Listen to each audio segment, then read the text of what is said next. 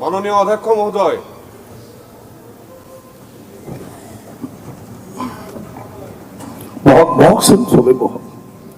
সন্মানীয় সদন, যিটো বিষয়ৰ ওপৰত ইয়াত উত্থাপন হৈছে এইটো মই এতিয়াও চব মানে কিবাটো পোৱা নাই আৰু পৰিৱেশো পোৱা নাই। মই CCTV কেমেৰাটো এতিয়া চব কিবা কৰিবলৈ দিছোঁ আৰু সেইটো চাই আৰু ডেপুটি স্পীকাৰ ডাঙৰীয়াৰ লগত কথা পাতি মেলি চব মানে ঠিক কৰাৰ পিছত মই মোৰ তৰফৰ পৰা জাজমেণ্টটো দি দিম। এইটো অধ্যক্ষ মহোদয়, সদন কমিটি দিলে ভালো স্যার। স্যার সদন কমিটি দিলে ভালো। গৰমে গৰমে গ্ৰেপ্তাৰ কৰিব লাগে। গ্ৰেপ্তাৰ কৰিব লাগে। সদন কমিটি যদি সদন কমিটিটো দিয়া যায় আপুনি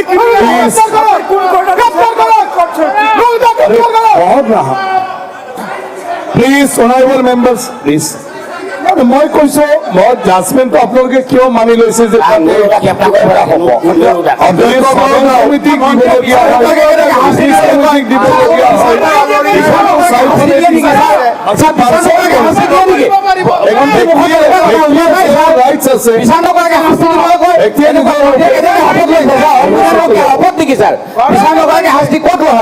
প্লিজ মাননীয় অধ্যক্ষ মহোদয়, কংগ্ৰেছ দলে ডেপুটি স্পীকাৰক আক্ৰমণ কৰা বিষয়টো লৈ নুৰুল হুদা ডাঙৰীয়াই সদন কমিটি বিচাৰিছে। অধ্যক্ষ মহোদয়, আপুনি সদন কমিটি দিয়ক, মোৰ কোনো আপত্তি নাই। কিন্তু আমাৰ ডেপুটি স্পীকাৰে ব্যক্তিগতভাৱে তেওঁ FIR দিলে এইটোতো পুলিচে তদন্ত কৰিবই, তেওঁতো অধিকাৰ আছে ব্যক্তিগত FIR দিয়া। গতিকে নুৰুল মমিন আমাৰ ডক্টৰ নুমল মমিন ডাঙৰীয়াই আমাক জনাইছে যে তেওঁ এখন এজাহাৰ দিবই দিছপুৰ থানাত। গতিকে বিষয়টো আমি তদন্ত কৰিমেই। আৰু অতিৰিক্তভাৱে নুৰুল হুদা ডাঙৰীয়াই নিজে দাবী কৰিছে সদন কমিটি এটা দিব লাগে। সদনৰ নেতা হিচাপে ময়ো সমৰ্থন কৰিছো যে এটা সদন কমিটি দিয়ক, কোনো আপত্তি নাই। কাৰণ আমাৰ হাউচত প্ৰথমবাৰ গণতন্ত্ৰৰ ইতিহাসত ৭৫ বছৰৰ ইতিহাসত প্ৰথমবাৰ কোনোবাই কৈছে যে অধ্যক্ষ উপাধ্যক্ষৰ ওপৰত হাত উঠাইছে। সঁচা মিছা বেলেগ কথা, অভিযোগ এটাতো আহিছে। গতিকে অভিযোগ অহাটোৱে ডাঙৰ কথা। আৰু মোক ফটোটো আপুনি অধ্যক্ষ মহোদয়, মই বিৰোধী দলপতি ডাঙৰীয়াই জানা উচিত কাৰণে কৈছো, মোৰ ইয়াত ক'বলগীয়া একো নাই। তেখেতে নিজৰ জ্ঞান বুদ্ধিৰে তেখেতে ফটো পঠাইছে থানাৰ মেডিকেলৰ পৰা, প্ৰেছক্ৰিপশ্যন আহিছে। আমাৰ হাউচত আজিলৈকে কেতিয়াও ধৰি ললো আমাৰ বিৰোধিতা আছে। আজি UDF দলৰ লোকসকলে জেওৰা লৈ আহিছে, বা নহয় UDF জেওৰা লৈ আহিছে। আমাৰ হাউচততো আক্ৰমণাত্মক মেটেৰিয়েলটো আগত কেতিয়াও সোমোৱা নাছিলে। নহয় জেওৰা প্ৰটেকশ্যন মেটেৰিয়েল যাতে আহিব নোৱাৰে। জেওৰা প্ৰটেকশ্যন 2 মিনিট এইটো অধ্যক্ষ মহোদয়, আমি অসমীয়া ভাষাত প্ৰটেকশ্যন বুলি কওঁ। সেইকাৰণে অধ্যক্ষ মহোদয়, আপোনাক মই অনুৰোধ কৰিম জাজমেণ্ট আপুনি যেতিয়া দিয়ে দিব, কিন্তু তৰোৱাল এখন প্ৰটেকশ্যন মেটেৰিয়েলো হ'ব পাৰে, আক্ৰমণাত্মক মেটেৰিয়েলো হ'ব পাৰে। এইফালে বেৰা দি দিব, ভয় লাগে এইফালৰ পৰা কেতিয়া বাঢ়ি যাব কৰিবলৈ। মাননীয় অধ্যক্ষ আমাক অলপ বেৰা দি দিয়ে। CCTV ফুটেজ বিচাৰি আপোনাক যোৱাকালি প্ৰদান কৰিছিলোঁ। গতিকে সেইখনৰ ভিত্তিত সদন কমিটিত সেইখিনি আহিব লাগিব। অধ্যক্ষ মহোদয়, আৰু অন্য আমাৰ হাউচত কেতিয়াও ঠিক আছে কলা কাপোৰ পিন্ধি আহিছে, ঠিক আছে, কিন্তু এনেকে জেওৰা জাতি লৈ আহা এইটোতো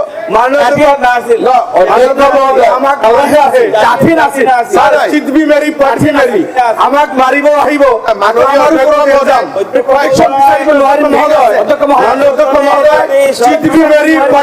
नहीं चलेगा, किसी भी मेरी नहीं चलेगा। हमको मारने आएगा, हम पे इल्जाम लगाएगा, ये कैसी बात है? हमको मारने आएगा, करना पड़ेगा। डेप्यूटी स्पीकर साहब प्लीज हमें हमें कोई आक्रमण सुनिए ना, प्रोटेक्शन करना पड़ेगा। हम तो मर नहीं सकते, हम तो आसाम के लोगों के लिए बात करना होगा। প্লিজ মাননীয় অধ্যক্ষ মহোদয়, আমাৰ অসমত এই ধৰণৰ অসম বিধানসভাত আগত কেতিয়াও নজিৰ নাছিলে। তেখেতসকলে প্ৰটেকশ্যনৰ কাৰণে আনক, আক্ৰমণৰ কাৰণে আনক, মই বিতৰ্কত নাযাওঁ। কিহৰ কাৰণে আনিছিল তেওঁলোকে জানে, কিন্তু এই দুইটা বিষয় আজি তেখেতসকলে জেওৰা আনিছে, কালি কোনোবাই জাঠি আনিব, কালি কোনোবাই লাঠি আনিব। অধ্যক্ষ মহোদয়, এই বিষয়বস্তুবিলাক আমি ভাৰতীয় জনতা পাৰ্টি বা আমি এইবিলাকত সমৰ্থনত নহয়। আজি ডেপুটি স্পিকাৰ তেখেত ইয়াত আহিছে, তেখেতে FIR দিব আৰু পুলিচে FIR-খন ইনকুৱাৰী কৰাৰ আগতে আপোনাৰ অনুমতি ল'ব আৰু আমি আইনে যি আমাক ৰাস্তা দিব আমি দেখুৱাম। কিন্তু আপুনি যদি ভাবে যে নহয় অতিৰিক্তভাৱে সদন কমিটিও হ'ব লাগে, আমাৰ কোনো আপত্তি নাই। কিন্তু এই বিষয়টো অধ্যক্ষ মহোদয় আপুনি চাব, কাৰণ মেছেজটো ভাল যোৱা নাই যে হাউচত এই যে বাঁহ লৈ জেওৰা লৈ সোমোৱা এই মেছেজ, তেতিয়া কি হ'ব, অহাকালিৰ পৰা গেটতে এছেম্বলিত পুলিচে চেকিং কৰা আৰম্ভ কৰিব বিধায়কসকলক। ইয়াৰ পৰা কি হ'ব, অহাকালি যদি আমি আবেদন দিওঁ অধ্যক্ষক যে আমি নিৰাপত্তাহীনতাত ভুগিছো, কালিৰ পৰা এনেকুৱা নজিৰ হ'ব যে পুলিচে গেটত বিধায়কসকলক চাৰ্জ কৰিব লাগিব। আলফাৰ একেবাৰে হাই পইণ্টতো বিধানসভাত MLA সোমাওঁতে আজিলৈকে পুলিচে চাৰ্জ কৰা নাই। যেতিয়া একদম আলফাৰ হাই পইণ্ট আছিল তেতিয়াও আমি বিধানসভাই এই ধৰণৰ নজিৰ ৰাখিছিলোঁ। কিন্তু আজি যদি বিধায়কে নিজেই জাঠি জোং বা প্ৰটেকশ্যনৰ কাৰণে, আপোনাৰ শব্দটোৱে আপনি কথাবোৰ বঢ়াই ক'লে কেনে Please. কিয় হৈ আছে? আপনাৰ বিধায়কে মাৰিব আহে, আজি প্ৰশিক্ষণৰ কাৰণে জেওৰা লৈছে, Honorable- লাঠি জোং লগাই দিয়ে। অধ্যক্ষ ড্ৰাইভাৰ কিয় কৰে? অধ্যক্ষ আৰু মহোদয়, এটা কথা অধ্যক্ষ মহোদয়, হাউচৰ তাৰমানে আপোনালোকে আপনি হাউসৰ মৰ্যাদা ৰাখক, ইমান মিছা কথা হাউসত ক'ব নালাগে। আপনি ভাই, এখন ড্ৰেছিং দাজুং কাটি লৈ অহা নাই, কোনো লাঠি লৈ অহা নাই। এইবোৰ আপোনালোকে যে মেজৰিটি হ'লে কি কৰিব?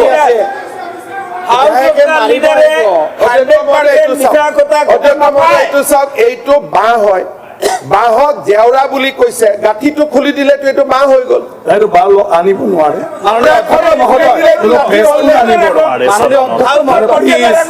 প্লিজ আপোনালোকে কাগজত লিখি পঠাইছে এইটো নোৱাৰে।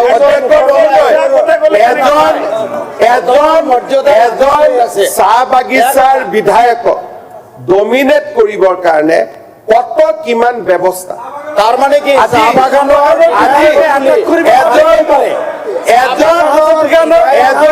চাহ বাগিচাৰ বিধায়কক আৰু কৰিব আহিলে কৈ যাওক। কৈ আছো লাগে। আমি প্ৰতীকী বিধায়ক বলি মাননীয় আমাক আক্ৰমণ কৰাৰ অনুমতি দিব নোৱাৰে। বাগানৰ বিধায়ক বলি বাগানৰ বিধায়ক বলি আমাক আক্ৰমণ কৰাৰ অনুমতি দিব নোৱাৰে। আপুনি এটা ৰুল দিয়ক, হাউচ কমিটি বিচাৰিছে দি দিয়ক। আৰু ছাৰ আমি খেতিৰ কাৰণে শৌচালয় অহাৰ কাৰণে বিচাৰিছো হাউচ কমিটি বা বিশ্বপ দুটা আপুনি সিদ্ধান্ত দিব পাৰে।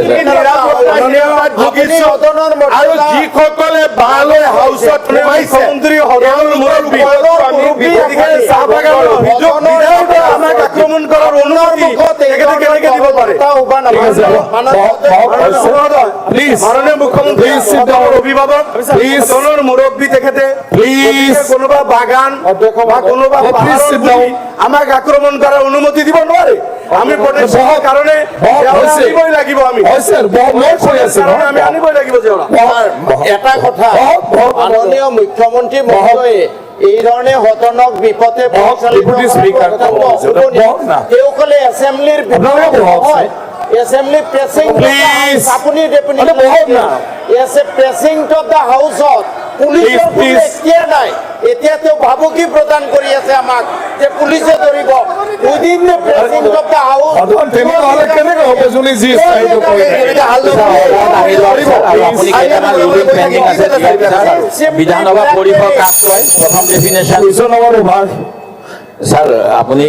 কেইটামান সিদ্ধান্ত ল'ব লগা আছে দি দিয়ক ছাৰ। অনাৰেবল ডেপুটি বিধানসভা পৰিষদ কাক কয় আৰু আমাৰ পিছৰ প্ৰিভিলেজ কেইটা পেণ্ডিং কেইটা পইণ্ট অফ অৰ্ডাৰ কৈ দিছো ছাৰ। আৰু ছাৰ যিটো ছাৰ আমাক আক্ৰমণ কৰিবলৈ অহাটোৰ ওপৰত যিটো এটা দিছো ছাৰ সেইকেইটা বিষয় সিদ্ধান্ত দিয়ক। Honourable deputy speaker please deputy স্পিকাৰক দিব লাগে। অনাৰেবল স্পিকাৰ, আজি কুৱেশ্যন আৱাৰ আৰম্ভ হোৱাৰ আগে আগে আমি সদনত সোমাবলৈ যেতিয়া আহিছিলোঁ, ডেপুটি স্পিকাৰৰ দৰ্জাত ক'লা কাপোৰ পিন্ধি নুৰুল হুদা আৰু তেখেতৰ সতীৰ্থসকলে বাধা প্ৰদান কৰিছে আৰু সোমোৱাত ঠেলে হেঁচাত আমি হাতত দুখ পাইছোঁ আৰু কি উদ্দেশ্য লৈ পেলাই এইটো তাত প্ৰথমবাৰ আমি আগতেও দেখা নাই 9 বছৰৰ বিধায়ক 4 বছৰ হ'ল মোৰ উপাধ্যক্ষৰ দায়িত্ব লোৱা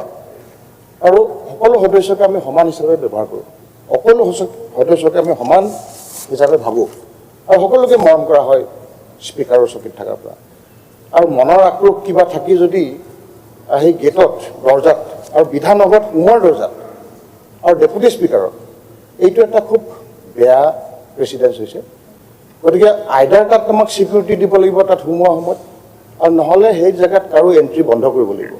নহ'লে বিধানসভাৰ যদি অধ্যক্ষ আপোনাৰ দুৱাৰতো আজি তেনেকুৱা হৈছে মোৰ দুৱাৰ মুখতো হৈছে তেনেধৰণৰ কথাবিলাক খুব ঠিক হোৱা নাই আৰু ইয়াত মই ট্ৰিটমেণ্টৰ যিটো লগে লগে মই সোমাইছিলোঁ আহি বহিলোঁ বহাৰ পিছত দেখিলোঁ হাতৰ পৰা তেজ ওলাইছে তেজ ওলোৱাৰ লগে লগে মই আমাৰ বিধানসভাৰ ফাৰ্মাচীত গ'লোঁ গৈ ট্ৰিটমেণ্ট টিটেনাছ টক্সইড ল'লোঁ ড্ৰেছিং কৰালোঁ কৰাই পেলাই পেইন কিলাৰ ডিক্লফেনেক ছডিয়ামৰ এণ্ট্ৰপাজল লৈ মই আহিছোঁ কাৰণ সদনটো আমাৰ কাৰণে বহু মূল্যৱান আৰু সেই সদনটো চলিব লাগে আৰু আমিও এই সদনৰ প্ৰক্ৰিয়াত আমি অংশগ্ৰহণ কৰিবলৈ সদায় ইচ্ছুক কিন্তু সদনত সোমোৱাৰ সময়ত স্পীকাৰ আৰু ডেপুটি স্পীকাৰৰ যদি ছিকিউৰিটি নাথাকে তেতিয়াহ'লে সেই সদন কেনেকৈ চলিব গতিকে আপুনি এটা সিদ্ধান্ত ল'ব লাগিব যে স্পীকাৰ ডেপুটি স্পীকাৰৰ লগতে সকলোৰে যাতে সুৰক্ষা সুনিশ্চিত হয় আৰু ট্ৰিটমেণ্টৰ কপি এটা মই দিছোঁ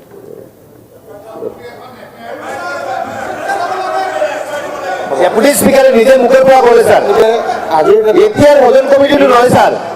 আপুনি কিবা এটা জাজমেণ্ট দিয়ক ডেপুটি স্পিকাৰে নিজৰ মুখৰ পৰা ক'লে অনাৰেবল ডেপুটি স্পিকাৰে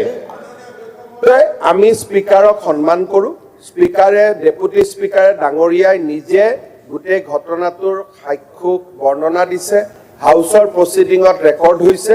আৰু মই অধ্যক্ষ মহোদয়ক অনুৰোধ কৰিম আপুনি সময় লওক আপুনিও চিন্তিত হৈছে গোটেই বিষয়টোলৈ আপোনাৰ মুখমণ্ডলৰ পৰা মই বুজি পাইছোঁ আপুনি সময় লৈ আপুনি যি ধৰণে আমাক নিৰ্দেশ দিয়ে আমি তেনেকৈ কৰিম আপুনি সময় লৈ আমাৰ দেৱব্ৰত শইকীয়া ডাঙৰীয়া এটা প্ৰশ্ন উত্থাপন কৰিছে যে এইটোৱে বিধানসভাৰ ভিতৰ চৌহদে প্ৰিভিলেজ আছে নে সমস্ত কেম্পাছটো সেইটো বিষয়েও আপুনি চাওক মোৰ কোনো ক'বলগীয়া নাই আৰু আপুনি ভাবি চিন্তি এটা জাজমেণ্ট দিয়ক মই সদস্যসকলক অনুৰোধ কৰিম যে ডেপুটি স্পীকাৰ ডাঙৰীয়াই নিজে বক্তব্য দিয়াৰ পিছত আমি আৰু তাক আগুৱাৰ প্ৰয়োজন নাই মই মাননীয় অধ্যক্ষ ডাঙৰীয়াৰ ওপৰত গোটেই বিষয়বস্তুটো চাবৰ কাৰণে অনুৰোধ কৰিম লগতে মই আৰু এটা অনুৰোধ কৰিম যে কাপোৰ কানি লৈ ফ্লেগ লৈ পোষ্টাৰ লৈ আমাৰ ইয়াত আহে কিন্তু তেওঁলোকৰ ভাষাতেই মই কৈছোঁ যে জেওৰা আদিলৈ সোমোৱাটো প্ৰথম হৈছে বিধানসভাত আৰু এই পৰম্পৰা আমি চলিবলৈ দিম নে নিদিম তাৰ ওপৰতো অধ্যক্ষ মহোদয় আপুনি এটা ৰুলিং দিয়ক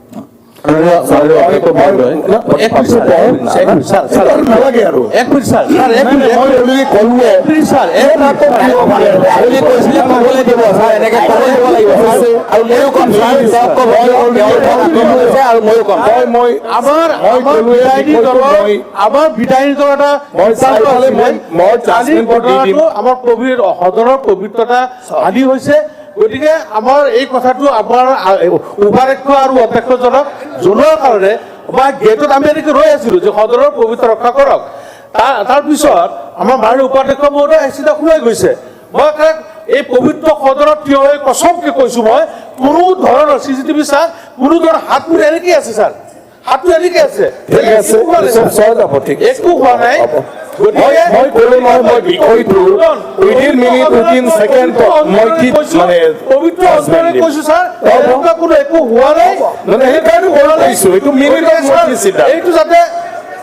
প্লিজ মাননীয় অধ্যক্ষ মহোদয় এনেকুৱা ঘটনা ছাৰ ইয়াৰ পূৰ্বে 5 মাৰ্চ 2010 চনত হৈছিল টংক বাহাদুৰ ৰায় ডাঙৰীয়াই তেখেতৰ চেম্বাৰৰ পৰা ওলাই আহিব পৰা নাছিল আৰু প্ৰণতি বাইদেৱে আহি পেলাই সদন পৰিচালনা কৰিছিলে সেই গতিকে এই ৰেকৰ্ডটো থাকক যে আগতে হৈছে ছাৰ আন এনেকুৱা নোহোৱা ঘটনা নহয় ছাৰ ঠিক আছে হ'ব মাৰপিট কৰা নাই প্লিজ প্লিজ আপুনি কি বাকি দুৰ্ভাগ্যজনক আমাৰ ৰেকৰ্ডটো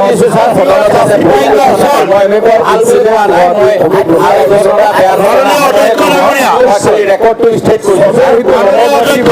কৰিব নালাগে মাননীয়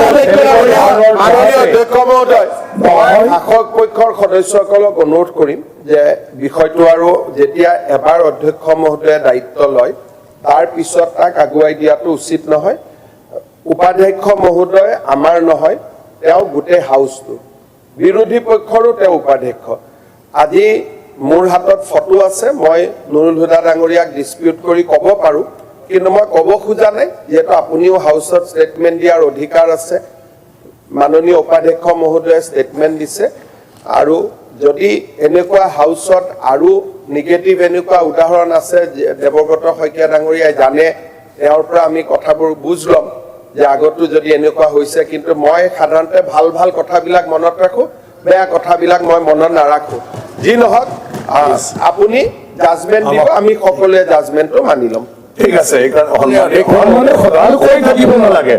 আৰু তাতেতো বেয়া আপোনাৰতো বেয়া আৰু ক'লে তাতে লাগি যাব হওক না কিয় ইমান ক'বলৈ মন যায় তাক কিন্তু ডাঙৰ ঘটনা আপুনি কেনেকৈ জাজমেণ্ট কৰিব কাৰ পক্ষ ল'ব আপুনি কাৰ পক্ষ ল'ব আপুনি কওক আপুনি কাৰ পক্ষ ল'ব খুজিছে এতিয়া কাৰো পক্ষ লৈ ক'ব নালাগে সদনৰ উত্থাপন হ'ল বিষয়টো মোৰ ওপৰত আহিল মই আপোনালোকক ক'লো আজিৰ এই ঘটনা দুৰ্ভাগ্যজনক কিন্তু সদনত হ'ব নালাগে মই অনুৰোধ কৰিছো প্ৰত্যেকজন সদস্যই নিজে কেয়াৰফুল হওক চবে সদনৰ মৰ্যাদা হানি হ'ব নালাগে আৰু সদনৰ সন্মান মানে আমাৰ নিজৰ সন্মান নহ'লে বিধায়কক কোনেও আৰু মানে বাহিৰত মৰ্যাদা নিদিব যদি এনেকুৱা ধৰণৰ হয় গতিকে সেইবোৰ কথা বহুত মানে কিবালৈকে গুচি যায় সেইকাৰণে মই অলৰেডি এনাউন্স কৰিছো উইদিন ছেকেণ্ড উইদিন মিনিটত কোনো ঘটনাৰ ওপৰত চেয়াৰত বহি পাৰে সিদ্ধান্ত দিব নোৱাৰে তো মই ক'লো চিচি কেমেৰা আছে আমাৰ এইটোও আমি চাম অভিযোগ মানে যাৰ ওপৰত উঠিছে তেখেতে অলৰেডি ক'লে মেডিকেল ৰিপৰ্ট ছাবমিট কৰিলে আমি সেইটো চব চাওঁ কথাও পাতিম ইয়াৰ ওপৰত মই কৈছো সিদ্ধান্তটো দিম সিদ্ধান্ত জাজমেণ্ট মানে যদি কিবা থাকে এইটো সদন কমিটি হ'ব পাৰে বা কিবা এটা হ'ব পাৰে বাকী ইণ্ডিভিজুৱেল ব্যক্তিৰ অধিকাৰ আছে তেওঁ ক'ত কি ধৰণৰ বিচাৰে কিন্তু সদনৰ ক্ষেত্ৰত আমাৰ দায়িত্ব আছে আৰু হিচাপে আমি আমাৰ দায়িত্বটো আমি পালন কৰিব লাগিব এইখিনি মোৰ তৰফৰ পৰা মই সেইটো কৰিম আপুনি কিবা এটা ক'ব বিচাৰিছিলে আমাৰ শুকুৰবাৰৰ ঘটনাটোৰ বিষয়টো লৈ কৈছিল কম বুলি কৈছিল কিবা কয় যদি ক'ব পাৰে নাই এইটো আপোনাৰ নটিচটো হয় ছাৰ যোৱা শুকুৰবাৰৰ ঘটনাৰ সম্পৰ্কে যিটো কৈছিলোঁ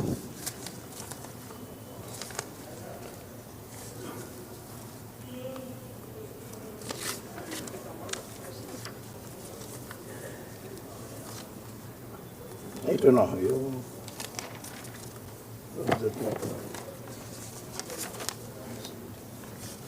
মানে ইয়াৰ কিবাটো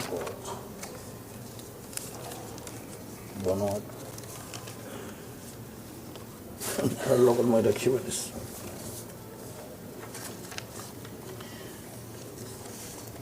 আচ্ছা যোৱা শুক্ৰবাৰে যিটো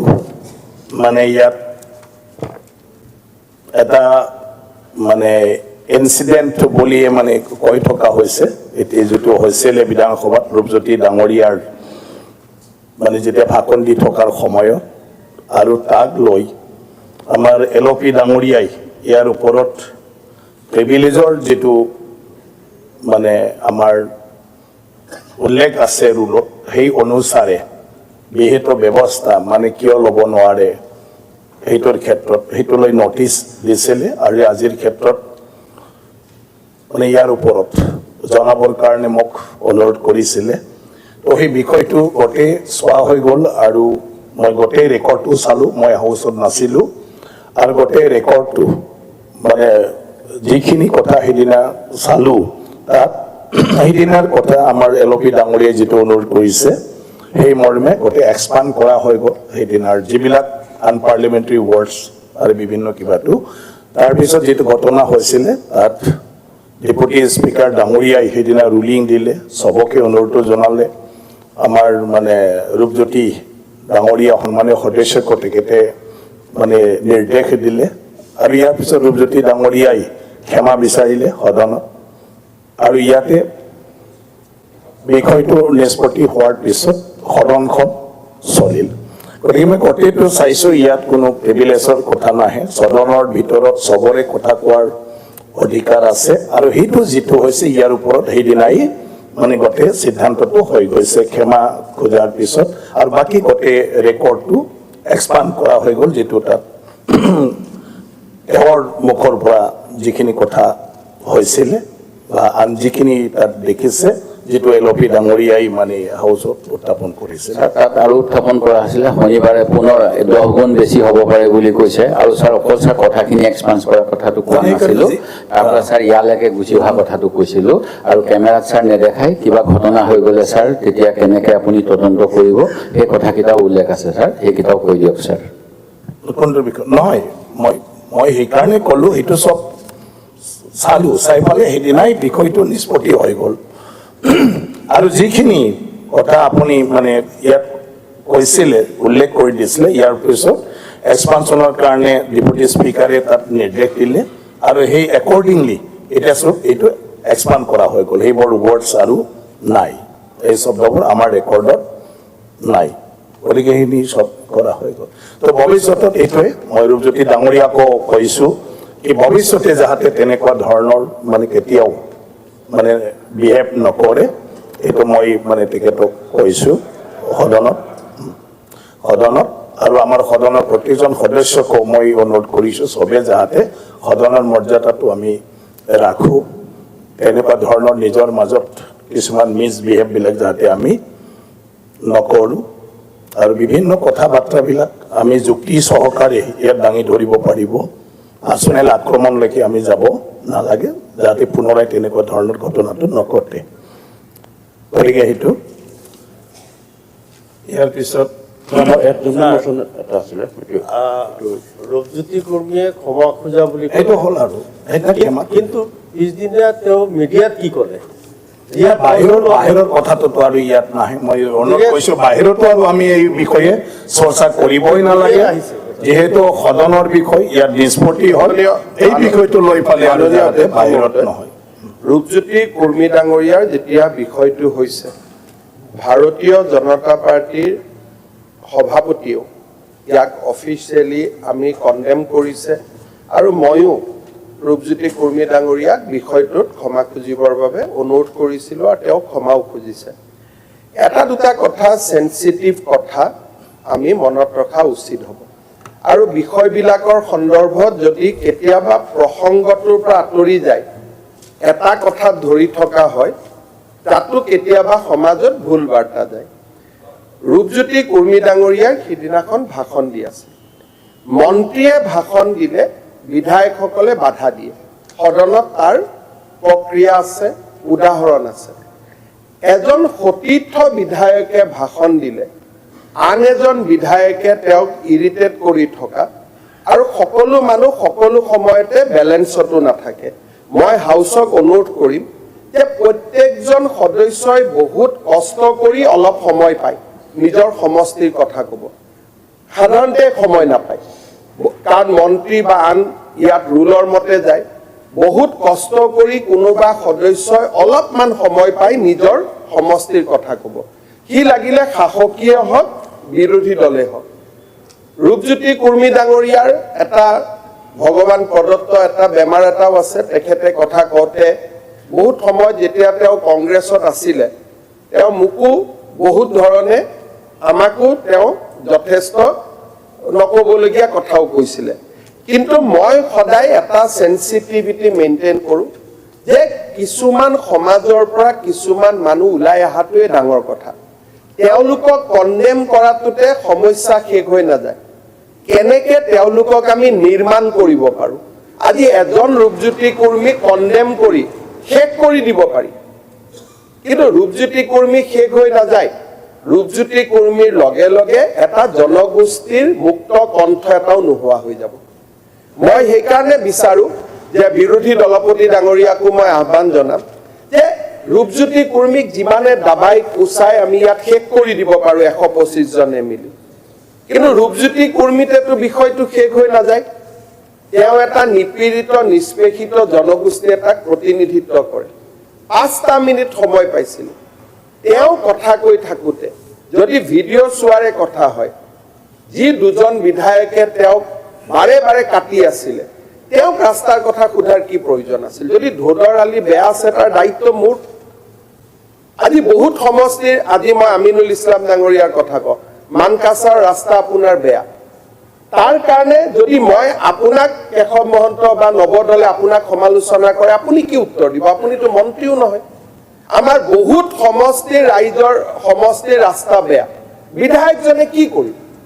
বিধায়কজনে হাউচত আহি উত্থাপনেই কৰিব আজি মানকাছাৰত যোৱা ৰাস্তাটো বেয়া বুলি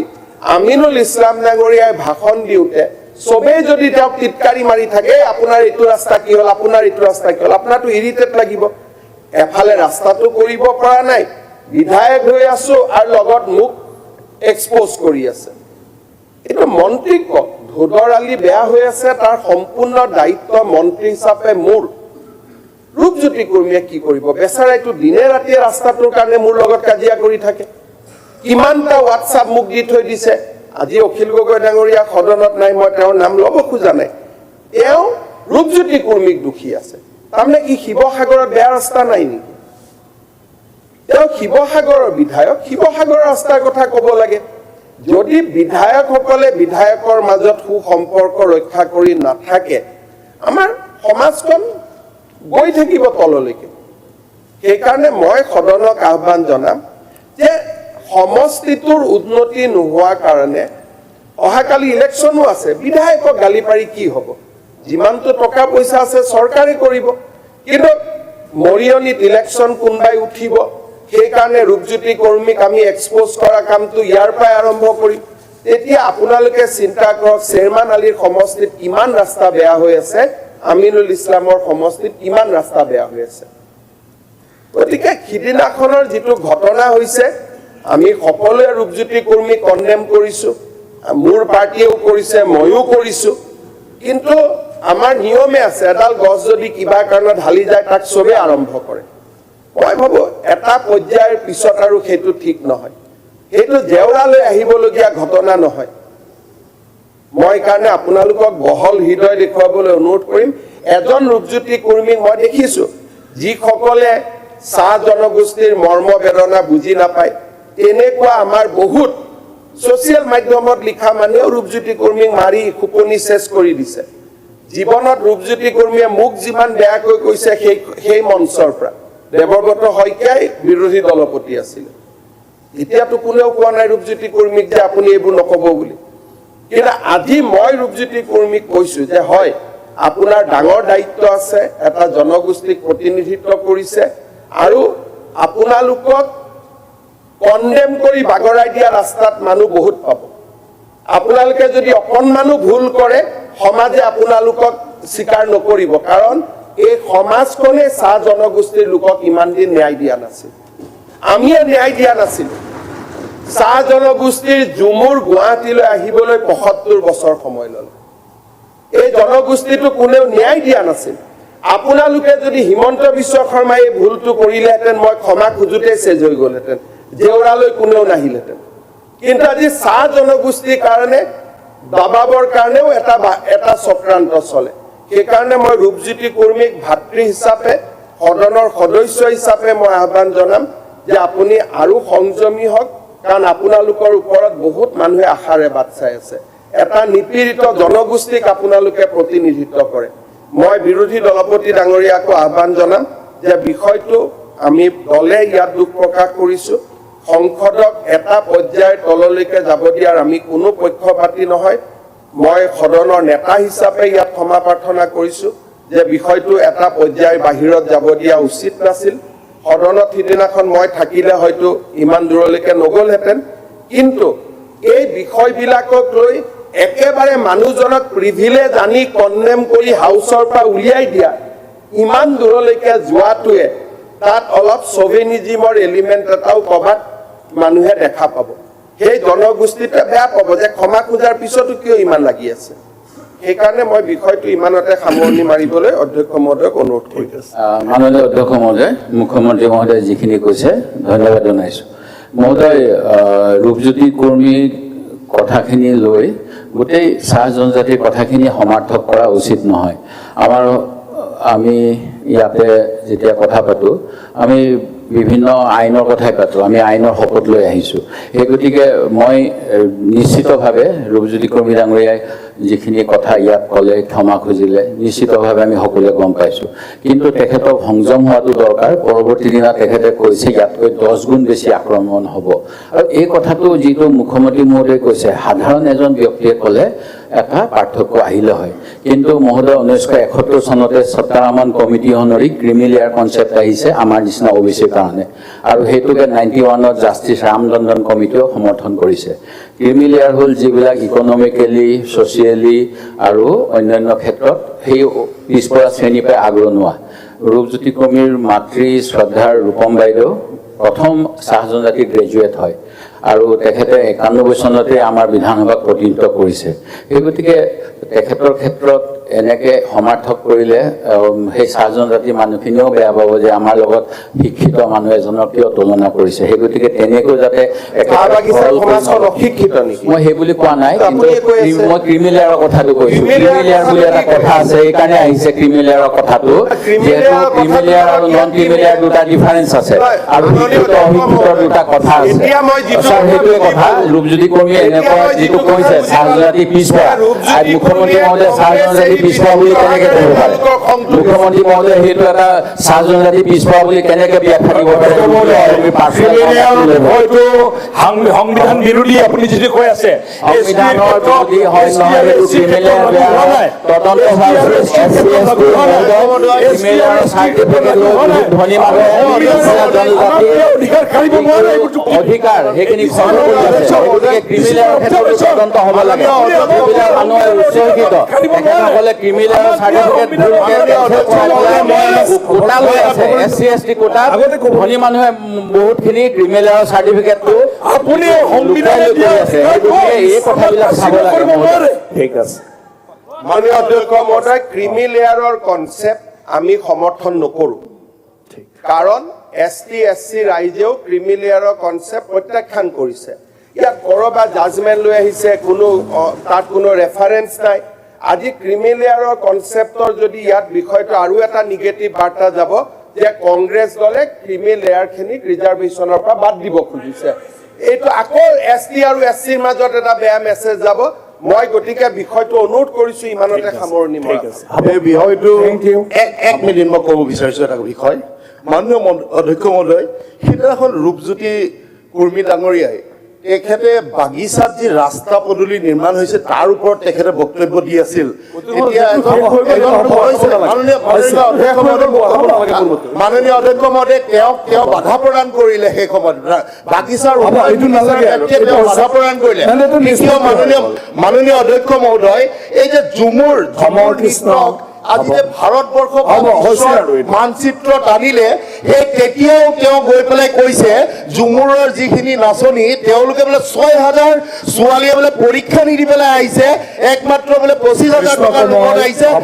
এইটো কিন্তু মাননীয় অধ্যক্ষ ডাঙৰীয়া, আমাৰ কিন্তু সমাজখনক কিন্তু এইটো অপমান হৈছে মাননীয় অধ্যক্ষ মহোদয়। আৰু এটা বিষয় মই উপস্থাপন কৰিব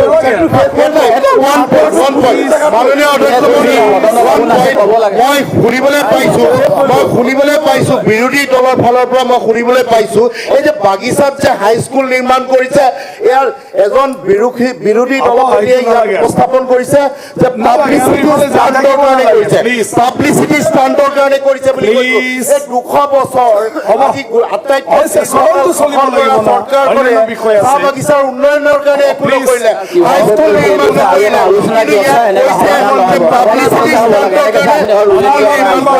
মাননীয় মুখ্যমন্ত্ৰী ডাঙৰীয়া, এইটো মই কণ্ডেম কৰিছোঁ। বিজনেছৰ লগত কথা আছে, আপোনালোকে কিয়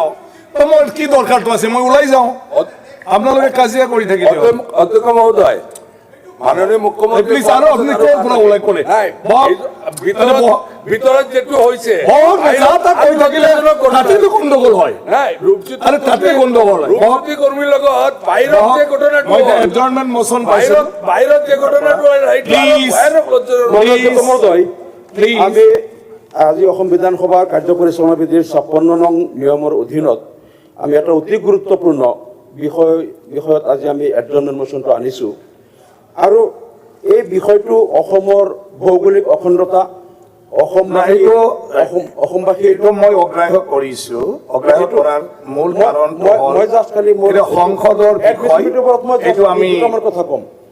অধ্যক্ষ মহোদয় বিধানসভাত আলোচনাই কৰিব নোৱাৰো এই বিষয়টো কিয় কৈছো এইটো আমাৰ অসমৰ ভৌগোলিক অখণ্ডতা অসমবাসীৰ মান সন্মান আৰু গোটেই কথা আপুনি কোৱাটো কিন্তু বিষয়টো এতিয়া আজি সদনৰ সাংসদ সুধাংশু ত্ৰিবেদীয়ে ৰাজ্যসভাৰ মজিয়াত যদি অসমৰ এটা ৰাজ্যসভা ইয়াত আমি এইটো আলোচনা অসমৰ কৰিব এটা নোৱাৰো অংশক যদি সেইকাৰণে সেইটো মিনি অগ্ৰাহ্য বাংলাদেশ কৰা বুলি হৈছে। কয়, আলটিমেটলি বাংলাদেশ বা চুবুৰীয়া Please. এনকাৰেজ কৰা হয় যে আমি এইখিনিক তোমালোকক এৰি দি আছো বা আমি এইখিনিক বাংলাদেশৰ পাৰ্ট বুলি ধৰো তাৰমানে তেওঁলোকক ইনডাইৰেক্টলি এনকাৰেজ কৰা হয় যিটো কথা আমাৰ অসমৰ বা ভাৰতৰ ভৌগোলিক অখণ্ডতা নিৰাপত্তা আৰু অসমবাসীৰ সন্মান আত্মসন্মানৰ প্ৰতি এইটো চূড়ান্ত আমি আমাৰ প্ৰস্তাৱটো হ'ল আমি অসম বিধানসভাত এটা প্ৰস্তাৱ গ্ৰহণ কৰিব লাগে যে সাংসদ ত্ৰিবেদীয়ে please, বক্তব্য কৰিছে তাক গৰিহণা দি ভৱিষ্যতে যাতে আমাৰ অসমবাসীৰ Please, চবৰে সীমা থাকে। আঘাত কৰা কোনো কথা যাতে নকয় আজি আমাৰ পবিত্ৰ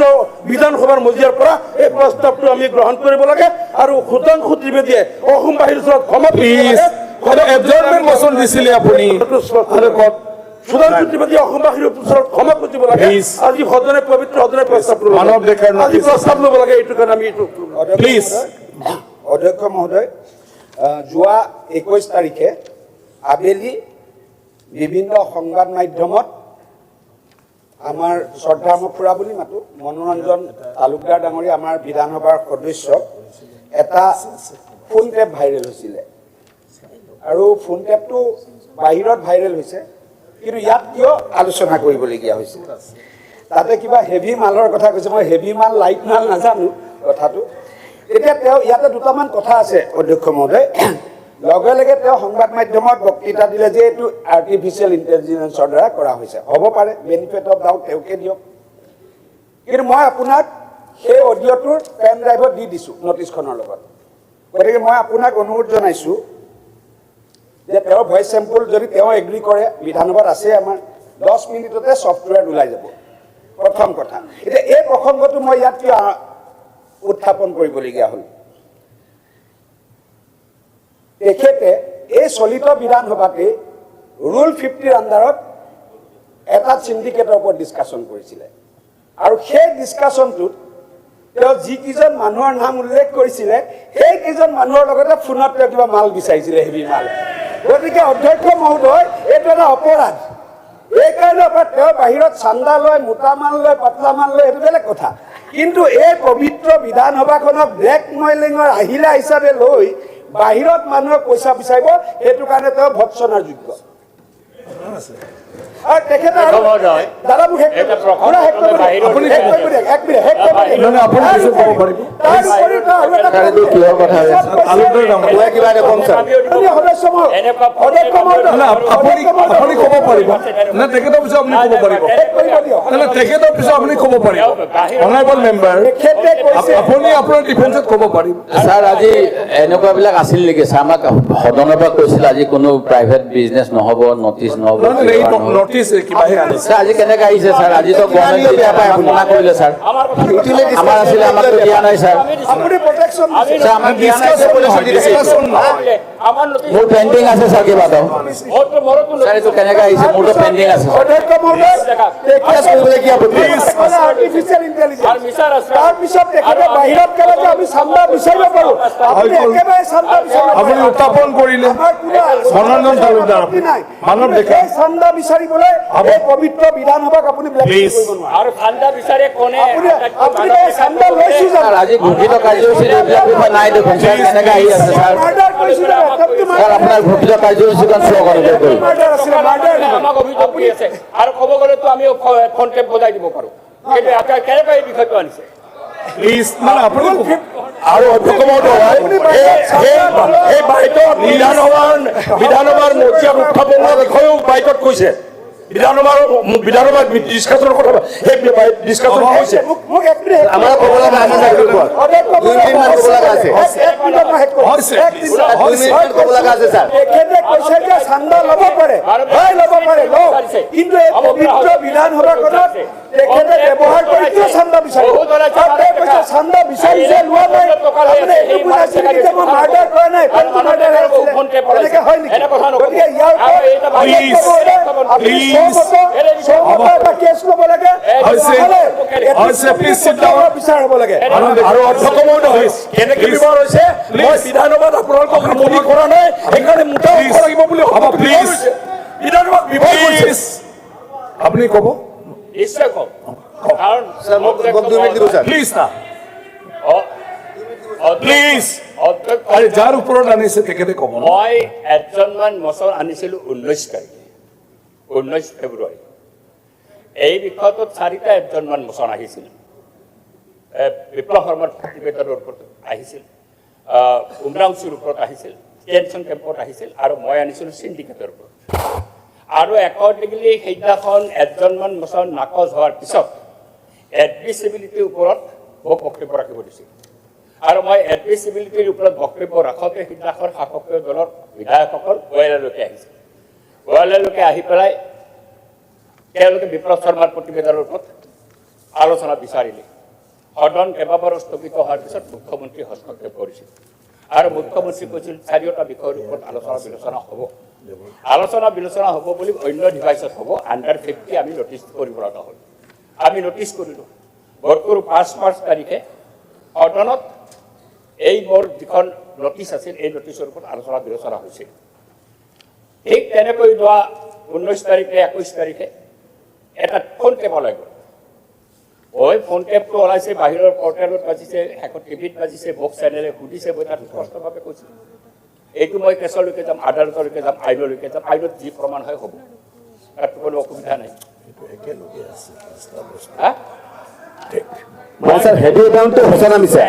এইটো আৰ্টিফিচিয়েল ইণ্টেলিজেঞ্চ হয় কি হয় কেনেকৈ কাট কুট কৰে কি কৰে ৰ'ব হেভিটো কাৰ হয় হেভি এমাউণ্টটো সঁচা নামিছে ছাৰ। এইটো মই প্লিজ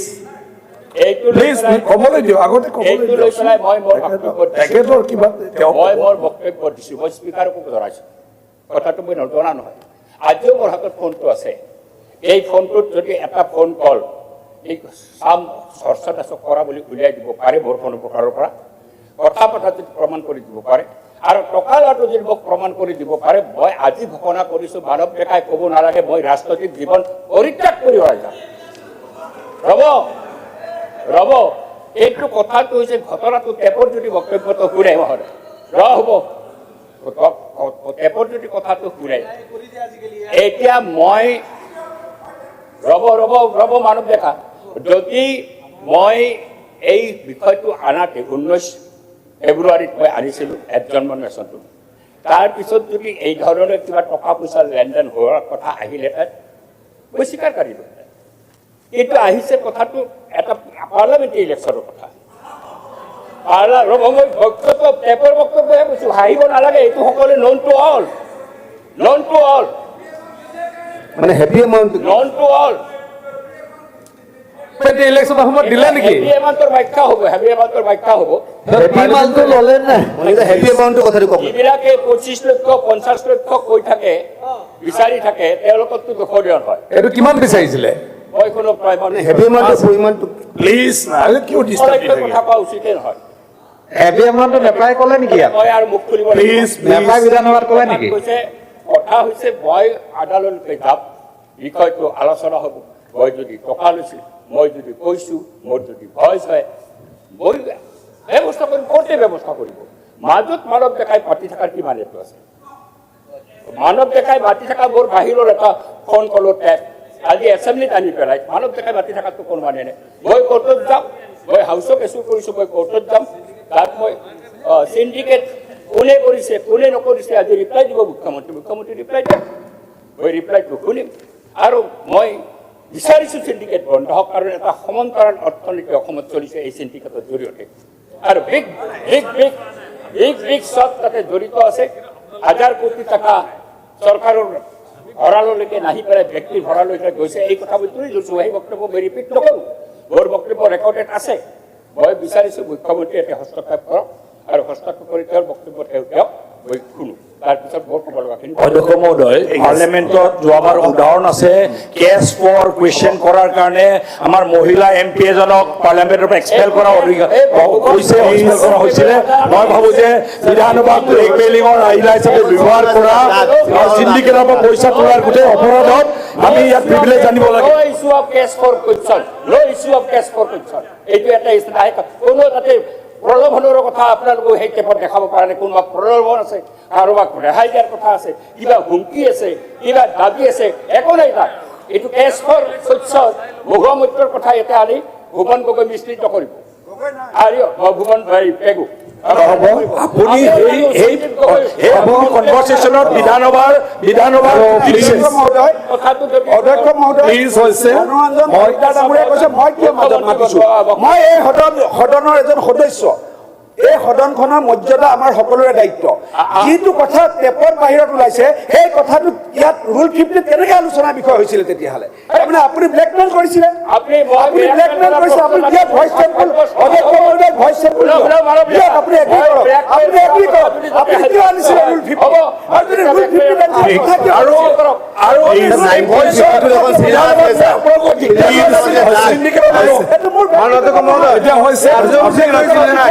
আপুনিও ৰাখিলে কাৰ্যসূচী হিচাপে যাব লাগে কাৰ্যসূচীতে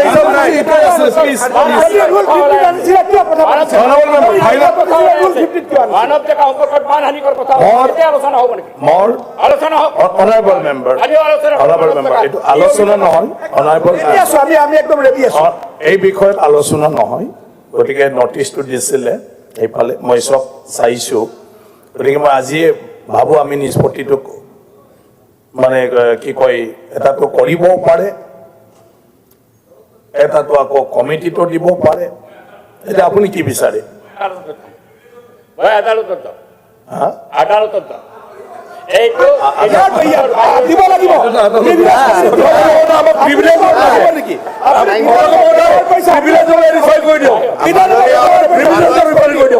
মাননীয় অধ্যক্ষ মহোদয় বিষয়টো মানৱ ডেকা ডাঙৰীয়াই উত্থাপন কৰিছে মনোৰঞ্জন তালুকদাৰে তেখেতৰ নিজৰ মনোভাৱ কৈছে আপুনি সিদ্ধান্ত ল'ব লাহে লাহে এই বিষয়টো আপুনি নিজৰ মতে দুইজনক আলোচনা কৰি সিদ্ধান্ত ল'ব ঠিক আছে মই যিয়ে নহওক আৰু মোৰ বিচাৰত যদি এইটো সত্য হয় তেতিয়াহ'লেতো এয়া আমাৰ মাননীয় সদস্য গৰাকী মানে যদি সেইটো সঁচা এইটোতো উচিত হোৱা নাই আৰু সেইটো ঠিক নহয় গতিকে আমি সদনৰ সদস্য হিচাপে যদি কৈছে কৈছো যদিহে কৈছে কৰিছে বুলি কৈ আছে মানৱ ডেকাই কৈছে সেইটো আদালতত বিচাৰ হ'ব এয়াই আহিব কি আহিব কিন্তু আজি আদালতত বিচাৰ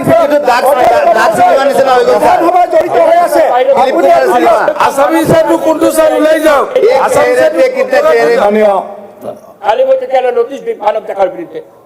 এতিয়া কথাটো কেনেকুৱা নহয় বাহিৰৰ ঘটনা বাহিৰত মই আদালতত যাম বুলি কৈছোঁ মই বিচাৰ বুলি কৈছোঁ এইটো তাতে আলোচনা হ'ব প্ৰশ্ন কথাবোৰ এইটো আদালতত আদালতত কিয় যাব আৰে মোৰ বাহিৰৰ ঘটনা কোনোবাই হাউচত টানি আনি পেলাই গৰিহণা দিব মই আদালত ডিসকাশন কিয় কৰিছে ঠিক আছে ৰুল 50 ডিসকাশন প্ৰচাৰ হৈ আছে মাননীয় অধ্যক্ষ মহোদয় মনোৰঞ্জন তালুকদাৰ ডাঙৰীয়াক মই বিনম্ৰতাৰে কম বিষয়টো হাউচত এই কাৰণে আহিছে কাৰণ একজেক্ট সেই ডিসকাশনটোৱে হাউচত হৈছিলে আৰু আপুনি মাননীয় সদস্যগৰাকীয়ে যাৰ নাম উল্লেখ কৰিছিলে তেনেকুৱা ব্যক্তিৰ নামে টেলিফোনত অহাৰ কাৰণে তেওঁলোকে 1:1 যেটো মিলাইছে কিন্তু মই ভাবো যে এই বিষয়টো লৈ সেইকাৰণে কৈছো এই বিষয়টো এআইও হ'ব পাৰে বা সত্যও হ'ব পাৰে অসত্য হ'ব পাৰে আমিতো হাউচত এনেকে বহি সিদ্ধান্ত ল'ব নোৱাৰো গতিকে অধ্যক্ষ মহোদয় বিষয়টো চালিজাৰি চাব আৰু যদি মনোৰঞ্জন তালুকদাৰ ডাঙৰীয়া আদালতত কেছ দিয়ে তো আদালতে বিচাৰ কৰিব গতিকে ঠিক আছে মই এইটো বিষয়ত মই এটা সিদ্ধান্ত আজিয়ে কৰিব বিচাৰিছো যে আপুনিতো স্বীকাৰ নকৰে আপুনিও ইফালেও নামানে গতিকে এনে ঘটনাৰ বাবে মই সদনৰ হৈ গভীৰ আক্ষেপ প্ৰকাশ কৰিছো যে আমাৰ সদনৰ সদস্যৰ ওপৰত আৰু একো পোৱাও নাই স্যাৰ কিবা আহিছে মানে কি কয় এনেকুৱা ধৰণৰ ছ'চিয়েল মিডিয়া অন্যান্য কিবা যে আহিছে গতিকে মাননীয় সদস্য শ্ৰীমঞ্জন তালুকদাৰৰ যদি হৈছে এনে কাৰ্যটো আমাৰ চবৰ কাৰণে গৰিহণাৰ যোগ্য এটাটো গতিকে সেইকাৰণে নাই যদি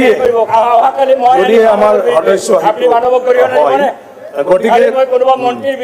সদায় আপনি মন্ত্ৰীক দিব নেকি নহব স্যাৰ আপনি একপক্ষ নহব আদালতকে অপেক্ষা কৰক আপনি আকৌ মোৰো সাক্ষৰ মোৰ মোবাইল চাব সব চাব এতিয়া আজি আপনি গৰিহণা দিব নোৱাৰে মই গৰিহণা কেলে খাম আৰু মই আনি দিব পাৰিব কেইবাজনৰ বিৰুদ্ধে কেনেকৈ গৰিহণা দিব আপুনি এইটো আপোনাক মুখ্যমন্ত্ৰী কৈ আছে যদি হয় বিচাৰ কৰিব যদি হয় স্যাৰ যদি হয় এয়াৰ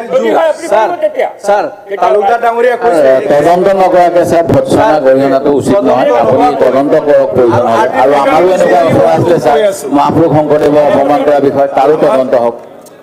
স্যাৰ আৰ্টিফিচিয়েল ইন্টেলিজেন্সৰ যুগ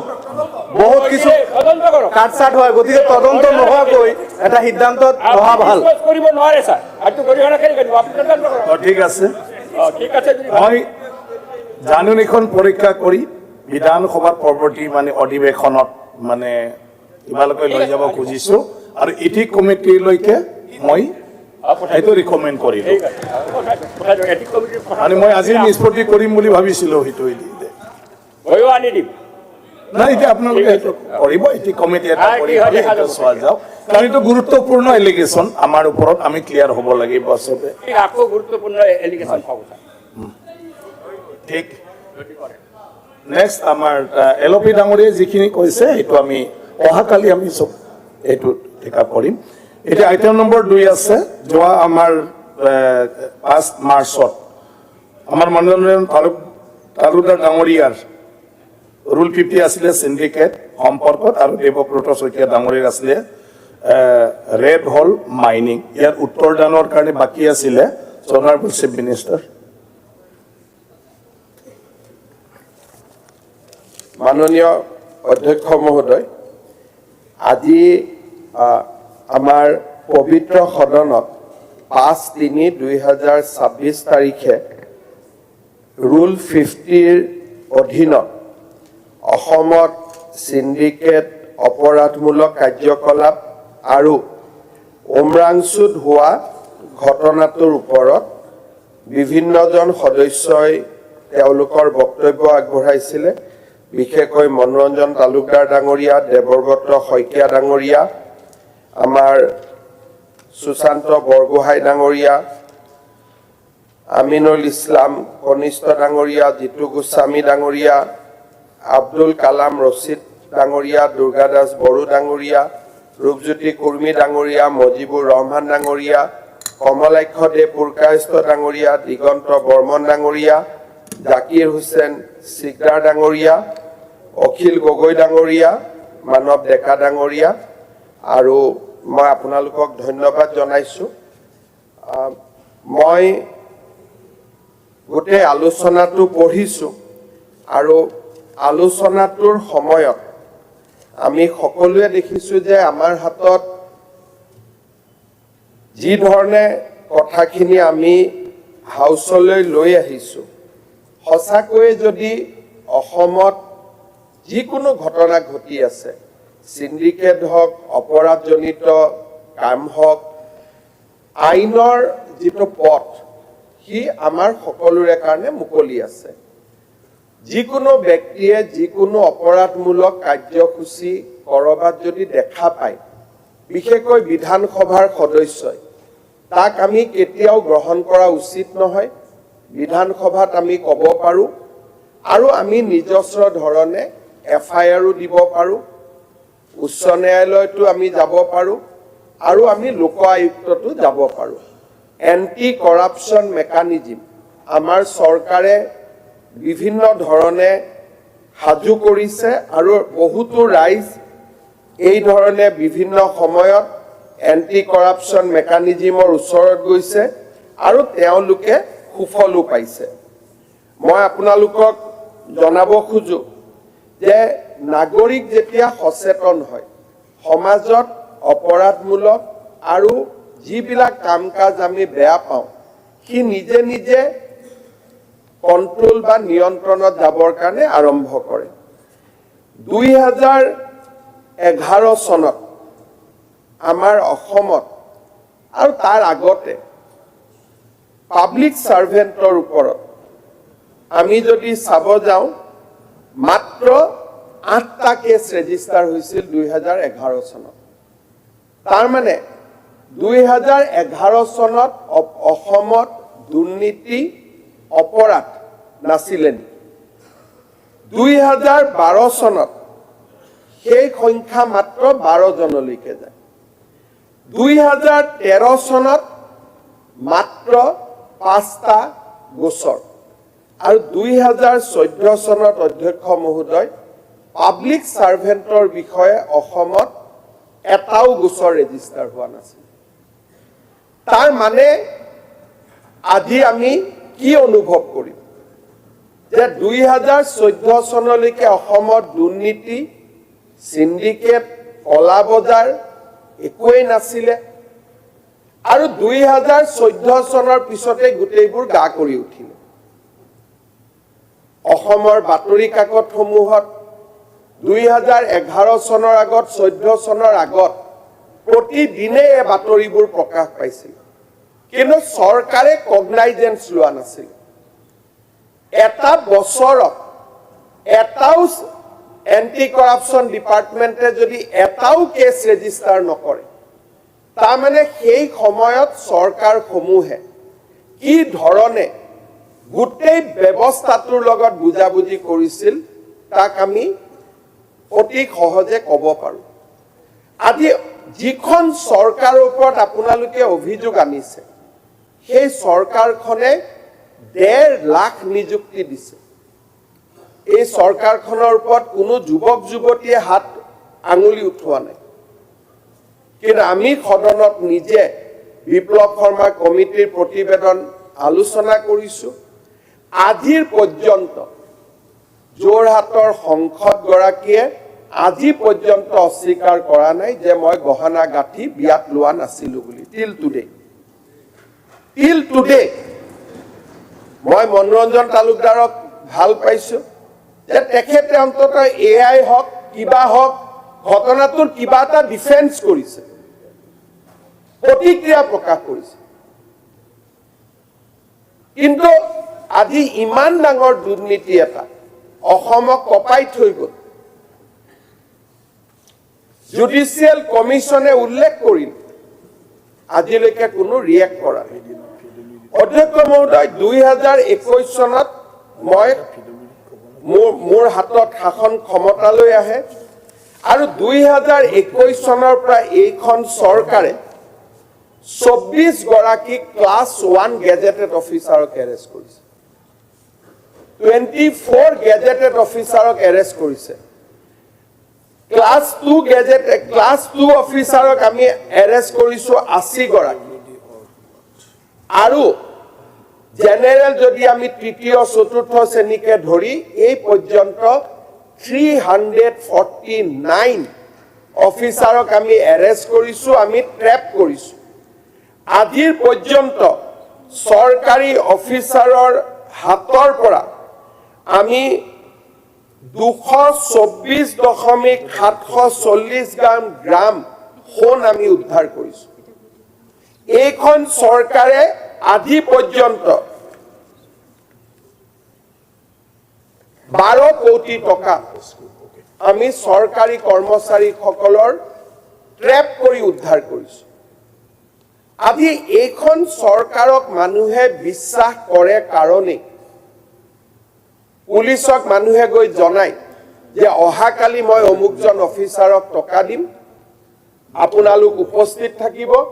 সেই মুহূৰ্ততে গৈ অফিচাৰজনক ধৰিব আগতে সেই বিশ্বাস মানুহৰ ওপৰত কিয় নাছিল মানুহে চৰকাৰক আগত কিয় বিশ্বাস কৰা নাছিল আগতে মানুহে জানিছিল যে মই যদি গৈ ভিজিলেন্সক খবৰটো দিওঁ ভিজিলেন্সে অফিচাৰজনক খবৰ দিব অফিচাৰজনৰ লগত ৰাতিয়ে হিচাপ নিকাচ কৰি ল'ব আৰু মোৰ গোচৰ কেতিয়াও শুনানি নহ'বগৈ আজি আপোনালোকে অধ্যক্ষ মহোদয় যেতিয়া নাজিৰ আক্ৰমণ চলিছিল গোৱেলছক নিযুক্তি দিছিল হিটলাৰে যে এটা মিছা কথা ৰিপিট কৰি থাকক যাতে এটা সময়ত মানুহে সঁচা বুলি ভাবিব বাধ্য কৰে কিন্তু আজি মানুহে প্ৰতিটো দিনাই ছ'চিয়েল মিডিয়া দেখা পায় আজি মানুহে প্ৰতিটো দিনাই হৈ যোৱা ঘটনাৰ আজি দেখা পায় আৰু সেই কাৰণে এইখন চৰকাৰৰ ওপৰত মানুহৰ অগাধ বিশ্বাস মানুহে লাহে লাহে দুৰ্নীতিৰ বিৰুদ্ধে মাত মাতিবলৈ শিকিছে আৰু ৰাইজৰ সহযোগিতাত আমি এই ধৰণৰ কামবিলাক কৰিবলৈ আজি আমি সক্ষম হৈছো প্ৰথমবাৰৰ বাবে আমি প্ৰপাৰ্টি সিজ কৰিছো মানুহক আমি চাৰ্জশিট কৰিছো আৰু এই মুহূৰ্তলৈকে 31 জন অফিচাৰৰ বিৰুদ্ধে আমি কনভিকশন লৈছো আদালতে তেওঁলোকক কনভিক্ট কৰিছে আমি এৰেষ্ট কৰাতে এৰি দিয়া নাই চাৰ্জশিট কৰিছো চাৰ্জশিটৰ ভিতৰত পিছত কনভিক্ট কৰিছো অধ্যক্ষ মহোদয় 2011 চনৰ আগতে অসমলৈ ড্ৰাগছ অহা নাছিল নেকি 2014 চনৰ আগতে অসমলৈ ড্ৰাগছ অহা নাছিল নেকি আজি যদি আপোনালোকে অধ্যক্ষ মহোদয় কম্পেৰিজন কৰে যে আমাৰ অসমত 2000 এই গোটেই সময়ছোৱাত 2011 চনৰ পৰা 2015 চনলৈকে আমাৰ গোটেই সময়ছোৱাত 400 কোটি টকাৰ ড্ৰাগছ আমি উদ্ধাৰ কৰিব পাৰিছিলো বা আমি ৰিকভাৰী কৰিছিলো 2021 চনৰ পিছত আমি মোৰ চৰকাৰৰ 4 বছৰত অকল ড্ৰাগছৰ গোচৰতে 19,000 ব্যক্তি গ্ৰেপ্তাৰ কৰা 19,000 আৰু 19,000 ব্যক্তিক আমি গ্ৰেপ্তাৰ কৰিছো আৰু যোৱা 4 বছৰত against the 400 crores of Congress government we have confiscated drug worth 2,600 crores আজি কাৰ ওপৰত আপোনালোকে আঙুলি টুৱাইছে যিখন চৰকাৰে দুৰ্নীতিপৰায়ণ কৰ্মচাৰীসকলৰ বিৰুদ্ধে এক প্ৰকাৰ যুদ্ধ ঘোষণা কৰিছে নিকা নিযুক্তিৰে অসমৰ ৰাইজৰ মাজত বিশ্বাস স্থাপন কৰিবলৈ সক্ষম হৈছে যিখন চৰকাৰে দ্বিতীয় অফিচত ট্ৰান্সপোৰ্ট অফিচত লাইসেন্সৰ পৰা ৰেজিষ্ট্ৰেচনলৈকে আমি সম্পূৰ্ণ আজি স্বয়ংক্ৰিয় কৰিবৰ বাবে সক্ষম হৈছো আজি যিখন চৰকাৰে দুৰ্নীতিৰ বিৰুদ্ধে নিৰন্তৰ যুঁজ দিছে আজি প্ৰধানমন্ত্ৰী আৱাস যোজনাৰ ঘৰ হাউসত কিমান প্ৰশ্ন হৈছিল প্ৰথমবাৰ আমি নিয়ম কৰিছো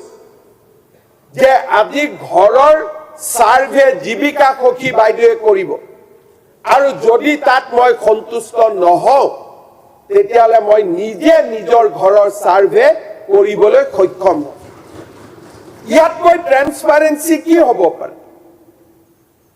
ইয়াতকৈ স্বচ্ছতা কাক ক'ব পাৰি যোৱা 4টা বছৰত মুখ্যমন্ত্ৰী দায়িত্ব লোৱাৰ পিছত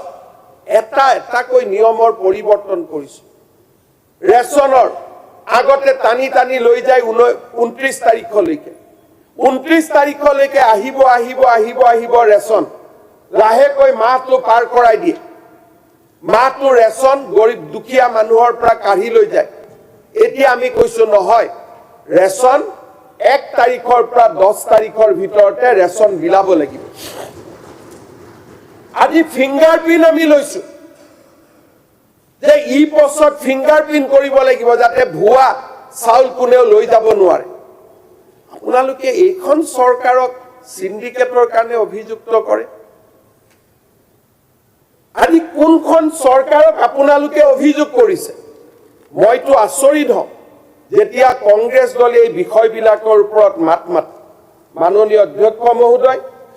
আজি বিশ্ব জুৰি আমি প্ৰশংসিত হৈছো আজি যদি আমিও কম্প্ৰমাইজ কৰিলোহেঁতেন এটা গড়ৰ খৰ্গৰ বিপৰীতে 10 কোটি টকাৰ লেনদেন আমিও কৰিব পাৰিলোহেঁতেন যদি এটা বছৰত যদি 25টা গড় যদি মাৰিবলৈ আমি অনুমতি দিলোহেঁতেন 250 কোটি টকা হেভি এমাউন্ট এটা আমাৰ পাৰ্টিলৈ আহিলেহেঁতেন অধ্যক্ষ মহোদয় যদি আমাৰ চৰকাৰখনে ৰাইনো কিলিং যদি 2টা 0 2021ত 3টা 2022ত 2টা 2023ত 0 2024ত 2টা আৰু 2012ত 20টা 2013ত 24টা 2014ত 15টা 25টা একেইটো পুলিচ আছিল একেই ফৰেষ্টাৰ একেই পুলিচ আজি গড় হত্যাক নিয়ন্ত্ৰণ কৰিবৰ বাবে আমি কিয় বিফল হল পলিটিক্যাল ইচ্ছা আছিল নে নাই নে গড়ৰ খৰ্গক লৈ অসমত আটাইতকৈ ভয়াবহ ডাঙৰ সিন্ডিকেট চলিছে আপোনালোকে আজি আমাক প্ৰশংসা কৰিব লাগিছিল অধ্যক্ষ মহোদয় মনোৰঞ্জন তালুকদাৰ দৰে বিধায়ক এজনে ইয়াত থিয় হৈ কি কোৱা উচিত আছিল যে এইখন চৰকাৰে ড্ৰাগছৰ বিৰুদ্ধে কাম কৰিছে এইখন চৰকাৰে গড়ৰ খৰ্গক নিয়ন্ত্ৰণ কৰিছে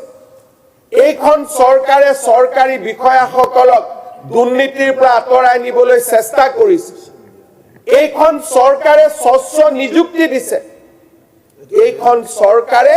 প্ৰধানমন্ত্ৰী আৱাস যোজনাৰ ঘৰ পৰ্যন্ত যাতে দুৰ্নীতি নহয় ইমানটোলৈকে গৈ চিন্তা কৰিছে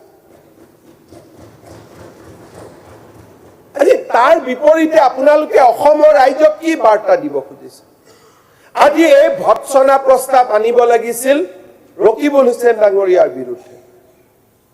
এই প্ৰস্তাৱ আনিব লাগিছিল আজি মই নকওঁ জীৱিত নাই মানুহ ক'ব নাপায় কিন্তু এইবিলাক চৰকাৰ আমাতকৈ শক্তিশালী চৰকাৰ আছে অভিজ্ঞতা আছে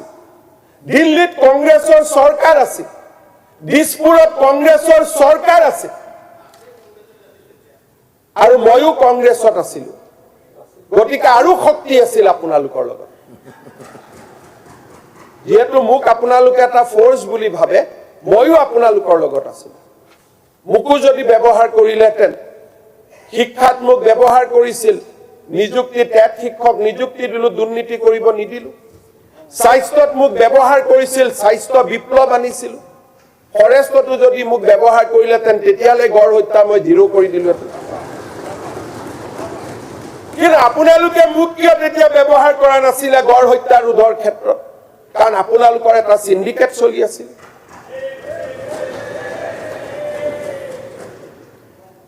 24টা গড়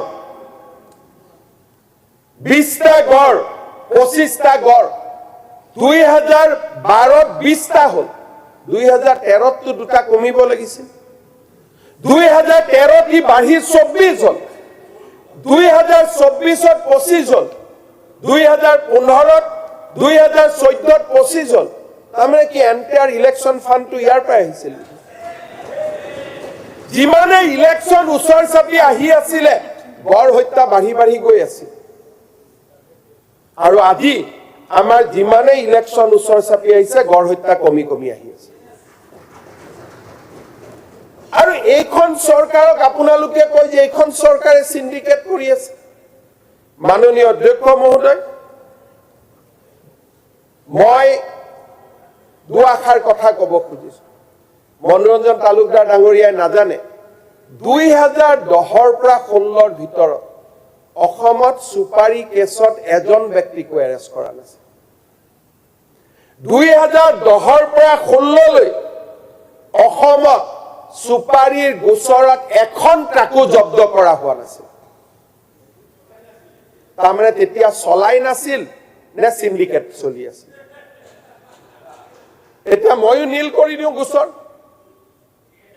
তেতিয়া মই নীল কৰি দিওঁ মনোৰঞ্জন তালুকদাৰ ডাঙৰীয়াৰ পৰা এড্ৰেছ লৈ লওঁ ফোন নম্বৰ লৈ লওঁ মাননীয় অধ্যক্ষ মহোদয় 700 ব্যক্তিক 700 people has been arrested since 2021 700 আৰু অধ্যক্ষ মহোদয় মই আজিও দুখ কৰোঁ মই সুপাৰী এটা ট্ৰাকো অসমৰ বাহিৰত ওলাই যোৱাৰ পক্ষপাতি নাছিল বিৰোধী পক্ষ বিশেষকৈ বৰাক উপত্যকাৰ বিধায়কসকলে মোক ফোৰ্স কৰিলে যে আপোনালোকে সুপাৰী ওলাই যাব দিয়ে আজিও মোক কওক এটা সুপাৰীও মই অসমৰ পৰা ওলাই যাব নিদিওঁ মনোৰঞ্জন তালুকদাৰ ডাঙৰীয়াই কওক 3 বছৰ মই বন্ধ কৰি ৰাখিছে 3 বছৰ পিছত আপোনালোকে এইখন হাউসত মোক ফোৰ্স কৰিলে যে দেখছি সুপাৰীখিনি যাব দিও মই তেতিয়াই কৈছিলো যে সুপাৰী যদি যাব দিয়ে এই ঘটনাবোৰ লগত আৰম্ভ হ'ব তেতিয়া মই হাউসত ৰেকৰ্ডত কৈছিলো যে অধ্যক্ষ মহোদয় মই অমিত শাহ ডাঙৰীয়াই মোক বাৰে বাৰে ফোন কৰি আছে যোৱা 3 বছৰ যে এক গাড়ী সুপাৰী হিমন্ত ওলাই যাব নিদিবি আৰু মই তেখেতৰ কথাকো হৰুগত কৰি 3 বছৰ মই এক গাড়ী সুপাৰী অসমৰ পৰা ওলাই যাব দিয়া নাছিল কোনে ফোৰ্স কৰিলে আপোনালোকে কলে যে কৃষকৰ কষ্ট হয় ওলাই যাব দিব লাগে এতিয়াই যদি হেভি এমাউন্টৰ ডিসকাশন হৈছিল মই নাজানো আজি এই সুপাৰী ক্ষেত্ৰত 2021 পৰা আমি 700 এৰেষ্ট কৰিছো 6000 টন সুপাৰী আমি জব্দ কৰিছো কেতিয়াবা ৰাতি মই 2-3টা লৈকে নুখো ৰেলেদি সুপাৰী পাৰ হৈ যায় এসপি বিলাকক ফোন কৰি থাকো যে অমুক ষ্টেচন গৈ পাইছে অমুক গৈ পাইছে কাৰণ মোৰ হোৱাটছআপত মানুহে খবৰ দিয়ে ৰাতি 2-3টা লৈকে আমি ধৰিবৰ কাৰণে ৰখি থাকো ৰাতি 3:30 বজাত যেতিয়া এসপি জনে মোক কয় যে স্যাৰ ট্ৰেইনখন জব্দ কৰিলো গাড়ীখন ধৰিলো তেতিয়া মই টোপনিলৈকে যাওঁ অধ্যক্ষ মহোদয় 700 ব্যক্তিক আমি এৰেষ্ট কৰিছো 6000 টন আমি সুপাৰী জব্দ কৰিছো 724টা গোচৰ আমি ৰেজিষ্টাৰ কৰিছো অধ্যক্ষ মহোদয় মই জানো যে যেতিয়া সুপাৰী মুকলি কৰি দিয়া হয় মিজোৰাম আৰু অসমৰ মাজত কাইটিয়াতাৰ নাই মিজোৰাম আৰু মাইনমাৰৰ মাজতো কাইটিয়াতাৰ নাই আৰু প্ৰত্যেকখন ট্ৰাক পুলিচে যদি চেকিং কৰি থাকিব লাগে পুলিচে বাকি কাম কেতিয়া কৰিব সুপাৰী এন্টি সুপাৰী স্কোৱাড এটাটো আমি খোলা নাই অসম পুলিচৰ কাম খালি সুপাৰী চুৱাইটো হ'ব নোৱাৰে সেইবাবে মই এবাৰ ইন্ডাষ্ট্ৰি ডিপাৰ্টমেন্টক কৈছিলো যে সুপাৰীৰ গোটেই ঘটনাটোৰ যাতে সামৰণি মৰে সুপাৰী উদ্যোগ অসমতে স্থাপন হওক অসমৰ বাহিৰৰ পৰা যাতে সুপাৰী যাবই নালাগে অধ্যক্ষ মহোদয় মই আপোনালোকক জনাবলৈ পাই ভাল পাইছো যে এইবাৰ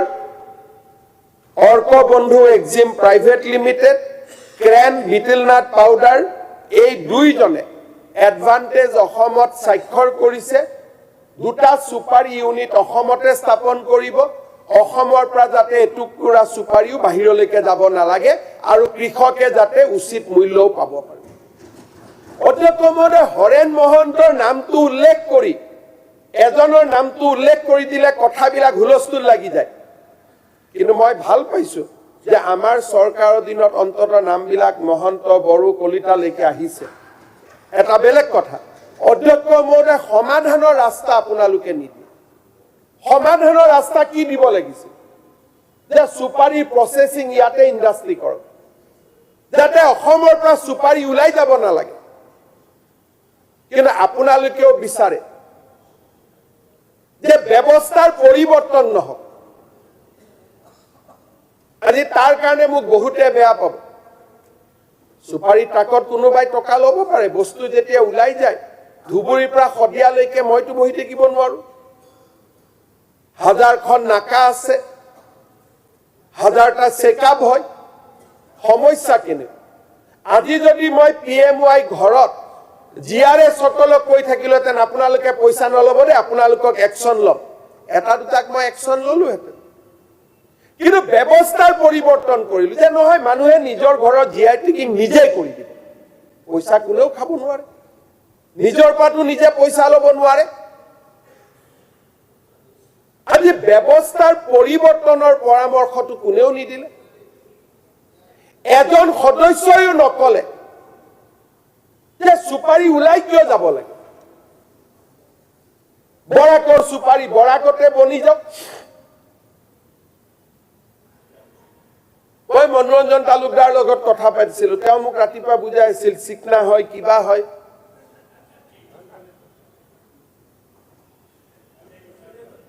কিন্তু আমি তাতে কিয় ৰখো হৰেন মহন্তৰ ট্ৰাকটো কোনে লৈ যায় কোনোবা কানপুৰত যায় কোনোবা পাঞ্জাবত যায় সেই উদ্যোগী কেইটাক ইয়াতে মাতি আনি ইয়াতে লেঠাটো আমি কিয় চেছ কৰি নিদো সমাপ্ত কৰাৰটো কাৰো ইচ্ছা নাই মই যদি পইচাই ললোহেঁতেন মোৰ চৰকাৰখনে যদি পইচাই ললেহেঁতেন এই ফেক্টৰী দুটাক আমি কিয় এমঅইউ কৰিব দিলোহেঁতেন কিয় মাতি আনিলোহেঁতেন তেওঁলোকে নিজে কৈছে যে এজনে 20 কোটি টকা ব্যয় কৰিব এজনে 13 কোটি ব্যয় কৰিব এজনে 60 কোটি টকা ব্যয় কৰিব আৰু ইয়াতে তেওঁলোকে উদ্যোগ স্থাপন কৰিব যদি আমাৰ চৰকাৰখন দুখী হলহেঁতেন তেলে আমি তেওঁলোকক লগে এইবিলাক এমই তমই নকৰিব দেই আমি হেভি মাল পাই আছো আমিতো এইবিলাকত যোৱা নাই অধ্যক্ষ মহোদয় এইখন চৰকাৰক যদি ডিসক্ৰেডিট কৰে অধ্যক্ষ মহোদয় অসমৰ নিবনুৱা যুৱক যুৱতী সকলে এটাই বুজি পাব যে এওঁলোকে আকৌ ৰাকেশ পালৰ এপইন্টমেন্টৰ দিনলৈকে ঘূৰি যাব খোজে এওঁলোকে আকৌ গড় হত্যাৰ দুৰ্ভগীয়া দৃশ্যবিলাক আকৌ চাব খোজে ইলেকশ্যনৰ আগত অন্তত মুখ্যমন্ত্ৰী বনমন্ত্ৰীয়ে কয় যে ইলেকশ্যন আহি আছে গড়ৰ যাতে নমৰে দেই মোৰ ইলেকশ্যন আছে ইয়াত আকৌ নহয় নাম্বাৰটো বাঢ়ি বাঢ়ি গৈ আছে ইয়াতকৈ ডাঙৰ সিন্ডিকেট কিবা হ'ব পাৰে নেকি মাইনমাৰৰ পৰা সুপাৰী সদায় আহে একটাক সুপাৰীটো ধৰিব লাগিছিল আজি সিন্ডিকেট কৰা লৰাবিলাকে মানুহবিলাকে যেতিয়া গুলি খায় ইয়াত হুলস্থুল কোনে কৰে হাউচত বিৰোধী পক্ষই কৰে নে আমি কৰো অলপ অলপ যদি পুলিচৰ লগত মতভেদ হয় পুলিচে উপায় নাপায় গুলি খুলিবলগীয়া হয় আপোনালোকে পুলিচক এনেকে কন্ডেম কৰে যে পুলিচ ডিমৰেলাইজ হৈ যায় আপোনালোকে নিজৰ ষ্টেটমেন্ট বিলাক মনত পেলাওক মই যেতিয়া 3 বছৰ ইয়াত সুপাৰী বন্ধ কৰি থৈ দিছিল আটাইতকৈ হুলস্থুল কোনে কৰি আছে আটাইতকৈ হুলস্থুল কৰি থকা বিধায়কসকল কোন আছে তেতিয়া মই ক'ব লাগিব যে হেভি মাল তেওঁলোকৰ ঘৰতে গৈছিল বুলি কিন্তু মই ক'ব খোজা নাই কাৰণ সিপিএমৰ হেভি মালটো ইমান বেছি নহব 5000 10000 হ'ব পাৰে গতিকে মই সেইকাৰণে মই ইমান দূৰলৈকে যাব খোজা নাই ৰঞ্জিত আপুনি জানে নেকি সিপিএমৰ হেভি মাল কি মাননীয় অধ্যক্ষ মহোদয় আজি আপোনালোকে চিন্তা কৰিব যে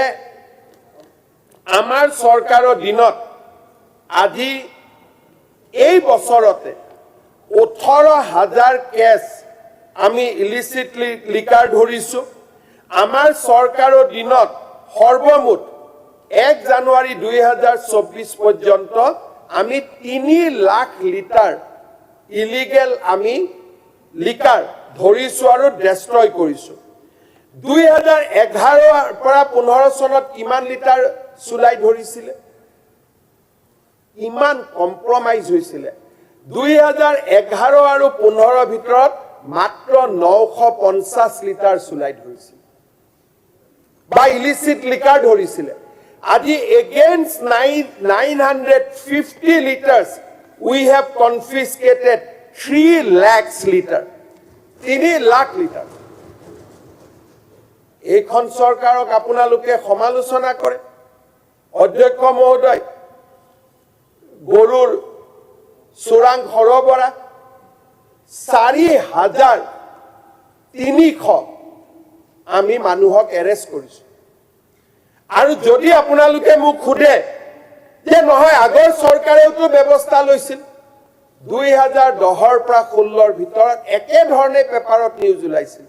কেইজন মানুহ এৰেষ্ট কৰিছিল কংগ্ৰেছ চৰকাৰ দিনত 77 77ৰ বিপৰীতে আমি কিমান এৰেষ্ট কৰিলো 4,300 আজি কোনেও টেলিস্কোপ লৈ যাওক পশ্চিম বংগৰ পৰা অসমলৈ এটা গৰু সোমাব নোৱাৰিব এক্সেপ্ট মিল্কিং কাউ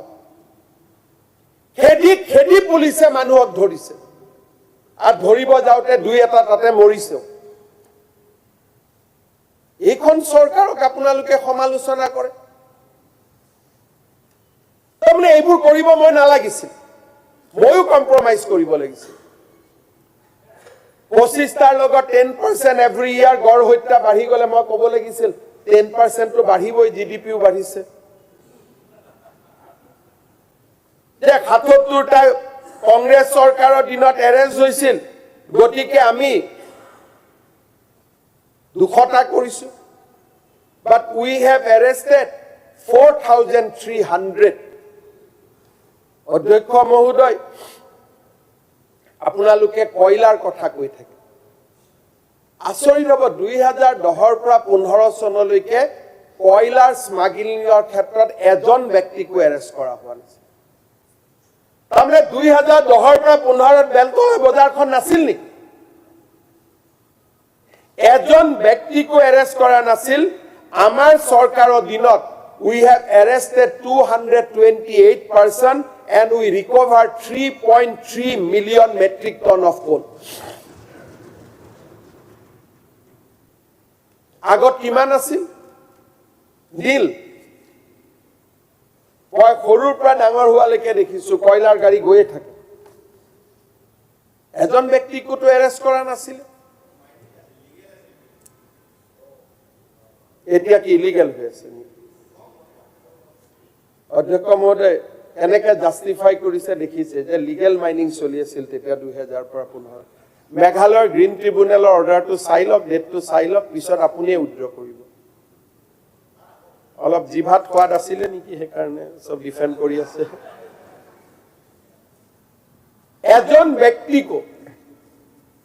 এজন ব্যক্তিকো এৰেষ্ট কৰা হোৱা নাছিল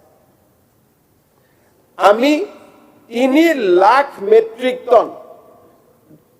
3.3 million যাক কয় 33 লাখ মিলিয়ন মেট্ৰিক টন কোল আমি কনফিস্কেটেড কৰিছো we have arrested 228 person আজি কাৰ কথা আপোনালোকে কৈ আছে কাক আপোনালোকে আঙুলি টুৱাইছে হয় উমৰাংচুত ঘটনা ঘটিছে আজি ৰেড মাইনিং ইলিগেল আছে 2014 চনৰ পৰা ৰেড মাইনিং বনোৱা আৰম্ভ হৈছিল মই গম পোৱা নাছিলো এতিয়া আমি প্ৰযুক্তি আনিছো স্যাটেলাইট আনিছো এতিয়া এটাও যদি ৰেড মাইনিং হয় স্যাটেলাইটৰ পৰা আমি গম পাম অসমত আৰু ৰেড মাইনিং আমি হ'ব নিদিও কিন্তু আজি আমি কৈছো আমাৰো যদি দুখ আছে আমি জাস্টিস অনিমা হাজৰিকাৰ কমিটি কৰিছো আমাৰ যদি কোনোবা অফিচাৰ কোনোবা ৰাজনৈতিক নেতা আমাৰ লিংকত আছে let her take action আমি কাকো প্ৰটেক্ট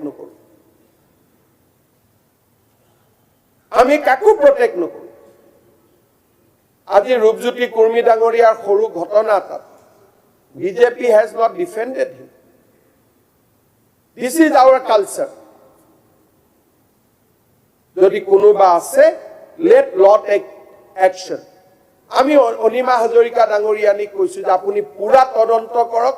কোন সনত ৰেড হল হৈছিল কেতিয়া হৈছিল and if any one of us is also involved you take action. কিন্তু আপোনালোকে কংগ্ৰেছৰ দিনত চাওক এটাওতো একশ্যন হোৱা নাছিল আমিতো চেষ্টা কৰি আছো মাননীয় অধ্যক্ষ মহোদয় আপোনালোকে জানি আচৰিত হ'ব কংগ্ৰেছ চৰকাৰৰ দিনত কোৰ্টত মানুহৰ শাস্তিয়ে নহৈছে অসমত conviction rate was only 6%. Compromise অকল সন্মুখত হোৱা নাছিল এণ্ড টু এণ্ড কম্প্ৰমাইজ আছিল আজি আমাৰ চৰকাৰৰ দিনত যোৱা 4টা বছৰত আমি কনভিকশ্যন ৰেট 25%ৰ ওপৰ লৈ গলো বিএনএছত ইট হেজ ক্ৰছ 30%. আজি ক'ত আমি কম্প্ৰমাইজ কৰিছো কেতিয়া আপোনালোকে শুনিছিল পৰীক্ষা হোৱাৰ পিছতে OMR ৰিলিজ কৰি দিয়া পৰীক্ষা হোৱাৰ পিছতে এনসাৰ কি ৰিলিজ কৰি দিয়া ক'ত আপোনালোকে শুনিছিল আৰু এইখন চৰকাৰক যদি আপোনালোকে ডিমৰালাইজ কৰিব চেষ্টা কৰে কোন ডিমৰালাইজ হ'ব যিসকলে কাজিৰঙাত অতন্দ্ৰ প্ৰহৰীৰ দৰে কাম কৰি আছে যিসকলে দিনে নিখাই দুৰ্নীতিৰ বিৰুদ্ধে যুঁজ দিব চেষ্টা কৰি আছে আপোনালোকে তেওঁলোকক ডিমৰালাইজ কৰিব আপোনালোকে ক'ব পাৰে যে ইয়াতকৈ আৰু হ'ব লাগে I will accept যে হয় গতি আৰু বাঢ়িব লাগে but we have made the beginning কোনো কথা নাই মানুহ পাগল হ'ব নেকি যে কোনো মোৰ ঘৰৰ তামুল মোৰ ঘৰৰ পান মই মানুহক টকা দিম আৰু এজন মানুহেও পুলিচ কেছ নিদিব যদি কোনোবা মানুহে মনোৰঞ্জন তালুকদাৰক অভিযোগ দিয়ে দেৱব্ৰত শইকীয়াক অভিযোগ দিয়ে সেই মানুহজনে পুলিচতো গৈ কিয় অভিযোগ নিদিব আৰু মই মুখ্যমন্ত্ৰী মই সকলো কথা গম নাপাওঁ যদি আপোনালোকে মোক অভিযোগ দিয়ে তথ্য সহকাৰে মই প্ৰত্যেকটো ঘটনাৰ তদন্ত কৰিবৰ কাৰণে মই সাজু আছো ইয়াত কোনো কথা নাই কিন্তু মই বিশ্বাস কৰোঁ যদি কৰবাত দুৰ্নীতিৰ বিৰুদ্ধে যুঁজিব লাগে সিস্টেমটোক এটেক কৰিব লাগে সিস্টেমটোক এটেক কৰিব লাগে আজি এডিআৰিৰ ইমান ডাঙৰ ৰিজাল্ট হৈ গ'ল এটা লৰাওটো কোৰ্টত যোৱা নাই that is the confidence we have কিয় নাই যোৱা ল'ৰা ছোৱালী আজি অসমৰ এইখন চৰকাৰ যাৰ ওপৰত ৰাইজৰ অটুট বিশ্বাস আছে জানে এওঁলোকে কম্প্ৰমাইজ কৰিবৰ কাৰণে অহা নাই মইতো প্ৰত্যেক পৰ্যায়ত লাগি থাকো যে আমি এনেকুৱা এটা দিন বিচাৰি উলিয়াব লাগিব যিটো দিনত অসমত চৰকাৰী আঁচনিৰ নামত কোনেও এটা টকাও খাব যাতে নোৱাৰে আজিও মই সাকসেস হোৱা নাই কাৰণ অসমত বহুত এলেকা আছে আমাৰ নিয়ন্ত্ৰণৰ বাহিৰত আজি এনেকুৱা অলপ আগতে ইয়াত আপত্তি কৰি আছিল আপোনালোকে প্যাটাৰ্ন চাব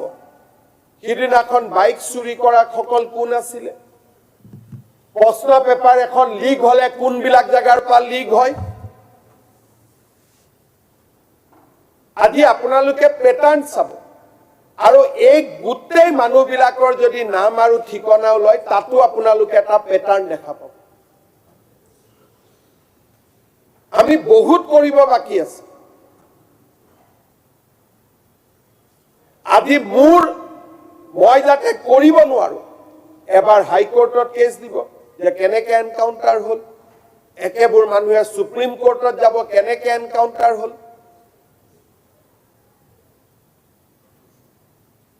পুলিচক যেনে তেনে নিজৰ কাম যাতে পুলিচে কৰিব নোৱাৰে পুলিচক বান্ধাৰ কাৰণে কিমান প্ৰচেষ্টা হাতত লোৱা হৈছে কিন্তু আজি অসমত পুলিচ শক্তিশালী হৈ থকাৰ কাৰণে আজি প্ৰত্যেকটো পৰ্যায়তে ধৰ্ষণৰ পৰা মহিলাৰ বিৰুদ্ধে অত্যাচাৰৰ গোচৰ আজি সকলো নিম্নগামী হৈ গৈ আছে আজি আপোনালোকে দেখা পাব যে যি অসমত প্ৰতি 14 পৰা 16 চনত 1.2 লাখ কেছ ৰেজিষ্টাৰ হৈছিল আজি আমাৰ অসমত 40,000 কেছো ৰেজিষ্টাৰ নহয়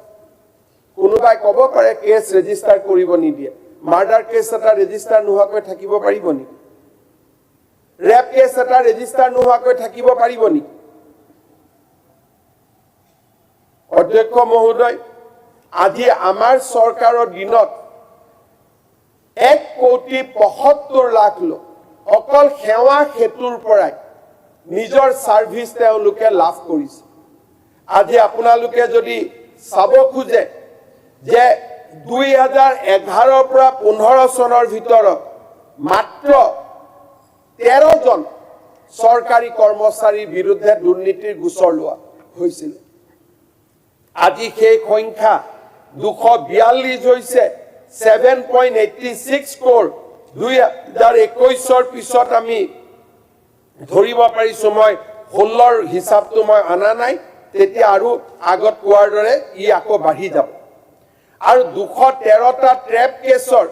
আজি আমি 141টাতে চাৰ্জ শিট কৰি দিছো আমি ৰখিয়ে থাকা নাই অধ্যক্ষ মহোদয় আজি আমি গভৰ্ণমেণ্টৰ প্ৰত্যেকটো বস্তু জেমত কিনো অসমৰ বাতৰি কাকতসমূহ ধুতি কম্বল কিনাক লৈ কিমান দুৰ্নীতিৰ কথা আছে আজিকালি আমি অসমত প্ৰত্যেকটো প্ৰকিউৰমেণ্ট জেমত যাওঁ জেমত পোৰ্টেল কৰো জেমত আমি কিনো কোনেও কতো হস্তক্ষেপ কৰিব নোৱাৰে স্বচ্ছতাৰ ইমান উদাহৰণ আগত কোনে কৰিছে অধ্যক্ষ মহোদয় এইবাৰ মই পোষ্টিঙত মানুহে ট্ৰান্সফাৰ পোষ্টিঙত টকা লৈছিলে এইবাৰ পোষ্টিঙতো মই পোৰ্টেল কৰি দিছো যে আপোনালোকে আবেদন কৰক যাৰ যত যেনেকে মিলে ট্ৰান্সফাৰ কৰি লওক গৃহ জিলালৈকে লাগে ওচৰ জিলালৈকে লাগে মিউচুৱেল কৰি ঘূৰি আহক ইয়াৰ ফলত আমাৰ ৰাজনৈতিক ক্ষতি হৈছে 1.5 লাখ নিযুক্তি যেতিয়া হয় বিধায়কসকলে এটাও নাম দিব নোৱাৰে আমাৰ ৰুলিং পাৰ্টিৰ বিধায়কে যেতিয়া এটাও নাম দিব নোৱাৰে আজি ট্ৰান্সফাৰো যেতিয়া পোৰ্টেলত হ'ব বিধায়কসকলে এটাও নাম দিব নোৱাৰিব আপোনালোকে নিজে ৰাজনীতি কৰি অহা মানুহ ৰুলিং পাৰ্টিৰ এমএলএ অপজিশনতো ক'ব পাৰে যে মই বিধানসভাত মুখ্যমন্ত্ৰী গালি দিছো মুখ্যমন্ত্ৰীয়ে মোৰ কাম নকৰে কিন্তু ৰুলিং পাৰ্টিৰ এমএলএ এজনেতো এইটো কথা ক'ব নোৱাৰে আজি কোনে অসমত স্বচ্ছতাৰ এক নতুন আন্দোলন নিৰ্মাণ কৰিছে আৰু আপোনালোকে মুকে অভিযোগ দি আছে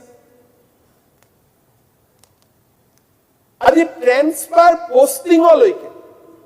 মে মাহত ট্ৰান্সফাৰ পঞ্চায়ত ইলেকশ্যন নহলে এপ্ৰিলতে ওলালহেঁতেন মে মাহত ট্ৰান্সফাৰ পোষ্টিং ওলাব 8,000 transfer order at a day ওলাব কোনেও নিজেও গম নাপাব যে মোৰ ট্ৰান্সফাৰ হৈছে কিন্তু তেওঁলোকে যেনেকে বিচাৰিছিল তেনেকে হ'ব কম্পিউটাৰে এআই কথা কৈছে এআই আৰু কম্পিউটাৰৰ জৰিয়তে ট্ৰান্সফাৰ অৰ্ডাৰ ওলাই যাব যদি দুৰ্নীতি কৰিব ইচ্ছা থাকিলেতেন মই এইবোৰ কাম কৰিলোহেঁতেন নেকি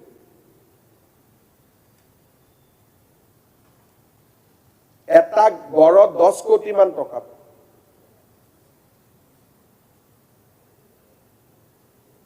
10 কোটিটো কমেই যেটো আমাক ইন্টাৰোগেশনত কয় এই মইতো প্ৰথমবাৰ মুখ্যমন্ত্ৰী হৈছো তৰুণ গগৈ ডাঙৰীয়া তৃতীয়বাৰৰ মুখ্যমন্ত্ৰী ৰকিবুল হুছেইন তৃতীয়বাৰৰ বনমন্ত্ৰী তেওঁলোকে গড় হত্যা ৰোধ কৰাটো সাধাৰণ কথা আছিল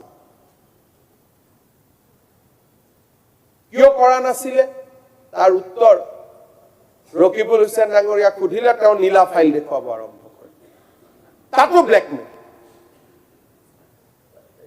কিবা এটা ফাইল লৈ ফুৰে নীলা ফাইল এটা আৰে নীলা ফাইলত কি বস্তুটো আছে উলিয়াইটো দে নীলা কালাৰটো ভিতৰতো নীলাই হ'ব পাৰে মালটো কি আছে তেওঁলোকে জানিব কি আছে তেওঁলোকে জানিব যেতিয়া গড় হত্যাৰ কথা ক'ব নীলা ফাইলটো দেখুৱাই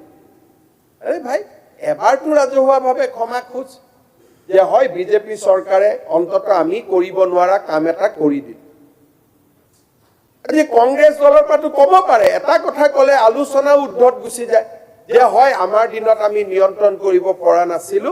আপোনালোকে নিয়ন্ত্ৰণ কৰিব পাৰিছে অধ্যক্ষ মহোদয় মই দুটা কথাই আশ্বাস দিছোঁ যে উমৰাংচুৰ ঘটনাৰ ওপৰত আমি মানুহখিনিক ৪৫ দিনৰ ৰেস্কিউ কৰি পেলাই অন্তত পৰিয়ালকেইটিক আমি মৃতজনৰ শৰীৰ উভতাই দিবৰ কাৰণে সক্ষম হৈছোঁ। ১০ লাখ টকাকৈ ক্ষতিপূৰণ দিছোঁ আৰু মই বিশ্বাস কৰোঁ যে জুডিচিয়েল ইনকুৱাৰীৰ জৰিয়তে হাইকোৰ্টেও PIL লৈছে, হাইকোৰ্টেও লক্ষ্য কৰি আছে, আমাৰ কোনো আপত্তি নাই। উচ্চ ন্যায়ালয়ে আমাক যেনেকৈ নিৰ্দেশ দিয়ে, কংগ্ৰেছ দলৰ বিৰোধী দলপতি ডাঙৰীয়া উচ্চ ন্যায়ালয়ত গৈছে, যিহেতু তেওঁলোকে উচ্চ ন্যায়ালয়ৰ প্লেটফৰ্ম এখন বাছি লৈছে, মোৰ তাত কোনো অভিযোগ নাই। উচ্চ ন্যায়ালয়ে যি কয়, জাষ্টিছ অনিমা হাজৰিকা কমিটিয়ে যি কয় আমি মানি ল'ম, যাৰ ওপৰত যেনেকৈ একশ্যন ল'ব দিয়ে আমি মানি ল'ম, কাৰণ ঘটনাটো হৈছে, অস্বীকাৰ কৰি লাভ নাই, যিহেতু ঘটনাটো হৈছে, somebody has to be accountable। আমাৰ ক'তো আপত্তি নাই। চুপাৰী ক্ষেত্ৰত মোৰ আগ্ৰহ হ'ব,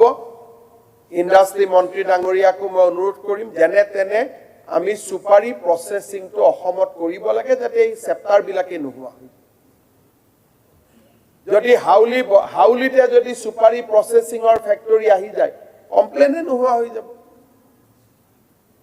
আৰু মইতো ক'ম যে মনোৰঞ্জন তালুকদাৰ, হৰেণ মহন্ত মিলি আপোনালোকে ফেক্টৰী এটা খোলাৰ কাম আৰম্ভ কৰক। আপোনাৰ শ্বেয়াৰ নাথাকে, CPM-এতো শ্বেয়াৰ ল'ব নোৱাৰে, কিন্তু স্থানীয় বিধায়ক হিচাপে মাটি বাৰী দেখুৱাই দিয়ক। মানৱ ডেকাইটো হেভিটো, তাৰ হেভিটো বা কি? CPM-ৰ হেভিটোৰ লগত মানৱ ডেকাৰ হেভি নিমিলিব। নাই, মই এইটোকে কৈছো যে এজন ব্যক্তিৰ লগত লাগি থাকিলে সাধাৰণতে এনেকুৱা এটা ধাৰণা হয়, মই আজি আৰু ক'ব খোজা নাই, কেতিয়াবা কেতিয়াবা বাতৰি কাকতত দেখিব এজন ব্যক্তিৰ ওপৰত, বিশেষকৈ অসমত এখন বাতৰি কাকতত ক্ৰমাংক ১, ২, ৩, ৪টো নোহোৱা হৈ যায়। নামটো কৈ দিলে ৰেটটো বাঢ়ি যায়। সেইকাৰণে মই এইটো চক্ৰতে নাই। মোৰ কথা হ'ল চিষ্টেমেটিক ইম্প্ৰুভমেণ্ট হ'ব লাগে। চুপাৰীটো কোনো বেয়া বস্তু নহয়। ইয়াৰ যদি উদ্যোগ অসমত হ'ব পাৰে, ইয়াতে পাণ মছলা বনিব পাৰে বা ইয়াতে আন বস্তু বনিব পাৰে, সমস্যা ইয়াতে সমাধান হৈ যাব। প্ৰচেছিং ইয়াত হ'ব লাগে আৰু আমি সেই ৰাস্তাতে আগুৱাই গৈ থাকিম। মই সদনক আশ্বাস দিছোঁ যে যদি কিবা স্পেচিফিক কেছ আছে আমি তদন্ত কৰিম, আৰু অন্যথাই আমি ভাবোঁ যে আমি আগৰ চৰকাৰবিলাকৰ তুলনাত যথেষ্টখিনি কাম কৰিছোঁ, কিন্তু কৰিব আৰু বাকী আছে। হাতত এবছৰ সময় আছে, নিৰন্তৰ আমি কাম কৰি গৈ থাকিম। ধন্যবাদ। মুখ্যমন্ত্ৰীৰ পৰা তেওঁ যিখিনি সদৰ্থকভাৱে এচিভমেণ্টৰ কথা কৈছে তাত মোৰ বিৰোধ নাই, ধন্যবাদ। কিন্তু চুপাৰী ইণ্ডাষ্ট্ৰী হ'ব, হাউলিতে হ'ব বা অসমত হ'ব, এইটো মই আদৰণি জনাইছোঁ। কিন্তু it will take time. In the meantime এই যিকেইজন ৰেকেট যিহেতু চলাই আছে, মোৰ অনুৰোধ এই ৰেকেটটো বন্ধ কৰক, তেওঁলোকে যাতে চলাব নোৱাৰে। অধ্যক্ষ মহোদয়, মই মনোৰঞ্জন তালুকদাৰ ডাঙৰীয়াক অনুৰোধ কৰিম যে আপুনি মোক লিখিতভাৱে এখন দিয়ক। আৰু খালি মই এটাই কথা কৈছোঁ, লিখিতভাৱে দিলে তেওঁলোকেও এখন লিখিতভাৱে দিব। গতিকে গোটেই ঘটনাখিনি তদন্ত কৰিব লাগিব। আৰু আপোনাক মই অনুৰোধ কৰিম, যিহেতু সাধাৰণতে এজন বিধায়কে হৰ্ষ অমুক তমুক নামবিলাক নাজানে, আপুনি যিহেতু গোটেইখিনি জানে, গতিকে আপুনি সকলোৰে নাম সন্নিৱিষ্ট কৰি আপুনি এজাহাৰ এখন দিয়ক। কিন্তু গণতন্ত্ৰত আমি আমি একশ্যনটো ল'মেই, খালি এই একশ্যনটো গৈ কোনফালে ক'ত গতি কৰে তেতিয়া আৰু মোক আমাৰ কোনো আপত্তি নাই। আমি সেই ক্ষেত্ৰত ক্লিন, আমাৰ কোনো ভয় খাব লগা নাই। কমিশ্যন ক'ত যায় মই জানো, সেইকাৰণে মই একেবাৰে বাই নেম এলিগেশ্যন দিম। ঠিক আছে। মাননীয় অধ্যক্ষ মহোদয়, মাননীয় অধ্যক্ষ মহোদয়, এজন ক'বলৈ দিয়ক ন, অধ্যক্ষ মহোদয়, এজন ক'বলৈ দিয়ক। অধ্যক্ষ মহোদয়, কৈ আছে মুখ্যমন্ত্ৰীক মই ধন্যবাদ জনাইছোঁ। আৰু বিশেষকৈ যিহেতু এই সদনত তিনিজনৰ নাম স্পষ্টকৈ আহিছে, নিশ্চয় তেওঁ ইনকুৱাৰীটো কৰিব এইটো আৰু লিখিত যদি দিব লাগে দিব, তেওঁ মোৰ কথা নাই। যিহেতু সদনত আহিছে, মুখ্যমন্ত্ৰী ডাঙৰীয়াক মই অনুৰোধ জনাম এই তিনিজনক ইনকুৱাৰীৰ আওতাত আনিব লাগে। আৰু অধ্যক্ষ মহোদয়, এটা টেপ ৰেকৰ্ডিং ওলাইছে য'ত নেকি আমাৰ মাননীয় মুখ্যমন্ত্ৰীৰ নাম লৈছে এজন ল'ৰাই, আৰু মন্ত্ৰী আমাৰ সন্মানীয় মন্ত্ৰী পীযুষ হাজৰিকা দেৱৰ নাম লৈছে। এই ল'ৰাজনকো ইনকুৱাৰীৰ আওতাত আনিব লাগে। আৰু মেঘালয়ৰ পৰা আজিও যিটো কয়লা আহি আছে, সিদিনা মুখ্যমন্ত্ৰী ডাঙৰীয়া নাছিলে, সেই উত্তৰটো মই পোৱা নাই। যিটো মেঘালয় নাঙলৰ পৰা যিটো কয়লা আহি আছে, মই ক'ম অসমত সোমোৱাৰ লগে লগে সেই কয়লা গাড়ীৰ পৰা গভৰ্ণমেণ্ট ৰেভিনিউ ল'ব লাগে। চালাঙৰ পৰাও যদি আহি আছে, সেই উত্তৰটো মই নাপালোঁ। সেই কয়লা গাড়ীৰ পৰা আমাৰ মুখ্যমন্ত্ৰী ডাঙৰীয়াই ক'লে কিবা যদি থাকে স্পেচিফিক লিখি দিয়ক, হৈ যাব। স্যাৰ ঠিক আছে। মোৰ আছিলে স্যাৰ এইটো মুভটো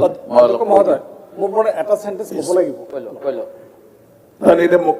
হয়, মুখ্যমন্ত্ৰী যিখিনি বক্তব্য দিলে এইখিনি আমি অতি ভালকৈ শুনিলোঁ। তেখেতে বহুত ভাল পদক্ষেপ লৈছে, বহুত কিবা কিবি কৰিছে, গোটেইখিনি কৈছে, আমি সমৰ্থনো দিছোঁ যথেষ্টখিনি। ড্ৰাগছৰ ক্ষেত্ৰত, ৰেচন কাৰ্ডৰ ক্ষেত্ৰত, ইপছৰ ক্ষেত্ৰত, ক্ৰাইমৰ ক্ষেত্ৰত, এমপ্লয়মেণ্টৰ ক্ষেত্ৰত যিখিনি কৰিছে আমি সমৰ্থন দিছোঁ। আমি জানিছোঁ এইখিনি ভাল আছে। এতিয়া কথাটো হ'ল, মোৰ যিখিনি বক্তব্য সেইখিনি সিদিনাখন মোৰ বক্তব্যত ৰাখিছিলোঁ যে আমাৰ দক্ষিণ শালমাৰা মানকাছৰ জিলা বা গোৱালপাৰা বা নামনি অসমৰ যিখিনি অঞ্চল, এই অঞ্চলত আমাৰ লোকেল চুপাৰীটো হয় যিটো মেঘালয়ৰ পৰা প্ৰডাক্ট দিয়ে। আমাৰ এই 4টা জিলাৰ লোকেল চুপাৰী ইন দ্য নেম অফ আমাৰ যিটো চিণ্ডিকেট আছিল, এই চিণ্ডিকেটৰ কথাটো কিন্তু আমি নিজেতো পুলিচ বাহিনীৰ বেলেগ বেলেগ ডিপাৰ্টমেণ্ট আমাৰ হাতত নাই। আল্টিমেটলি এই আমি পেপাৰ মিডিয়াৰ জৰিয়তে পাই থাকোঁ। আৰু এই চিণ্ডিকেট ছিষ্টেমটোৰ জৰিয়তে কেঁচা যিটো চুপাৰী, এতিয়া বেংগললৈকে গোটেই কেঁচা চুপাৰী গৈ আছে। মোৰ কথাটো হ'ল, আমি যেতিয়া বৰাকবেলি ইয়াৰ আগত গৈছিলোঁ, বৰাকবেলিৰ যিখিনি কৃষক আছিল আমাক ধৰিছিল যে আমাৰ লোকেল চুপাৰীটো যাব দিব লাগে। সেই কথাবিলাক আমি ইয়াত উত্থাপন কৰিছিলোঁ। আজি এইটো টিটকাৰী কৰা হ'ল। মোৰ নিজা সমষ্টি মানকাছৰত কমচে কম 50,000 পৰা 60,000 মানুহ চুপাৰী কাটা, চুপাৰী কিনা, চুপাৰী শুকোৱা, চুপাৰী কালাৰ কৰা, চুপাৰী পেকেজিং কৰা, চুপাৰী গোডাউন কৰা, বিভিন্ন প্ৰকাৰে প্ৰায় 40-50,000 মানুহ, আমাৰ 50-60,000 মানুহ এইটোৰ লগত জড়িত আছে। এতিয়া কেঁচা চুপাৰীখিনি বেংগললৈকে গৈ গোটেই বেংগলত প্ৰচেছিং হ'ব, বেংগলত কাটিব। আমাৰ যি বেকাৰ সমস্যাৰ সৃষ্টি হ'ল, গোটেই নামনি অসমত বেকাৰ সমস্যাৰ সৃষ্টি হৈছে, এইটো কেতিয়া বন্ধ হ'ব? কেঁচা চুপাৰীটো বন্ধ কৰিব লাগে। কেঁচা চুপাৰীটো যদি আমাৰ ইয়াত কাটে, তেতিয়াহ'লে আমাৰ এই সৃষ্টি হ'ব, আমাৰ মানুহ যথেষ্টখিনি কাম পাব, আমাৰ মানুহবিলাক কাম পাব। সেইকাৰণে মই অনুৰোধ কৰিব বিচাৰিছোঁ, আজিৰ মুখ্যমন্ত্ৰী ডাঙৰীয়াই ইমানখিনি কাম কৰিব পাৰিছে, এতিয়া কমচে কম কেঁচা চুপাৰীটো বাহিৰলৈ নাযায়, যিটো অসমতে প্ৰচেছ হয়। আৰু অসমত যিটো ইণ্ডাষ্ট্ৰীৰ কথা কৈছে, এইটো কৰিলে সকলো সমস্যাৰ সমাধান হ'ব। সেইকাৰণে মই ক'ব বিচাৰিছোঁ, কেঁচা চুপাৰীটো বাহিৰত যাব নালাগে। মোৰ যিটো 50 নম্বৰ উমৰাংচুৰ বিষয়ত আছিল, তাৰ বিষয়ে মাননীয় মুখ্যমন্ত্ৰী মহোদয়ে কিছু প্ৰশ্নৰ উত্তৰ দিলে, কিন্তু মই তোলা গোটেই প্ৰশ্নখিনিৰ উত্তৰ নিদিলে। মহোদয়, তেখেতে কিছুমান কথা কৈ গ'ল, কেনট কণ্ট্ৰল, কোনোবাই পইচা ল'ব পাৰে, অৰ্থাৎ চিণ্ডিকেট থাকিব পাৰে। তেখেতে কৈছে কথাটো, আৰু তাৰ যদি তদন্ত হয় আমি আদৰণি জনাম। কিন্তু মহোদয়, মই বিশেষকৈ উঠাইছিলোঁ উমৰাংচুৰ কথা। 2020 চনত সৰ্বানন্দ সোণোৱাল ডাঙৰীয়াই সময়ত জাষ্টিছ বি.পি. কটকীক যিটো তদন্ত কৰিবলৈ দিয়া হ'ল, তাৰপিছত যি ৰিপৰ্ট আহিলে, এই ৰিপৰ্টৰ পৰৱৰ্তী সময়ত আমি এই বিধানসভাৰ প্ৰশ্নতে উত্তৰ পাইছোঁ যে আছাম মিনাৰেল ডেভেলপমেণ্ট কৰ্পৰেশ্যনৰ হাতত কোনো ধৰণৰ কয়লা খনি নাই, কিন্তু তেখেতসকলে অসম চৰকাৰক প্ৰতি বছৰে বছৰে পইচা জমা দি আছে, ফাইনেন্সিয়েল ইয়াৰ ৰয়েলটি দি আছে প্ৰতি বছৰে বছৰে। সেই গতিকে যে তেওঁলোকে ইলিগেল কাম কৰিছিল সেইটো প্ৰমাণ হ'ল। দ্বিতীয়তে মহোদয়, মই যিটো কৈছিলোঁ যে চৰকাৰে, মুখ্যমন্ত্ৰীয়ে ক'লে তেখেতে সকলোখিনি নাজানে, কিন্তু শেহতীয়া যি এফিডেভিট গুৱাহাটী হাইকোৰ্টত অসম চৰকাৰৰ ফালৰ পৰা দিয়া হৈছে, তাত স্পষ্টভাৱে কোৱা হৈছে 2খন ষ্টেট লেভেল মনিটৰিং কমিটি কৰা হৈছে to monitor illegal coal mining, storage, transportation of coal and police action against the illegal miners transporters 2022 চনৰ 30 মে' আৰু 21/6/2022। আৰু এই দুইখন চিফ ছেক্ৰেটাৰী আছাম আৰু one is headed by DGP। ইয়াত কি কাম হ'ল যোৱা সময়ছোৱাত সেইখিনিও কোৱা নাই। ইয়াৰ উপৰিও এফিডেভিটত গুৱাহাটী হাইকোৰ্টক অসম চৰকাৰে কৈছে 26/6/2023, 9/11/2023, 9/11/2024 এই গোটেইবিলাকত প্ৰতিখন জিলাৰ SP আৰু DC বিলাকক to take cognizance of the reported operation of illegal red hole mining in the concerned districts. এই ক্ষেত্ৰত সেই গতিকে DC SP সকলক অৱগত কৰি থকাৰ পিছতো তেখেতসকলৰ কোনো ধৰণৰ ব্যৱস্থা নোৱা নহ'ল আৰু এই গতিকে উমৰাংচুৰ এই কাণ্ড হ'ল। সেই গতিকে এই স্পষ্টভাৱে নাহিলে, যি কি নহওক মুখ্যমন্ত্ৰীয়ে কথাখিনি শুনিবলৈ সময় নাই, তেখেতৰ গুচি গৈছে। মই আপোনাক এই তথ্যখিনি দি আছোঁ। ঠিক আছে। মাননীয় অধ্যক্ষ মহোদয়, মাননীয় মুখ্যমন্ত্ৰী মহোদয় বহুতখিনি পজিটিভ কথা ক'লে, আমি ভাল পাইছোঁ অধ্যক্ষ মহোদয়। মোৰ এটাই দাবী আছিলে অধ্যক্ষ মহোদয়, ইতিমধ্যে প্ৰচেছিং ইউনিট হ'ব, তাৰ কাৰণে কাঁচা চুপাৰীৰ এটা প্ৰচেছিং ইউনিট যাতে বৰাকবেলি হয়, এইটো কাৰণে মই সদনত আমি উত্থাপন কৰিলোঁ বস্তু। ঠিক আছে।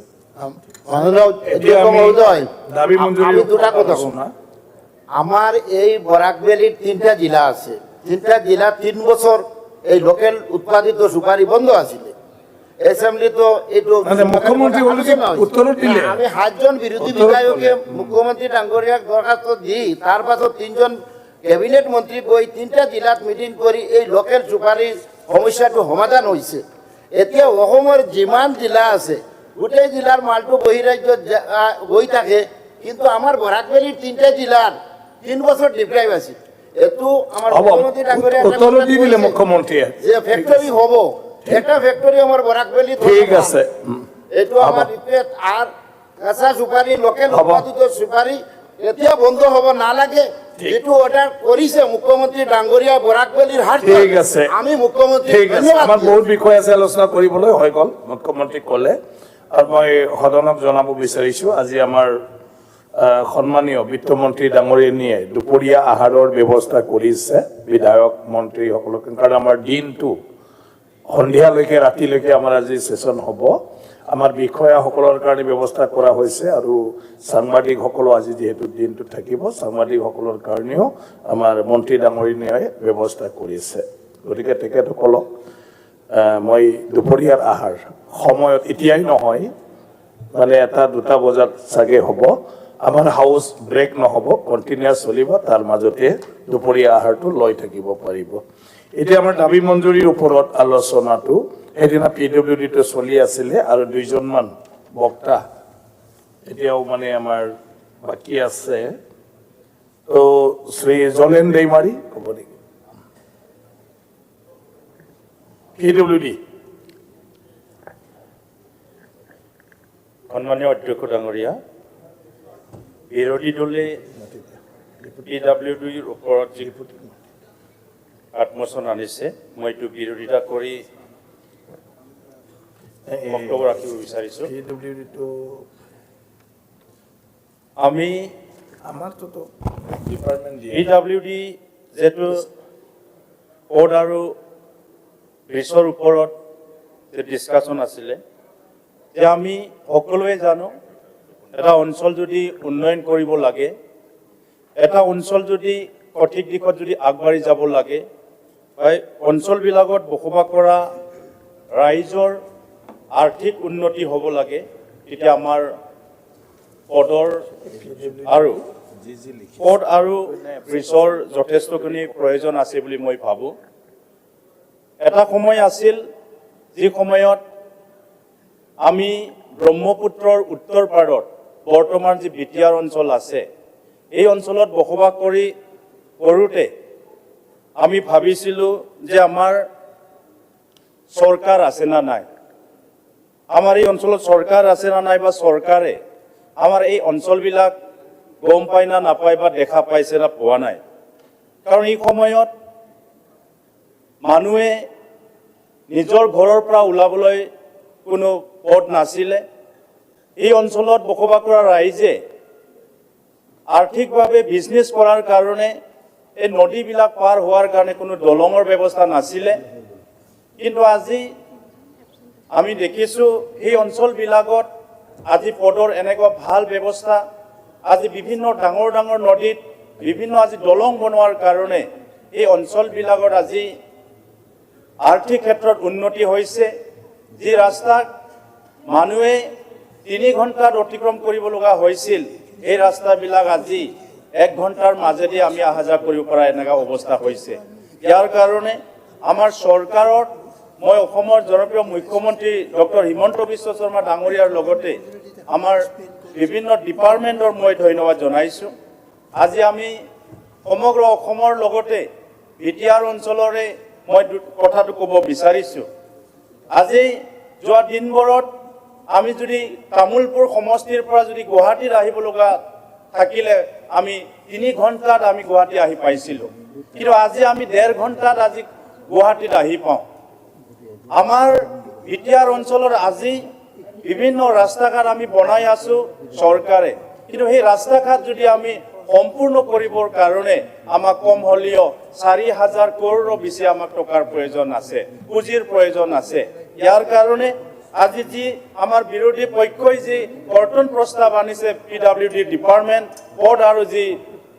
দলঙৰ ওপৰত এইটো আমাৰ ভিত্তিহীন বুলি মই ক'ব বিচাৰিছোঁ কাৰণ আমাক পুঁজিৰ প্ৰয়োজন আছে যেতিয়া যদি পুঁজি নাথাকে আমি ৰাইজৰ যিখিনি সমস্যা পদৰ সমস্যা বা দলং বনোৱাৰ যি সমস্যা এই সমস্যাটো সমাধান কৰিব নোৱাৰিব উপাধ্যক্ষ মহোদয় যদি আমি এতিয়া অসমৰ বা প্ৰতিটো যদি কোনোবা ব্যক্তিক যদি সুধে আপোনালোকক পদ লাগিব না নালাগে বা দলং বনাব লাগে না নালাগে অসমৰ প্ৰতিটো ব্যক্তিয়ে ক'ব যে আমাক ৰাস্তা লাগে আমাক দলং লাগে আমাৰ অহা যোৱা কৰাৰ কাৰণে আমি অসমৰ বিভিন্ন ৰাইজে বা প্ৰতিটো ৰাইজে ইয়াক ক'ব যে আমাক পদৰ প্ৰয়োজন আছে তো ইয়াৰ কাৰণে মই এটা কথাই ক'ব বিচাৰিছোঁ আমাৰ বিৰোধী পক্ষৰ আমাৰ সন্মানীয় বিধায়কসকলেও ক'ব যে তেখেতসকলেও পদ নালাগে বা দলং নালাগে বুলি কেতিয়াও নকয় গতিকে সন্মানীয় উপাধ্যক্ষ ডাঙৰীয়া আমি আজি দেখিছোঁ যে আমাৰ কোকৰাঝাৰৰ পৰা যদি ওদালগুৰিৰ পৰা চাওঁ বা সমগ্ৰ অসমত যদি আমি চাব বিচাৰোঁ যে অসমৰ বিভিন্ন প্ৰান্তত এতিয়াও নিশ্চয় আমাৰ কিছু পথ বনাব লগা আছে কিছু ডাঙৰ নদীত আমি দলং বনাব লগা আছে ইয়াৰ কাৰণে আজি অসমৰ ৰাইজে বিচাৰিছে অসমৰ প্ৰতিটো ব্যক্তি এতিয়া অপেক্ষাত আছে এইখন চৰকাৰৰ দিনত পথ বনাইছে এইখন চৰকাৰৰ দিনত আজি বিভিন্ন দলং বনাইছে যাৰ কাৰণে আজি মানুহে 1 ঘণ্টাত আমাৰ বিভিন্ন দূৰ হোৱা যি ঠাইবোৰ এইবিলাক 1 ঘণ্টা 2 ঘণ্টাত আজি অতিক্ৰম কৰিব পাৰিছে ইয়াৰ কাৰণে উপাধ্যক্ষ ডাঙৰীয়া আজি আমি আমাৰ যি অঞ্চলবিলাক আছে আজি মানুহে সপোন দেখিছে আজি আমাৰ ছাত্ৰ ছাত্ৰীয়ে কলেজত যাবলৈ ভাল হৈছে আমাৰ ছাত্ৰ ছাত্ৰীয়ে আজি ইউনিভাৰ্চিটি যাবলৈ ভাল হৈছে কাৰণ এটা এই ৰাস্তাবিলাক বনোৱাৰ পিছত এই ৰাস্তাবিলাক নিৰ্মাণ কৰাৰ পিছত এই দলং বলা নিৰ্মাণ কৰাৰ পিছত আজি আমাৰ অঞ্চলবিলাকত গাড়ী যাবলৈ আৰম্ভ কৰিছে আজি আমাৰ অঞ্চলবিলাকত বাহিৰৰ পৰা ইণ্ডাষ্ট্ৰী আহিবলৈ আৰম্ভ কৰিছে আজি আমাৰ অঞ্চলবিলাকত আজি বিজনেছ আৰম্ভ কৰিছে ইয়াৰ কাৰণে আজি আৰ্থিক ক্ষেত্ৰত আমাৰ অঞ্চলবিলাকে আজি উন্নতিৰ দিশে আগবাঢ়ি আছে ইয়াৰ কাৰণে সন্মানীয় উপাধ্যক্ষ মহোদয় আজি আমি আশা ৰাখিম যে আমি পিডব্লিউডি ডিপাৰ্টমেণ্ট পদ আৰু ব্ৰিজৰ আকৌ আৰু আমাক বেছিকৈ পুঁজি আবণ্টন দিব লাগে যাতে অসমৰ ৰাইজে বিচাৰা যে আমাৰ সমস্যা ৰাস্তা পদৰ যি সমস্যা দলঙৰ যি সমস্যা এইটো সোনকালে আমাৰ এই চৰকাৰৰ দিনতে সম্পূৰ্ণ কৰিব পাৰোঁ ইয়াৰ কাৰণে মই বিৰোধী আনা যি কৰ্তন প্ৰস্তাৱ এইটো নাকচ কৰি মই আমাৰ পিডব্লিউডিৰ ব্ৰিজ আৰু ৰাস্তাৰ যি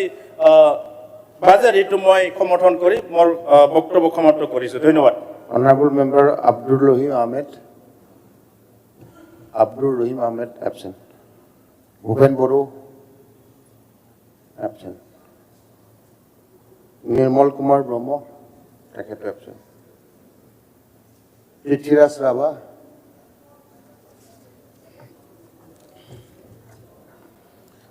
মাননীয় উপাধ্যক্ষ মহোদয় লোক নিৰ্মাণ বিভাগৰ যি বাজেট আবণ্টন দিয়া হৈছে তাৰ বিৰোধী পক্ষই যি কৰ্তন প্ৰস্তাৱ আনিছে তাৰ বিৰোধিতা কৰি মই দুআষাৰ ক'ব খুজিছোঁ এই বাজেট জনমুখী কল্যাণৰ বাজেট নতুন প্ৰজন্মৰ বাবে নতুন প্ৰজন্মক সুৰক্ষিত কৰি প্ৰতিগৰাকী নাগৰিকক সুৰক্ষা প্ৰদানৰ বাবে এই বাজেট আৰু এই বাজেটত অন্যান্য বিভাগৰ যেনেকৈ পুঁজি আবণ্টন দিয়া হৈছে, লোক নিৰ্মাণ বিভাগতো পুঁজি আবণ্টন দিয়া হৈছে। আগতে নোহোৱা নোপোজা এইখন চৰকাৰৰ দিনত লোক নিৰ্মাণ বিভাগত 10,527 কোটি টকা ধাৰ্য কৰা হৈছে। কিয় ধাৰ্য কৰা হৈছে? আমি যেতিয়া সৰু আছিলোঁ, আমি যেতিয়া কলেজত পঢ়ি আছিলোঁ, তেতিয়া জিলাৰ সদৰ ঠাই, মহকুমাৰ সদৰ ঠাইৰ বাহিৰে ভিতৰুৱা গাঁৱলীয়া অঞ্চলত ৰাস্তা ঘাটৰ অৱস্থা তেনেই অথৈবচ আছিল। জিলা বুলি কওঁতে, জিলাৰ ৰাজধানী বা জিলাৰ সদৰ ঠাই বুলি কওঁতে, জিলাৰ সদৰ ঠাই বা তাৰ ওচৰে পাজৰে থকা গাঁও বা ওচৰে পাজৰে নিকটৱৰ্তী ঠাইখিনিতে পথ আছিল, বাকীবিলাক জেগাত পথ নাছিলেই। মই যদি আজি মোৰ জিলা শোণিতপুৰ জিলাৰ কথা ক'বলৈ যাওঁ, শোণিতপুৰ জিলাৰ কথা ক'বলৈ গ'লে তেজপুৰৰ ওচৰৰ তেজপুৰ, বিহগুৰি, বালিপৰা এই অঞ্চলৰ বাহিৰে বাকী অৰুণাচল বৰ্ডাৰত বা অন্যান্য ট্ৰাইবেল গাঁৱত ৰাস্তা বুলিবলৈ, দলং বুলিবলৈ একোৱেই নাছিল। আনকি সেই অঞ্চলৰ মানুহে নদীৰ পানী, খালৰ পানী খাবলগীয়া হৈছিল, বেমাৰত ভুগিবলগীয়া হৈছিল। কিন্তু আজি ডক্টৰ হিমন্ত বিশ্ব শৰ্মাৰ বিচক্ষণ নেতৃত্বত মুখ্যমন্ত্ৰীৰ দায়িত্ব লোৱাৰ পিছত আমি গম পাইছো, আমি লক্ষ্য কৰিছো, ৰাইজে লক্ষ্য কৰিছে, যে দেখিছে যে অসমৰ গাঁৱে ভূঞে, চহৰে নগৰে, পাহাৰে ভৈয়ামে যাতায়াতৰ সুব্যৱস্থা কৰা হৈছে। অসম মালাই হওক বা অন্যান্য যিকোনো আঁচনিৰ জৰিয়তে মাননীয় মুখ্যমন্ত্ৰী ডক্টৰ হিমন্ত বিশ্ব শৰ্মাই দায়িত্ব পালন কৰাৰ লগে লগে অসমৰ বাট, পথ, দলং আদি নিৰ্মাণ কৰাৰ কাম চলি আছে। মোৰ সমষ্টিত মই যেতিয়া বিধায়ক হৈ আহিছিলোঁ প্ৰথম অৱস্থাত, তেতিয়া দেখা গৈছিলে যে মোৰ সমষ্টিৰ বহু বাট, পথ একেবাৰে অৱস্থা নোহোৱা আছিল। যেতিয়া নিৰ্বাচনী প্ৰচাৰ চলাবলৈ গৈছিলোঁ, তেতিয়া মটৰ চাইকেলত বা অন্যান্য গাড়ীত গ'লে মানে চুলি বগা হৈ যায়, চেলাউৰি বগা হৈ যায় ধূলিৰ কাৰণে। কিন্তু এতিয়া মাননীয় মুখ্যমন্ত্ৰী মহোদয়ৰ নেতৃত্বত মোৰ সমষ্টিৰ বহু বাট, পথ এতিয়া সুন্দৰ ব্যৱস্থা হৈছে। কিয় এইবিলাক কৰিবলগীয়া হৈছে? কিয় যে আগতে কোনো চৰকাৰে এনেধৰণৰ চিন্তা চৰ্চা কৰা নাছিল যে যাতায়াত নহ'লে এখন বজাৰ তৈয়াৰ নহ'ব, যাতায়াত নহ'লে আমাৰ ল'ৰা ছোৱালীয়ে পঢ়া শুনাৰ সুবিধা নাপাব। এতিয়াও মনত পৰে মোৰ, এখন গাঁৱত তেতিয়া এখন বা দুখন চাইকেল আছিল। বেলখৰ গাঁও, নলবাৰীৰ বেলখৰ গাঁও আছে, চামতা গাঁও আছে। এখন চাইকেল লৈ ভাড়া কৰি, ধাৰ কৰি, খুজি কোনোবা মানুহে যদি নলবাৰী চহৰলৈ আহিবলগীয়া হয়, তেতিয়া গ্ৰেভেল ৰোডেৰে আহিব লাগে, পল্লা ৰোড বুলি কয় যাক। আৰু পল্লা ৰোড বহুত পুৰণি অসমৰ এটা ৰাস্তা। এই সিদিনলৈকে এই পল্লা ৰোড পকা হোৱা নাছিলে, কিন্তু এতিয়া পল্লা ৰোডত যদি আপুনি চামতা সৰ্থেবাৰী হৈ যদি আপুনি বৰপেটালৈ যায়, ৰাস্তা এতিয়া দেখিব কিমান ধুনীয়া ৰাস্তা হৈছে। ঠিক অসমৰ বিভিন্ন ঠাইত, বিশেষকৈ কাৰ্বি আংলং, ডিমা হাছাও, আমি সৰুৰে পৰা কাৰ্বি আংলং, ডিমা হাছাওৰ ফালে যেতিয়া আমি যাওঁ, ৰাস্তাটো নাই, ৰাস্তা বুলিবলৈ নাই, আনকি শিলৰ ৰাস্তাও নাই, গ্ৰেভেল ৰোডো নাছিলে। কিন্তু আজি এই কাৰ্বি আংলং, ডিমা হাছাও যিসকল আমাৰ জনজাতি,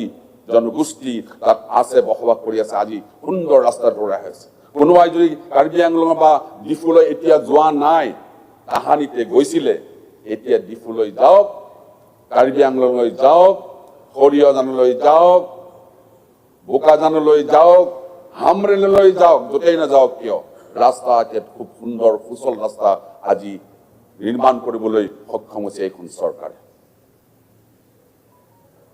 অসম মালা ৰাস্তা হৈছে। অসম মালা ৰাস্তাৰ কাৰণে 1000 পকী দলং নিৰ্মাণ কৰা হৈছে, অসম মালা ৰাস্তা দিয়া হৈছে। মোৰ নিকটৱৰ্তী বিধানসভা সমষ্টি বৰচলা সমষ্টিৰ বিধায়ক গণেশ লিম্বু ডাঙৰীয়া আৰু মই কথা পাতিছোঁ।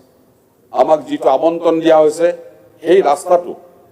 আমি দুয়োটা সমষ্টিয়ে সমানে সমানে টকা ভগাই ভিতৰুৱা অঞ্চল, আপোনালোকে জানে যে গণেশ লিম্বু ডাঙৰীয়া যিটো সমষ্টি বৰচলা সমষ্টি বহুত ভিতৰুৱা অঞ্চল আছে। তেজপুৰ চহৰখন হ'ল গোটেই শোণিতপুৰ জিলাৰ সদৰ ঠাই। তেজপুৰ চহৰলৈ আহিবৰ কাৰণে আমি দুয়ো কথা পাতি এটা সুন্দৰ ৰাস্তা নিৰ্মাণ কৰিবলৈ আমি আগবাঢ়িছোঁ। দলং নিৰ্মাণ হৈছে। দলং কিয় লাগে? মই আগতে কৈছোঁ যে বহুত ট্ৰাইবেল গাঁৱত, বহুত অসমীয়া খিলঞ্জীয়া মানুহৰ গাঁৱত, আনকি সংখ্যালঘু সম্প্ৰদায়ৰ বসতি অঞ্চলতো আজি এইখন চৰকাৰে ৰাস্তা দলং নিৰ্মাণ কৰিবলৈ সক্ষম হৈছে, একমাত্ৰ অসমৰ মাননীয় মুখ্যমন্ত্ৰী ডক্টৰ হিমন্ত বিশ্ব শৰ্মাৰ নেতৃত্বত। তেখেতে আৰু বহুত চিন্তা কৰিছে। আপুনি জানে যে এতিয়া অসমৰ বিভিন্ন ঠাইত বহু ৰাস্তাত উৰণীয়া সেতু হৈছে, অভাৰব্ৰিজ হৈছে। মানুহে কিছুমানে কয় যেতিয়া অভাৰব্ৰিজ নিৰ্মাণ হৈ থাকে, উৰণীয়া সেতু নিৰ্মাণ হৈ থাকে, কিছু সময়ৰ কাৰণে কষ্ট হয় অহা যোৱা কৰিবৰ কাৰণে। কোনোবাই গালি পৰাও শুনো। মোৰ মনত পৰিছে এটা কথা, বোধহয় অসম গণ পৰিষদৰ দ্বিতীয়টো টেনিয়াৰত যেতিয়া অসম গণ পৰিষদে চৰকাৰ চলাইছিল, তেতিয়া অন্ধ্ৰপ্ৰদেশৰ হায়দৰাবাদত চন্দ্ৰবাবু নাইডুৱে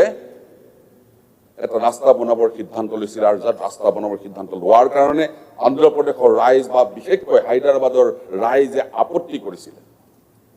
বহুত হাহাকাৰ লাগিছিল, তাত চিঞৰ বাখৰ হৈছিলে। কিন্তু চন্দ্ৰবাবু নাইডুৱে কথা নুশুনি ৰাস্তাটো নিৰ্মাণ কৰি উলিয়ালে, আৰু নিৰ্মাণ কৰি উলিওৱাৰ পিছত চন্দ্ৰবাবু নাইডুক বাহ দিবলৈ আৰম্ভ কৰিলে। মই কওঁ, যিবিলাক উৰণীয়া সেতু এটা বনাই আছে, যিবিলাক ভাল ভাল ৰাস্তা 4 লেন 2 লেন বনাই আছে, এইবিলাক ৰাস্তা বনাওঁতে কিছু কষ্ট হ'ব, কিন্তু এই কষ্ট সামান্য কম দিনৰ কাৰণে কষ্ট হ'ব। তাৰপিছত অসমৰ ৰাইজে সুন্দৰ বাট পথ দলং পাবলৈ সুবিধা হ'ব। মই বেছি দীঘলীয়া কৰিব খোজা নাই। তেজপুৰ সমষ্টিত মাননীয় মুখ্যমন্ত্ৰী ডক্টৰ হিমন্ত বিশ্ব শৰ্মাই যোৱাবাৰ কলাগুৰু বিষ্ণুপ্ৰসাদ ৰাভা দিৱসত যাওঁতে কলাগুৰু বিষ্ণুপ্ৰসাদ ৰাভাৰ সমাধিস্থললৈ গৈছিলে, আৰু সমাধিস্থললৈ যোৱাৰ পিছত সমাধিস্থলৰ পৰা ওলাই তেখেতে ব্ৰহ্মপুত্ৰ নদীখন যেতিয়া দেখা পালে, তেতিয়া ক'লে ইয়াৰ পৰা এটা ৰাস্তা নিৰ্মাণ কৰা হ'ব বিষ্ণুপ্ৰসাদ ৰাভা সমাধি ক্ষেত্ৰৰ পৰা কলীয়া ভোমৰা দলঙৰ হাইৱেলৈকে। আৰু সেই ৰাস্তাটো, সেই বাটটো এনেকুৱা হ'ব যে নৈসৰ্গিক ব্ৰহ্মপুত্ৰ নদীৰ পাৰে পাৰে এটা ৰাস্তা হ'ব, যিটো ৰাস্তা তেখেতে চিন্তা কৰিছিল যে বম্বেৰ মেৰিন ড্ৰাইভৰ নিচিনা এটা পৰিৱেশৰ সৃষ্টি কৰিবৰ কাৰণে। মই অনুৰোধ কৰিছোঁ এই ৰাস্তাটো অতি সোনকালে নিৰ্মাণ কৰা আৰম্ভ কৰিব লাগে। বহুত জেগাত এতিয়াও বহুত ৰাস্তা বাট পথ দিবলগীয়া আছে। আমি বিধায়ক হৈছোঁ, বিভিন্ন সময়ত ৰাইজ আহি কয় আমাৰ অমুক ৰাস্তাটো বনাই দিব লাগে, আমাক অমুক ৰাস্তাটো বনাই দিব, অমুক ৰাস্তা বনাব লাগে। এই ৰাস্তা বনাব ক'ৰ পৰা? যদি 10,527 কোটি টকা ধাৰ্য কৰাই নহয় বা তাতকৈ বেছি ধন ধাৰ্য কৰা নহয়, ই অপজিশ্যনৰ MLA হওক, অপজিশ্যনৰ সমষ্টি হওক, ৰুলিং পাৰ্টিৰ সমষ্টিৰ বিধায়কেই হওক, ৰাস্তা বনাব ক'ৰ পৰা? ৰাস্তা হ'ব ক'ৰ পৰা? এই ৰাস্তা ঘাট বনাবৰ কাৰণে, দলং যাতায়াত কৰিবৰ কাৰণে, সুচল কৰিবৰ কাৰণেই এই লোক নিৰ্মাণ বিভাগক দায়িত্ব দিয়া হৈছে। মোৰ মনত পৰে এজন মানুহৰ কথা, মই তেখেতক চেলুট দিম, তদানীন্তন প্ৰধানমন্ত্ৰী অটল বিহাৰী বাজপেয়ীদেৱ। অটল বিহাৰী বাজপেয়ীদেৱে যেতিয়া দায়িত্ব গ্ৰহণ কৰিছিল, তেতিয়া সিদ্ধান্ত লৈছিলে যে ভাৰতবৰ্ষত এনেধৰণৰ পথ নিৰ্মাণত east west corridor, north south corridor, 4 lane 8 lane 6 lane ৰাস্তা বনোৱা হ'ব। আৰু এইটো তেখেতে সেইখিনি সাৰ্থক কৰি থৈ গৈছে। তাৰ পিছৰ পৰ্যায়ত যেতিয়া বেলেগ চৰকাৰ আহিলে এইটো ৰৈ গ'ল। কিন্তু নৰেন্দ্ৰ মোদী ডাঙৰীয়া যেতিয়া ভাৰতৰ প্ৰধানমন্ত্ৰী হ'ল, আৰু নৰেন্দ্ৰ মোদী ডাঙৰীয়া এতিয়া ভাৰতৰ প্ৰতিটো বাট পথ আকৌ সুচল কৰিবৰ কাৰণে এতিয়া 4 লেন 2 লেন 6 লেন 8 লেন বনাবলৈ আৰম্ভ কৰিছে আৰু গাডকাৰী ডাঙৰীয়াই এই দায়িত্ব পালন কৰি ৰাস্তা ঘাট বনাই আছে য'ত 20 ঘণ্টা লাগিছিল তাৰ ৰাস্তা যাবৰ কাৰণে কাশ্মীৰৰ পৰা বোম্বেলৈকে এতিয়া তাত 10 ঘণ্টাত পায় য'ত 40 ঘণ্টা লাগিছিল তাত 20 ঘণ্টাত পায় গতিকে ভাৰতবৰ্ষৰ লগতে অসমৰ বাট পথৰো এতিয়া কুশল অৱস্থা হৈছে একমাত্ৰ আমাক নেতৃত্ব দিয়া মাননীয় মুখ্যমন্ত্ৰী ডক্টৰ হিমন্ত বিশ্ব শৰ্মাৰ নেতৃত্বত আৰু ডক্টৰ হিমন্ত বিশ্ব শৰ্মাৰ নেতৃত্বত যি এই লোক নিৰ্মাণ বিভাগ আছে এই লোক নিৰ্মাণ বিভাগৰ দ্বাৰা অসমৰ প্ৰতিখন গাঁও চহৰ নগৰ আৰু যাতে সুচল পথ হয় সুচল দলং হয় তাৰ কাৰণে আৰু ধন দিব লাগে আমাৰ অসমৰ উন্নতিৰ কাৰণে ইয়াৰ মাজতে মই শেষ কৰিব যাতে এটা কথা মই কৈ থওঁ মাননীয় উপাধ্যক্ষ মহোদয় মই আপোনালোকে আহিছে অহা যোৱা কৰে কিন্তু মই অহা যোৱা কৰোঁতে দেখিছোঁ যে গুৱাহাটী পৌৰ নিগমৰ সৌন্দৰ্য বৰ্ধনৰ কাৰণে গুৱাহাটীৰ বাটপথ সৌন্দৰ্য বৰ্ধন কৰা হৈছে আৰু গুৱাহাটীৰ ফুটপাথত কিছুমান ৰেলিং দিয়া হৈছে মাননীয় উপাধ্যক্ষ মহোদয় খুব চিৰিয়াছ মেটাৰ ৰেলিং দিয়া হৈছে ৰেলিঙত ক'লা ৰং দিয়া হৈছে আৰু ক'ৰবাত গল্ডেন কালাৰ দিয়া আছে আৰু কাৰৰ দৰে ওপৰত টোপ দিয়া হৈছে আপুনি শুক্ৰেশ্বৰ মন্দিৰৰ কাষৰ পৰা আপুনি যদি ভৰলুমুখলৈ চাই তাত দেখিব এই সকলো ওপৰৰ টোপবিলাক কোনোবা দুষ্কৃতিকাৰীয়ে চুৰ কৰি লৈ গৈছে এই গল্ডেন কালাৰ দিয়া যিবিলাক এইবিলাক চুৰ কৰি লৈ গৈছে এইটোৰ ওপৰত তদন্ত হ'ব লাগে অতি সোনকালে দোষীক কৰায়ত্ব কৰিব লাগে আৰু পৌৰ নিগম গুৱাহাটী পৌৰ নিগমৰ যিসকলে দায়িত্ব গ্ৰহণ কৰি আছে তেখেতসকলে অলপ সজাগ হ'ব লাগে কোনে এইবোৰ চুৰ কৰিছে কোনে এইবোৰ নিছে নহ'লে এইবোৰ ভাঙি চিঙি চুৰ কৰি লৈ যাব চৰকাৰে কাম কৰি থাকিব আৰু দুষ্কৃতিকাৰীয়ে ভাঙি থাকিব গতিকে সকলোলৈ মই ধন্যবাদ জ্ঞাপন কৰিছোঁ মাননীয় উপাধ্যক্ষ মহোদয়লৈ আৰু বিৰোধী পক্ষই যি এই লোক নিৰ্মাণ বিভাগৰ বাজেট গঠনৰ প্ৰস্তাৱ আগবঢ়াইছে তাৰ বিৰোধিতা কৰি মই মোৰ বক্তব্য ইমানতে সামৰণি মাৰিছোঁ ধন্যবাদ Honorable Member Abdul Rahim Ahmed. No.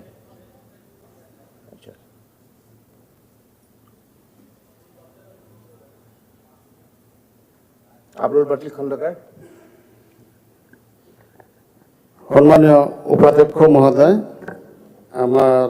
যি কৰ্তন প্ৰস্তাৱ বিৰোধী দলপতি ডাঙৰীয়া উত্থাপন কৰিছে তাৰ সমৰ্থনত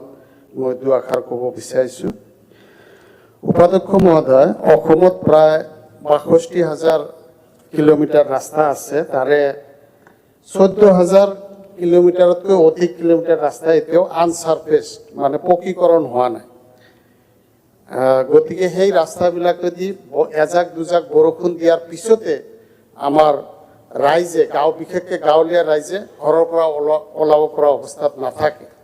তাৰোপৰি কেইবা লাখ কিলোমিটাৰ ৰাস্তা পঞ্চায়ত আৰু গ্ৰাম উন্নয়ন বিভাগৰ পৰা বনোৱা হৈছে যিটো গাঁও অঞ্চলত সেই গাঁও অঞ্চলৰ ৰাস্তাবিলাক কোনো ধৰণৰ মেইনটেনেন্স নথকাৰ কাৰণে এই এপ্ৰিল মাহ আহিলে এপ্ৰিল মাহৰ এজাক দুজাক বৰষুণ দিয়াৰ পিছতে গাঁৱৰ সৰহসংখ্যক গাঁৱৰ মানুহ কিন্তু ৰাস্তাত ওলাব নোৱাৰিব মানে বোকা গছকিহে পকী ৰাস্তালৈ যাব পাৰিব গতিকে আমাৰ PWD বিভাগে সেইবিলাক বিষয়তো মানে মনোযোগ দিয়াটো প্ৰয়োজনীয় যে গাঁৱলীয়া ৰাইজেও যাতে বোকা নগছকি পেলাই পকী ৰাস্তালৈ যাব পাৰে আৰু তাৰ ব্যৱস্থা যাতে চৰকাৰে লয় তাৰ কাৰণে মানে প্ৰয়োজন আছে আৰু এইখন চৰকাৰে মানে আমাৰ বিশেষকৈ SDRFৰ পৰা মানে বানপানী বা বৰষুণ হৈ যোৱাৰ পিছত ৰাস্তা ঘাট মেৰামতিৰ কাৰণে যিটো আগতে পুঁজি আছিলে SDRF তাৰ দ্বাৰা কোনো ধৰণৰ আঁচনি ৰূপায়ণ কৰা কেইবা বছৰ হ'ল যোৱা ৩-৪ বছৰ হ'ল ক'তো আমি দেখা পোৱা নাই আৰু তাৰ ফলত জীয়াতু ভুগিবলগীয়া হৈছে এই পথ ব্যৱহাৰকাৰী ৰাইজসকল হয় নতুন কনষ্ট্ৰাকশ্যনত কিছু আগবাঢ়িছে এইটো মিছা কথা নহয় সঁচা কথা কিন্তু আগৰ যিখিনি ৰাস্তা আছে তাত মেইনটেনেন্স অলমোষ্ট নাই বুলিয়ে ক'ব পাৰি গতিকে সেই ক্ষেত্ৰত আমাৰ মানে চৰকাৰখনে মনোযোগ দিয়াটো প্ৰয়োজনীয় বুলি ভাবোঁ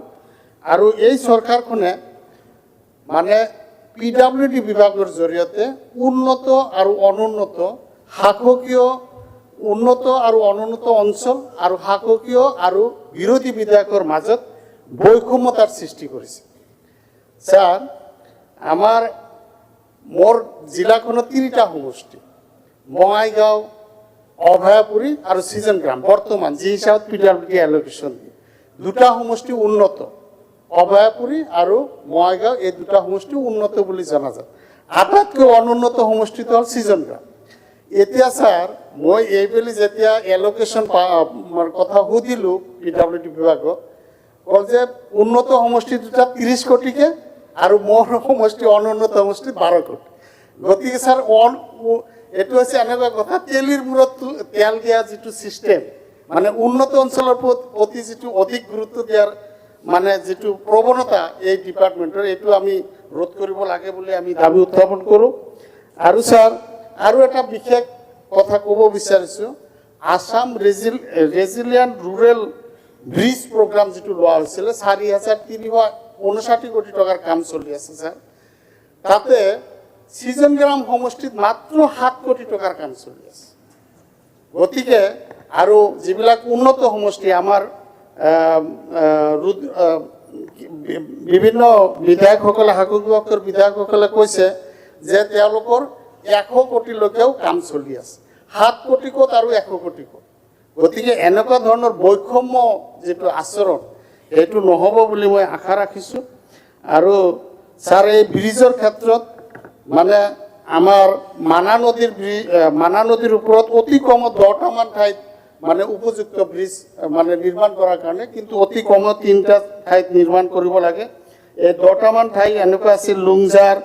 চালাবিলা আওলাগুৰি নাম্বাৰপাৰা মাত্ৰাগোলা মূলবাৰী বৰৈচালা নাৰাৰবিটা আদি এই অঞ্চলবিলাকৰ মাজত যিকোনো অতি কমত 3টা ঠাইত আমাৰ দলঙৰ প্ৰয়োজন তাৰমানে নদীখন সমষ্টিৰ মাজেৰে উত্তৰৰ পৰা দক্ষিণলৈ পুৰা সমষ্টিৰ মাজেৰে গৈছে গতিকে অতি কমত 3টা ঠাইত যদি আমি দলং নিৰ্মাণ কৰিব পাৰোঁ তেতিয়াহ'লে আমাৰ ৰাইজ উপকৃত হ'ব সমষ্টিবাসী কৃষকসকলে তেওঁলোকৰ যি উৎপাদিত শস্য তাৰ পৰিবহণত সুবিধা লাভ কৰিব যাতায়াতৰ কাৰণে পৰিবহণৰ কাৰণে সুবিধা লাভ কৰিব মৰা নদী আমাৰ তাতে মৰা নদী কাছাৰীপেটি ভাণ্ডাৰা পূৰ্ব জপিয়া শৌলমাৰী কোচবাৰী এনেকুৱা কেইবাটাও মৰা নদীৰ ওপৰতো আমি সৰু সৰুকৈ দলঙৰ প্ৰয়োজন আছে আৰু স্যাৰ আৰু এটা কথা ক'ম চাপৰৰ পৰা যদি যিটো জগিগোপালৈ ৰাস্তা আহিছে তাতে যদি চাপৰ জগিগোপা ৰাস্তা মানে ৰাস্তাত যদি ঔডগি আৰু চাপৰৰ মাজত চম্পাৱতী নদীৰ ওপৰত এটা দলং নিৰ্মাণ কৰা যায় তেনেহ'লে চাপৰৰ পৰা গুৱাহাটীলৈকে তাৰমানে ধুবুৰীৰ পৰা গুৱাহাটীলৈকে আহোঁতে অতি কমেও 30 কিলোমিটাৰ দৈৰ্ঘ্য কমিব আৰু ইন দি মেইন টাইম ঔডগি অঞ্চলেদি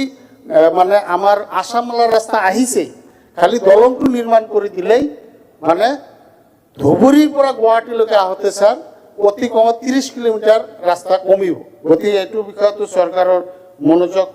মানে আকৰ্ষণ কৰিছোঁ আৰু মই দীঘলীয়া নকৰোঁ খালি এটা কথা যেটো চহৰ আৰু গাঁও উন্নত আৰু অনুন্নত অঞ্চল শাসকীয় আৰু বিৰোধীৰ মাজত যি বৈষম্যৰ সৃষ্টি এই চৰকাৰে কৰি আছে এই বৈষম্য যাতে পুনৰাবৃত্তি নহয় তাৰ অনুৰোধ ৰাখি পেলাই মোৰ বক্তব্য ইয়াতে সামৰিছোঁ সিদ্ধাৰ্থ ভট্টাচাৰ্য আপনি এডুকেশনত ক'ব নে PWD কৃষ্ণ কমল তাঁতী আপুনি বেলেগৰ চকীত বহি আছে নিজৰ এই জব না PWD চলি আছে তাৰপিছতে এডুকেশ্যন ভট্টাচাৰ্য ডাঙৰীয়া এডুকেশ্যনত কম বুলি কৈছে মোৰো এডুকেশ্যন আছিলে চবেই এডুকেশ্যনতে ক'ব নেকি আপোনালোকে স্পেচিফিক দিয়া নে গেলে এডুকেশ্যন কোন মিলা শইকীয়া নাই দিগন্ত কলিতা পৰমানন্দ ৰাজবংশী আমিনুল ইছলাম জুনিয়ৰ মাননীয় উপাধ্যক্ষ ডাঙৰীয়া গ্ৰাণ্ট 64 যিটো কাটমিশ্যন আহিছে এইটোত আমাৰ কাটমিশ্যনৰ সপক্ষে ক'ব দিয়াৰ কাৰণে ধন্যবাদ জ্ঞাপন কৰিছোঁ আসলে মূলত কথাটো হ'ল যে যি ইনফ্ৰাষ্ট্ৰাকচাৰ হৈ আছে যথেষ্টখিনি ইনফ্ৰাষ্ট্ৰাকচাৰ হৈ আছে এইটো আমি অস্বীকাৰ কৰা নাই ৰোডছত যথেষ্টখিনি ফাণ্ডো দিয়া হৈছে এইখিনিও আমি ৱেলকাম কৰিছোঁ টোটেল আমি ৰোড নেটৱৰ্ক এইবাৰ যিটো আমি ইকনমিকেল ছাৰ্ভে যদি আমি চাওঁ আমি দেখা পাম 65,740 কিলোমিটাৰ টোটেল ৰেট নেটৱৰ্ক হৈছে অসমত। নেশ্যনেল হাইৱে 3,927 কিলোমিটাৰ হৈছে আমাৰ অসমত আছে। এইটো খালি মই মোৰ ডিষ্ট্ৰিক্টৰ লগত ক'ব বিচাৰিম, এইকাৰণে মোৰ ডিষ্ট্ৰিক্টত 0। ষ্টেট হাইৱে 2,540 কিলোমিটাৰ অসমত আছে বা হৈ আছে। সাউথ সলমা মানকাছৰ 0। মেজৰ ডিষ্ট্ৰিক্ট ৰোডৱে মেজৰ ডিষ্ট্ৰিক্ট ৰোড 4,379 কিলোমিটাৰ হৈছে। সাউথ সলমাৰ মানকাছৰ 0। ৰুৰাল ৰোডছ 51,700 হৈছে। এইটো আমাৰ যথেষ্টখিনি ৰোডছ হৈছে, এইটো মই অস্বীকাৰ নকৰোঁ। কাৰণ যেতিয়া 2021 চনত মই বিধায়ক হৈছিলোঁ তেতিয়া আপোনালোকে এটা প্ৰশ্নৰ উত্তৰত দিছিল 35% ৰোডছ পাক্কা আছে। সেইদিনাখন এই ছেশ্যনটো যেতিয়া সুধিছোঁ আৰু এটা বেলেগ কুৱেশ্যন যে এতিয়া কিমান হৈছে, আপোনালোকে দিছে যে 64%, চৰকাৰে দিছে 64% ৰোড পাক্কা হৈছে। ডেট মিনছ এই 4 বছৰত 29% ৰোড পাক্কা হৈছে, এই কথাটো আপোনালোকে সদনৰ মাজত জনাইছে। এতিয়া আমি ক'ব বিচাৰিছোঁ যিহেতু সেইটো নেশ্যনেল হাইৱে আমাৰ 0, state highway 0, district major road 0, Assam Mala 0, Bharat Mala 0। নতুনকৈ প্ৰপ'জাল যিকেইটা ৰোড হৈছে, নতুনকৈ 15টা নেশ্যনেল হাইৱে ডিক্লেয়াৰ কৰা হৈছে 1,032 কিলোমিটাৰ, দক্ষিণ চালমা মানকাছৰ জিলা 0। নতুনকৈ ষ্টেট হাইৱে 1,253 কিলোমিটাৰ ডিক্লেয়াৰ কৰা হৈছে, নতুনকৈ টাৰ্গেট লোৱা হৈছে, আইডেণ্টিফাইড কৰা হৈছে আপগ্ৰেডেশ্যন কৰিবৰ কাৰণে। দক্ষিণ চালমা মানকাছৰ 0। 26টা ডিষ্ট্ৰিক্ট নেশ্যনেল হাইৱে লগত কানেক্টেড কৰা হৈছে 3,134.36 কিলোমিটাৰ, দক্ষিণ চালমা মানকাছৰ 0।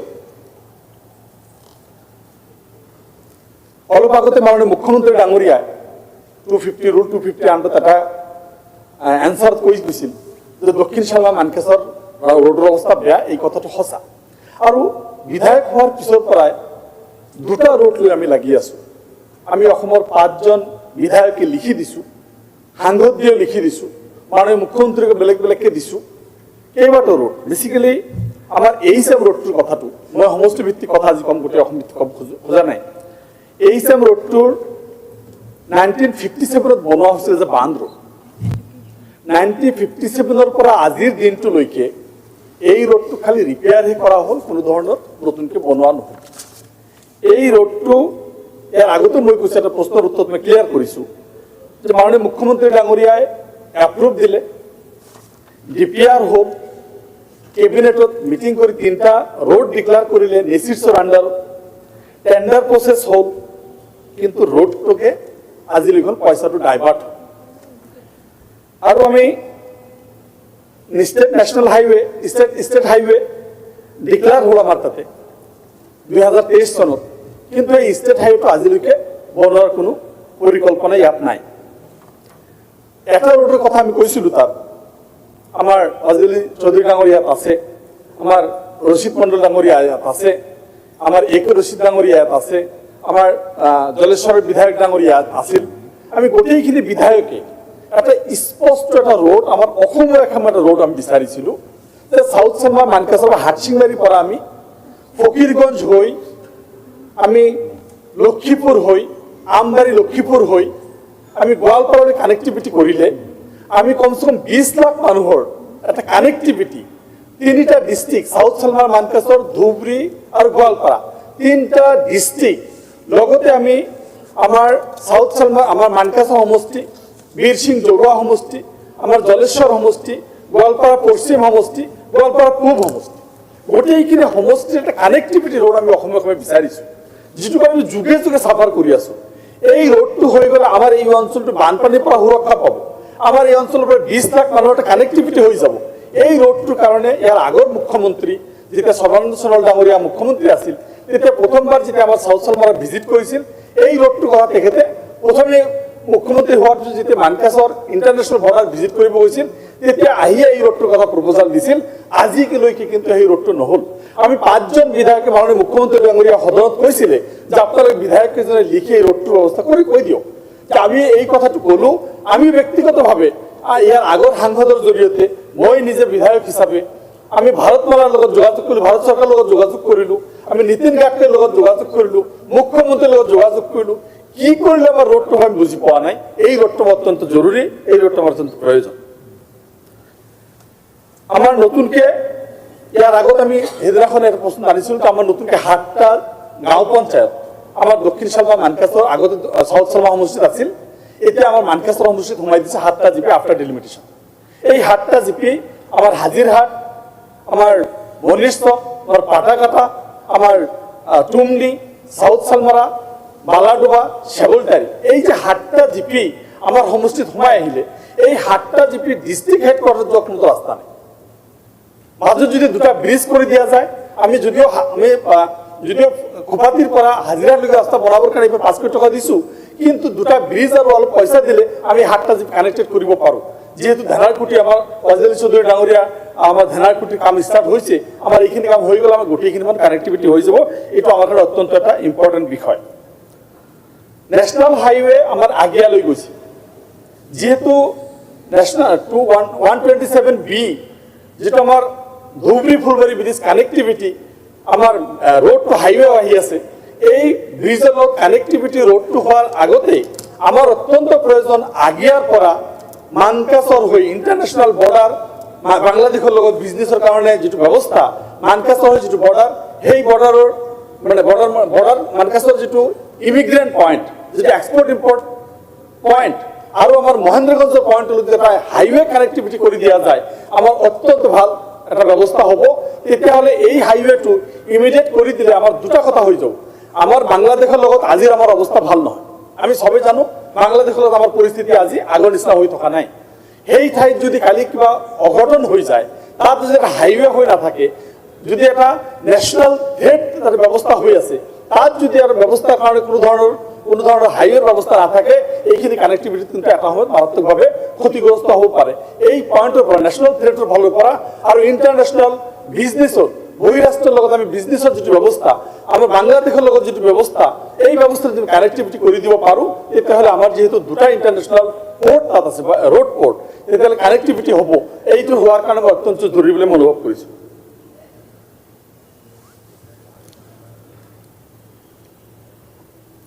আমি ইন্টারন্যাশনাল বর্ডার রোড যেটা এতে আছে এই ইন্টারন্যাশনাল বর্ডার রোডের সাইডে সাইডে যদি আমি একটা পাবলিক রোড করে দিব পারো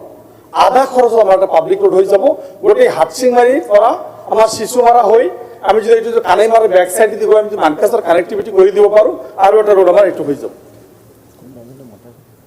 টানগাঁও অয়ডুবা যেটো ৰোড আমাৰ আছে এইটো স্ট্ৰেন্থেনিং কৰিব লাগে এই ৰোডটো অত্যন্ত জৰুৰি আমাৰ পূবফালে গোটেই ট্ৰাইবেল মানুহবিলাকৰ কানেক্টিভিটি এইটো আমার যেহেতু যথেষ্টখিনি ইনফ্রাস্ট্রাকচার আমার পূব সাইডটোত হৈ আছে এইটো এটা কানেক্টিভিটি হৈ গ'লে আমাৰ যথেষ্টখিনি উপকৃত হ'ব এতিয়া আমি ক'ব বিচাৰিছোঁ আৰু দুটা কথা যে ৰোডখিনি ইয়াৰ আগতেও এটা প্ৰশ্ন উত্থাপিত হৈছে ৰোডছৰ ক্ষেত্ৰত আমি চৰকাৰী পক্ষ আৰু বিপক্ষৰ মাজত যেটো মানে এটা বৈষম্য নীতি কোনোবাই 30 কোটি পাব কোনোবাই 8 কোটি পাব কোনোবাই 10 কোটি পাব এই বৈষম্যটো কেনেকে বন্ধ কৰিব পৰা যায় এইটো অত্যন্ত গুৰুত্বপূৰ্ণ বিষয় সরকারে ইমিডিয়েট একটা বস্তু চাব লাগে যে আজি সরকারে ফিক্স করে দিছে 10% লেস করে দিয়া কাম যিখিনি সরকারি বিধায়ক তেখেতক তাত লেস নামাৰে নাজানে কেনেকে মাৰে নাজানে তেখেতৰ কন্ট্ৰাক্টটো কেনেকে সেট আপ হয় তেখেতলে এস্পাৰত মাৰে আৰু আমাৰ যিখিনি বিৰোধী আছে তাতে 10% লেস 10% লেসত কম্পিটিশন হ'ব 10% লেস মাৰি মই খালি এটা কথা ক'ব বিচাৰিছোঁ 10% লেস মাৰিব GST 18% যাব ফরেস্ট রয়্যালটি 3% যাব ইনকাম ট্যাক্স 1% যাব লেবার সেস 1% যাব দ্যাট মিন্স 23% ইয়াত গ'ল GST 18% forest royalty 3% income tax 1% labour 1% total 23% গ'ল মোর ওভার 23%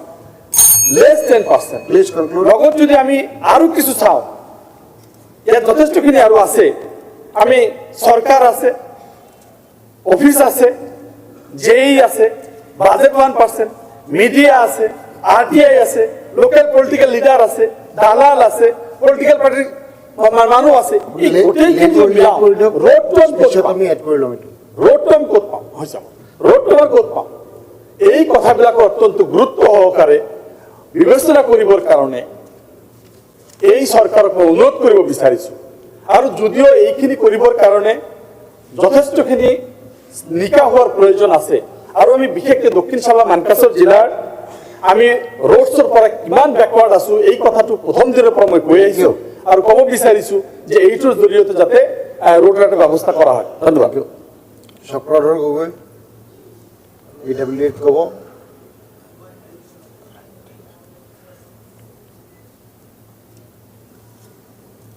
ডক্টৰ নাথ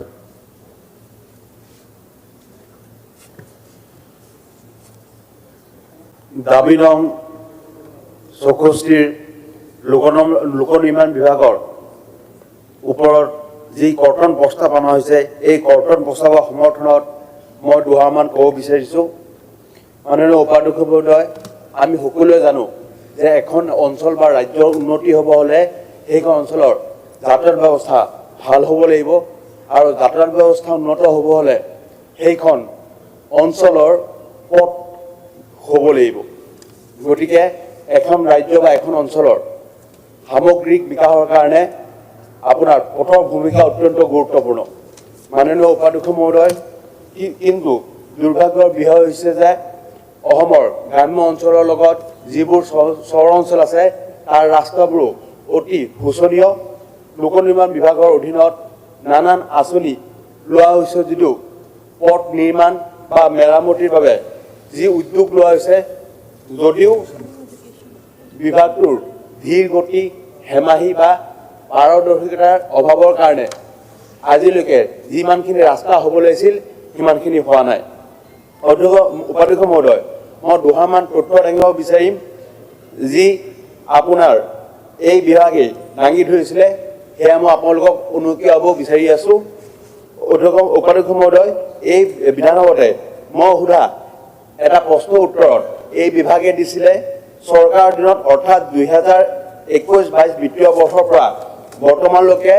693খন দলং আৰু 10,464টা পথ, যাৰ দৈৰ্ঘ্য 19,390 কিলোমিটাৰ নিৰ্মাণৰ বাবে আঁচনি অনুমোদিত হৈছিল। ইয়াৰে 117খন দলং আৰু 9,845টা পথ অৰ্থাৎ 18,681 কিলোমিটাৰ পথৰ ঠিকা আবণ্টন দিয়া হৈছিল। কিন্তু ইয়াৰ বিপৰীতে বৰ্তমানলৈ মাত্ৰ 11খন দলং আৰু 3,729টা পথ অৰ্থাৎ 7,775 কিলোমিটাৰ পথৰহে নিৰ্মাণ সম্পূৰ্ণ হৈছে, আৰু 6খন দলং আৰু 580টা পথ, যাৰ দৈৰ্ঘ্য 616 কিলোমিটাৰ, তাৰ কাম আৰম্ভ এতিয়ালৈকে হোৱা নাই, এতিয়ালৈকে বাকী আছে। অৰ্থাৎ মাননীয় উপাধ্যক্ষ মহোদয়, কামৰ যি পাৰদৰ্শিতা তাৰ পৰিমাণ হৈছে দলঙৰ ক্ষেত্ৰত শতকৰা প্ৰায় 16% আৰু পথৰ ক্ষেত্ৰত মাত্ৰ 35%। এয়া হৈছে এই বিভাগৰ ফুপুলাৰ স্বৰূপ। মাননীয় উপাধ্যক্ষ মহোদয়, আমাৰ মুখ্যমন্ত্ৰী ডাঙৰীয়াই বিভিন্ন আঁচনি দি আছে। আছাম মালা আঁচনিও মুখ্যমন্ত্ৰী ডাঙৰীয়াই লৈছিলে আৰু তাৰ অধীনত বহুত ৰাস্তা বনোৱাৰ অনুমোদন দিছিলে। কিন্তু মই অতি দুখেৰে এই সদনত সুধিব বিচাৰোঁ যে আজিলৈকে মোৰ সমষ্টিত 3 লাখ জনসংখ্যা আছে, কিন্তু ধিংলৈকে আছাম মালা আঁচনি অহাৰ পিছত মোৰ সমষ্টিলৈকে আজিলৈকে আছাম মালা আঁচনি যোৱা নাই। মই এই বিভাগক সুধিব বিচাৰোঁ যে এই বিভাগৰ কোনটো আপোনাৰ পানী খোৱা পুখুৰীত আমাৰ সমষ্টিবাসী ৰাইজে বিহ ঢালিলে যে আজিলৈকে এই আছাম মালাৰ আঁচনি মোৰ সমষ্টিত অন্তৰ্ভুক্ত হোৱা নাই। CRF ডোনাৰৰ আঁচনিও মোৰ সমষ্টিয়ে পোৱা নাই। মাননীয় উপাধ্যক্ষ মহোদয়, ৰাজনীতিৰ ঊৰ্ধত গৈ পেলাই মই ক'ব বিচাৰোঁ যে মুখ্যমন্ত্ৰীৰ যি সপোন যে ৰাজ্যখনক শ্ৰেষ্ঠ ৰাজ্য বনোৱা, সেইটো সপোন আমাৰো আছে। অসমৰ সন্তান হিচাপে আমিও ৰাজ্যখন যাতে আগবাঢ়ি যায়, আগবাঢ়ি গ'লে আমাৰো গৌৰৱ হ'ব। কিন্তু উপাধ্যক্ষ মহোদয়, আপোনাৰ জৰিয়তে লোক নিৰ্মাণ বিভাগক মই জনাব বিচাৰোঁ যে সৰ্বাংগীন অসমৰ যি সপোন আছে, সপোন বাস্তৱ কৰিবলৈ হ'লে ৰাজ্যখনৰ প্ৰতিটো প্ৰান্তৰ সমানে উন্নতি হ'ব লাগিব, সমানে পথ নিৰ্মাণ আৰু মেৰামতি হ'ব লাগিব। বিৰোধী যিবোৰ সমষ্টি সেইবোৰ বাদ দি বা সেইবোৰত কম গুৰুত্ব দি বিভাগে যদি কাম কৰিছে, না মুখ্যমন্ত্ৰী ডাঙৰীয়া সপোন পূৰণ হ'ব, না অসমৰ সৰ্বাংগীন উন্নতি হ'ব। মাননীয় উপাধ্যক্ষ মহোদয়, এই বিভাগৰ পথ নিৰ্মাণৰ ক্ষেত্ৰত অন্য এটা ডাঙৰ সমস্যা হৈছে যিবোৰ বিভাগ আছে বিভাগবোৰৰ মাজত যোগাযোগ বা সমন্বয় নথকাৰ কাৰণে কোটি কোটি টকা খৰচ কৰি এটা ৰাস্তা বনোৱাৰ পিছত যেতিয়া 6 মাহ পিছতে আপোনাৰ বুলডোজাৰ লগাই ঠাণ্ডা হয় আৰু সুধিলে কয় যে জল জীৱনৰ কাম কৰি আছে, তাৰ 6 মাহ পিছত আকৌ বিদ্যুতৰ খুঁটা লগোৱা দেখা যায়। গতিকে এই ধৰণে যোগাযোগ বা কোঅৰ্ডিনেশ্যনৰ অভাৱৰ বাবে আপোনাৰ ইমান টকা খৰচ কৰি যি পথ নিৰ্মাণ কৰা হয় তাক বাৰে বাৰে মেৰামতি কৰা হয়, আৰু যাৰ ফলত ৰাইজৰ কৰকাটলৰ ধনৰ বৃহৎ পৰিমাণ অপচয় কৰা হয়। মাননীয় উপাধ্যক্ষ মহোদয়, ইয়াৰ উপৰিও অসমৰ গাঁওবোৰৰ লগতে মোৰ সমষ্টিটো প্ৰত্যেক বছৰে বানপানী হৈ থাকে। এই বানপানীৰ পিছত যিবোৰ ৰাস্তা বেয়া হয়, যিবোৰ ৰাস্তাত আপোনাৰ হোল হয়, সেইবোৰ মেৰামতিৰ কাৰণে এটকাও দিয়া নহয়, যাৰ কাৰণে হোলবোৰ ডাঙৰ ডাঙৰ হৈ পেলাই আপোনাৰ আকৌ সেই ৰাস্তা সম্পূৰ্ণভাৱে বেয়া হৈ যায়। ইয়াৰ ওপৰত মাননীয় উদ্যোগ মহোদয় 2017-18 আৰু 18-19 RIDF 29ৰ অধীনত মোৰ সমষ্টিত 5টামান ব্ৰিজ দিছিলে। তাৰ ভিতৰত এটা ব্ৰিজ মই কৈ দিব বিচাৰোঁ, 10/1 on Goraimari Dewaguri Lahorighat road sanction, আৰু ইয়াৰ লগতে 5টা ৰোড দিছিলে যিটো 2021 সম্পূৰ্ণ হ'ব লাগিছিল, কিন্তু মাননীয় উপাধ্যক্ষ মহোদয় আজিলৈকে সম্পূৰ্ণ হোৱা নাই। আৰু সেইটো পাইছিলে north eastern plantation commercial PVT limited, যাৰ মালিক হৈছে ৰাজেশ বাজাজ, কিন্তু তেখেতে আজিলৈকে মোৰ ইয়াত কাম সম্পূৰ্ণ কৰা নাই। ইয়াৰ পিছত এই একেটা কণ্ট্ৰেক্টৰে PMGSI-2 for the year 2019-20 অধীনত AS 17-231 পেকেজ নাম্বাৰ পাইছিলে Lahorighat to Moritoli road with RCC bridge number 3:1 sanction হৈছিলে, কিন্তু আজিলৈকে তাৰ কামো কৰা নাই। ইয়াৰ উপৰিও ৰেচপজন নামৰ যিজন কণ্ট্ৰেক্টৰ আছে তেখেতে আপোনাৰ 2.50 কোটি টকাৰ আপোনাৰ 14টামান কাম লৈছে, কিন্তু আজিলৈকে সম্পূৰ্ণ হোৱা নাই। ইয়াৰ উপৰি আৰু ব্ৰিজ আছে আপোনাৰ নগাঁও বুঢ়াগাঁও ৰোডৰ bridge number 47/1A, bridge number 1/1 Tengaguri Fulihamari road, এইবোৰৰ কাম এতিয়ালৈকে আৰম্ভ হোৱা নাই। আৰু ইয়াৰ একমাত্ৰ কাৰণ হৈছে যিজন এক্সিকিউটিভ ইঞ্জিনিয়াৰ আছে তেখেতৰ হেমাহিৰ কাৰণে। তেখেতে বিগত 6 বছৰ ধৰি এই মৰিগাঁও জিলাতে আছে, আপোনাৰ SDO পিছত প্ৰমোশ্যন হৈ পেলাই একেটা জিলাতে আছে, আৰু তাত আপোনাৰ তেখেতৰ যিবোৰ অঞ্চল যিবোৰত কাম হৈ আছে সেইবোৰত গৈ তেখেতে কোনো কাম নাচায়। আৰু তাৰ কাৰণে মই আপোনাৰ জৰিয়তে মুখ্যমন্ত্ৰী ডাঙৰীয়াক অৱগত কৰাব বিচাৰি আছো। Thank you. Honorable Member Bhunde Dalka.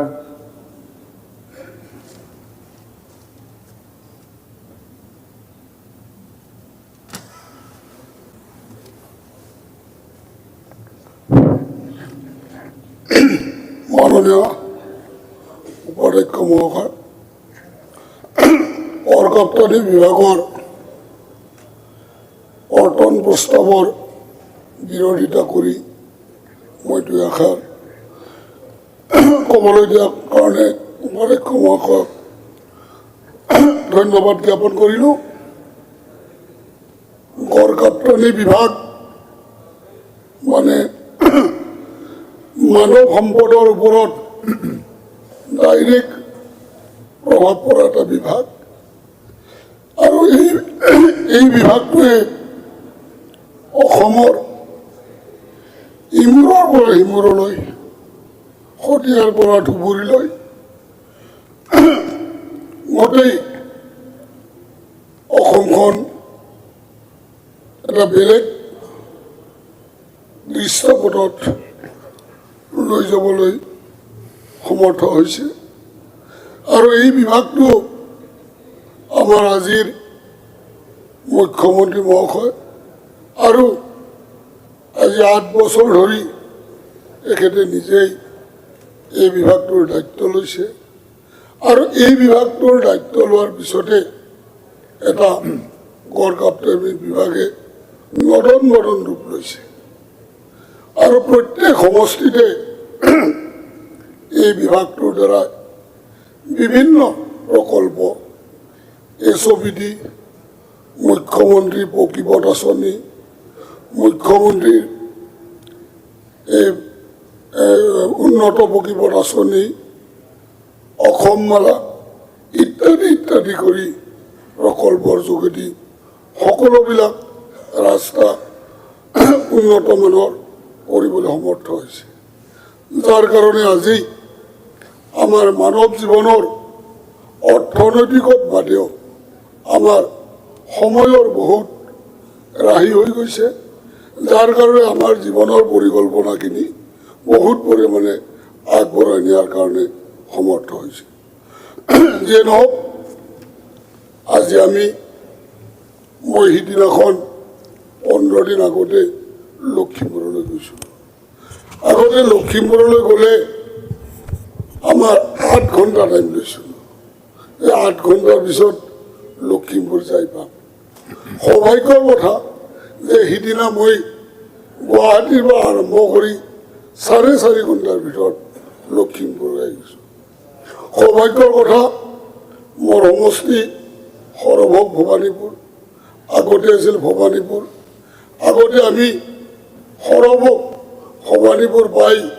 মোৰ সমষ্টিৰ এপাক ঘূৰিবলৈ 4 ঘণ্টা সময় লাগিছিল। আগতে মোৰ সমষ্টি যিটো ভৱানীপুৰ আছে, ভৱানীপুৰ মেক্সিমাম মানুহ সৰু চাকৰি কৰা মানুহ এজনো, সৰু ব্যৱসায় কৰা মানুহ এজনো পাঠশালাত তেওঁলোকে বসতি লৈছিল। কাৰণ কিয়? শিক্ষা দীক্ষা, অৰ্থনৈতিক ব্যৱসায় বাণিজ্য ইত্যাদিৰ কাৰণে ঘৰত থাকি পাঠশালা ঢুকি পোৱা নাছিল। কেনেকৈ আহিব? পাঠশালাৰ পৰা আমাৰ হালবাৰী যাবলৈ হ'লে, গাঁতি যাবলৈ হ'লে 2-3 ঘণ্টা সময় লাগে। সকলোবিলাক দলং জৰাজীৰ্ণ, ৰাস্তাৰ অৱস্থা বেয়া। কিন্তু আজি দেখা গ'ল যে আজি 2 বছৰ আগতে আমাৰ সৰুপেটাত থকা মানুহজনে যদি 2 বছৰ সৰুপেটা যোৱা নাই বা তেওঁ গাঁতি অঞ্চল যোৱা নাই, তেওঁ মানস যোৱা নাই, তেওঁ তাৰ পৰা ফোন কৰিবলৈ বাধ্য হৈ যায় যে এইখন সৰুপেটা হয় না নহয়, এইটো মানস গাঁতি ৰাস্তা হয় নে নহয়। গতিকে আজি আমাৰ মুখ্যমন্ত্ৰী মহাশয়, আমাৰ গড় কাপ্তানি বিভাগে এই পৰ্যায়লৈ নিবলৈ সমৰ্থ হৈছে। তথাপিও মাননীয় উপাধ্যক্ষ মহাশয়ৰ জৰিয়তে মই 2টামান কথা ক'ম। কিছুমান ৰাস্তাৰ আমাৰ সমস্যা আছে। সমস্যাটো হ'ল কি, PMGSY যিটো আমাৰ বাজপেয়ীৰ সপোন আছিল, সেই সপোনটো প্ৰায় 80% তেওঁ আমাক ভাৰত চৰকাৰে এইখিনি কৰি দিলে, কিন্তু 20% কাম ৰখি গ'ল, যাৰ কাৰণে আমি এটা বিপদত পৰোঁ যে আমাৰ ৰাস্তাবিলাক আমাৰ অসম চৰকাৰে বিভিন্ন মাধ্যমেৰে দিয়াৰ কাৰণে আমাক সুবিধা দিছে, কিন্তু ৰখি যাওঁ যে এই ৰাস্তাটো PMGSত ধৰা আছে, কিন্তু আমি অভাৰলেপিং কৰিব নোৱাৰোঁ। সেইকাৰণে আজি উপাধ্যক্ষৰ জৰিয়তে মাননীয় মুখ্যমন্ত্ৰী মহাশয় আৰু গড় কাপ্তানি বিভাগক জনাবলৈ মই বাধ্য হৈছোঁ যে PMGSY যিখিনি ৰাস্তা ইতিমধ্যে পথ কৰা আছে, ধৰা আছে, সেই ৰাস্তাখিনি অতি সোনকালে এই পৰ্যায়টো শেষ কৰিব লাগে, নহ'লে আমি অসম চৰকাৰে দিব পৰা ব্যৱস্থা কৰিব লাগে। তাৰপিছতে মোৰ এটা ডাঙৰ সমস্যা হ'ল যে আমাৰ মানস বুলি এটা নতুন সমষ্টিৰ সৃষ্টি হ'ল। মানস সমষ্টিটো ভৱানীপুৰ সমষ্টিৰ পৰা প্ৰায় 80,000 ভোট কটা গ'ল, আৰু সৰভোগ সমষ্টিৰ পৰা 80,000, এনেকৈ গৈ এটা নতুন সমষ্টিৰ সৃষ্টি হ'ল, আৰু তাত একেবাৰে জৰাজীৰ্ণ অৱস্থা আছিল। এতিয়া মই মাননীয় গড় কাপ্তানি বিভাগ আৰু মুখ্যমন্ত্ৰী মহাশয়ক অৱগত কৰিছোঁ যে আমাৰ মানস সমষ্টিত বিশেষকৈ নেশ্যনেল মানস পাৰ্ক আছে, আৰু নেশ্যনেল মানস পাৰ্কটো অকল অসমেই নহয়, ভাৰতৰ বিভিন্ন টুৰিজিম তালৈ আহে আৰু তালৈ দুটা যোৱা ৰাস্তাৰ সুব্যৱস্থা আছে। এটা হ'ল ভৱানীপুৰ সমষ্টিৰ মাজেৰে সাউদৰ ভিতৰত হৈ মানসলৈ, এইটো বৰ উন্নত ধৰণৰ ৰাস্তা এটা আমাক মুখ্যমন্ত্ৰী মহাশয়ে ইতিমধ্যে নিৰ্মাণ কৰি দিছে। আনফালেদি বৰপেটা ৰোড হৈ যিখিনি নামনি অসমৰ পৰা আহে বৰপেটা ৰোড হৈও মানস পাৰ্ক পায়, সেই ৰাস্তাটো অতি জৰাজীৰ্ণ অৱস্থা হৈ আছে। গতিকে মাননীয় মুখ্যমন্ত্ৰী মহাশয়ক অৱগত কৰিছোঁ। ইতিমধ্যে অসম মালাত ধৰাৰ কাৰণে যো জা চলি আছে আৰু এইবাৰ অসম মালাত ধৰি দিলে ভাল হয়। আৰু মোৰ সমষ্টিৰ এটা প্ৰপ'জেল আছে, আমাৰ মুখ্যমন্ত্ৰী মহাশয় জানে, অতি গুৰুত্ব দিছে যে এখন 2021-22 আৰবি সৰুপেটাত চেংচন হৈছিল, টেণ্ডাৰো হৈ গৈছে, কামটো আৰম্ভ হোৱা নাই। সেই কামটো সমাধা হ'ব লাগে আৰু যিখিনি ৰাস্তা আছে আমাৰ সৰভোগ ভৱানীপুৰ ইতিমধ্যে 90% ৰাস্তা বৰ ধুনীয়া ৰাস্তা হৈ গৈছে, 10% কাম চলি আছে। ইতিমধ্যে আমাৰ ভৱানীপুৰ সমষ্টিত ইতিমধ্যে ৰাস্তাৰ কাম সমাপ্ত হ'ব আৰু মই আশা কৰোঁ গড়কাপ্তানি বিভাগে এনেকৈ আৰু যদি 5টা বছৰ এই প্ৰগতিৰ এই উন্নতি আগবাঢ়ি থাকে তেনেহ'লে অসমত প্ৰায় ৰাস্তা শেষ হৈয়ে যাব। কাৰণ কিয় আমি সকলোৱে জানো এতিয়া নতুন প্ৰযুক্তিবিদ্যাৰ সকলোবোৰ মেচিনাৰী ইতিমধ্যে গড়কাপ্তানি বিভাগৰ দ্বাৰা প্ৰয়োগ হৈ গৈছে আৰু আমি জানো যে এতিয়া আমি প্ৰতিদিনে অসমত 17 কিলোমিটাৰকৈ ৰাস্তা নিৰ্মাণৰ পথত আগবাঢ়ি গৈছে আৰু ইতিমধ্যে আপোনালোকে আমি আটাই জানো যে আৰু অভাৰব্ৰিজ বুলি অসমত নাথাকিবই, সকলো পথ উন্নত মানদণ্ডৰ হৈ গৈছে। উন্নত প্ৰযুক্তিবিদ্যাৰে উন্নত মেচিনাৰিজ ব্যৱহাৰ কৰি সকলোবোৰ দলং নিৰ্মাণৰ কামত ইতিমধ্যে আগবাঢ়ি গৈছে। আমি আটাই গম পাইছিলোঁ যে আগতে এখন যদি আমি অভাৰব্ৰিজ আৰম্ভ কৰে ৰাইজ যন্ত্ৰণাত ছটফটাই থাকে, ৰাইজে প্ৰস্তুত হৈছে যে 5টা বছৰ আমি মৰিলোঁ। কিন্তু আজি আমি জানো যেনেকৈ প্ৰকৃতিয়ে মাকৰ গৰ্ভত সন্তান গৰ্ভ কৰাৰ কাৰণে 9 মাহ বান্ধি দিয়ে, ঠিক তেনেকৈ আমাৰ আজিৰ দিনত কিন্তু মুখ্যমন্ত্ৰী মহাশয়ে গড়কাপ্তানি বিভাগক এটা নিৰ্দিষ্ট টাইম দিয়ে আৰু নিৰ্দিষ্ট সময়ৰ ভিতৰত প্ৰস্তুত কৰি উলিয়াবই ইতিমধ্যে গড়কাপ্তানি বিভাগ প্ৰস্তুত হৈ পৰে। গতিকে তাৰ বাবে গড়কাপ্তানি বিভাগক ধন্যবাদ জ্ঞাপন কৰিছোঁ আৰু মই আশা কৰিছোঁ গড়কাপ্তানি বিভাগত যিমান বাজেট দিছে তাতকৈ আৰু অধিক বাজেট দিয়ক আৰু আমাৰ আটাৰে জীৱনৰ মানদণ্ড উন্নত কৰক, এই আশা ৰাখি মই বক্তব্যৰ সামৰণি মাৰিলোঁ। ধন্যবাদ, নমস্কাৰ। Thank you. মাননীয় অধ্যক্ষ তালুকদাৰ ডাঙৰীয়া, আপুনি অলপ থ্ৰোটৰ কেয়াৰ ল'ব, অলপ এণ্টিচেপ্টিক গাৰ্গল কৰক, আপোনাৰ থ্ৰোটৰ প্ৰব্লেম আছে। এতিয়া বহু সদস্যই ইয়াত নাম দিছে কিন্তু মেনশ্যন কৰা নাই PWD নে এডুকেশ্যন। গতিকে কোনোবা যদি PWDত ক'বলগীয়া আছে, স্যার পিডব্লিউডি কম স্যার। হয় কওক। উপাধ্যক্ষ ডাঙৰীয়া, নতুনকৈ সমষ্টি হ'ল আৰু সেই সমষ্টি ভিত্তিত PWD সাব ডিভিজন হ'ল, বিশেষকৈ ৰুটছ। উপাধ্যক্ষ ডাঙৰীয়া, সেই নতুনকৈ যিখিনি আমাৰ বিশেষকৈ গোৱালপাৰা সমষ্টিত সোমাল, তাতে গেৰুৱা জিপি, গৰুচটকা জিপি, বগন, কাঠলমাৰী, মলানডুবি, ঢাইগাঁও, এই নতুনকৈ যিখিনি জিপি সোমাল সেইখিনি জিপিত মোৰ সমষ্টিত একেবাৰে ৰাস্তাবিলাক জৰাজীৰ্ণ অৱস্থা। গতিকে এইখিনি গুৰুত্ব দিব লাগে আৰু পুৰণা সমষ্টিৰ পৰা যিখিনি ভাল ৰাস্তা আছিল বেলেগ সমষ্টিত কাটি গৈছে, যেনেকুৱা দুধনৈ আৰু গোৱালপাৰা ৱেষ্টত। মোৰ সমষ্টিত সেই বেয়াখিনি সোমালে গতিকে বিশেষকৈ নতুন সমষ্টিত বিশেষকৈ নৱগত চিমলিতলাৰ পৰা চুতাৰপাৰাৰ পৰা শালমাৰাৰ পৰা বুধুচৰৰ পৰা SS46 লৈ এটা ৰাস্তা আহিব লাগে এতিয়া নতুন সমষ্টিত এটা ৰাস্তা মই পাই যাম কিন্তু মোৰ নতুন সমষ্টিত এনেকুৱা কোনো ৰাস্তা নাই যিখিনি ৰাস্তা আছিল দুধনৈ আৰু গোৱালপাৰা ৱেষ্টত গুচি গৈছে অধ্যক্ষ মহোদয় আৰু এই ৰাস্তাবিলাক কৰিবলৈ যাওঁতে মই দেখিছোঁ যে যিখিনি টকা ধাৰ্য কৰা হয় যেনেকুৱা পকা ৰাস্তাৰ কাৰণে 70 লাখ টকা আৰু ব্যৱহাৰমূলক যদি কৰা হয় ব্লকৰ ৰাস্তা কৰা হ'লে তাতে 80 লাখ টকা ধৰা হয় টেণ্ডাৰ দিয়া সময়ত 10% ঠিকাদাৰে লেজ দিয়ে এইটো কম্পালচাৰি হৈছে 80 লাখ টকা 10% লেজ দিলে আহে আপনাৰ প্ৰায় 72 লাখ টাকা 72 লাখ টাকাৰ পৰা ট্যাক্স জিএসটি ফরেস্ট রয়্যালটি 20% কাটা যায় আহিল 52 লাখ টাকা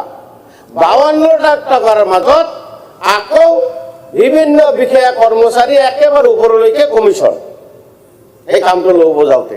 তাৰ পৰা আৰু মাইনাস কৰক কিমান টকা থাকে গতিকে য'ত টকাটো বেছি দিব লাগে তাতে নিদি পিডব্লিউডি বিভাগে বিশেষকৈ ডাঙৰ পেকেজ বিলাকত অভাৰ ব্ৰিজত অভাৰ টকা দি আছে কিন্তু গাঁৱৰ যিখিনি ৰাস্তা এই ৰাস্তাত কম টকা দি আছে আৰু 2021 পৰা 22 পৰা আজিলৈ যিসকলে ঠিকাদাৰে কাম কৰিলে সেই ঠিকাদাৰ বিলাকৰ পেমেন্ট দিয়া হোৱা নাই যাৰ কাৰণে কামবিলাক পেন্ডিং হৈ আছে এছেম্বলিত বাৰে এই কথাটো উত্থাপন হৈ আছে এতিয়া এই কন্ট্ৰাক্টৰ বিলাকক পেমেন্ট দি আছে কিমান 15% পেমেন্ট দি আছে যদি 1 কোটি টাকাৰ 50 লাখ টকা যদি পেমেন্ট আহিছে তাৰ পৰা মাত্ৰ 7.5 লাখ টকা পাব এই যে কমিশন যিখিনি দিলে কাম লব যাওঁতে পারফরমেন্স সিকিউরিটি আছে তাতে আর্নেস মানি আছে তাতে এইখিনি টকাই তেওঁলোকৰ নাহিল কাম কেনেকৈ কৰিব গতিকে মই অনুৰোধ কৰিছোঁ অতি সোনকালে এই কামবিলাক পেমেন্ট নোহোৱাকৈ পেণ্ডিং হৈছে অতি সোনকালে এই কামবিলাক কৰি দিব লাগে আৰু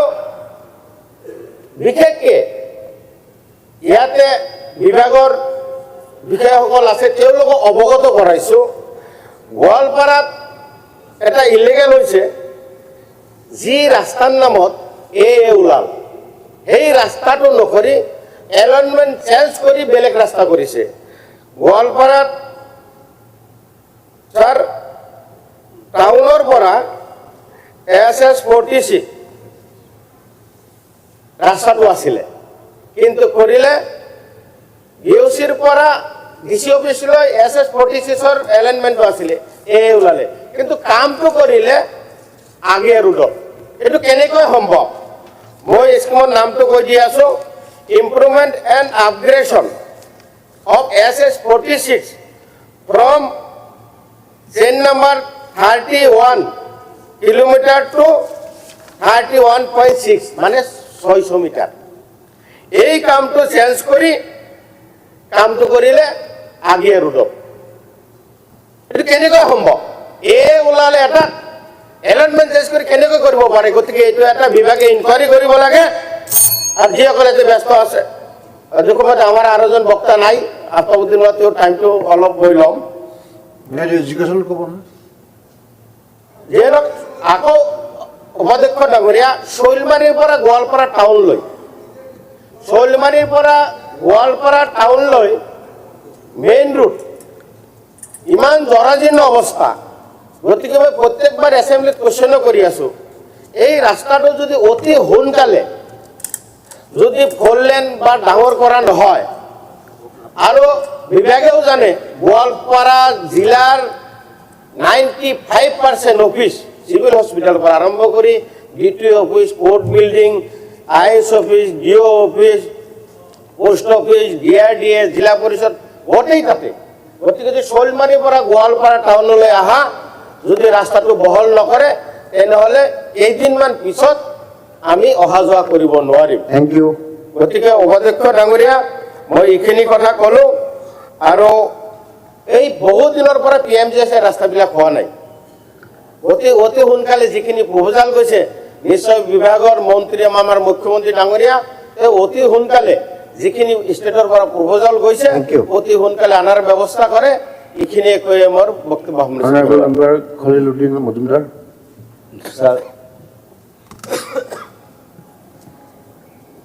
মাননীয় অধ্যক্ষ মহোদয় PWD ডিপার্টমেন্টটো বহুত গুরুত্বপূর্ণ ডিপার্টমেন্ট একচুয়ালি আমাদের বরাকবেলিত বিশেষ করে বদরপুর থেকে শিলচর যেটা রোড আছে সেই রোডের অবস্থা খুব খারাপ বিশেষ করে বিভিন্ন সময় বিভিন্ন দুর্ঘটনা হয় সেই দুর্ঘটনার অনেক মানুষও মারা গেছে CNS 37 এবং দলেশ্বর থেকে বৈরবী যেটা রাস্তা কেন বিশেষ করে রাস্তার অবস্থা বহুতই খারাপ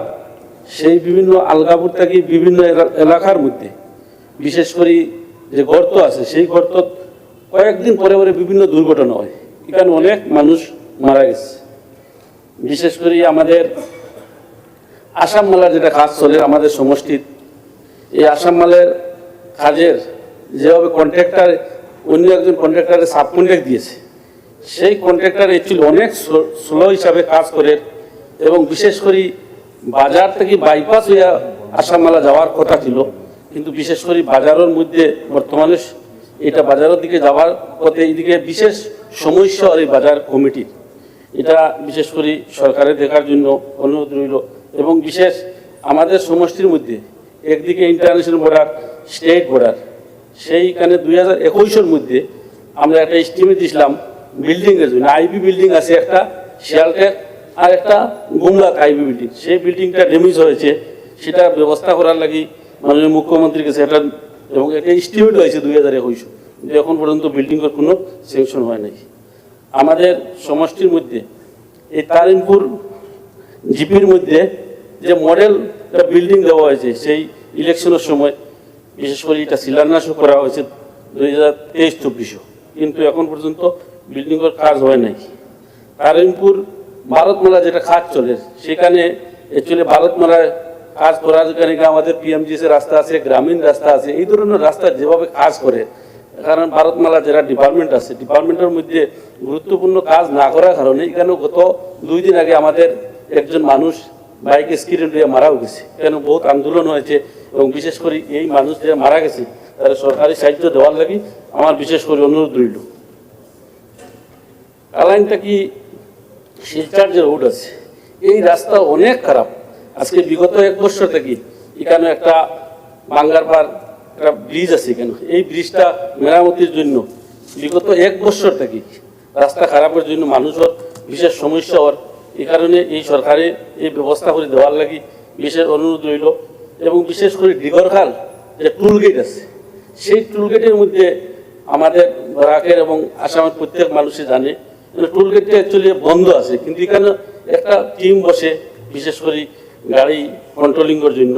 এবং চেকিংয়ের জন্য এখানে বিশেষ যে জাম লাগে এখানে দেখা গেছে অ্যাম্বুলেন্স থেকে লিয়ে বহুত ধরনের জাম থাকার কারণে গত কয়েকদিন আগে অ্যাম্বুলেন্সের একটা বাচ্চা পর্যন্ত মারা গেছে 4 ঘন্টা 5 ঘন্টা 10 ঘন্টা পর্যন্ত ব্লক থাকে বিশেষ করে রাজাটিলা থেকে আমাদের আমতলা ভারত বাংলাদেশ বর্ডার যেটা রাস্তা আছে এখানে রাজাটিলার এখানে রাস্তা খারাপ থাকার জন্য বিশেষ করে এই রাস্তার লাগে বর্ডার BSF যাওয়া বিভিন্ন সমস্যা থাকে এটা ব্যবস্থা করি দেওয়ার জন্য এবং বিশেষ RID-বর 24-25 আমাদের সমষ্টির একটা টেন্ডার হয়েছিল 10 কোটি টাকার বিশেষ করে আজকে পর্যন্ত অন্য সমষ্টির সব টেন্ডার কন্ট্রাক্টরদের দেওয়া হয়েছে কিন্তু এই টেন্ডার এখন পর্যন্ত কোনো ফাইনাল করা হয় নাই বিশেষ করে আমাদের বরাকবেলির মধ্যে বিশেষ গণিরগ্রাম এলাকার মধ্যে এটা ডিমান্ড কমিটি একটা বরাকও একটা ব্রিজ বিশেষ বিভিন্ন কয়েক বছর থেকে আন্দোলন হওয়ার সেই আন্দোলনের জন্য বিশেষ করে অনেক দাবি করেছে বিশেষ করে এই ব্রিজ দেওয়ার জন্য বরাকের বিভিন্ন সমস্যা থাকে এই ব্রিজ যদি গণিরগ্রাম এলাকা হয় আমাদের বরাকবেলির লাগে বিশেষ করে বিভিন্ন সমস্যা দূর থাকবে এবং বিশেষ করে আজকে আমাদের সমষ্টি অনেক রাস্তার দরকার অনেক ব্রিজের দরকার আছে বিশেষ করে আমাদের কয়েক বছর থেকে আমাদের সমষ্টির মধ্যে একটা বালিবন এলাকার মধ্যে বহুত স্টিমেট দেওয়া হয়েছে, বারবার স্টিমেট দেওয়ার পরেও এখন পর্যন্ত সেই ব্রিজটা হয় নাই। বিশেষ করে আরও আমাদের সমস্যা, বিভিন্ন রাস্তার সমস্যা আছে, গ্রামীণ রাস্তার সমস্যা আছে। সেই রাস্তা পিডাব্লিউ ডিপার্টমেন্ট অত্যন্ত গুরুত্বপূর্ণ। সেই হিসাবে প্রত্যেক রাস্তা, কারণ বর্ডার ডেভেলপ বিগত 4 বছর থেকে এখন পর্যন্ত কোনো বর্ডার ডেভেলপমেন্ট ফান্ড দেওয়া হয় নাই। বিশেষ করে সরকারের কাছে দাবি করি আর যে বর্ডার ডেভেলপ দেওয়া না সরকার, পিডাব্লিউ ডিপার্টমেন্ট থেকে আমাদের সমষ্টির বিভিন্ন সমস্যা আছে, রাস্তার সমস্যা, সেই রাস্তা ব্যবস্থা হয়ে দেওয়ার জন্য অনুরোধ রইল মন্ত্রী মহোদয়। ধন্যবাদ। অনারেবল মেম্বার কমলাক্ষর দেবপুর কাষ্ট। মাননীয় 2 মিনিট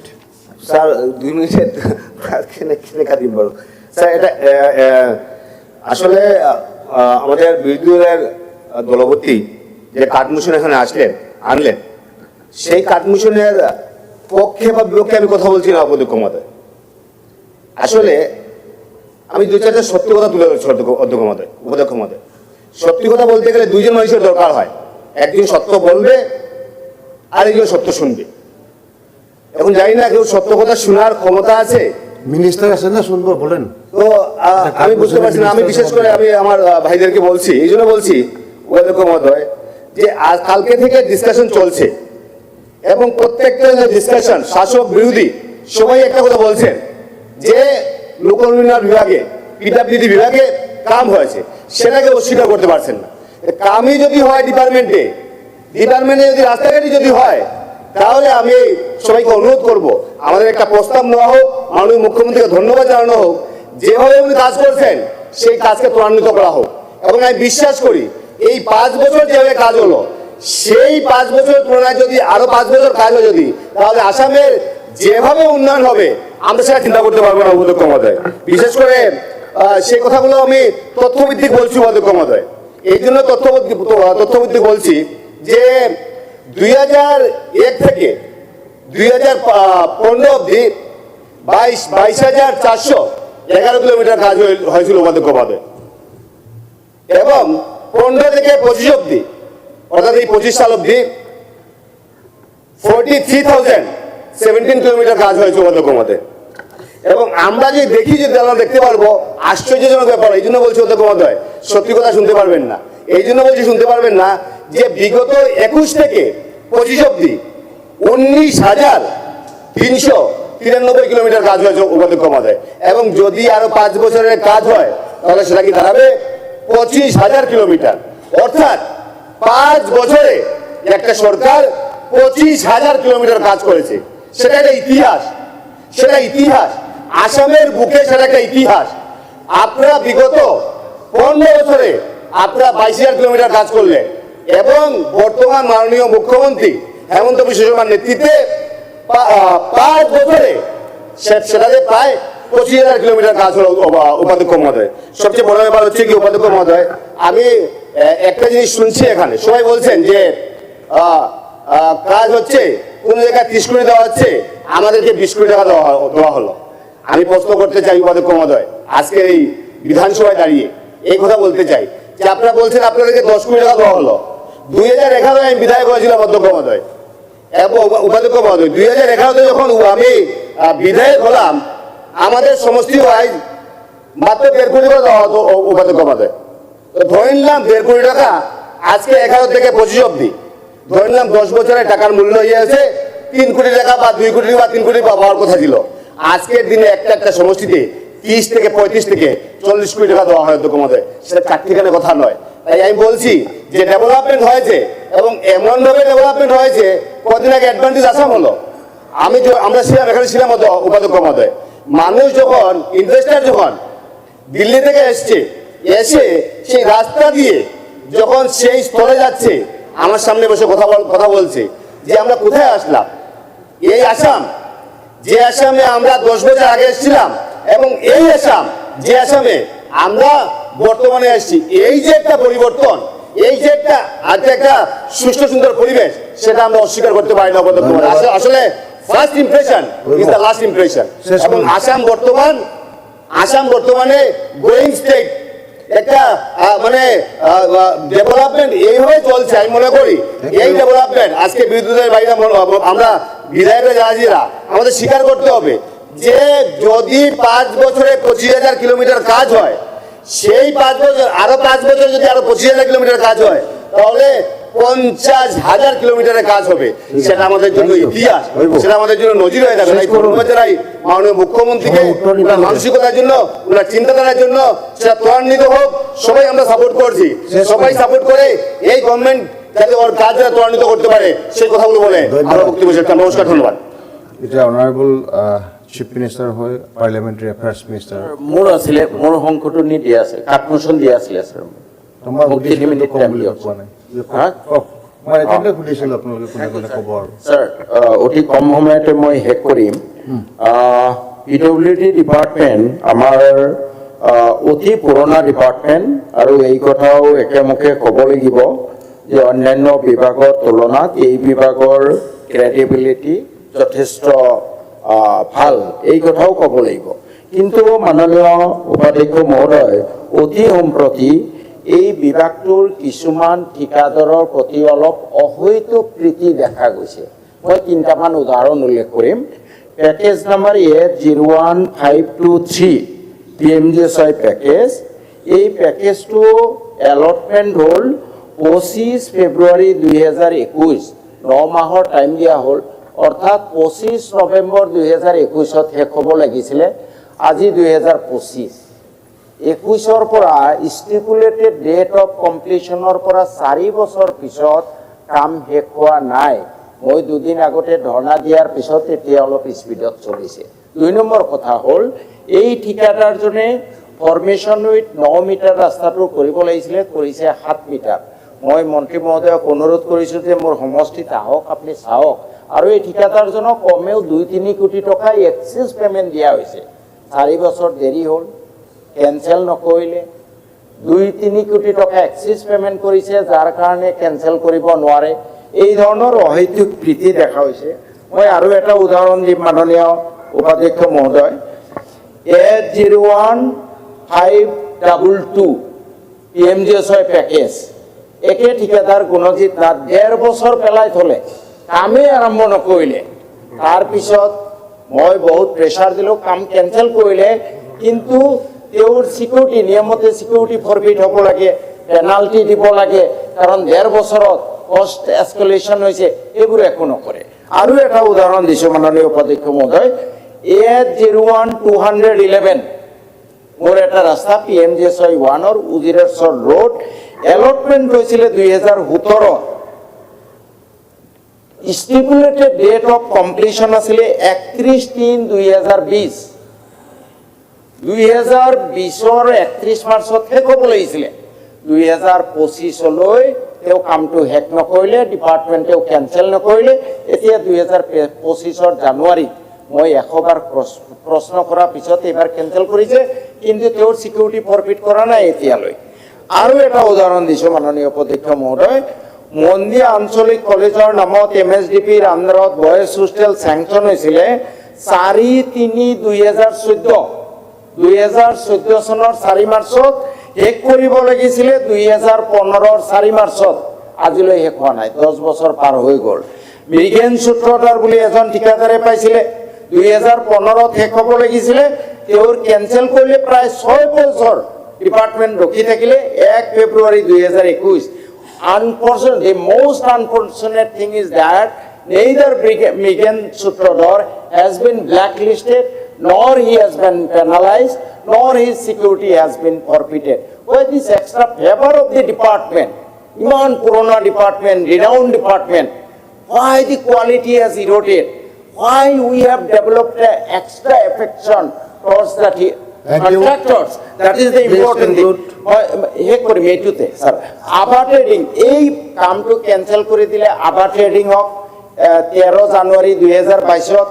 ষ্টিপুলেটেড ডেট অফ কমপ্লিশ্যন আছিলে 13/1/2023, আজিলৈ হোৱা নাই। তাতোকৈ ডাঙৰ কথা, কাম কেঞ্চেল কৰিলে অৰিজিনেল প্ৰভিজনটো ডিক্ৰিজ হ'ব নোৱাৰে। But in case of this work, just to favor the contractor, the original provision has been decreased, which is against the provision of the contract. গতিকে মই মাননীয় উপাধ্যক্ষ মহোদয় অনুৰোধ জনাম যে এই ডিপাৰ্টমেণ্টৰ সুখ্যাতি আছে, সুনাম আছে ব্ৰিটিছৰ দিনৰ পৰা। এই সুনাম আজি কিয় ইৰোড হৈছে? আমাৰ মুখ্যমন্ত্ৰী, স্বয়ং মুখ্যমন্ত্ৰী মহোদয় ইয়াৰ দায়িত্বত আছে। আপোনালোকে মই মাননীয় উপাধ্যক্ষ মহোদয়ৰ জৰিয়তে মুখ্যমন্ত্ৰী PWD মন্ত্ৰীক অনুৰোধ জনাম, please look into all these things. Why department has developed extra sympathy for some contractors? Okay. What is the reason? Thank you. এইখিনি কৈ Honorable Minister.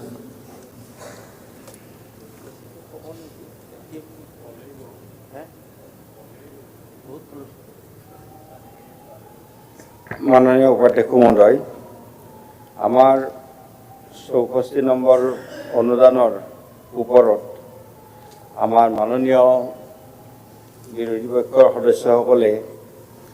যিটো কাটমোচন আনিছে আৰু কাটমোচন আনি তেখেতসকলে বিভিন্ন দিশ আলোচনা কৰিছে আৰু আমাৰ শাসক পক্ষই আলোচনা কৰিছে, ভাগ লৈছে এই কাটমোচনৰ এই ডিবেটত। গতিকে ইয়াতে আপোনাসকলে বিভিন্ন ধৰণৰ পৰামৰ্শ আগবঢ়াইছে আৰু এই পৰামৰ্শবিলাক আমাৰ বিভাগৰ তৰফৰ পৰা, PWD বিভাগৰ তৰফৰ পৰা এইবিলাক নোট কৰি থোৱা হৈছে। এতিয়া আজি আমাৰ আটাইতকৈ ডাঙৰ কথাটো হ'ল যে এখন ৰাজ্য বা এখন দেশ যদি আগবাঢ়ি যাব লাগে তেতিয়াহ'লে ৰাজ্যখনৰ কানেক্টিভিটি নিশ্চয় উন্নত হ'ব লাগিব, আৰু কানেক্টিভিটি উন্নত যদি নহয় তেতিয়াহ'লে এখন ৰাজ্য বা এখন দেশ উন্নতিৰ দিশত আগবাঢ়ি যাব নোৱাৰে। আৰু সেইকাৰণে কি হয় যে ৰাস্তা ঘাটৰ বা আমাৰ কানেক্টিভিটিৰ ক্ষেত্ৰত আমাৰ ৰাজ্যখন, আমি এখন লেণ্ডলক ৰাজ্য হিচাপে আছিলোঁ। স্বাধীনতাৰ আগত আমি ধনী ৰাজ্য আছিলোঁ আৰু স্বাধীনতাৰ পিছত আমি দুখীয়া ৰাজ্যলৈকে গ'লোঁ। আৰু দুখীয়া ৰাজ্যলৈকে আমি এইকাৰণে হ'লোঁ যে স্বাধীনতাৰ আগত আমাৰ পাৰ কেপিটা ইনকাম নেশ্যনেল পাৰ কেপিটা ইনকামৰ ওপৰত আছিল উপাধ্যক্ষ মহোদয়। স্বাধীনতাৰ পিছত আমাৰ স্বাধীনতাৰ আগত আমাৰ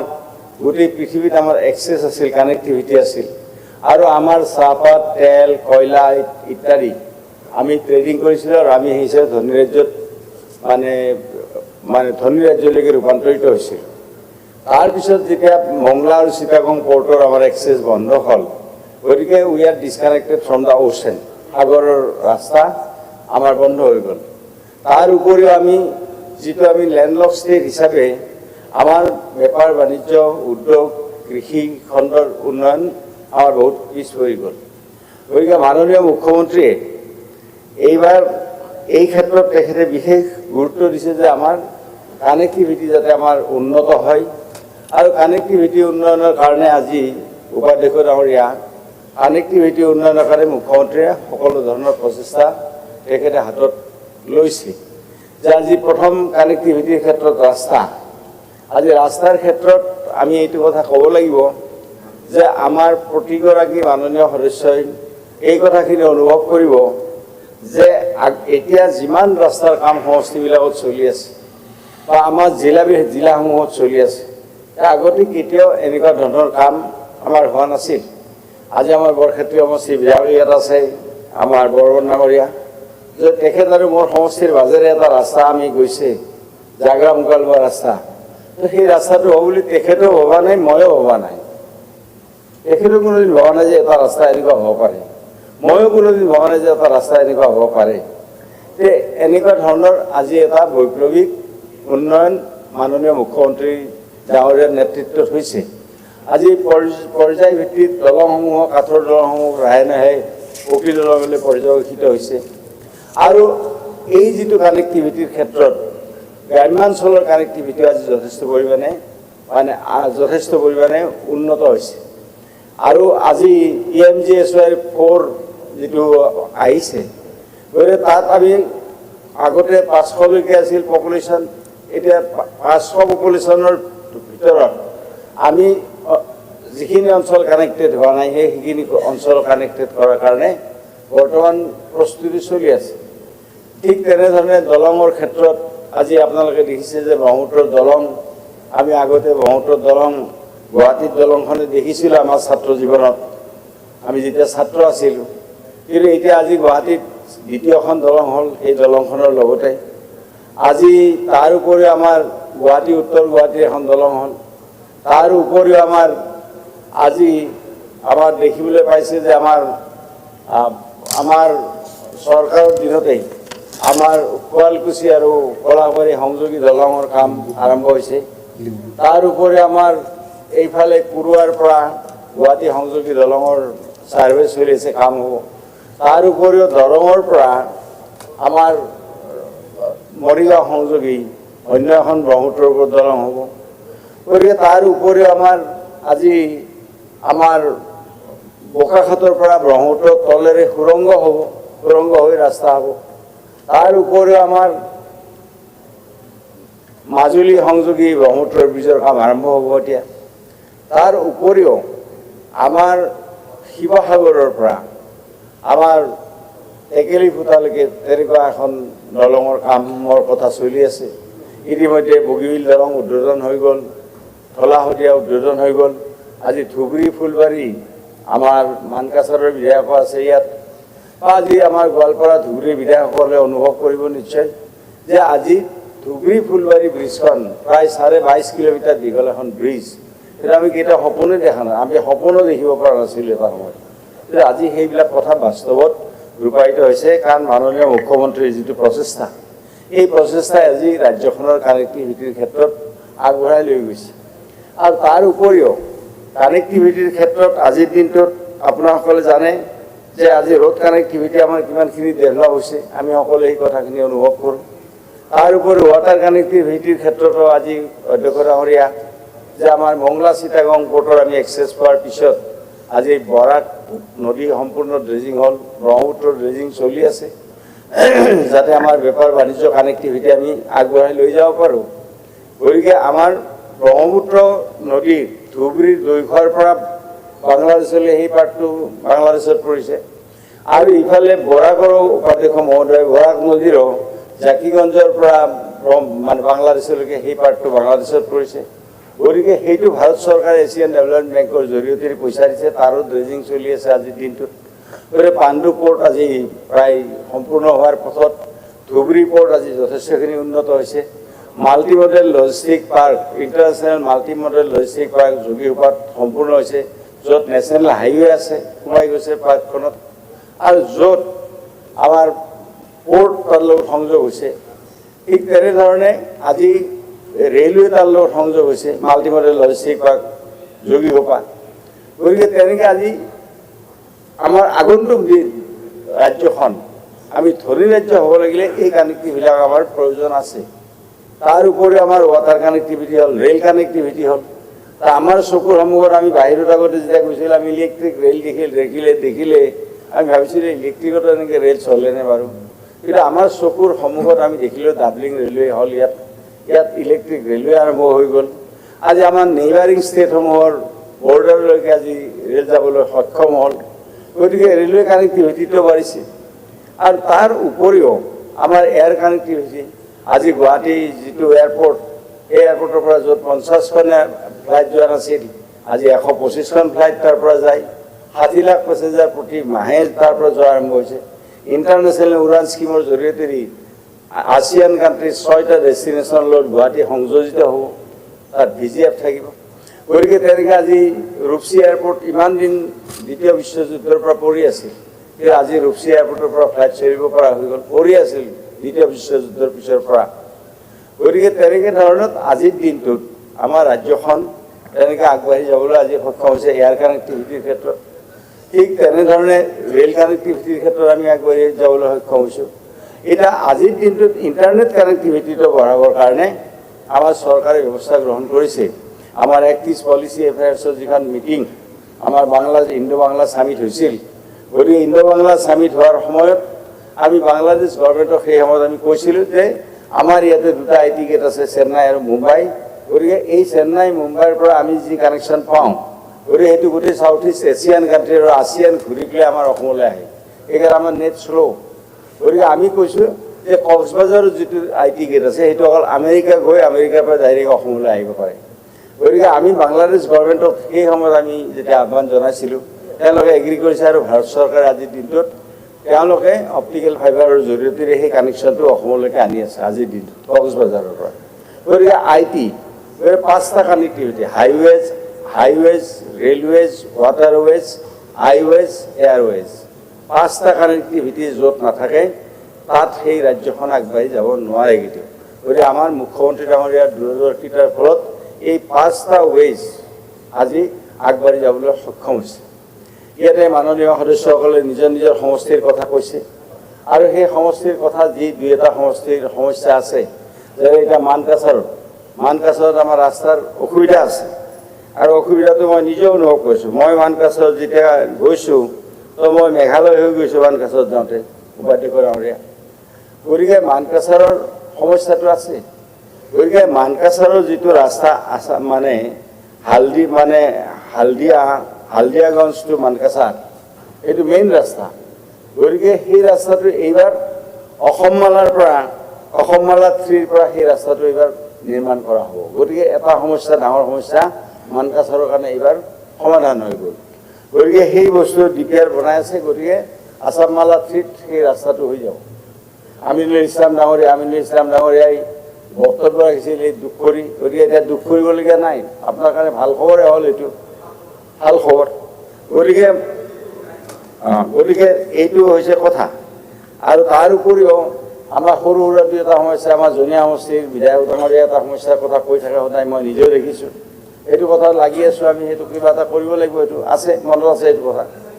নাই জানিছোঁ, মনত আছে, মোৰ মনত পূৰা আছে।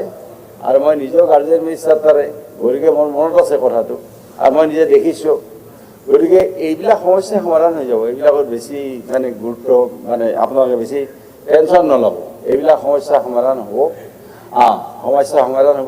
আমাৰ গৌৰীপুৰৰ বিধায়কে কৈছে যে মুখ্যমন্ত্ৰী ডাঙৰীয়াই মোক আৰু অলপমান যদি পইচা দিয়ে মোৰ কাৰণে বৰ ভাল হয়, নহ'লে বিলাচীপাৰা পশ্চিম যিটো তাৰে বেছিভাগ এৰিয়া আমাৰ ইয়াত আহিল। গতিকে বহুত ডাঙৰ হৈ গ'ল। অলপ মুখ্যমন্ত্ৰী ডাঙৰীয়াই যদি অলপমান যদি অনুগ্ৰহ কৰি দিয়ে তো তেতিয়া আমাৰ ভাল হয়। এনেকৈ তেখেতে গৌৰীপুৰৰ বিধায়কে কথাটো কৈছে মোক। যিহেতুকে কৈছে কথাটো মুখ্যমন্ত্ৰী ডাঙৰীয়াক দৃষ্টিগোচৰ মই কৰিম নিশ্চয়। মই আপোনাক এচিয়ৰ কৰিছোঁ এইটো কথা যে মুখ্যমন্ত্ৰী ডাঙৰীয়াক দৃষ্টিগোচৰ মই কৰিম। গতিকে সেইটো কথা জানিছোঁ। আপুনি 3 কোটি কৈছে আপুনি, আৰু 3 কোটি কৈছে, মই পাহৰি নাযাওঁ নহয়। গতিকে আজি 5 কোটি কৰি দিলে নহ'ব, মই কমহে মুখ্যমন্ত্ৰীহে দিব, মইতো দিব নোৱাৰোঁ। প্লিজ। আৰু শুনক, আপোনাৰ সমষ্টিৰ যিখন দলং আপোনাৰ সমষ্টিৰ, এই দলংখন মোৰ মনত আছে। আৰু মই জানো মুখ্যমন্ত্ৰী ডাঙৰীয়াৰ লগত মই আলোচনা সহায় কৰিম বুলি মন্ত্ৰী উৎসাহ দিছে, আপুনি আৰু কিয় হেৰি কৰে? নাই ভাল পাই থাকিলে নহ'ব, উত্তৰটো দিব দিয়ক। নাই, মুজিব ডাঙৰীয়া অলপ গাৰ্জেন মন্ত্ৰী আছিলোঁতো, সেইকাৰণে অলপ মোকো মৰম কৰে, ময়ো অলপ মৰম কৰোঁ তেওঁলোকক। গতিকে সেইকাৰণে অলপ দেখাৰ কয়। তাৰ পিছত দলং এখন প্ৰয়োজন আছে তাতে, আমি 2টা গৈছোঁ সেই দলংখন চাবলৈ। আৰু সেই নদীটো বৰ ভয়ংকৰ নদী, কোনফালে কেতিয়া সোঁত লৈ গুচি যায় ধৰিব নোৱাৰি নদীখন, নহয় জানো? তেনেকুৱা হয়, ডাঙৰ নদী না। গতিকে যিফালে গুচি যায় দেখোঁ মই নদীখন। দলং ক'ত বনাব? দলং বনাবতো লাগিব, নহ'লে এটা বিৰাট ডাঙৰ ডিছকানেকশ্যন হৈ আছে, সেই that part and this part. আৰু খুব খহনীয় হয়, কিন্তু গোটেই বছৰটো নহয়, অকল বাৰিষাৰ সময়ত হয়। আৰু বানপানীও বেছি সেইটো নহয়, এইখন নৈয়ে কৰে। গতিকে সেই কথাখিনি মুখ্যমন্ত্ৰী ডাঙৰীয়াই অৱগত কৰিছোঁ আৰু কৰিম আপোনাৰ হৈ, এইখিনি কথা ক'লোঁ। আৰু বাকী মাননীয় সদস্যসকলে যিখিনি সমস্যাৰ কথা কৈছে, এইখিনি আমাৰ PWD বিভাগৰ অফিচাৰসকল আছে ইয়াতে, উচ্চপদস্থ বিষয়াসকল, তেওঁলোকে গোটেইখিনি কথা নোট কৰি লৈছে। খালি মই মানকাছাৰৰ 2-এটা কথা মই উল্লেখ কৰিলোঁ এইকাৰণে যে মানকাছাৰৰ বিধায়কে অলপ দুখ কৰি কৈছে যে তেওঁৰ ফালে ৰাস্তা নাই, সঁচাকৈ ৰাস্তা নাই। কাৰণ আমি গোৱালপাৰাৰ হৈ যেতিয়া আমি যাওঁ, মাজত মেঘালয় পৰে, একদম বেয়া ৰাস্তাখিনি, আৰু তাত যাই পোৱাটোৱে টান। তো মই মাজতে এবাৰ গৈছিলোঁ পাৰ্থক্য ডাঙৰীয়া, তো মই মেঘালয় হৈ গৈছোঁ, উপায় নাই। অৱশ্যে মই যোৱাৰ কাৰণে এটা লাভ হ'ল যে মই ট্ৰান্সপৰ্ট মিনিষ্টাৰ আছিলোঁ তেতিয়া। গতিকে তাতে তাৰ দ্বিতীয় অফিচ নাছিল, গতিকে তেওঁলোকে মেঘালয়ত ৰেজিষ্ট্ৰেশ্যন কৰিছিল। গতিকে মই গৈ পেলাই সেই সময়ত দ্বিতীয় অফিচ ঘোষণা কৰি দিলোঁ, দ্বিতীয় পষ্টিং কৰিলোঁ, দ্বিতীয় অফিচটো তাতে মানকাছাৰত হৈ গ'ল। গতিকে এইবাৰ ৰাস্তাটো তেখেতসকলৰ হ'ব। গতিকে বাকী যিমানখিনি সমস্যা আমাৰ মাননীয় সদস্যসকলে কৈছে, গতিকে পৰ্যায়ভিত্তিক এই কামবিলাক আজি আগবাঢ়ি গৈ আছে আৰু পৰ্যায়ভিত্তিক কামবিলাক আগবাঢ়ি গৈ থাকিব। উপাধ্যক্ষ ডাঙৰীয়া, 2-এটা কথা ইন প্ৰিন্সিপল আমাৰ পিডব্লিউ বিভাগৰ পৰা কোৱা দুই এটা কথা মই ক'ব বিচাৰিছোঁ। এইটো হ'ল যে দুৰ্গম এলেকাসমূহ সংযোগ কৰিবলৈ, বিচ্ছিন্নতা আঁতৰাবলৈ, বাণিজ্যৰ সুবিধা প্ৰদান কৰিবলৈ, কৰ্মসংস্থানৰ নতুন পথ মুকলি কৰাত সহায় কৰিবলৈ শক্তিশালী পথৰ আন্তঃগাঁথনি গঢ়ি তোলাৰ এক পদক্ষেপৰ অধীনত অসম চৰকাৰে বিভিন্ন পুঁজিৰ জৰিয়তে ৰাজ্যখনৰ পথৰ আন্তঃগাঁথনি নিৰ্মাণৰ ক্ষেত্ৰত সম্পদ বিনিয়োগ কৰিছে, য'ত SOPD, নাবাৰ্ড, RIDF আৰু বহিৰ সাহায্যপ্ৰাপ্ত প্ৰকল্প, কেন্দ্ৰীয় খণ্ড আৰু কেন্দ্ৰীয় পৃষ্ঠপোষকতাত আঁচনি আদি অন্তৰ্ভুক্ত কৰা হৈছে। গতিকে আজিৰ দিনটোত আমাৰ বহুতে কয় যে আমাৰ চৰকাৰে বহুত লোন লৈছে, গতিকে আমাক ইফালে ৰাস্তাও লাগিব, কানেক্টিভিটিও লাগিব, আৰু লোনটো যে লয়, লোনটোতো এনেই খুজিলে লোনটো নাপায়, দৰখাস্ত দিলেতো লোন নাপায়। লোন আমাৰ GDPৰ ওপৰত নিৰ্ভৰ কৰিহে লোন পাব। বা আজি যদি আমি কম্পেয়াৰ কৰোঁ লোনৰ ক্ষেত্ৰত, যে ভাৰতবৰ্ষৰ বহুত ৰাজ্যতকৈ আমি বহুত তলত আছোঁ লোন লোৱাৰ ক্ষেত্ৰত। গতিকে আমি সম পৰিমাণে মুখ্যমন্ত্ৰী ডাঙৰীয়া যিটো প্ৰচেষ্টা যে 5খন ভাৰতৰ মানে শক্তিশালী ৰাজ্যৰ ভিতৰত অসমখনো হ'ব লাগে, তেখেতৰ যিটো এই ইচ্ছাটোৰ ক্ষেত্ৰত তেখেতে আচল যিটো বুনিয়াদ গঢ়ি তুলিব লাগে, ইনফ্ৰাষ্ট্ৰাকচাৰটো গঢ়ি তুলিব লাগে, কানেক্টিভিটিটো গঢ়ি তুলিব লাগে। গতিকে এই কানেক্টিভিটিৰ ক্ষেত্ৰত মুখ্যমন্ত্ৰীয়ে এটা বৈপ্লৱিক পদক্ষেপ লৈছে। মই আগতে ক'লোঁ যে 5টা কানেক্টিভিটি, হাইৱেজ, এয়াৰৱেজ, ৱাটাৰৱেজ, তাৰপিছত ৰেলৱেজ আৰু আইৱেজ, এই 5টা ৱেজ। আৰু মুখ্যমন্ত্ৰী ডাঙৰীয়াই এই 5টা ৱেজৰ ক্ষেত্ৰতে মুখ্যমন্ত্ৰী ডাঙৰীয়াই এটা বৈপ্লৱিক পৰিৱৰ্তন ৰাজ্যখনত আনিবলৈ তেখেত আজি সক্ষম হৈছে। গতিকে সেই ক্ষেত্ৰত আমাৰ বিৰোধী পক্ষৰ আপোনালোকে কাঠমোচন আনি নিজৰ নিজৰ সমষ্টিৰ দুই এটা কথা আপোনালোকে ক'ব, কোৱাটোত কোনো আপত্তি নাই, আৰু ক'ব লাগিব সমষ্টিৰ সমস্যা। গতিকে আজি আপোনালোকে কাঠমোচন আনি সমস্যাবিলাকৰ কথা কৈছে, ভাল কৈছে, ভাল পৰামৰ্শও কিছুমানে দিছে, সেইটো ভাল হৈছে। কিন্তু আপোনালোকে ৰাজ্যখনৰ এই আন্তঃগাঁথনি আৰু কানেক্টিভিটিৰ মানে উন্নয়নৰ কাৰণে গতিকে আপোনাসকলে মুখ্যমন্ত্ৰী ডাঙৰীয়াৰ হাত শক্তিশালী কৰিব লাগিব, আৰু আপোনালোকে চৰকাৰখনৰ লগত সহযোগিতা নিশ্চয় উন্নয়নৰ ক্ষেত্ৰত আপোনালোকে আগবঢ়াব লাগিব, ৰাজনৈতিকভাৱে যিয়ে নাথাকক। ধন্যবাদ। একোৱেই উপাধ্যক্ষ ডাঙৰীয়া। 2 নম্বৰ কথা হ'ল কি যে 2023 চনত ৰোড নেটৱৰ্ক মাষ্টাৰ প্লেন বনোৱা হৈছে,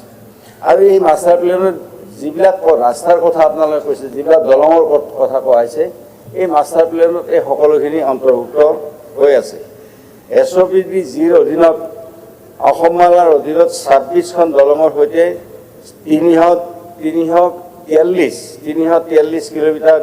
দ্ৰুতবেগী যোগাযোগ পথ উন্নয়নৰ বাবে লোৱা হৈছে। তাৰ ভিতৰত 312 কিলোমিটাৰ পথৰ কাম আৰু 19খন দলঙৰ কাম ইতিমধ্যে সম্পূৰ্ণ হৈছে। এই আঁচনিৰ বাবে 2025-26 বাজেটত 285 কোটি টকা ধাৰ্য কৰা হৈছে, আৰু তাৰ উপৰিও বাহ্যিক সাহায্যপ্ৰাপ্ত ASEAN ইনফ্ৰাষ্ট্ৰাকচাৰ ইনভেষ্টমেণ্ট বেংক আৰু Assam secondary road improvement project আৰু ASEAN ডেভেলপমেণ্ট বেংক পুঁজিৰে আসামত আমাৰ ASCCIP অসম মালাৰ আঁচনিৰ অংশ হিচাপে ৰূপায়ণ কৰি থকা হৈছে, যাৰ জৰিয়তে আমাৰ নেটৱৰ্কটো আৰু বেছিকৈ বাঢ়ি যাব। দ্বিতীয় কথা হ'ল কি যে ওপৰত উল্লেখ কৰা যিটো ASRIP প্ৰকল্পৰ অধীনত সোৱণশিৰি আৰু লুইত নদীৰ ওপৰত 2খন দলঙৰ লগতে 247 কিলোমিটাৰ দৈৰ্ঘ্যৰ পথৰ কাম হাতত লোৱা হৈছে, আৰু ASCCIPৰ অধীনত 312 কিলোমিটাৰ দৈৰ্ঘ্যৰ পথৰ কাম হাতত লোৱা হৈছে। এই 2খন আঁচনিৰ বৰ্তমান সামগ্ৰিক অগ্ৰগতি যদি আমি চাওঁ, তেতিয়াহ'লে মানে এই অগ্ৰগতি হৈছে 33% আৰু 28%। 2025-26 চনৰ বাজেটত ASRIPৰ আঁচনিৰ বাবে 700 কোটি টকা মানে আঁচনিৰ বাবে 700 কোটি টকা ধৰা হৈছে, আৰু সেই 700 কোটি টকা ইতিমধ্যে 500 কোটি টকা ধাৰ্য কৰা হৈছে, তাৰমানে এডমিনিষ্ট্ৰেটিভ এপ্ৰুভেল দিয়া হৈছে। অসমমালা 2.0 নিডা আৰু নাবাৰ্ডৰ ঋণ সাহায্যপ্ৰাপ্ত 996 কিলোমিটাৰ পথ বহল কৰাৰ সৈতে উন্নতিৰ কাম হাতত লোৱা হৈছে আৰু কাম চলি আছে। এই আঁচনিৰ জৰিয়তে 2025-26 বাজেটত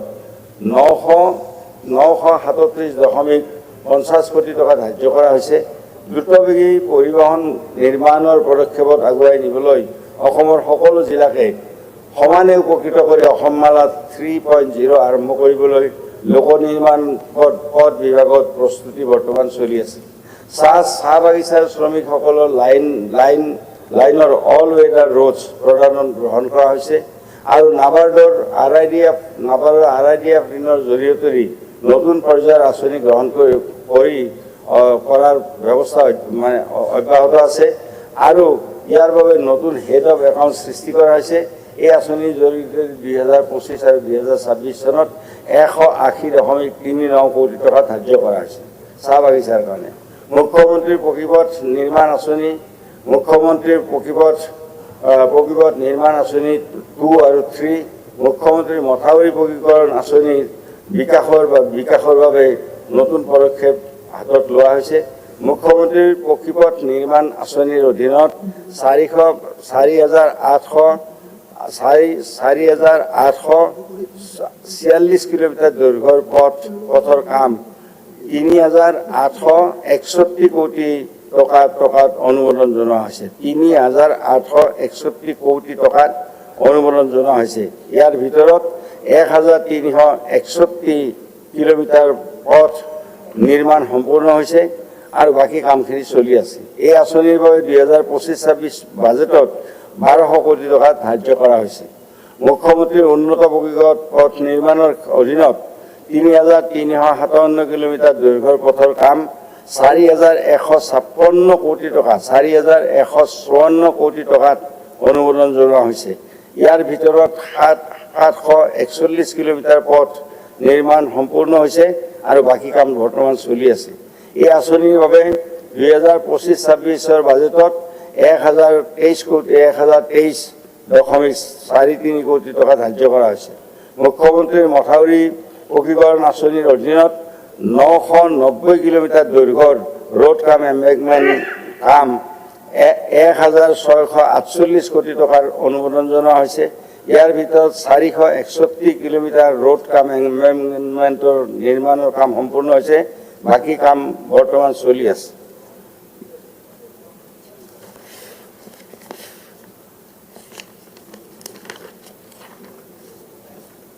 আঁচনিৰ বাবে প্ৰয়োজনীয় আবণ্টন 2025-26 সাধাৰণ বাজেটত RIDF-ৰ ধাৰ্যৰ বাবে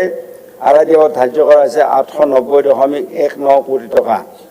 মুখ্যমন্ত্ৰীৰ পথ নৱীকৰণ আঁচনিৰ অধীনত 3,555 কিলোমিটাৰ পিৰিয়ডিক ৰিনুৱেলৰ কাম 709 কোটি টকাৰ অনুমোদন জনোৱা ইতিমধ্যে হৈছে আৰু তাৰ ভিতৰত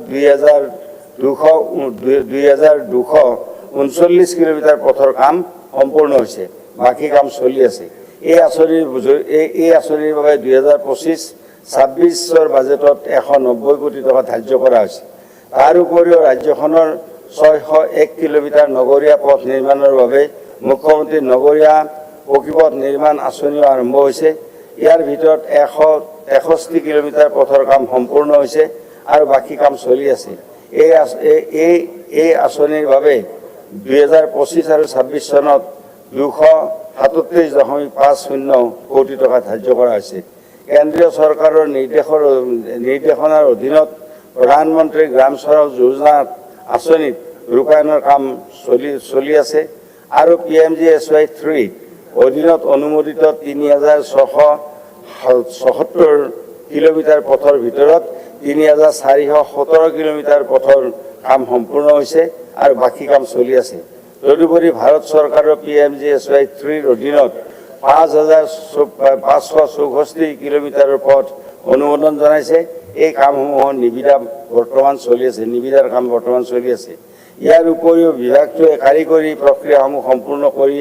PMGSY 4 ৰূপায়ণৰ প্ৰস্তুতি চলাই আছে। প্ৰায় 4,000 অসংলগ্ন গ্ৰাম্য ব্যৱস্থা PMGSY এই শাখাৰ অধীনত অল ৱেডাৰ ৰোডছৰ দ্বাৰা সংযুক্ত হোৱাৰ আশা আছে। এই আঁচনিৰ বাবে 2025 আৰু 26 চনত 200 কোটি টকা ধাৰ্য কৰা হৈছে। ব্ৰহ্মপুত্ৰ নদীৰ ওপৰতো পলাশবাৰী শুৱালকুছি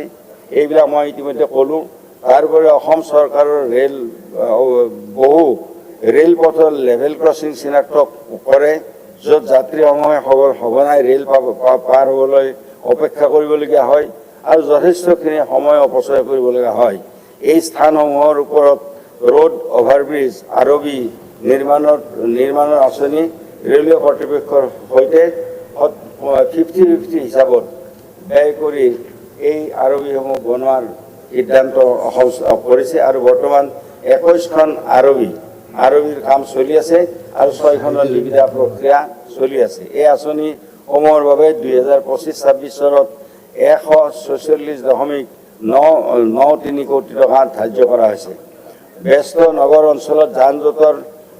হ্ৰাস কৰিবলৈ উৰণীয়া সেতু নিৰ্মাণৰ বৃহৎ প্ৰকল্প কাম চলি আছে। গুৱাহাটী GNB ৰোড বা cycle factory junction, Jorhat AT road আৰু ডিফুৰ DLHSৰ ওপৰত উৰণীয়া সেতুৰ কামো চলি আছে। গতিকে উপাধ্যক্ষ মহোদয়, গতিকে এতিয়া PWD বিভাগৰ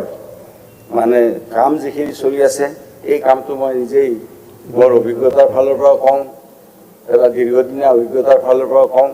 যে PWD বিভাগত মাননীয় মুখ্যমন্ত্ৰীৰ নেতৃত্বত এটা বৈপ্লৱিক পৰিৱৰ্তন PWD বিভাগত আহিছে আৰু এই বৈপ্লৱিক পৰিৱৰ্তনে অসমখনক আৰু বহুখিনি আগবঢ়াই লৈ যাব। গতিকে মই মাননীয় সকলো সদস্যকে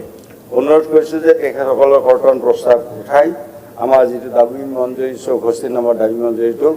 আমাৰ সদনত যাতে গৃহীত হয় তাৰ কাৰণে অনুৰোধ জনাওঁ। ধন্যবাদ। এতিয়া মাননীয় সদস্য দেৱব্ৰত শইকীয়া আৰু সহযোগীসকল, হাফিজ বছিৰ আহমেদ আৰু সহযোগীসকল, মনোৰঞ্জন তালুকদাৰ, অখিল গগৈ, চেয়াৰমেন আলী আহমেদ,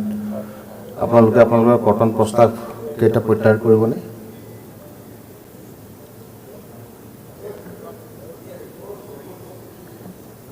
মাননীয় উপাধ্যক্ষ ডাঙৰীয়া, মাননীয় মন্ত্ৰী ডাঙৰীয়াৰ হৈ সংসদীয় পৰিক্ৰমা বিভাগৰ মন্ত্ৰী ডাঙৰীয়াই উত্তৰ দিছে আৰু গোটেইখিনি কথা তাত উল্লেখ কৰিছে। আমাৰ ফালৰ পৰা কেইটামান কথা স্পষ্টভাৱে আমি বিভাগক পৰামৰ্শ বা মন্ত্ৰী ডাঙৰীয়াৰ পৰা জানিব বিচাৰিছিলোঁ যে যিসমূহ কেঁচা কাঠৰ দলং এতিয়ালৈকে পকীকৰণ হোৱা নাই, যিহেতু ৰাজ্য চৰকাৰখনে পূৰ্বতেও ঘোষণা কৰিছিল যে 1000 কাঠৰ দলং পকী কৰিব আৰু কাঠৰ দলং নাথাকিব, সকলো পকী হ'ব। সাধাৰণতে কাঠৰ দলং থকাৰ লগে লগে আজিকালি কাঠৰো মানদণ্ড বেয়া হৈ গৈছে, যথেষ্ট যাতায়াত, গোটেই ৰাস্তা ভালে আছে, মাজত কাঠৰ দলং 20-30 মিটাৰ বা 40 মিটাৰ 50 মিটাৰ কাঠৰ দলং বেয়া হৈ পকা দলং হ'ব লাগে। 2 নম্বৰ, আৰু আমাৰ এটা কথা আছিল যে যোৱা বানপানীৰ সময়ত যিখিনি ৰাস্তা ঘাটৰ ক্ষতিসাধন হ'ল, ক্ষতিগ্ৰস্ত হ'ল, FDR-FDR-ৰ পৰা এতিয়ালৈকে কোনো ধৰণৰ অনুমোদন লাভ কৰা নাই। তেওঁলোকে কোনো টকা পইচা বা স্কিমৰ নামত কোনো ধৰণৰ টকা পইচা চেংচন দিয়া নাই। যিহেতু PWD ডিপাৰ্টমেণ্টৰ ৰাস্তা ঘাট বেয়া হৈছে, এই ক্ষেত্ৰত বিভাগে এই বানপানীত ক্ষতিগ্ৰস্ত ৰাস্তা ঘাটৰ কাৰণে বিশেষ ব্যৱস্থা ল'বনে নাই। 3 নম্বৰ যিখিনি কথা হৈছে যে আমাৰ সন্মানীয় বিধায়কসকলে বিৰোধী দলৰ বিধায়কসকলৰ সমষ্টিসমূহত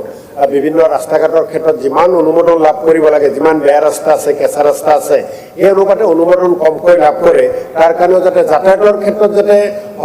সকলোকে সমান চকুৰে চোৱা যায়, এই ক্ষেত্ৰতো দাবী আছিল। গতিকে এই কথাখিনি মাননীয় মন্ত্ৰী ডাঙৰীয়াৰ পৰা জানিব বিচাৰিছোঁ আৰু আহি থকা দিনত যাতায়াত ব্যৱস্থা অধিক সুচল কৰক, তাৰ প্ৰতি আহ্বান জনাই আমাৰ কৰ্তন প্ৰস্তাৱ আমি উঠাই লৈছোঁ। ধন্যবাদ।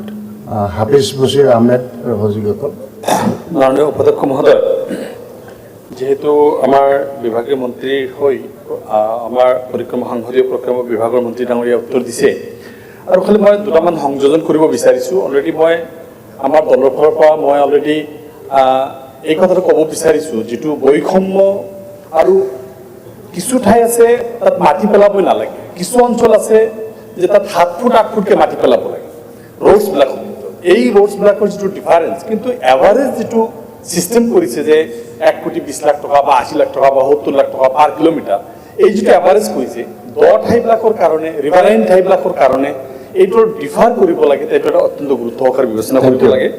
দ্বিতীয় কথা হ'ল, মই মোৰ যিটো মানকাচৰ সমষ্টিৰ কথাটো আনিছিলোঁ, মানকাচৰ সমষ্টিৰ কথাটো অলপ বিশেষ গুৰুত্ব এটা দিবৰ কাৰণে মই অনুৰোধ কৰিম। গুৰুত্ব দিছে, আপুনি নাছিলে এইটো উত্তৰ দিয়াৰ সময়ত। হয়। এইটো কৰিব লাগে এইখিনি কৈ আৰু যিহেতু এইখিনি কৰিছা যিখিনি সংশোধনী কৰিব লাগে যিখিনি প্ৰস্তাৱ বিভিন্ন বিভাগৰ পৰা আহিছে এইখিনি সংশোধনী কৰাৰ প্ৰতিশ্ৰুতি দিছে এইখিনি কৰিলে ভাল হ'ব আৰু সেইকাৰণে আমি আমাৰ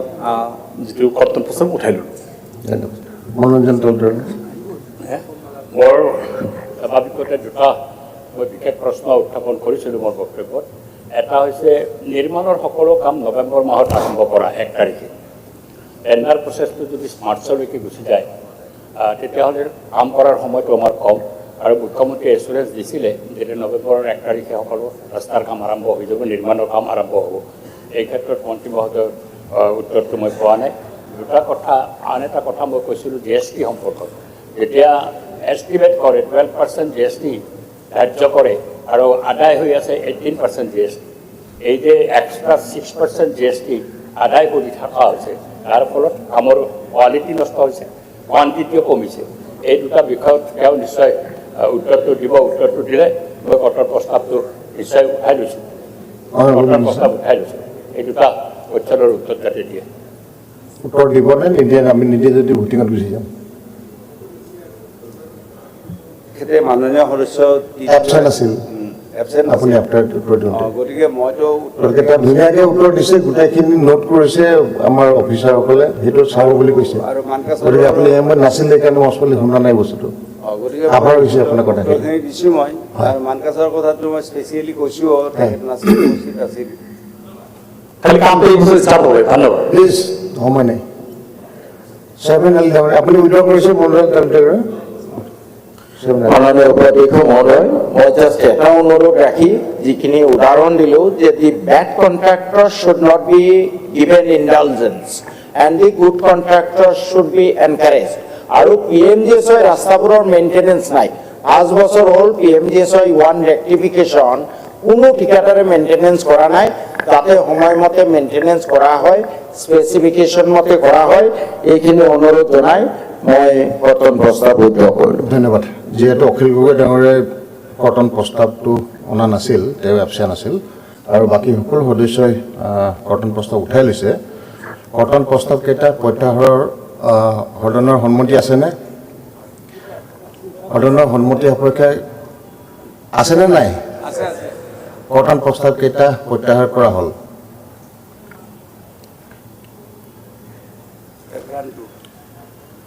প্ৰস্তাৱটো হ'ল যে 2026 চনৰ 31 মাৰ্চৰ শেষ হ'বলগীয়া বছৰটোৰ কালচোৱাত কেতবোৰ ব্যয় বহন কৰিবলৈ মঞ্জুৰী নং 64 64 পথ দলঙৰ ক্ষেত্ৰত ভাৰপ্ৰাপ্ত মন্ত্ৰীক 10,527 কোটি 81,24,000 টকা মঞ্জুৰ কৰিব লাগে যিসকল প্ৰস্তাৱটোৰ সপক্ষে আছে কওক হয় যিসকল বিপক্ষে আছে কওক নহয় মই ভাবোঁ হয় সাপেক্ষে প্ৰস্তাৱটো গৃহীত হ'ল দাবী মঞ্জুৰী নং 64টো গৃহীত হ'ল এতিয়া কাৰ্যসূচী নং 4 বিদ্যালয়ৰ শিক্ষা আলোচনাৰ বাবে লোৱা হৈছে মাননীয় শিক্ষা বিভাগৰ মন্ত্ৰী মহোদয়ে প্ৰস্তাৱ কৰিব অনাৰেবল মিনিষ্টাৰ মাননীয় উপাধ্যক্ষ মহোদয় অসমৰ ৰাজ্যপালৰ অনুমোদন ক্ৰমে মই প্ৰস্তাৱ কৰিব খোজো যে 2026 চনৰ 31 মাৰ্চত শেষ হ'বলগীয়া বছৰটোৰ কালচোৱাত ভাৰপ্ৰাপ্ত মন্ত্ৰীক বিদ্যালয় শিক্ষা শিতানৰ প্ৰশাসনৰ অৰ্থে মুঠ 18,73,429.71 লাখ অৰ্থাৎ 18,734.2971 কোটি টকা মঞ্জুৰ কৰিব লাগে মঞ্জুৰীৰ ওপৰত কৰ্তন প্ৰস্তাৱ আছে এতিয়া মই মাননীয় দেৱব্ৰত শইকীয়া আৰু তেখেতৰ সহযোগীসকলক কৰ্তন প্ৰস্তাৱ উঠাবলৈ অনুৰোধ কৰিম Honorable Deputy Speaker, sir, on we propose that the total provision of 18 crores 734.29.71 crores that is provided under grant number 71 in respect of school education at pages 88 to 187, volume 2, part 7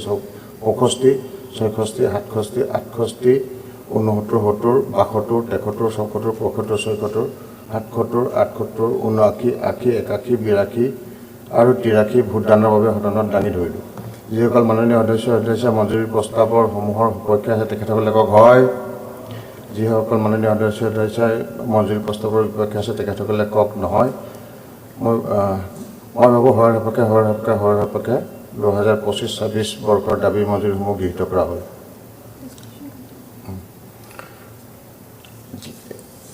এতিয়া ইয়াৰ ওপৰত ডিছকাশ্যন আছে। Honourable member Siddhartha Bhattacharya.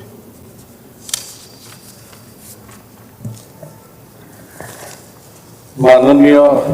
উপাধ্যক্ষ মহোদয়, বিদ্যালয় শিক্ষা বিভাগৰ যি দাবী নম্বৰ 71, এই 71ৰ যিকেইটা শিতানত কৰ্তন প্ৰস্তাৱ অনা হৈছে, মই ভাবোঁ যে এই কৰ্তন প্ৰস্তাৱবোৰ হয়তো এটা আনুষ্ঠানিকতা, এটা এই সম্পৰ্কে কিছু আলোচনা হোৱাৰ প্ৰয়োজন আছে, স্বাভাৱিকতাৰ প্ৰয়োজন আছে। কিয়নো স্বাধীনতাৰ পিছত যেতিয়া অসমত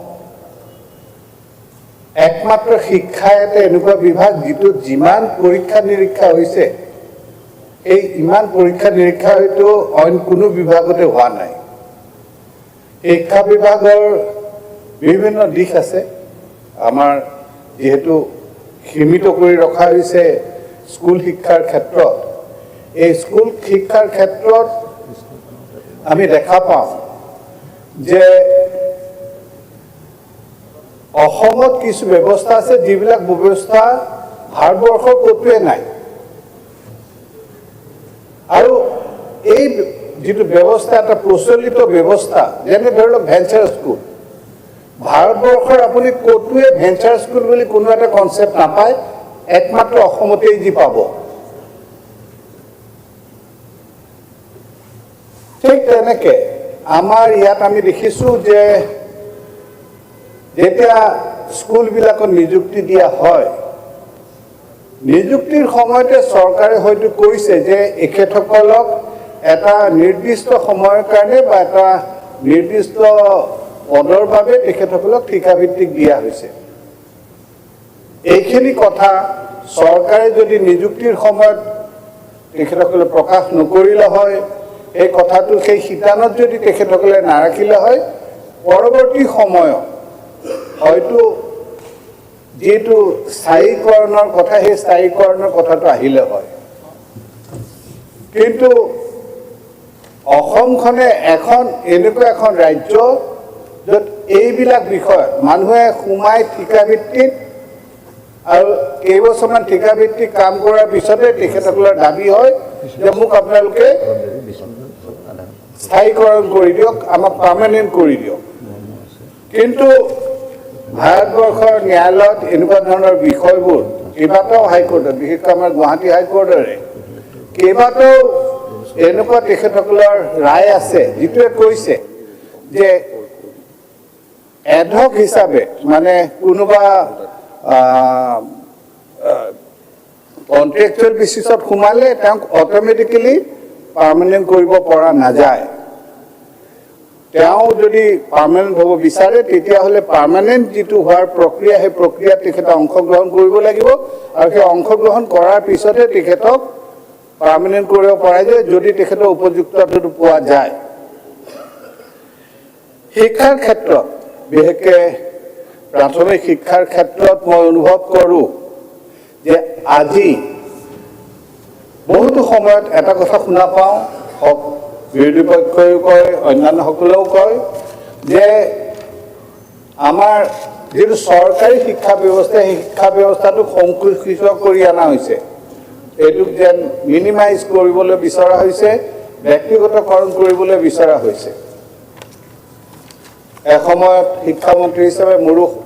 সৌভাগ্য হৈছিলে যে বিভাগটোৰ ভিতৰুৱা কিছু কথা গম পাইছিলোঁ বা পাবলৈ সক্ষম হৈছিলোঁ। আৰু মই দেখিছোঁ, মই অইন কথালৈ নাযাওঁ, গুৱাহাটীতে মই এনেকুৱা বহুতো প্ৰাইমেৰী স্কুল দেখিছোঁ যিবিলাকত ছাত্ৰ ছাত্ৰীতকৈ শিক্ষকৰ সংখ্যা বেছি। আমাৰ যিসকলে অসমীয়া সংস্কৃতি, অসমীয়া মাধ্যমৰ কথাটো লৈ তেটোফালে, তেখেতসকলে নিজৰ ল'ৰা ছোৱালীকে কিন্তু কোনোবা ইংৰাজী বা ব্যক্তিগত মাধ্যমৰ বিদ্যালয়ত পাঠদান কৰায়। মোৰ সমষ্টিত এখন প্ৰাইমেৰী স্কুল এখন আছে। এই স্কুলখনৰ যিখন ব্যৱস্থাপনা সমিতি, এই ব্যৱস্থাপনা সমিতিখনৰ যিগৰাকী ব্যক্তি, তেখেত যথেষ্ট এজন ছিনিয়ৰ অৱসৰপ্ৰাপ্ত বিষয়া অসম চৰকাৰৰ। তেখেতৰ যথেষ্ট অভাৱ অভিযোগৰ কথা তেখেতে সকলো সময়তে কৈ থাকে, সকলো সময়তে তেখেতে সজোৰেৰে তেখেতে উত্থাপন কৰে। কিন্তু পৰৱৰ্তী সময়ত মই দেখিলোঁ যে তেখেতে নিজৰ নাতিনকে কিন্তু এখন ইংৰাজী মাধ্যমৰ স্কুলত পঢ়াইছে। গতিকে চৰকাৰে যি এমালগেমেশ্যনৰ কথাটো আনিছে, এইটো যুক্তিযুক্ততা নথকা বুলি ক'ব নোৱাৰোঁ, যুক্তিযুক্ততা আছে। আৰু যেতিয়াই আমি প্ৰাথমিক স্তৰৰ পৰা আমি ভাল ছাত্ৰ ছাত্ৰীক আমি শিক্ষাদান কৰি দিব নোৱাৰোঁ, তেতিয়াহ'লে মাধ্যমিক যি বিদ্যালয়বোৰ আছে, এই মাধ্যমিক বিদ্যালয়বোৰৰ ফিডাৰ ষ্টক আহে প্ৰাথমিক বিদ্যালয়বিলাকৰ পৰা। কোনোবাই যদি প্ৰাথমিক স্তৰত তেখেতসকলে অসমীয়া মাধ্যমত পঢ়া নাই, তেতিয়াহ'লে পৰৱৰ্তী অৱস্থাত মাধ্যমিক অৱস্থাত তেখেতসকলে অসমীয়া মাধ্যমলৈ শ্বিফ্ট নকৰে। গতিকে মই ভাবোঁ যে শিক্ষা বিভাগত বিশেষকৈ প্ৰাইমেৰী শিক্ষাৰ ক্ষেত্ৰত আৰু অধিক পুঁজিৰ প্ৰয়োজন আছে। আমি এই ব্যৱস্থাটোত যিবোৰ কেৰুণ আছে, যিবোৰ আমি হয়তো ইমান বছৰৰ স্বাধীনতাৰ পিছৰ পৰাই যি ব্যৱস্থাটো চলি আছে, এই ব্যৱস্থাবোৰৰ এটা আমূল পৰিৱৰ্তনৰ প্ৰয়োজন হৈছে। আৰু এই পৰিৱৰ্তনৰ বাবে শিক্ষা বিভাগক আৰু অধিক পুঁজি, বিশেষকৈ স্কুল শিক্ষাৰ ক্ষেত্ৰত বিশেষ পুঁজি দিয়াৰ প্ৰয়োজন আছে। তেখেতসকলক দিলে এই ক্ষেত্ৰখনত আৰু অধিক চৰকাৰে যি প্ৰশংসনীয় কাম কৰি আছে, এই প্ৰশংসনীয় কাম কাজবোৰ কৰিবলৈ সক্ষম হ'ব। এটা সৰু উদাহৰণ দিয়ে মই মোৰ বক্তৃতা সম্পূৰ্ণ কৰিব বিচাৰিছোঁ। প্ৰথমবাৰ যেতিয়া আমাৰ গুণোৎসৱ হ'ল, গুণোৎসৱৰ সময়ত আমি দেখিলোঁ যে ক'ৰবাত যদি দেখুৱাইছে যে 200 গৰাকী ছাত্ৰ ছাত্ৰী এখন বিদ্যালয়ত পাঠ গ্ৰহণ কৰি আছে, সেই ছাত্ৰ ছাত্ৰীবিলাকৰ মাজতে প্ৰায় 20%, 30% তেখেতসকল সিদিনাখন এবচেণ্ট আছিলে। যেতিয়া ইয়াৰ পৰা নিৰ্দেশনা গ'ল যে এই যে 20 বা 30% ছাত্ৰ ছাত্ৰী কিয় তেওঁলোক উপস্থিত নাই, পৰৱৰ্তী সময়ত দেখা গ'ল যে সেই সংখ্যাবিলাক কিন্তু কমি আহিলে। কিয় কমি আহিলে? তাৰমানে এই যে ষ্টুডেণ্টখিনি আছিল এখেতসকল কাগজে কলমেহে আছিল, দে ৱেৰ অল ঘোষ্ট ষ্টুডেণ্টছ। প্ৰকৃতভাৱে কোনো তেনেকুৱা ধৰণৰ শিক্ষাৰ্থী নাছিলে। একমাত্ৰ চৰকাৰে যি সা সুবিধাবোৰ দিয়ে, এই সা সুবিধাবোৰ অধিক আহৰণ কৰিবৰ বাবেহে তেখেতসকলৰ নামবোৰ ভৰাই থোৱা হৈছিলে। তেখেতসকল আচলতে ছাত্ৰ ছাত্ৰী নহয়। এনেকুৱা ধৰণৰ যিবোৰ আঁসোৱা, এই আঁসোৱাবোৰ দূৰ কৰিছে ডিপাৰ্টমেণ্টে। শিক্ষা বিভাগটোৱে মই দেখিছোঁ যে যথেষ্ট শিক্ষা বিভাগটোত উন্নতি হৈছে। আজি অতি গৰ্বেৰে সৈতে ক'ব পাৰোঁ যে গুৱাহাটীত আমাৰ পুৰণি যিকেইখন স্কুল আছিলে, মোৰ ঘৰৰ ওচৰতে উলুবাৰী হাইস্কুল, আপোনালোক সকলোৱে দেখিছে। আজি এই চৰকাৰৰ দিনতে আমি ডাঙৰ এটা সুন্দৰ বৃহৎ তেখেতসকলৰ যি বিদ্যালয়, সেই বিদ্যালয়খন নিৰ্মাণ কৰিবলৈ সক্ষম হ'লোঁ। হয়তো আজি গুৱাহাটীত 16জন ব্যক্তি একেলগে উঠা নমা কৰিব পৰা দুখনকৈ লিফ্ট থকা স্কুল বা বিদ্যালয় বা মহাবিদ্যালয়ৰ ভিতৰত হয়তো সেইখন এখন স্কুল, য'ত 32জন ছাত্ৰ ছাত্ৰীয়ে ভাৰ্টিকেলি লিফ্টেৰে অহা যোৱা কৰিব পাৰে। আমাৰ যি মাটিখিনি আছিল, সেই মাটিত আমি এতিয়া আমাৰ যিটো আনটাইড ফাণ্ড আছে, আনটাইড ফাণ্ডৰ পৰা প্ৰায় 1 কোটি টকা দি আমি এটা মিনি স্পৰ্টছ কমপ্লেক্সো কৰিবলৈ গৈ আছোঁ। গতিকে এনেকুৱা ধৰণৰ যিবোৰ গঠনমূলক কাম হৈ আছে, এই গঠনমূলক কামবিলাকৰ বাবে ছাত্ৰ ছাত্ৰীৰ সংখ্যাও বহুত বৃদ্ধি হৈছে। আজিৰ বাতৰি কাকত আপোনালোক সকলোৱে হয়তো দেখিছিলে যে নলবাৰী জিলাৰ গৰ্ডন স্কুল, এই গৰ্ডন স্কুলত বা আজি কেইবাঠাইতো দেখোঁ য'ত চৰকাৰী বিদ্যালয়ত নামভৰ্তি কৰাবৰ কাৰণে ল'ৰা ছোৱালী অভিভাৱকে ৰাতিৰ পৰা আহি পেলাই লাইন দিছে। অফিচ হয়তো 10টা বজাত খুলিব, কিন্তু 10টা বজাত খুলিলেও 7টা বজাৰ পৰা বা 6টা বজাৰ পৰাই শিক্ষাৰ্থীয়ে এপ্লিকেশ্যন ফৰ্মখন ল'বৰ কাৰণে তেখেতৰ অভিভাৱকসকলে লাইন দিছে। গতিকে মই ভাবোঁ যে এনেকুৱা ধৰণৰ যিবোৰ গঠনমূলক প্ৰচেষ্টা লোৱা হৈছে, সেই প্ৰচেষ্টাৰ বাবে এই বিভাগটোক আৰু অধিক পুঁজিৰ প্ৰয়োজন আছে। আৰু এই পুঁজিৰ ক্ষেত্ৰত নিঃসন্দেহে যি কৰ্তন প্ৰস্তাৱনা আহিছে, এইটো কৰ্তন প্ৰস্তাৱ এটা ডিভাইচ, য'ত আমি এনেকুৱা ধৰণৰ বিষয়বোৰ আমি আলোচনা কৰিব পাৰোঁ। আৰু তেখেতসকলে যি অনুভৱ কৰিছে যে যিখিনি সংশোধনীৰ প্ৰয়োজন আছে, তেখেতসকলেও ইয়াক উত্থাপন কৰিব সুযোগ পাব। আৰু এই যিটো কৰ্তন প্ৰস্তাৱ আহিছে, কৰ্তন প্ৰস্তাৱৰ বিৰোধিতা কৰি মই মোৰ বক্তব্য সামৰি মাৰিছোঁ। ধন্যবাদ। ধন্যবাদ। মাননীয় সদস্য দিগন্ত বৰ্মন। 5 মিনিট। অধ্যক্ষ মহোদয়, আজি শিক্ষা বিভাগৰ কৰ্তন প্ৰস্তাৱৰ সপক্ষে মোক দুআষাৰ দিয়াৰ বাবে আপোনাক মই ধন্যবাদ জনাইছোঁ। আমাৰ শিক্ষা বিভাগৰ বিভিন্ন সমস্যা আছে আৰু এই সমস্যাসমূহৰ সম্পৰ্কত বিভিন্ন সংগঠনে আমাক লগ ধৰে বা তেওঁলোকৰ সমস্যাসমূহ দাঙিও ধৰে। বিশেষকৈ অসমত ৰাষ্ট্ৰীয় শিক্ষানীতি যি 2020 চন আছে, সেইমতে আমাৰ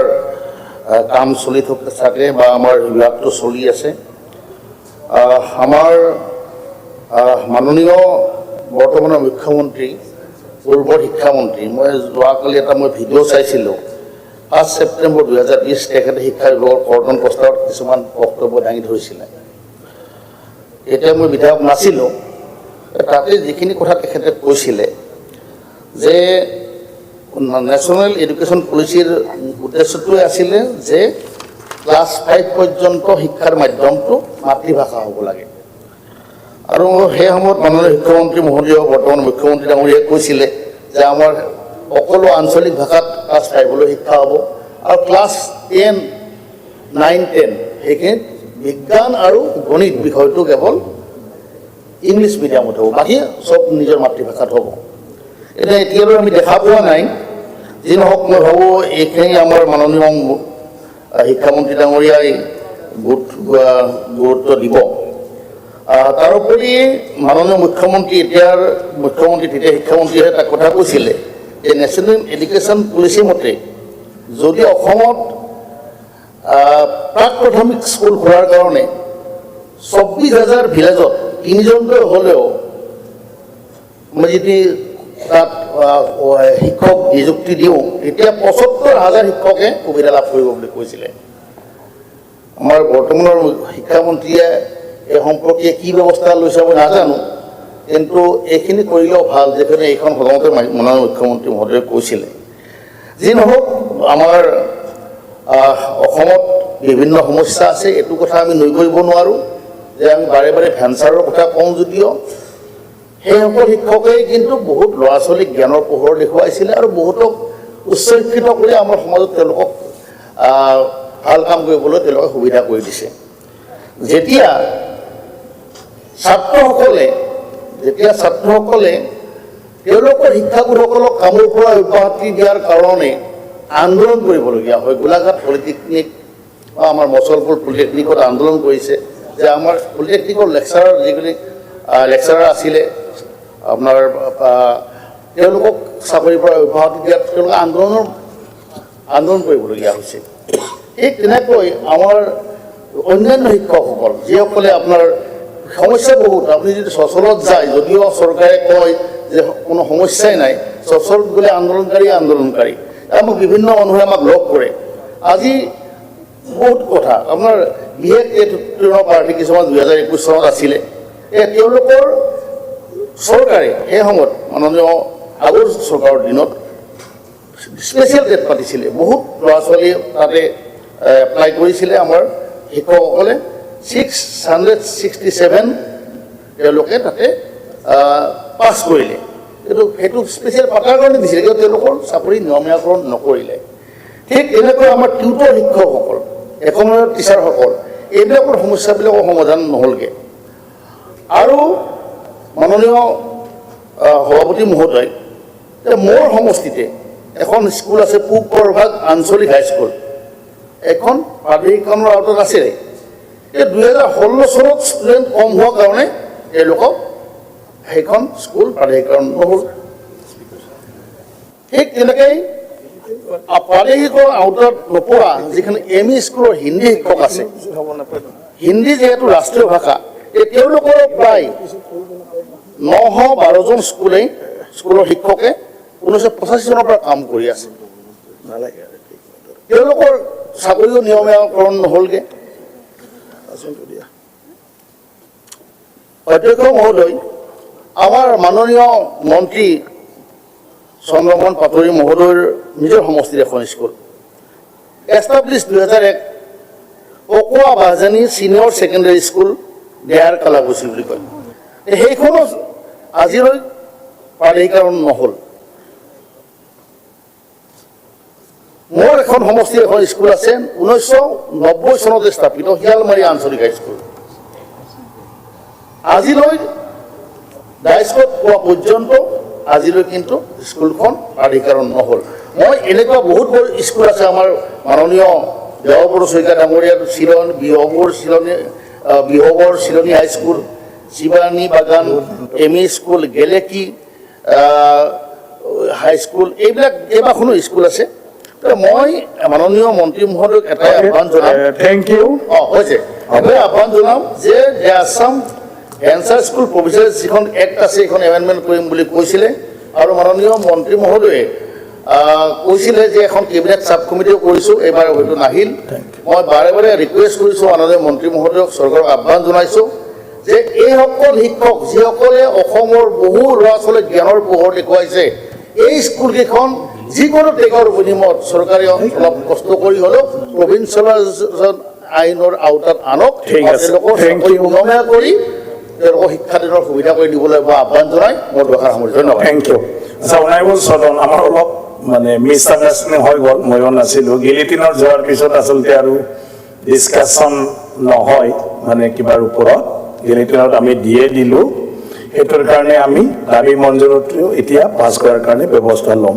কিন্তু তথাপিও যিহেতু এডুকেশ্যনৰ ওপৰত দুই এজন ব্যক্তিয়ে কিবা ৰাখিছে, তো অনাৰেবল মিনিষ্টাৰে অলপ কিবা ক'ব নেকি? আমি পাছ কৰাৰ আগতে আপোনাক কিবা ৰিপ্লাই দিব আপুনি অকণমান, যিখিনি পইণ্ট আউট তেওঁলোকে কৰিছে। তো আমি দাবী মঞ্জুৰিটো আমি এতিয়া এডুকেশ্যন ক'বলৈ প্লিজ প্লিজ প্লিজ নহয়, গিলিটিনত যোৱাৰ পিছত আৰু ডিছকাশ্যন নহয়। প্লিজ গিলিটিনত দি দিলে নাই দিয়া ছাৰ। প্লিজ মানে দি দিয়ে চব প্লিজ, এজ পাৰ ৰুল। মই আগটো তথাপিও নাই, সেইটো নিয়মতো নাই। গতিকে গিলিটিনত গ'ল, ইয়াৰ ওপৰত আৰু ডিছকাশ্যন নহয়, ঠিক আছে? নাই মানে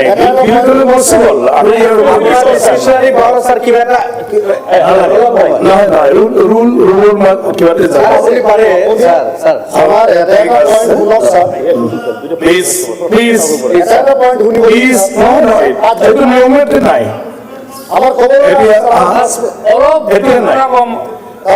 এতিয়া এডুকেশ্যনত দুটা কথা আছে ছাৰ। এতিয়া অলৰেডি গিলিটিনত গ'ল, সেইকাৰণে গিলিটিনত নাই। বঢ়াই দিয়ক ছাৰ। এতিয়া বঢ়াব নোৱাৰিলো, অলৰেডি গ'ল। ৰুল 50 দি দিয়ক ছাৰ। স্যাৰ আপনি একটু স্পেশাল আপনাৰ ডিসক্ৰিপশনাৰি পাওয়াৰ হয় স্যাৰ আমাক কবুলে দিও স্যাৰ আমাৰ ডিসক্ৰিপশনাৰি পাওয়াৰেৰ পৰা এটা আলোচনা দিয়া হৈ গ'ল। এজনে ক'লেই স্যাৰ মই দাবী মঞ্জুৰি নং 1 2 3 4 5 6 7 8 9 10 11 12 13 14 15 16 17 18 19 20 21 22 23 24 25 26 27 28 29 30 31 32 33 34 35 36 37 38 39 40 41 42 43 44 45 46 48 48 49 50 51 52 53 54 55 56 57 58 59 60 61 62 63 64 65 66 67 68 69 70 72 73 74 75 76 77 77 78 79 80 81 82 আৰু 83 ভোটদানৰ বাবে সদনত দাঙি ধৰিলো। যিসকল মান্য সদস্য মঞ্জুৰি প্ৰস্তাৱ সমূহৰ সপক্ষে আছে তেখেতসকলে কওক হয়। বিপক্ষে আছে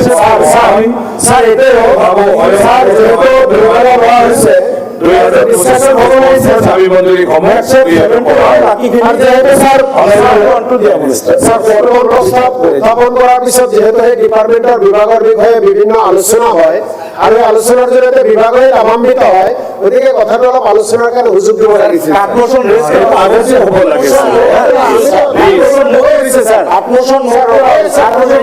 আমাক স্যাৰ 7 ঘণ্টা দিয়া হৈছিল, আমি তেনেকে স্যাৰ আধা লৈছিলো আৰু আধা এইটো। সেই গতিকে স্যাৰ পাছ হৈ যাওক, কিন্তু কথাখিনি স্যাৰ যদি চৰকাৰে চৰকাৰ সুবিধা কৰি দিয়ে তেতিয়াহ'লে স্যাৰ সকলোৱে লাভান্বিত হ'ব স্যাৰ। কাৰণ আগতে এনেকে এবাৰ আপুনি কৰিছে, গিলিটিনত দি লৈছে। নহয় মই ৰিপ্লাইৰ কাৰণে মাত্ৰ কৰিছিলো আগতে, ৰিপ্লাইটোৰ কাৰণে, কিন্তু ডিছকাশ্যন নহয়।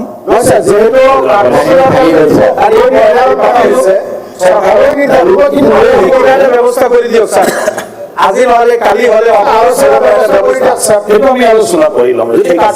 আলোচনাই নহয়, ঠিক আছে, উত্থাপন হলে স্যাৰ এইটোৰ বিষয়ে সঠিক যিটো আমি ফলাফল আমি আলোচনা কৰিলো। স্যাৰ এডুকেশন বহুত গুৰুত্বপূৰ্ণ কথা আছে। আমাৰ নজৰিলে কি কৰিম আৰু? টাইমটো আমি ভগাই দিছিলো না না, পিডব্লিউডিৰ কাৰণে আধা আধা ভগাইটো আজি 2টা বাজিল ন। কাৰণে গিলোটিনত দিলেতো কান্দোলন কৰিব এলাও কৰিব নালাগিছিলে। আমাৰ বিষয়ে চৰ্চা অৰ্থই নাই নহয়, আমি গানটো দিয়াৰ কাৰণে কথা পাতি আছো। আমি মোক কৰিলো গিলিটিনত যোৱাৰ পিছতো আমি পিছত কথা পাতিম এই বিষয়ত আত্মসেৱাৰ বিষয়ে এতিয়া এটা বাণী আছে বাণীটো হ'ল under the provision of article 2071 of the Constitution of India, I Sri Lakshman Prasad Acharya, Governor of Assam, recommended the Assam appropriation known to Bill 2020 will be taken into introduction by the Assam Legislative Assembly. Honorable Minister. মাননীয় অধ্যক্ষ মহোদয়, আপোনাৰ অনুমতি সাপেক্ষে মই the Assam এপ্ৰপ্ৰিয়েশ্যন number 2 বিল 2025 সদনত উত্থাপনৰ বাবে প্ৰস্তাৱ কৰিলোঁ। প্ৰশ্নটো হ'ল বিধেয়কখন উত্থাপন কৰা সদনৰ সন্মতি আছেনে? যিসকল অপক্ষে আছে তেখেতসকলে কওক হয়, যিসকল বিপক্ষে আছে তেখেতসকলে কওক নহয়। মই ভাবোঁ হয়ৰ সপক্ষে প্ৰস্তাৱটো গৃহীত হ'ল। এতিয়া মাননীয় মন্ত্ৰী। মাননীয় অধ্যক্ষ মহোদয়, আপোনাৰ অনুমতি সাপেক্ষে মই দ্য আছাম এপ্ৰপ্ৰিয়েশ্যন নাম্বাৰ 2 বিল 2025 সদনত উত্থাপন কৰিলোঁ। এটা আইটেম নম্বৰ 7 ৰাজভৱনৰ পৰা এটা বাণী আছে under the provision of article 2073 of the Constitution of India, I Sri Lakshman Prasad Acharya, Governor of Assam, recommended the Assam appropriation known to Bill 2025 be taken into consideration by the Assam Legislative Assembly. Honorable Minister. মাননীয় অধ্যক্ষ মহোদয়, মই the Assam এপ্ৰপ্ৰিয়েশ্যন number 2 বিল 2025 বিবেচনাৰ বাবে সদনত উত্থাপন কৰিলোঁ। প্ৰশ্নটো হ'ল দ্য আছাম এপ্ৰপ্ৰিয়েশ্যন নং টু বিল 2025 খন বিবেচনাৰ বাবে লোৱা হওক। যিসকল সপক্ষে আছে কওক হয়, যিসকল বিপক্ষে আছে কওক নহয়। মই ভাবোঁ হয়ৰ সপক্ষে প্ৰস্তাৱটো গৃহীত হ'ল। ছাৰ এতিয়া আমি এই বিধেয়কখন বিধেয়কখনৰ ওপৰত দুটামান কথা ক'ব লগা আছে। অধ্যক্ষ মহোদয়, এতিয়া আজি আমাৰ যিটো বিধেয়ক আমি 1.5 লাখ কোটিৰ ওপৰত আমি প্ৰথমবাৰ এটা বাজেট মাননীয় বিত্তমন্ত্ৰী মহোদয়ে দাঙি ধৰিলে আৰু আমি সেইখন আজি পাছ কৰিব গৈ আছোঁ।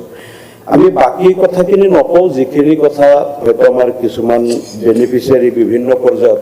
বেনিফিচিয়াৰীক যিখিনি তেওঁলোকক সকাহ দিয়াৰ কাৰণে যিখিনি আঁচনি ধৰা হৈছে কৰিছে, কিন্তু আমি অভাৰঅল ইনফ্ৰাষ্ট্ৰাকচাৰ ডেভেলপমেণ্টৰ যিখিনি কথা চালোঁ, এই বাজেটখনত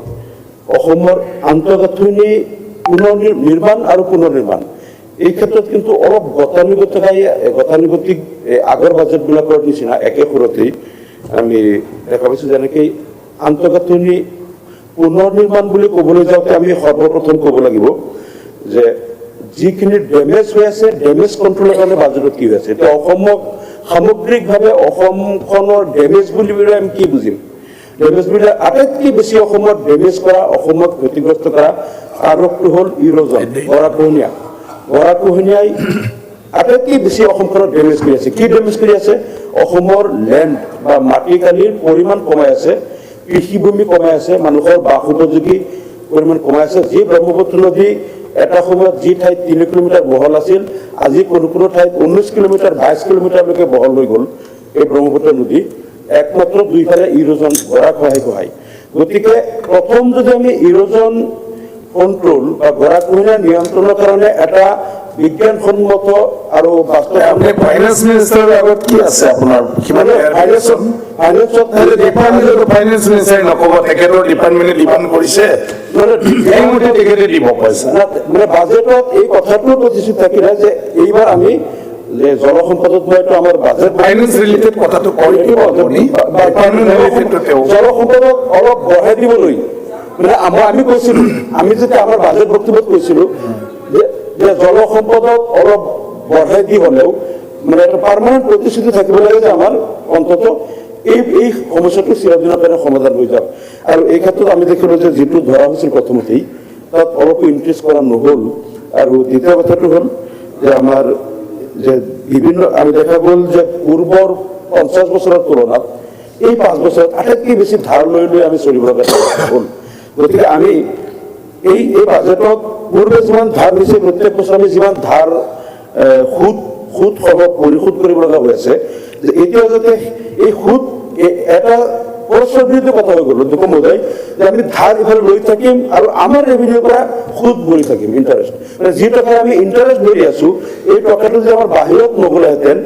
আমি অলপ ইফাল সিফাল কৰি সেই টকাটো আমি অসমৰ আন্তঃগাঁথনি নিৰ্মাণত ব্যৱহাৰ কৰিব পাৰিলোহেঁতেন কিন্তু আমাৰ পলিচিটো ইয়াত কিবা হেৰি হ'ল নেকি যে যি পলিচিত আমি বাহিৰৰ পৰা ধাৰ লৈ থাকিম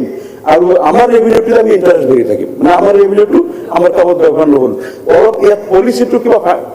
আমাৰ বিত্তীয় পলিচিটো আমি অলপ কিবা সংশোধন কৰিব লাগিব নেকি এই বিষয়টো বাজেটত প্ৰতিশ্ৰুতি নাপালো আৰু শিক্ষা খণ্ডত মানে আমি এটা হেৰি বিচাৰিছিলো যে শিক্ষা খণ্ডত বাকী যিমান লেফ্ট আউট স্কুলবিলাক আছে সেই টিচাৰসকলক ইয়াত 5,000 অলপ বেছি শিক্ষকৰ হেৰিৰ এপইণ্টমেণ্টৰ কথাটো ইয়াত আছে আমি কৈছিলো যে বাকী আমি এতিয়া এইটো আহিব নালাগে এইখিনি যাতে বাকী শিক্ষা খণ্ডৰ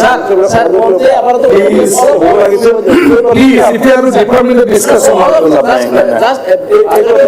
জৰিয়তে মই বিত্তমন্ত্ৰী মহোদয় কোৱাৰ আগতে যিহেতু আমাৰ জলসম্পদ মন্ত্ৰী মহোদয়ে এই এটা ক্লিয়াৰৰ কথা ক'ব বুলি তেখেতৰ কথাটো কোৱাৰ পিছত বিত্তমন্ত্ৰী হয়তো উত্তৰ দিয়ে কাৰণ আমাৰ জলসম্পদৰ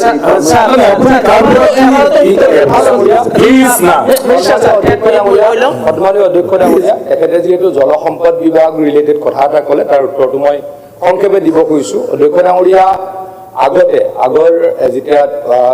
2016 চনৰ আগলৈকে চৰকাৰসমূহ আছিলে জলসম্পদ বিভাগত অধ্যক্ষ ডাঙৰীয়া 300-250 কোটি টকা খৰচ কৰা হৈছিল সন্মানীয় অধ্যক্ষ ডাঙৰীয়া মাননীয় মুখ্যমন্ত্ৰী ডক্টৰ হিমন্ত বিশ্ব শৰ্মা ডাঙৰীয়াৰ নেতৃত্বত আৰু আমাৰ বিত্তমন্ত্ৰী অজন্তা নেওগ ডাঙৰীয়াৰ নেতৃত্বত জলসম্পদ বিভাগে বৰ্তমান বছৰত 2000 পৰা 2200 কোটি টকা খৰচ কৰি আছে অধ্যক্ষ ডাঙৰীয়া গতিকে যথেষ্ট টকা আগতকৈ আবণ্টন দিয়া হৈছে আৰু মই নিশ্চিতভাৱে ক'ব পাৰোঁ এই বছৰো আমি ৱৰ্ল্ড বেংক আৰু এডিবি স্পন্সৰ্ড ফাণ্ডৰ পৰা অতি কমে 2000 কোটি টকাৰ অকল গৰাখহনীয়া ৰোধৰ কাৰণে আমি অসমত কাম কৰিম ঠিক আছে মোৰ কথাটো শুনকচোন আগতে এইটো অনাৰেবল মানে ফাইনেন্স মিনিষ্টাৰৰ ফাইনেন্স ৰিলেটেড যদি কিবা আছে সোধক ডিপাৰ্টমেণ্টৰ কথাটো শুনিব বিত্তমন্ত্ৰীৰ বাজেট স্পীচত এটা প্ৰতিশ্ৰুতি দিয়া আছে যে বিদ্যালয়সমূহৰ প্ৰাদেশিকীকৰণৰ ক্ষেত্ৰত শিথিলতা এই সংক্ৰান্ত মই এই অধিৱেশনত এটা প্ৰাইভেট মেম্বাৰ্ছ বিলো আনিছিলোঁ ইন্ট্ৰডিউচ হৈছে আৰু কাঠমোচত যিটো কথা কোৱাৰ সুযোগ নাপালোঁ মই আপোনাৰ জৰিয়তে ঠিক সেইখিনি কথাকে যিখিনি নেকি বাজেটত বিত্তমন্ত্ৰীয়ে প্ৰতিশ্ৰুতি দিছে যিটো প্ৰাদেশিকীকৰণৰ ক্ষেত্ৰত যি শীতলতা এই সংক্ৰান্তত আমাৰ যিখিনি ক'ব লগা আছিল এইখিনি আপোনাৰ জৰিয়তে মই উল্লেখ কৰিছোঁ আপোনাৰ ঠিক আছে অধ্যক্ষ মহোদয় বাজেটখন যেতিয়া মই উত্থাপন কৰিছিলোঁ বাজেট বিতৰ্কত যথেষ্টখিনি বিধায়কৰ তাত অংশগ্ৰহণ কৰিছে এইবিলাক প্ৰশ্ন পাতি তেওঁলোকে আনিব পাৰিলেহেঁতেন তথাপি মই পুনৰবাৰ আপোনাক অধ্যক্ষ মহোদয় আপোনাৰ জৰিয়তে মই হাউচক এইখিনি কথাই কৈছোঁ যে আন্তঃগাঁথনিৰ ক্ষেত্ৰত যোৱা বাজেটত যিমানখিনি ইনফ্ৰাষ্ট্ৰাকচাৰ ডেভেলপমেণ্ট আছে মই ভাবোঁ যে সৰ্বাধিক পুঁজি বিভিন্ন খণ্ডত আবণ্টন কৰা হৈছে আৰু সেই কিমান টাইমছ আছে আমাৰ মন্ত্ৰী ডাঙৰীয়ে নিজেই কৈছে গতিকে আমি দেখিছোঁৱে যে যোৱা সময়ছোৱা প্ৰত্যেকটো বছৰতে ধাৰাবাহিকভাৱে আমাৰ আন্তঃগাঁথনিৰ ক্ষেত্ৰত পুঁজি আমাৰ বৃদ্ধি কৰা হৈছে আৰু ভৱিষ্যতে এই ধাৰা অব্যাহত থাকিব আপুনি যিখিনি কৈছে মন্ত্ৰী ডাঙৰীয়ে শুনিছে প্ৰত্যেকটো বিভাগৰ মন্ত্ৰীসকল আছে গতিকে মই সেইখিনিয়ে কৈছোঁ যে মোৰ বাজেটত মই সিদিনাখন কৈছিলোঁ যে চবতকৈ বেছি পুঁজি আমি এইবাৰ ধাৰ্য কৰিছোঁ আৰু আগন্তুক দিনবিলাকত বিভাগবিলাকে তেওঁলোকৰ পৰিচালনাত এই পুঁজিবিলাক ভালভাৱে তেওঁলোকে ব্যৱহাৰ কৰিব আৰু সেইখিনি কথাই মই আৰু যিখিনি প্ৰভিঞ্চিয়েলাইজেশ্যনৰ কথা কৈছে অধ্যক্ষ মহোদয় আমাৰ শিক্ষামন্ত্ৰী ডাঙৰীয়া আছে ভৱিষ্যতে তেখেতে এই বিষয়ত এখন বিল সদনত উত্থাপন কৰিব ঠিক আছে এতিয়া বিধেয়কখন সদনত দফাই দফাই বিবেচনাৰ লোৱা হ'ব দফা নং 2 আৰু 3ত সংশোধনী প্ৰস্তাৱ নাই প্ৰশ্নটো হ'ল দফা নং 2 আৰু 3 বিধেয়কখনৰ অংশ হ'ব যিসকল অপক্ষে আছে কওক হয় যিসকল বিপক্ষে আছে কওক নহয় মই ভাবোঁ হয়ৰ সপক্ষে দফা নং 2 আৰু 3 বিধেয়কখনৰ অংশ হ'ল দফা নং 1 অধিনিয়ম সূত্ৰ প্ৰস্তাৱনা দীৰ্ঘ শিৰোনাম আৰু অনুসূচিত কোনো সংশোধনী প্ৰস্তাৱ নাই প্ৰশ্নটো হ'ল যে দফা নং 1 অধিনিয়ম সূত্ৰ প্ৰস্তাৱনা দীৰ্ঘ শিৰোনাম আৰু অনুসূচী বিধেয়কখনৰ অংশ হ'ব যিসকল অপক্ষে আছে কওক হয় যিসকল বিপক্ষে আছে কওক নহয় মই ভাবোঁ হয়ৰ সপক্ষে দফা নং 1 অধিনিয়ম সূত্ৰ প্ৰস্তাৱনা দীৰ্ঘ শিৰোনাম আৰু অনুসূচী বিধেয়কখনৰ অংশ হ'ল অনাৰেবল মিনিষ্টাৰ মই প্ৰস্তাৱ কৰোঁ যে দ্য আছাম এপ্ৰপ্ৰিয়েশ্যন বিল নাম্বাৰ 2 2025 পাৰিতকৰণৰ বাবে লোৱা হ'ব প্ৰশ্নটো হ'ল যে বিধেয়কখন পাৰিত কৰা হওক যিসকল অপক্ষে আছে কওক হয় যিসকল বিপক্ষে আছে কওক নহয় মই ভাবোঁ হয়ৰ সপক্ষে প্ৰস্তাৱটো গৃহীত হ'ল আৰু বিধেয়কখনো পাৰিত কৰা হ'ল এতিয়া আছে আইটেম নং 8 অনাৰেবল মন্ত্ৰী শ্ৰী কৃষ্ণেন্দু পাল ডাঙৰীয়া। মাননীয় অধ্যক্ষ মহোদয়, আপোনাৰ অনুমতি সাপেক্ষে মই the Assam veterinary and fishery university amendment bill 2025 সদনত উত্থাপনৰ বাবে প্ৰস্তাৱ কৰিলোঁ। প্ৰশ্নটো হ'ল বিধেয়কখন উত্থাপন কৰা সদনৰ সন্মতি আছেনে? যিসকল সপক্ষে আছে তেখেতসকলে কওক হয়, যিসকল বিপক্ষে আছে তেখেতসকলে কওক নহয়। মই ভাবোঁ হয়ৰ সপক্ষে প্ৰস্তাৱটো গৃহীত হ'ল। এতিয়া অনাৰেবল মিনিষ্টাৰ। মাননীয় অধ্যক্ষ মহোদয়, আপোনাৰ অনুমতি সাপেক্ষে মই the Assam veterinary and fishery university amendment bill 2025 সদনত উত্থাপন কৰিলোঁ। আমাৰ the Assam veterinary and fishery university amendment bill 2025 অহাকালিয়ে পাছ কৰাৰ কাৰণে মানে লোৱা হ'ব। এইটোৰ কাৰণে আজি সন্ধিয়া 6টা বজালৈকে এমেণ্ডমেণ্টটো যদি কাৰোবাৰ আছে মানে দিব পাৰিব, দিয়াৰ কাৰণে অনুৰোধ জনালোঁ। এতিয়া আছে আইটেম নম্বৰ 8 না 9 এটা আইটেম হওক না।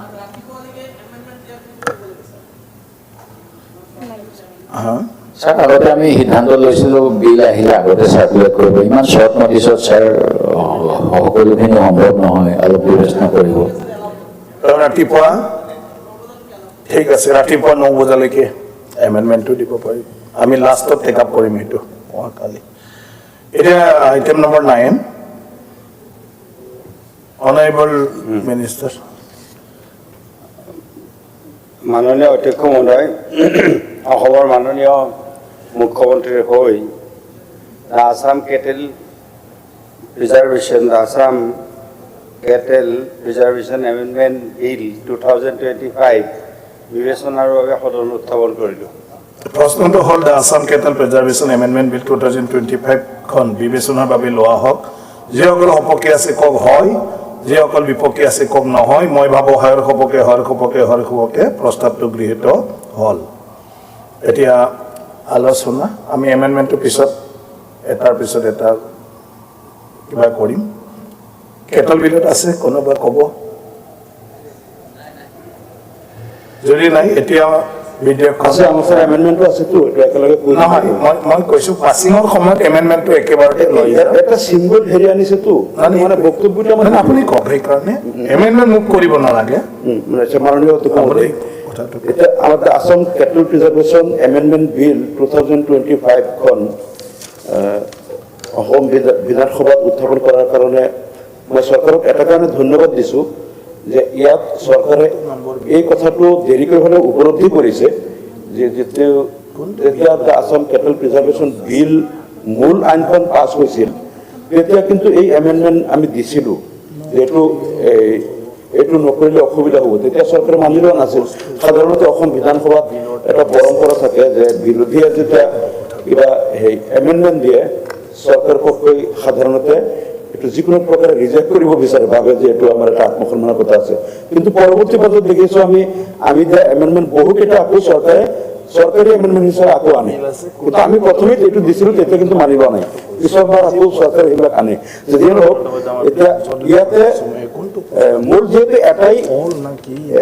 এটা ছেকশ্যনতে এমেণ্ডমেণ্টটো আনিছে আৰু সেই ছেকশ্যনটোত আগতে আছিলে যে যিটো এমেণ্ডমেণ্ট অফ ছেকশ্যন 4 আগতে আছিলে যে notwithstanding anything contained in subsection 1 to 3, the competent authority may issue permit to any agency, person or firm registered under animal husbandry. ইয়াতে আগতে পাৰ্চন শব্দটো নাছিল, আছিলে যে কম্পিটেণ্ট অথৰিটিয়ে কোনোবা এজেঞ্চি বা ফাৰ্মক ৰেজিষ্ট্ৰেশ্যন দিব পাৰে আৰু তেওঁলোকে এনিমেল হাজবেণ্ডাৰী বা তেওঁলোকে বনাফাইড এগ্ৰিকালচাৰেল পাৰপাছ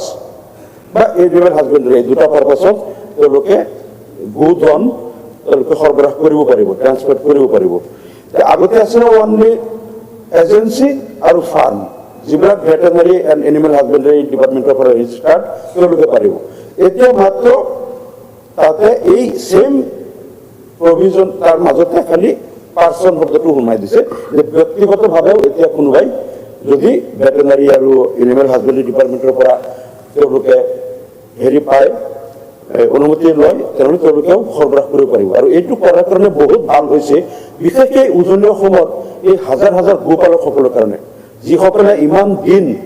বহুত তেওঁলোকে এই আইনখনৰ বিৰুদ্ধে বিশুদ্ধাৰ কৰি আছে উজনি অসমৰ বহু এনেকুৱা গোপালক আছে যিসকলৰ 30, 40, 50, 100, 200লৈকে তেওঁলোকৰ পশুধন গোধন তেওঁলোকে লালন পালন কৰিছে এইটো তেওঁলোকৰ একমাত্ৰ জীৱিকাৰ উপায় আৰু তেওঁলোকে বেংকত ইনভেষ্ট কৰাৰ নিচিনা এই গৰুবিলাক পুহি ৰাখে যেতিয়া তেওঁলোকৰ কিবা প্ৰয়োজন হয় ছোৱালীৰ বিয়া বা কাৰোবাৰ কিবা বেমাৰ অপাৰেশ্যন কৰিব লাগে নাৰ্ছিং হোমত এটা দুটা গৰু বিক্ৰী কৰি দিয়ে বা কাৰোবাৰ উচ্চ শিক্ষাৰ কাৰণে এডমিশ্যন ফিজ তেওঁলোকে বেংকত ইনভেষ্ট কৰাৰ নিচিনা ৰাখে যেতিয়া 2 লাখ টকা প্ৰয়োজন 2 লাখ টকাৰ বিক্ৰী কৰি দিয়ে 3 লাখ টকা প্ৰয়োজন 3 লাখ টকাৰ গৰু বিক্ৰী কৰে মোটামুটি প্ৰয়োজন সাপেক্ষে তেওঁলোকে হেৰি কৰে আৰু তেতিয়াই কিন্তু আমি এমেণ্ডমেণ্টটো দিছিলোঁ যে এই যদি এই গো সৰবৰাহ তেওঁলোকে কৰিব নিদিয়ে এই লোকসকল বিপদত পৰিব তেতিয়া কিন্তু চৰকাৰে বহুত যুক্তি দিছিল কিন্তু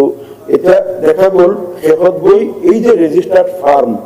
বা যিখিনি এজেঞ্চিক দিয়া হৈছে তেওঁলোকে সৰবৰাহ কৰিব তাতে গৈ সেই লোকসকলৰ চাহিদা পূৰণ হ'ল তেওঁলোকৰ যে এই গোধন বিক্ৰী কৰিব কৰি তেওঁলোকৰ পৰিয়াল বা কিবা সংসাৰৰ কাম কাজ কৰিব এই চাহিদা পূৰণ হ'ল বহুত ব্যক্তিগত সৰু সুৰাকৈ ব্যক্তিগত যিসকলে কোনোবাই এটা দুটা দৰকাৰ কাৰোবাৰ পোহনীয়া গাই এটা বা দুটা দৰকাৰ এতিয়া যিসকল এজেঞ্চি হিচাপে বা গ্ৰুপ হিচাপে কৰে তেওঁলোকেতো এটা দুটা কাৰণে সৰবৰাহ নকৰে তেওঁলোকে এটা লাৰ্জ স্কেলত হ'লে বেছিকৈ হ'লে কৰে গতিকে এইটো কাৰণে ভাল হ'ল যে অন্ততঃ এতিয়া খুচুৰাকৈ হ'লেও কাৰোবাৰ গাই এজনী লাগে বা কোনোবাই হালৰ কাৰণে বলদ এযোৰ আনিব এতিয়া খুচুৰাকৈ পাৰ্মিশ্যন লৈ কোনোবাই আনিব পাৰিব এইটো এটা ভাল কথা হৈছে কিন্তু তাৰ লগতে আমি ভাবিছোঁ যে এই যে অলপ যে শিথিল কৰা হ'ল উজনি অসমৰ আমাৰ গোপালকসকলৰ কথা চিন্তা কৰি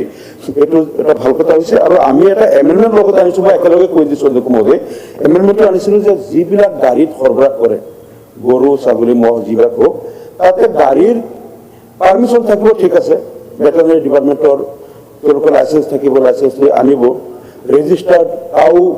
মাৰ্কেটৰ পৰা আনিব যিটো আগৰ মূল বিলত যিটো আছিল কিন্তু এই গাড়ীৰ প্ৰত্যেকটো গাড়ীৰ কেৰিয়াৰ কেপাচিটি এটা থাকে আমি এটা যেতিয়া ল বনাব এইটো আইনৰ ওপৰত ৰুলছবিলাক যেতিয়া হ'ব ৰুলছত যে এটা টাটা মোবাইল হ'লে তাত কেইটা ঔষধ আনিব পাৰিব বা ডাঙৰ গাড়ী হ'লে কাৰণ কেতিয়াবা আমি দেখিছোঁ প্ৰয়োজনতকৈ বেছি য'ত কেপাচিটি 5টা বা 6টা তাত 7-8টা জোৰকৈ ভৰাই হ'লেও এটা এনেকুৱা কণ্ডিশ্যনত সৰবৰাহ কৰে য'ত জীৱ জন্তুবিলাক উশাহ লোৱাৰ কাৰণেও কষ্ট পায় গতিকে এই ক্ষেত্ৰত আমি এটা এমেণ্ডমেণ্ট আনিছোঁ যাতে এইটো এটা ৰুলছত এই কথাবিলাক আহে আৰু যাতে সৰবৰাহটো খুব ধুনীয়াকৈ হয় আৰু এটা কথা আমি বিচাৰিছোঁ যিটো মূল আইনখন পাছ হোৱাৰ সময়ত আমি কৈছিলোঁ ইণ্টাৰ ডিষ্ট্ৰিক্ট মানে ট্ৰেন্সপৰ্টৰ কাৰণেই কৈছোঁ যে এখন ডিষ্ট্ৰিক্টৰ পৰা আৰু এখন ডিষ্ট্ৰিক্টলৈ গৰু ম'হ নিবলৈ হ'লেই তেওঁলোকে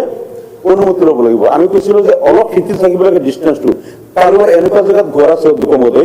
তোৰ ঘৰৰ আগফালেদি ৰাস্তাটো ডিষ্ট্ৰিক্টৰ সীমা এইফালে যদি কামৰূপ ডিষ্ট্ৰিক্ট সেইফালে নলবাৰী ডিষ্ট্ৰিক্ট ৰাস্তা কৰি এতিয়া তেওঁ পথাৰত গৰুটো নিবলৈ হ'লে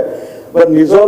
ঘৰৰ পৰা ওলাই গৰুটো এৰাল দিবলৈ হ'লে এক ডিষ্ট্ৰিক্টৰ পৰা বেলেগ ডিষ্ট্ৰিক্টত যাব লাগে আমি কৈছিলোঁ তাত সেই ডিষ্টেঞ্চ এই কথাটো তাত শিথিল কৰিবলৈ চৰকাৰে কিন্তু মানি লোৱা নাছিল এতিয়া আমি ভাবোঁ যে এই ক্ষেত্ৰতো যাতে ভৱিষ্যতে চৰকাৰে আনে এই ক্ষেত্ৰত আৰু অলপ শিথিল কৰি দিয়ে তাহলে আমি ভাবোঁ সকলোৰে কাৰণে ভাল হ'ব ধন্যবাদ মাননীয় অধ্যক্ষ মহোদয় আমি লক্ষ্য কৰিছোঁ কেটেল প্ৰিজাৰ্ভেশ্যন বিল ফাৰ্ষ্ট টাইম যেতিয়া আনিল তাৰপিছত কেইবাবাৰো সংশোধনী আনিব লগা হ'ল আমি কিন্তু তেতিয়াই কৈছিলোঁ যে অসমৰ দৰে এখন ৰাজ্য য'ত বিভিন্ন জাতি জনগোষ্ঠীৰ মানুহ বিভিন্ন ধৰণৰ মানে কালচাৰ কৃষ্টিৰ মানুহ আমি ইয়াতে বসবাস কৰোঁ নৰ্থ ইষ্টৰ আমাৰ গোটেই একেই অৱস্থা গতিকে এনেকুৱা ধৰণৰ বিল আনিব নালাগে যাৰ কাৰণে আমাৰ কৃষকসকল গোপালকসকল তেখেতসকল ক্ষতিগ্ৰস্ত হ'ব এই কথাটো কৈ কিন্তু আমি তেতিয়াই বিৰোধ কৰিছিলোঁ যে এই বিলটোৱে আনিব নালাগে কিন্তু আমি লক্ষ্য কৰিছিলোঁ যে কি উদ্দেশ্যত আনিছিল নাজানো সেই উদ্দেশ্যটো চবেই জানে স্পষ্ট এইটো আৰু তাৰ কাৰণে মাজে মাজেই এনেকুৱা ধৰণৰ এমেণ্ডমেণ্ট চৰকাৰে আনি আছে এটাৰ পিছত এটা এমেণ্ডমেণ্ট আনি আছে কিন্তু এই কথাটো নিশ্চিত কৃষকসকল কিন্তু ক্ষতিগ্ৰস্ত হৈছে বিভিন্ন ধৰণৰ কণ্ডিশ্যন লগাই যিসকল গোপালক যিসকল খেতিয়ক তেখেতসকল এই ইয়াৰ ওপৰত যথেষ্টখিনি নিৰ্ভৰ কৰে তেখেতসকলৰ পৰিয়ালৰ আমি লক্ষ্য কৰিছোঁ কিছুমান ল'ৰাই স্কুলত এডমিশ্যন দিব গৰু এহাল বিক্ৰী কৰি তেখেতসকলে তাৰ ব্যৱস্থা কৰে ছোৱালীৰ বিয়া আজি ধেমাজিৰ পৰা আৰম্ভ কৰি ধুবুৰীলৈকে বহুত ফেমিলি এনেকুৱা আছে ছোৱালীজনীৰ বিয়া গৰু এহাল বিক্ৰী কৰি তেখেতসকলে সেই বিয়াৰ ব্যৱস্থাপনা কৰে কিন্তু বিভিন্ন ধৰণৰ কণ্ডিশ্যন লগাই যিটো এটা জটিলতাৰ মাজত ঠেলি দিছে ইয়াৰ কাৰণে কিন্তু আমাৰ কৃষকসকল ভুক্তভোগী আৰু কেটেল বা গোপালকসকল কিন্তু ভুক্তভোগী হৈছে এতিয়া সৰু সৰু এটা কৰি মাজে মাজে এনেকুৱা ধৰণৰ এমেণ্ডমেণ্ট আনি শিথিলতা কৰি আছে কিন্তু মই ভাবোঁ এইটো ভালদৰে ৰিভিউ কৰিব লাগে আৰু এই বিলটো ৰিপিল কৰিব লাগে যিটো আমি মিজোৰামত ইমপ্লিমেণ্ট কৰিব নোৱাৰোঁ যিটো আমি নাগালেণ্ডে কৰিব নোৱাৰি বিজেপি গভৰ্ণমেণ্ট থাকোঁতে অৰুণাচলত যি বিজেপিৰ গভৰ্ণমেণ্ট আছে এনেকুৱা ধৰণৰ কেটেল প্ৰিজাৰ্ভেশ্যন বিল তাত আনিব নোৱাৰে গোৱাত আজি বিল আনিব নোৱাৰে গতিকে এই ধৰণৰ বিল আনি চমক দেখাই কিবা ইল ইণ্টেনশ্যন লৈ সৰ্বসাধাৰণ ৰাইজ গোপালকসকল আজি ধেমাজিৰ পৰা আৰম্ভ কৰি বিভিন্ন ঠাইলৈকে তেখেতসকলে কিমান সমস্যাত আছে আন্দোলনত তেখেতসকল ওলাই আহিছে আৰু এই মাৰ্কেটত এই কণ্ডিশ্যনবিলাকৰ সুযোগ লৈ পুলিচেও ডিষ্টাৰ্ব কৰে তেখেতসকলে বজাৰবিলাকত বিক্ৰী যে বৰ্ডাৰিং ডিষ্ট্ৰিক্ট যিবিলাক কোৱা হৈছে একেবাৰে ডিষ্ট্ৰিক্টৰ বজাৰ আছে এই ডিষ্ট্ৰিক্টৰ মানুহ এই বজাৰত আহে ঠিক এনেকুৱা ধৰণৰ বহুত কণ্ডিশ্যনৰ কাৰণে তলৰ লেভেলত কিন্তু এই মানুহখিনি বহুত অসুবিধাত পৰে তো মোৰ পৰামৰ্শ থাকিল এটা দুটা শব্দ এটা দুটা বাক্য কৈ এনেকৈ এমেণ্ডমেণ্ট আমি মাজে সময়ে কৰি থকাতকৈ একেবাৰে বিলটো ৰিপিল কৰি দিলেই চব শেষ হৈ যায় এইটো মোৰ মাননীয় অধ্যক্ষ মহোদয় মোৰ প্ৰস্তাৱ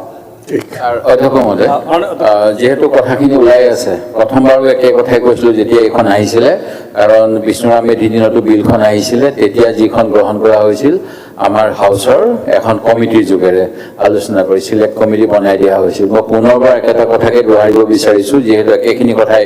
যেতিয়া প্ৰথমবাৰ উপস্থাপন কৰিছিলে যিখিনি কথা আহিছিল আজি একেখিনি কথাই সতীৰ্থসকলে কৈ আছে সেই গতিকে আপুনি এখন কমিটিলৈ ৰেফাৰ কৰক এই মোৰ পৰামৰ্শ আছে মাননীয় অধ্যক্ষ মহোদয় কেইবাটাও ইছ্যু আমি লক্ষ্য কৰিছিলোঁ যে ইয়াৰ আগতেও যেতিয়া বিলটো আহিছিল সেই সময়তো কিছুমান কথা অত্যন্ত আপত্তিজনক হিচাপত আমি আপত্তি কৰিছিলোঁ সেইবিলাকৰ ভিতৰত এতিয়া আজি যেনেকুৱা গৌশালা বিভিন্ন নামনি অসমৰ বা বিভিন্ন অসমৰ বিভিন্ন জেগাত নতুনকৈ গৌশালা উদ্বোধন হৈছে মোৰ সমষ্টিৰ যিহেতু মানকাছাৰ ইণ্টাৰনেশ্যনেল বৰ্ডাৰ এৰিয়া তাত যথেষ্ট গৰু BSF-এ ৰেস্কিউ কৰে পুলিচে ৰেস্কিউ কৰে এইবিলাক ক'ত ৰাখিব গৌশালাত ৰাখিছে যোৱা 4 বছৰৰ পৰা গৌশালাত গৰু ৰাখি আছে গৌশালাত কিমান গৰু ৰাখিব এই গৌশালাৰ গৰুখিনি খাব কি দিব বিক্ৰী কৰাৰ কোনো ধৰণৰ ব্যৱস্থা নাই ডিচিৰ ওচৰত কোনো ব্যৱস্থা নাই ভেটেনাৰী ডিপাৰ্টমেণ্টৰ হাতত কোনো ধৰণৰ ব্যৱস্থা নাই আমাৰ হোম ডিপাৰ্টমেণ্টক সুধিলে কোনো ধৰণৰ ব্যৱস্থা নাই গৌশালা গৰুবিলাক কৰিব কি হাজাৰধিক গৰু হৈ গৈছে এইবিলাক নাখাই মৰি আছে এইটো সম্পৰ্কে এটা ব্যৱস্থা কৰিব লাগে এইটো এটা বিবেচনাত আনিব লাগে গৌশালাবিলাক কি হ'ব কাৰণ গভৰ্ণমেণ্টৰ বিল বহুত বাঢ়ি গৈছে খোৱা কোনে দিব ইহঁতৰ ট্ৰিটমেণ্ট কোনে দিব ইহঁতৰ প্ৰটেকশ্যন কৰি দিব যদি দিয়ে কিহৰ স্বাৰ্থত দিব আৰু যদি বিক্ৰী কৰিব নোৱাৰে কিয় কৰিব এইবিলাক এটা চিষ্টেমত আনি যদি ৰেভিনিউ কালেকশ্যন কৰাৰ ব্যৱস্থা কৰিব পাৰি এটা ভাল সিদ্ধান্ত হ'ব দ্বিতীয় কথাটো মই ক'ব বিচাৰিছোঁ 2-3টা পইণ্ট আছে দ্বিতীয় কথা ক'ব বিচাৰিছোঁ যেনেকুৱা মোৰ সমষ্টিত দুটা কাউ মাৰ্কেট মানে উইকলি মাৰ্কেট দুটা গৰু বিক্ৰী কৰা হৈছে গৰু মহ ছাগলী বিক্ৰী কৰা হৈছে উপমন্যু হাজৰিকা আমাৰ সুপ্ৰিম কোৰ্টৰ এজন অধিবক্তাক Upamanyu Hazarika one man commission supreme কোৰ্টে বনাই দিলে উপমন্যু হাজৰিকা ওৱান মেন কমিশ্যনটো আছিল মানে বাংলাদেশৰ বৰ্ডাৰ ফেন্সিংটো ঠিক আছে নে সেইটো কাৰণে কমিশ্যন বনাই দিয়া আছে তেখেতে এটা ৰিকমেণ্ডেশ্যন দিলে এটা ছাজেশ্যন দিলে সুপ্ৰিম কোৰ্টক যে সেই ছাজেশ্যনটো কি আছিল যে ইণ্টাৰনেশ্যনেল বৰ্ডাৰৰ পৰা 20 কিলোমিটাৰ পিছত কোনো কাউ মাৰ্কেট বহাব নোৱাৰিব 20 কিলোমিটাৰ যদি কাউ মাৰ্কেট বহাব নোৱাৰে উপমন্যু হাজৰিকাৰ এটা ৰিপৰ্ট আছিল কিন্তু পৰৱৰ্তী সময়ত সেই ৰিপৰ্টটো আমি চ্যালেঞ্জ কৰিছিলোঁ যে উপমন্যু হাজৰিকা হিমসেলফ এক্টিভিষ্ট বাংলাদেশী মেটালিজমী এক্টিভিষ্ট এজন কেনেকৈ কমিশ্যন হ'ব পাৰে বাই সুপ্ৰিম কোৰ্ট পিছত তেখেতৰ উপমন্যু হাজৰিকা কমিশ্যনৰ যিটো ৰিপৰ্ট আছিল এইটো কেঞ্চেল কৰি কমিশ্যনটো ভাঙি দিয়া হৈছে কিন্তু তেখেতে দিয়া ৰিকমেণ্ডেশ্যন মতে আজিও 20 কিলোমিটাৰ ভিতৰত গৰুৰ বজাৰ বহিব নোৱাৰে মোৰ সমষ্টিত দুটা এটা খাৰবান্ধা কাউ মাৰ্কেট আৰু এটা পিপুলবাৰী কাউ মাৰ্কেট এই দুটা বন্ধ হৈছে মাত্ৰ 200 মিটাৰ আৰু পিপুলবাৰীটো 50 মিটাৰ দূৰত মেঘালয়তে কাউ মাৰ্কেট হাজাৰ কাউ বিক্ৰী হৈ আছে ৰেভিনিউটো কিন্তু গোটেই মেঘালয় পাই আছে এইটো এটা ব্যৱস্থা কৰিব লাগে 3 নম্বৰ এটা কথাটো হ'ল এইটো কথাটো হৈছিল যে কনজাম্পশ্যন বিফ কনজাম্পশ্যন যেটো 5 কিলোমিটাৰ দিয়া হৈছিল মন্দিৰ নামঘৰ এইবিলাকৰ পৰ্যায়লৈ দিয়া হৈছিল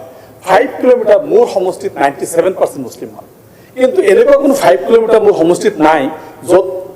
মন্দিৰ নাই য'ত মঠ নাই বা কিবা নাই এই কথাটো পৰৱৰ্তী সময়ত যদি গভৰ্ণমেণ্টে এটাকে এইটো এমেণ্ডমেণ্ট আনি আছে এইটো অত্যন্ত প্ৰয়োজন যে এই এমেণ্ডমেণ্টটো চিন্তা কৰিব লাগে এই ৰেষ্টুৰেণ্টৰ ক্ষেত্ৰত যি ধৰণৰ কঠোৰ ব্যৱস্থা লোৱা হৈছে ৰকিবুল হুছেইনৰ বাহানা দি ৰকিবুল হুছেইনৰ এটা বক্তব্যৰ বাহানা দি এতিয়া ৰেষ্টুৰেণ্ট বন্ধ হোটেল বন্ধ দুখীয়া মানুহবিলাক ক'ত যাব খ্ৰীষ্টান মানুহবিলাক কি কৰিব মেঘালয়ৰ মানুহবিলাক আহি বা আমাৰ নৰ্থ ইষ্টৰ বাকী ষ্টেটৰ মানুহবিলাক আহি ইয়াত কি কৰিব কেনেকৈ খাব দুখীয়া মানুহবিলাকে বিভিন্ন কথাবিলাক আছে এইটো যদি আমি মানে এটা পলিটিকেল ইস্যু নবনাই এটা সামাজিক ইস্যু হিচাপত লওঁ আৰু এইটো যদি আমি এটা মানে ভোট লোৱা ৰাজনীতি নকৰাকে যদি বেলেগভাৱে যদি আমি এটা সামাজিকভাৱে চাওঁ প্ৰত্যেকে যদি প্ৰত্যেকৰ আমি মানে ৰিলিজনটোক ৰেচপেক্ট কৰোঁ প্ৰত্যেকে যদি খাদ্যাভ্যাসক আমি ৰেচপেক্ট কৰোঁ অসমৰ সমস্যা কিন্তু সমাধান বহুতখিনি হৈ যাব সেইকাৰণে পৰৱৰ্তী সময়ত যাতে এই কথাখিনি মাথাত ৰাখি চৰকাৰে যদি চিন্তা কৰি গোটেই বিলটোকেই মানে যিখিনি আপত্তিজনক আছে আৰু আমাৰ যিটো বিশ্বনাথ মেধিৰ সময়ত যেনেকুৱা কমিটি বনাই দি তেখেতসকলে হাউচ কমিটি বনাই দি এইটো চল্ভ কৰাৰ কি ব্যৱস্থা কৰিছিল সেনেকুৱা যদি কৰি অসমখন এটা শান্তিৰ পৰিৱেশ সৃষ্টি কৰিব পৰা যায় এইবিলাক লৈ চিণ্ডিকেট অমুক তমুক বহুত কথা জড়িত হৈ আছে এইবিলাক যেতিয়া এটা সুস্থ পৰিৱেশৰ পিনে লৈ আনে তাৰ কোনো আপত্তি থাকে আবেদন থাকে ধন্যবাদ অধ্যক্ষ মহোদয় ইতিমধ্যে বিল সংক্ৰান্তত বিভিন্নজনে বক্তব্য আগবঢ়াইছে মই একমত কিন্তু আমাৰ ফালৰ পৰা এমেণ্ডমেণ্ট আছিল যিটো কম্পিটেণ্ট অথৰিটি যিটো কোৱা হৈছে এইটো স্পেচিফিক নহ'লেও ইয়াতো কনফিউজন আহি যায় মই ভাবোঁ যে ৰেজিষ্ট্ৰেশ্যন ডাইৰেক্টৰেটে কৰিব এইটো ঠিকে আছে আৰু লাইচেঞ্চ দিয়াৰ কামটো সচৰাচৰ আমি ডিষ্ট্ৰিক্ট লেভেলত ডিচিবিলাকে লাইচেঞ্চ দিয়াৰ যিটো অথৰিটি ইয়াতো এই আইনখনতো কম্পিটেণ্ট অথৰিটিক আমি এমেণ্ডমেণ্ট কৰিছোঁ যে তাতে ডিচিসকলক লাইচেঞ্চ দিয়াৰ অথৰিটি দিলে তেতিয়াহ'লে এই যিবিলাক ৰেজিষ্টাৰ্ড ফাৰ্ম হওক আৰু ইণ্ডিভিজুৱেল হওক লাইচেঞ্চৰ কাৰণে তেওঁলোকে ইফালে সিফালে দৌৰি থাকিব নালাগে বা অযথা যিবিলাক হাৰাশাস্তিৰ সন্মুখীন হয় ট্ৰান্সপৰ্টেশ্যন ক্ষেত্ৰত এই হাৰাশাস্তিৰ পৰাও মানুহখিনি ৰক্ষা পৰে Honorable Minister. Honorable Minister, reply. Hello, Mhoday. Sir. কি হ'ল মই এটা এপইণ্টমেণ্ট দিছিলোঁ ছাৰ হা মোৰো এটা এপইণ্টমেণ্ট আছিলে ইয়াত আপুনি চুপচাপ বহি আছে যে ক'ব দিলে আপুনি কি এমেণ্ডমেণ্ট দিছে নহয় দি আছাম কেটেল প্ৰিজাৰ্ভেশ্যন এমেণ্ডমেণ্ট বিল এই বিলটোত যিখিনি আছে ছাৰ এই আইনৰ সংশোধনী দুটা কাৰণ আহিছে এটা গৰু ক্ৰয় বিক্ৰয়ৰ ক্ষেত্ৰত 2021 চনৰ আইনে গোপালকসকলক যি লোকচানৰ সন্মুখীন হৈছিলে আৰু তেওঁলোকৰ গোপালকসকলৰ ৰোষৰ বলি হৈ এই আইনটো চৰকাৰে আনিছে গৰু বিক্ৰী আৰু সৰবৰাহৰ ক্ষেত্ৰত কিছুমান এজেঞ্চি আৰু ফাৰ্মক অনুমতি প্ৰদান কৰাত হাইকোৰ্টৰ গোচৰ হয় আৰু হাইকোৰ্টে এই ব্যৱস্থাক নাগৰিকৰ ব্যক্তি স্বাধীনতাৰ পৰিপন্থী তথা নাগৰিকৰ জীৱন জীৱিকাৰ অধিকাৰক হৰণ কৰা বুলি গণনা কৰে যাৰ বাবে সংশোধনী আনিলে ঠিকেই কিন্তু এই সংশোধনীয়ে প্ৰস্তাৱে ব্যক্তি স্বাধীনতা তথা ভাৰতীয় সংবিধানে ইয়াৰ নাগৰিকক প্ৰদান কৰা জীৱন জীৱিকাৰ অধিকাৰৰ ওপৰত আঘাত সানিব বিচাৰিছে হাইকোৰ্টে ব্যক্তি বিশেষ গৰু ক্ৰয় বিক্ৰয় আৰু সৰবৰাহৰ ক্ষেত্ৰত বাধা আৰোপ কৰাৰ বাবে ইয়াৰ সংশোধনী বিচাৰিছিল আৰু সেইবাবেই গৰু ক্ৰয় বিক্ৰয় আৰু সৰবৰাহৰ ক্ষেত্ৰত এজেঞ্চি ফাৰ্মৰ সৈতে ব্যক্তি শব্দটো সংযোজন কৰা হ'ল ঠিকেই কিন্তু এই নতুন সংযোজন কৰা ব্যক্তিয়ে সমগ্ৰ নাগৰিকক সামৰি লোৱা নাই কাৰণ যিসকলে ভেটেৰিনেৰী ডিপাৰ্টমেণ্টৰ নাম পঞ্জীয়ন কৰিব তেওঁলোকেহে সংশোধনী আইনৰ ব্যক্তিৰ পৰিসৰত পৰিব অৰ্থাৎ ৰাজ্যত 3,40,00,000 মানুহৰ মাজত 1,000 বা 2,000 লোকে পঞ্জীয়ন কৰিব বাকীসকলৰ স্বতন্ত্ৰ নাইকিয়া হ'ব গৰু ক্ৰয় বিক্ৰয় ভেটেৰিনেৰী ডিপাৰ্টমেণ্টৰ অনুমতি লোৱা বাৰণ কৰিব লাগে কাৰণ ক্ৰেতা বিক্ৰেতা অৰ্থনৈতিকভাৱে ক্ষতিগ্ৰস্ত হ'ব মধ্যভোগীয়ে ইয়াক সুযোগ ল'ব অযথা সময় নষ্ট হ'ব এই ৰেজিষ্ট্ৰেশ্যনটো উঠাই দিব লাগে যে গোপালকসকলে নিজে নিজৰ মতে বিক্ৰী আৰু ক্ৰয় কৰিবৰ অধিকাৰ পায় ৰেজিষ্ট্ৰেশ্যন প্ৰক্ৰিয়াটোৱে এটা চিণ্ডিকেট গঢ়ি উঠিব এই গোটেই প্ৰক্ৰিয়াটো গৰু বিক্ৰয় ক্ৰয়ৰ ওপৰত গৰু ক্ৰয় বিক্ৰয়ৰ ওপৰত গোটেই এই আইনখনত আলোচনা কৰা হৈছে গতিকে এই আইনখন কেটেল প্ৰিজাৰ্ভেশ্যন এক্ট নকৈ আমি দি আছাম কাউ প্ৰিজাৰ্ভেশ্যন এক্ট বুলি ক'ব পাৰি নেকি গতিকে যিহেতু গোটেই কথাখিনি গৰুক লৈ আলোচনা হৈছে অইন জন্তু জীৱ জন্তুলৈ আলোচনা হোৱা নাই ছাগলীৰ কথা অহা নাই, মুৰ্গীৰ কথা অহা নাই, বিভিন্ন অন্য কোনো কথা অহা নাই, অকল গৰুৰ কথা আহিছে। গতিকে কেটেল প্ৰিজাৰ্ভেশ্যন এক্টৰ বাহিৰে আমি কাউ প্ৰিজাৰ্ভেশ্যন এক্টটো কৰিব পৰা যায় নেকি? Honorable Minister. মাননীয় অধ্যক্ষ মহোদয়, আমাৰ মাননীয় সদস্যসকলে যিটো কথা কৈছে যে আমি ইয়াত মাত্ৰ এটা শব্দহে ইয়াত আমি ইনক্লুড কৰিছোঁ, যে আগতে আমাৰ ৰেজিষ্ট্ৰেশ্যন পাইছিলে এজেঞ্চি আৰু ফাৰ্মবিলাকে ৰেজিষ্ট্ৰেশ্যন পাইছিল আৰু তেওঁলোকে এইখিনি ক্ষেত্ৰত সৰবৰাহ কৰাৰ সুযোগ পাইছিল। তো আমি ইয়াতে এইবাৰ আমি ক'লোঁ যে অকল মানে এজেঞ্চিয়ে নহয় বা ইয়াতে কোনো হেৰি নহয়, গতিকে আমাৰ এজেঞ্চিৰ উপৰিও আমাৰ ব্যক্তিগত মানুহেও এইটো ক্ষেত্ৰত তেওঁলোকে আনিব পাৰিব, কিন্তু এইটো কৰিব লাগিব কমপ্লিটলি ভেটেৰিনাৰী আছামৰ এই যে ট্ৰান্সপৰ্টেশ্যন কেটেল হ'ব প্ৰাইভেট পাৰ্চনে পাৰিব, তেওঁলোকে এইখিনি কমপ্লিটলি এগ্ৰিকালচাৰ আৰু এনিমেল হাজবেণ্ডাৰী পাৰ্পাছতহে মানে তেওঁলোকে কৰিব পাৰিব। গতিকে আৰু or trade for the said purpose in such manner as may be prescribe. গতিকে ইয়াত মাত্ৰ এটা শব্দ, মাত্ৰ পাৰ্চন শব্দটো ইয়াতে মানে ইনক্লুড কৰা হৈছে আৰু বাকী অন্য নাই। গতিকে মই ভাবোঁ যে এইটো কৰিব লগা হৈছিল এইকাৰণে যে আগৰ আইনখনত মানে কি হৈছিল যে statement of objects and reasons আপোনালোকে নিশ্চয় পঢ়িছে এইটো, আৰু তাতে দেখিব যে আগৰ আইনখনত এই পাৰ্চন শব্দটো নাথাকাৰ কাৰণে গতিকে writ petition C 2495/2022 title lucky shock me and others versus state government and others, গতিকে গুৱাহাটী হাইকোৰ্টত এখন ৰিট পিটিশ্যন কৰিলে। আৰু ৰিট পিটিশ্যন কৰোঁতে আমি গভৰ্ণমেণ্টৰ ফালৰ পৰা ক'লোঁ যে আমি এইটো পাৰ্চন হিচাপে আনিব পাৰে বুলি আমি এইটো মানি লওঁ। আমি হাইকোৰ্টত নিজে আমি এইটো কথা এডমিট কৰিছোঁ চৰকাৰে, আৰু as per our commitment before the honourable high court আমি এই পাৰ্চন শব্দটো আমি ইয়াতে ইনক্লুড কৰিছোঁ। গতিকে এইখন পূৰ্ণ এখন এক্ট, গতিকে এই এক্টখন হৈ থকাৰ পিছত এইখনৰ চিলেক্ট কমিটিত কেতিয়া যায়, যেতিয়া সাংঘাতিক ধৰণৰ এটা কণ্ট্ৰভাৰ্চি হৈ যায়, যেতিয়া সাংঘাতিক ধৰণে এটা মানে গোটেই ছ'চাইটিৰ এগেইনষ্টত এখন এক্ট যাব বুলি ভবা যায়, তো সেনেকুৱা এক্ট এখন কেতিয়াবা কণ্ট্ৰভাৰ্চি বিৰাট যেতিয়া হয় তেতিয়া চিলেক্ট কমিটিলৈকে যায়। কিন্তু এইখনতো চিলেক্ট কমিটিলৈকে যাবলগীয়া নহয়, এইখন পূৰ্ণ পৰ্যায়ৰ এখন এক্ট। গতিকে মই ভাবোঁ যে এইটো ক্ষেত্ৰত সকলোৱে একমত হ'ব, আৰু আপোনালোকে যিখিনি কথা আচলতে মই ক'বলগীয়া কথাখিনি আপোনালোকে কৈ আছে, যিখিনি মই ক'ব লাগে, গতিকে আপোনালোকৰ কথাখিনি ইয়াত আছে। গতিকে মই ভাবোঁ এইটো অধ্যক্ষ ডাঙৰীয়া এইখন পাছ কৰি দিলে ভাল হ'ব। ঠিক আছে, থেংক ইউ। এতিয়া বিধেয়কখন সদনত দফাই দফাই বিবেচনাৰ বাবে লোৱা হ'ল। দফা নং 1 সংশোধনী প্ৰস্তাৱ আছে মাননীয় সদস্য শ্ৰী নুৰুল হুদা ডাঙৰীয়াৰ, গতিকে আপুনিতো উঠাই ল'ব। নুৰুল হুদা ডাঙৰীয়া। তাৰমানে গো পালকসকলক মানে সম্পূৰ্ণ স্বাধীনতা দিব লাগে, তেওঁলোকে যাতে গৰু বিক্ৰী কৰিব পাৰে আৰু ক্ৰেতা যাতে কিনিব পাৰে। এই যে পাৰ্চনৰ যিটো পঞ্জীয়ন, এই পঞ্জীয়নটো নাইকিয়া কৰি দিলে ভাল হ'ব, কাৰণ পঞ্জীয়ন কৰিব গ'লে কিমানজনে পঞ্জীয়ন কৰিব। গতিকে গো পালকসকলৰ কাৰণে এটা বিপদৰ সন্মুখীন হ'ব। গতিকে সকলো ক্ষেত্ৰত গৰু বেচা কিনাটো মুকলি কৰি দিব লাগে, আৰু এইটো যদি কৰি দিয়ে খুব ভাল হ'ব। গতিকে এইটো মই আশা ৰাখি মোৰ এইটো উদ্যোগ কৰিছোঁ। ধন্যবাদ। এতিয়া উইড্ৰল কৰিলে প্ৰশ্নটো হ'ল যে দফা নং 1 বিধেয়কখনৰ অংশ হ'ব। যিসকল সপক্ষে আছে কওক হয়, যিসকল বিপক্ষে আছে কওক নহয়। মই ভাবোঁ হয়ৰ সপক্ষে হয়ৰ সপক্ষে হয়ৰ সপক্ষে দফা নং 1 বিধেয়কখনৰ অংশ হ'ল। দফা নং 3 সংশোধনী প্ৰস্তাৱ আছিলে, কিন্তু সংশোধনী প্ৰস্তাৱটো নাকচ কৰা হৈছে, যিহেতু সেইটো আপোনাৰ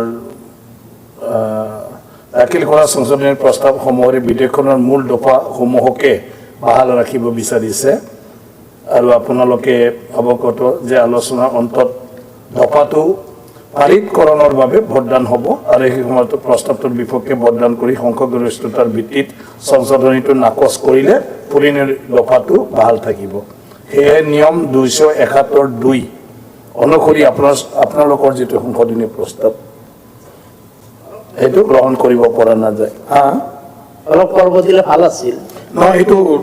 কিবাটোতো ৰুল মতে নহয় তাৰমানে কিবাটো নাকচ হৈ যায় এক মিনিট ক'ব বিচাৰিছোঁ টেকনিকেল প্ৰব্লেম যিটো হয় কিয় একচুৱেলি এই এমেণ্ডমেণ্টটো আনিছিলোঁ নাই, আপুনিতো বিষয়টোতো ক'লে আপুনি নাই এইটো কোৱা নাই ছাৰ এইটো কিয় মইতো ক'বলৈ দি আছো সেইকাৰণে বিষয়টো যদি কিবা আছে মন্ত্ৰী ডাঙৰীয়াই ক'ব কিন্তু মানে সংশোধনী প্ৰস্তাৱটো নহ'ব আমি এইকাৰণে এইটো ৰিপিল কৰিবলৈ কৈছিলোঁ আপুনি কওক বিষয়টো কওক মন্ত্ৰী ডাঙৰীয়াই মানে উত্তৰ দিব মানে যিটো আপুনি বিচাৰিছে ইয়াতে চিকিউৰিটি হোম ডিপাৰ্টমেণ্টৰ চিকিউৰিটি ক্লিয়াৰেন্সৰ কথা কৈ আছে মই ভাবোঁ যে ভাৰতবৰ্ষৰ কোনো ইউনিভাৰ্চিটিত এনেকুৱা ধৰণৰ দৃষ্টান্ত নাই যে ইউনিভাৰ্চিটি এটা গঠন কৰাৰ সময়ত চিকিউৰিটি ক্লিয়াৰেন্স লাগে কাৰণ যিকোনো স্কুল কলেজ এই চিকিউৰিটিৰ কথাটো এইটো এটা নিয়ম মাফিক কথা পুলিচ হওক বা আদাৰ যিবিলাক আমাৰ ইণ্টেলিজেঞ্চ চ'ৰ্চ আছে তেওঁলোকে ৰুটিন মতে কৰি থাকিব চিকিউৰিটি ব্ৰিজ কৰবাত থাকিলে তেওঁলোকে একশ্যন ল'বই কিন্তু ইউনিভাৰ্চিটি গঠনৰ ক্ষেত্ৰত যদি এনেকুৱা ধৰণৰ কথাবিলাক আহি যায় যে চিকিউৰিটি তেতিয়া মই ভাবোঁ যে বা কলেজ গঠনৰ ক্ষেত্ৰত স্থাপত্যৰ ক্ষেত্ৰত যে এইবিলাক ডিছকাৰেজ কৰা হ'ব বৰঞ্চ যিটো নিউ নেশ্যনেল এডুকেশ্যন পলিচি য'ত আছে নেশ্যনেল এডুকেশ্যন পলিচিত এই মাল্টি ডিচিপ্লিন থকা কলেজ ইউনিভাৰ্চিটি খোলাৰ কাৰণেহে এনকাৰেজ কৰা হৈছে চৰকাৰী কেটেল প্ৰিজাৰ্ভেশ্যন বিলহে চলি আছে ইউনিভাৰ্চিটি কিন্তু আহে নাই এতিয়াও কোনটো আনিছে আপুনি ইউনিভাৰ্চিটি বিলৰ ওপৰত কৈ আছে ঠিক আছে হ'ব আপোনাৰ মানে LOP ডাঙৰীয়া আৰু সহযোগীৰ যিখিনি কিবা ঠিক আছে এইটো এমেণ্ডমেণ্টটো তুলি লৈছে কিন্তু বহুতে যিখিনি কৈছে যে যিটো এমেণ্ডমেণ্ট নাই এতিয়া এমেণ্ডমেণ্টটো নাকচ হ'ল যিহেতু সেইকাৰণে প্ৰশ্নটো হ'ল যে দফা নং 2 বিধেয়কখনৰ অংশ হ'ব যিসকল সপক্ষে আছে কওক হয় যিসকল বিপক্ষে আছে কওক নহয় মই ভাবোঁ হয়ৰ সপক্ষে দফা নং 2 বিধেয়কখনৰ অংশ হ'ল এতিয়া বিধেয়কখনৰ অধিনিয়ম সূত্ৰ প্ৰস্তাৱনা আৰু দীৰ্ঘ শিৰোনামত কোনো সংশোধনী প্ৰস্তাৱ নাই প্ৰশ্নটো হ'ল যে অধিনিয়ম সূত্ৰ প্ৰস্তাৱনা আৰু দীৰ্ঘ শিৰোনাম বিধেয়কখনৰ অংশ হ'ব যিসকল সপক্ষে আছে কওক হয় যিসকল বিপক্ষে আছে কওক নহয় মই ভাবোঁ হয়ৰ সপক্ষে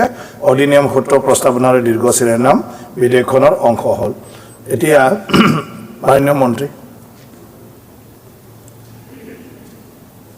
মাননীয় অধ্যক্ষ মহোদয়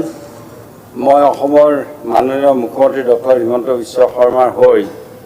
প্ৰস্তাৱ উত্থাপন কৰোঁ যে Assam cattle preservation amendment bill 2025খন পাৰিতকৰণৰ বাবে লোৱা হওক প্ৰশ্নটো হ'ল যে বিধেয়কখন পাৰিত কৰা হওক যিসকল সপক্ষে আছে কওক হয় যিসকল বিপক্ষে আছে কওক নহয় মই ভাবোঁ হয়ৰ সপক্ষে প্ৰস্তাৱটো গৃহীত হ'ল আৰু বিধেয়কখন পাৰিত কৰা হ'ল এতিয়া item number 10 Honorable Minister 10 Semanta Sankote University 10 Health Science Item number 10 মাননীয় অধ্যক্ষ মহোদয় মই অসমৰ মাননীয় মুখ্যমন্ত্ৰী ডক্টৰ হিমন্ত বিশ্ব শৰ্মাৰ হৈ the Srimanta Sankardev university of health sciences amendment bill 2025 বিবেচনাৰ বাবে সদনত উত্থাপন কৰিলোঁ প্ৰশ্নটো হ'ল যে Srimanta Sankardev university of health sciences amendment bill 2025খন বিবেচনাৰ বাবে লোৱা হওক যিসকল সপক্ষে আছে কওক হয় যিসকল বিপক্ষে আছে কওক নহয় মই ভাবোঁ হয়ৰ সপক্ষে প্ৰস্তাৱটো গৃহীত হ'ল এতিয়া বিধেয়কখনৰ সদনত দফাই বিবেচনাৰ বাবে লোৱা হ'ব দফা নং 2ত সংশোধনী প্ৰস্তাৱ আছে এইটো একে মানে কেছটো নহয় কিবা যদি আছে মাত্ৰ কথাটো ৰাখক মাত্ৰ সংশোধনী ক'ব পাৰিব না বিষয়টো আলোচনা কৰিব পাৰিব কিন্তু মাত্ৰ কথাখিনি হাউচত পোৱা গ'ল মই সেইখিনিকে মই কৈছোঁ যে মই এতিয়া পোৱা বুলি মই বিবেচনা কৰাৰ কাৰণে অনুৰোধ কৰিলোঁ আৰু মন্ত্ৰী মহোদয়ক আপোনাৰ যিহেতু ক'ব বিচাৰে মন্ত্ৰী ডাঙৰীয়া এইফালে আপোনাৰ বিলৰ ওপৰত আমি নেশ্যনেল এডুকেশ্যন পলিচিৰ নতুনকৈ কওক যাতে মন্ত্ৰী ডাঙৰীয়াই আপোনাৰ উত্তৰ দিব মাননীয় অধ্যক্ষ মহোদয় যে ইয়াতে এই যিটো এমেণ্ডমেণ্টত এটা ক্লজ ইনচাৰ্ট কৰিছে that a security clearance report shall be required to furnish in respect of antecedents or precedents of the sponsoring body or management committee of the institute or college from the Home and Political Department, Government of Assam. It was affiliation পাব খোজা বা কি পাব খোজা school কলেজসমূহৰ ক্ষেত্ৰত কোৱা হৈছে অৰ্থাৎ প্ৰাইভেট যিবিলাক ইনষ্টিটিউশ্যন মষ্ট প্ৰবাবলি যে যিবিলাক হ'ব ছায়েন্স শ্ৰীমন্ত শংকৰদেৱ ইউনিভাৰ্চিটিৰ এফিলিয়েশ্যনৰ কাৰণে বা ইয়াৰ লগত অহাৰ কাৰণে এতিয়া হোম ডিপাৰ্টমেণ্টৰ যিটো ক্লিয়াৰেন্সৰ কথা কোৱা হৈ আছে মই ভাবোঁ যে এই ক্ষেত্ৰত নেশ্যনেল এডুকেশ্যন পলিচিকে এফেক্ট কৰিব নেশ্যনেল হয় স্যাৰ এইটো কাৰণটো স্যাৰ যদি অন কেমেৰাও কয় কি কাৰণে পুলিচৰ ভেৰিফিকেশ্যন লাগে স্যাৰ যিটো কৈ আছে এডুকেশ্যন পলিচি তেনেকুৱা কথা নাই এইটো স্যাৰ যিখিনি কথা আমাৰ নতুনকৈ কিয় জাপি দিব লগা হৈছে ক'ৰবাত এনেকুৱা প্ৰাইভেট ইনষ্টিটিউশ্যনে ক'ৰবাত ধৰ্মান্তৰ কৰিছে নেকি কিবা কৰিছে নেকি এই গোটেইবিলাক কথা স্যাৰ জনাৰ পিছতহে এমেণ্ডমেণ্টত স্যাৰ যোৱা উচিত নহয় এইকাৰণে মই কৈছোঁ এমেণ্ডমেণ্টটো এজ পাৰ ৰুল মতে যিটো কৰিছে এইটো নহ'ব মুভটো কিন্তু মই কৈছোঁ কি এই বিষয়ত আপোনালোকে এতিয়া ডিছকাশ্যনটোত উত্থাপন কৰিব পাৰে আৰু মন্ত্ৰীয়ে ইয়াৰ ওপৰত উত্তৰদান কৰিব মাত্ৰ ফৰ্মেলি এমেণ্ডমেণ্টটো একচেপ্ট নহয় মানে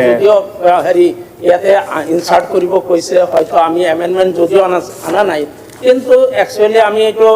উদ্বিগ্নেৰে লক্ষ্য কৰিছোঁ যে চৰকাৰে এই কথাবিলাক এই ধৰ্মান্তকৰণ জাতীয় কথাবিলাক কিয় ইউনিভাৰ্চিটি কলেজত আজি সোমাব লগা হৈছে আমাৰ অসমত তেনেকুৱা পৰিৱেশ হৈছে নেকি যে কিবা আমি দৃষ্টান্ত পাইছোঁ নেকি যে আমি যে এনেকুৱা আমি সিদ্ধান্ত কেতিয়া লওঁ আইনৰ কেতিয়া প্ৰয়োজন হয় যেতিয়া নেকি তেনেকুৱা অনুৰূপ ঘটনা ৰাজ্যখনত ঘটে আজিলৈকে হাউচতে কিন্তু এনেকুৱা আলোচনা হোৱা নাই যে অসমৰ কোনোবা ব্যক্তিগত খণ্ডৰ স্কুল কলেজত বা ইউনিভাৰ্চিটিত তেনেকুৱা ধৰণৰ ইনচিডেণ্ট হৈছে যদি ইনচিডেণ্ট হোৱাই নাই আমি কেনেকৈ এপ্ৰিহেণ্ড কৰোঁ অৰ্থাৎ এইবিলাক কথাই কাৰোবাক এনকাৰেজ কৰে নেকি আমাৰ সমাজত বিভেদ সৃষ্টি কৰিব নেকি গতিকে সদনৰ পৰাই যদি আমি তেনেকুৱা ধৰণৰ বিভেদকামী কথাবিলাক যদি সৃষ্টি কৰোঁ এই কথাবিলাক আৰু তাৰোপৰি শিক্ষা বিভাগৰ নিচিনা এটা বিভাগত য'ত নেকি মানৱ সম্পদ গঢ়া হয় মানৱ সম্পদ গঢ়িবলৈ গৈ যদি এনেকুৱা ধৰ্মান্ধতাৰ লাইনত যদি সেই দিশত যদি আমি কথা বতৰাবিলাক কৈ যাওঁ নেশ্যনেল এডুকেশ্যন পলিচিকে এফেক্ট কৰিব মাল্টি ডিচিপ্লিনৰ যিবিলাক প্ৰাইভেট ছেক্টৰ ইউনিভাৰ্চিটি ইনষ্টিটিউশ্যন খোলাৰ যিটো আগ্ৰহ য'ত নেকি আমি এনকাৰেজ কৰিব লাগিছিল য'ত আজি আমি অসমত ছাফিচিয়েণ্ট পৰিমাণে শিক্ষানুষ্ঠান নথকাৰ কাৰণে অসমৰ ল'ৰা ছোৱালী অসমৰ বাহিৰত শিক্ষা লাভ কৰিব লগা হৈ আছে বছৰত আমি কেইবাশ কোটি কেইবা হাজাৰ কোটি টকা আমি বহিৰাজ্যত দিব লগা হয় অকল শিক্ষা বিভাগত শিক্ষাৰ লাইনতে আমি সেইখিনি ল'ৰা ছোৱালীক আমাৰ অসমত ৰখাৰ কাৰণে আমি চৰকাৰীভাৱে গোটেইখিনি সম্ভৱ নহয় বেচৰকাৰী খণ্ডত যিবিলাক হেৰি ব্যক্তিয়ে সমাজ সেৱা লগতে তেওঁলোকৰ ব্যৱসায়িক দৃষ্টিভংগী ইয়াত জড়িত হৈ থাকে যদি ব্যৱসায়িক দৃষ্টিভংগীত যদি আমি আঘাত কৰোঁ ব্যৱসায়িক দৃষ্টিভংগী নাথাকিলে আমি অকল সেৱাৰ মনোভাৱেৰে কোনো ব্যক্তিগত খণ্ডৰ মানুহে ইয়াতে শিক্ষানুষ্ঠান প্ৰতিষ্ঠা কৰিবলৈ নাহে মই সেইকাৰণে এই যিটো ইনচাৰ্ট এটা দফাৰ ইনচাৰ্টশ্যন ৰিপিল কৰাৰ কাৰণে আপিল কৰিছোঁ কিন্তু 2AA ইয়াতেও আমাৰ উদ্বিগ্নতা প্ৰকাশ কৰিছোঁ ধন্যবাদ ছাৰ এবাৰ মিনিষ্টাৰ কোনোবা ক'ব কোনোটো নকয়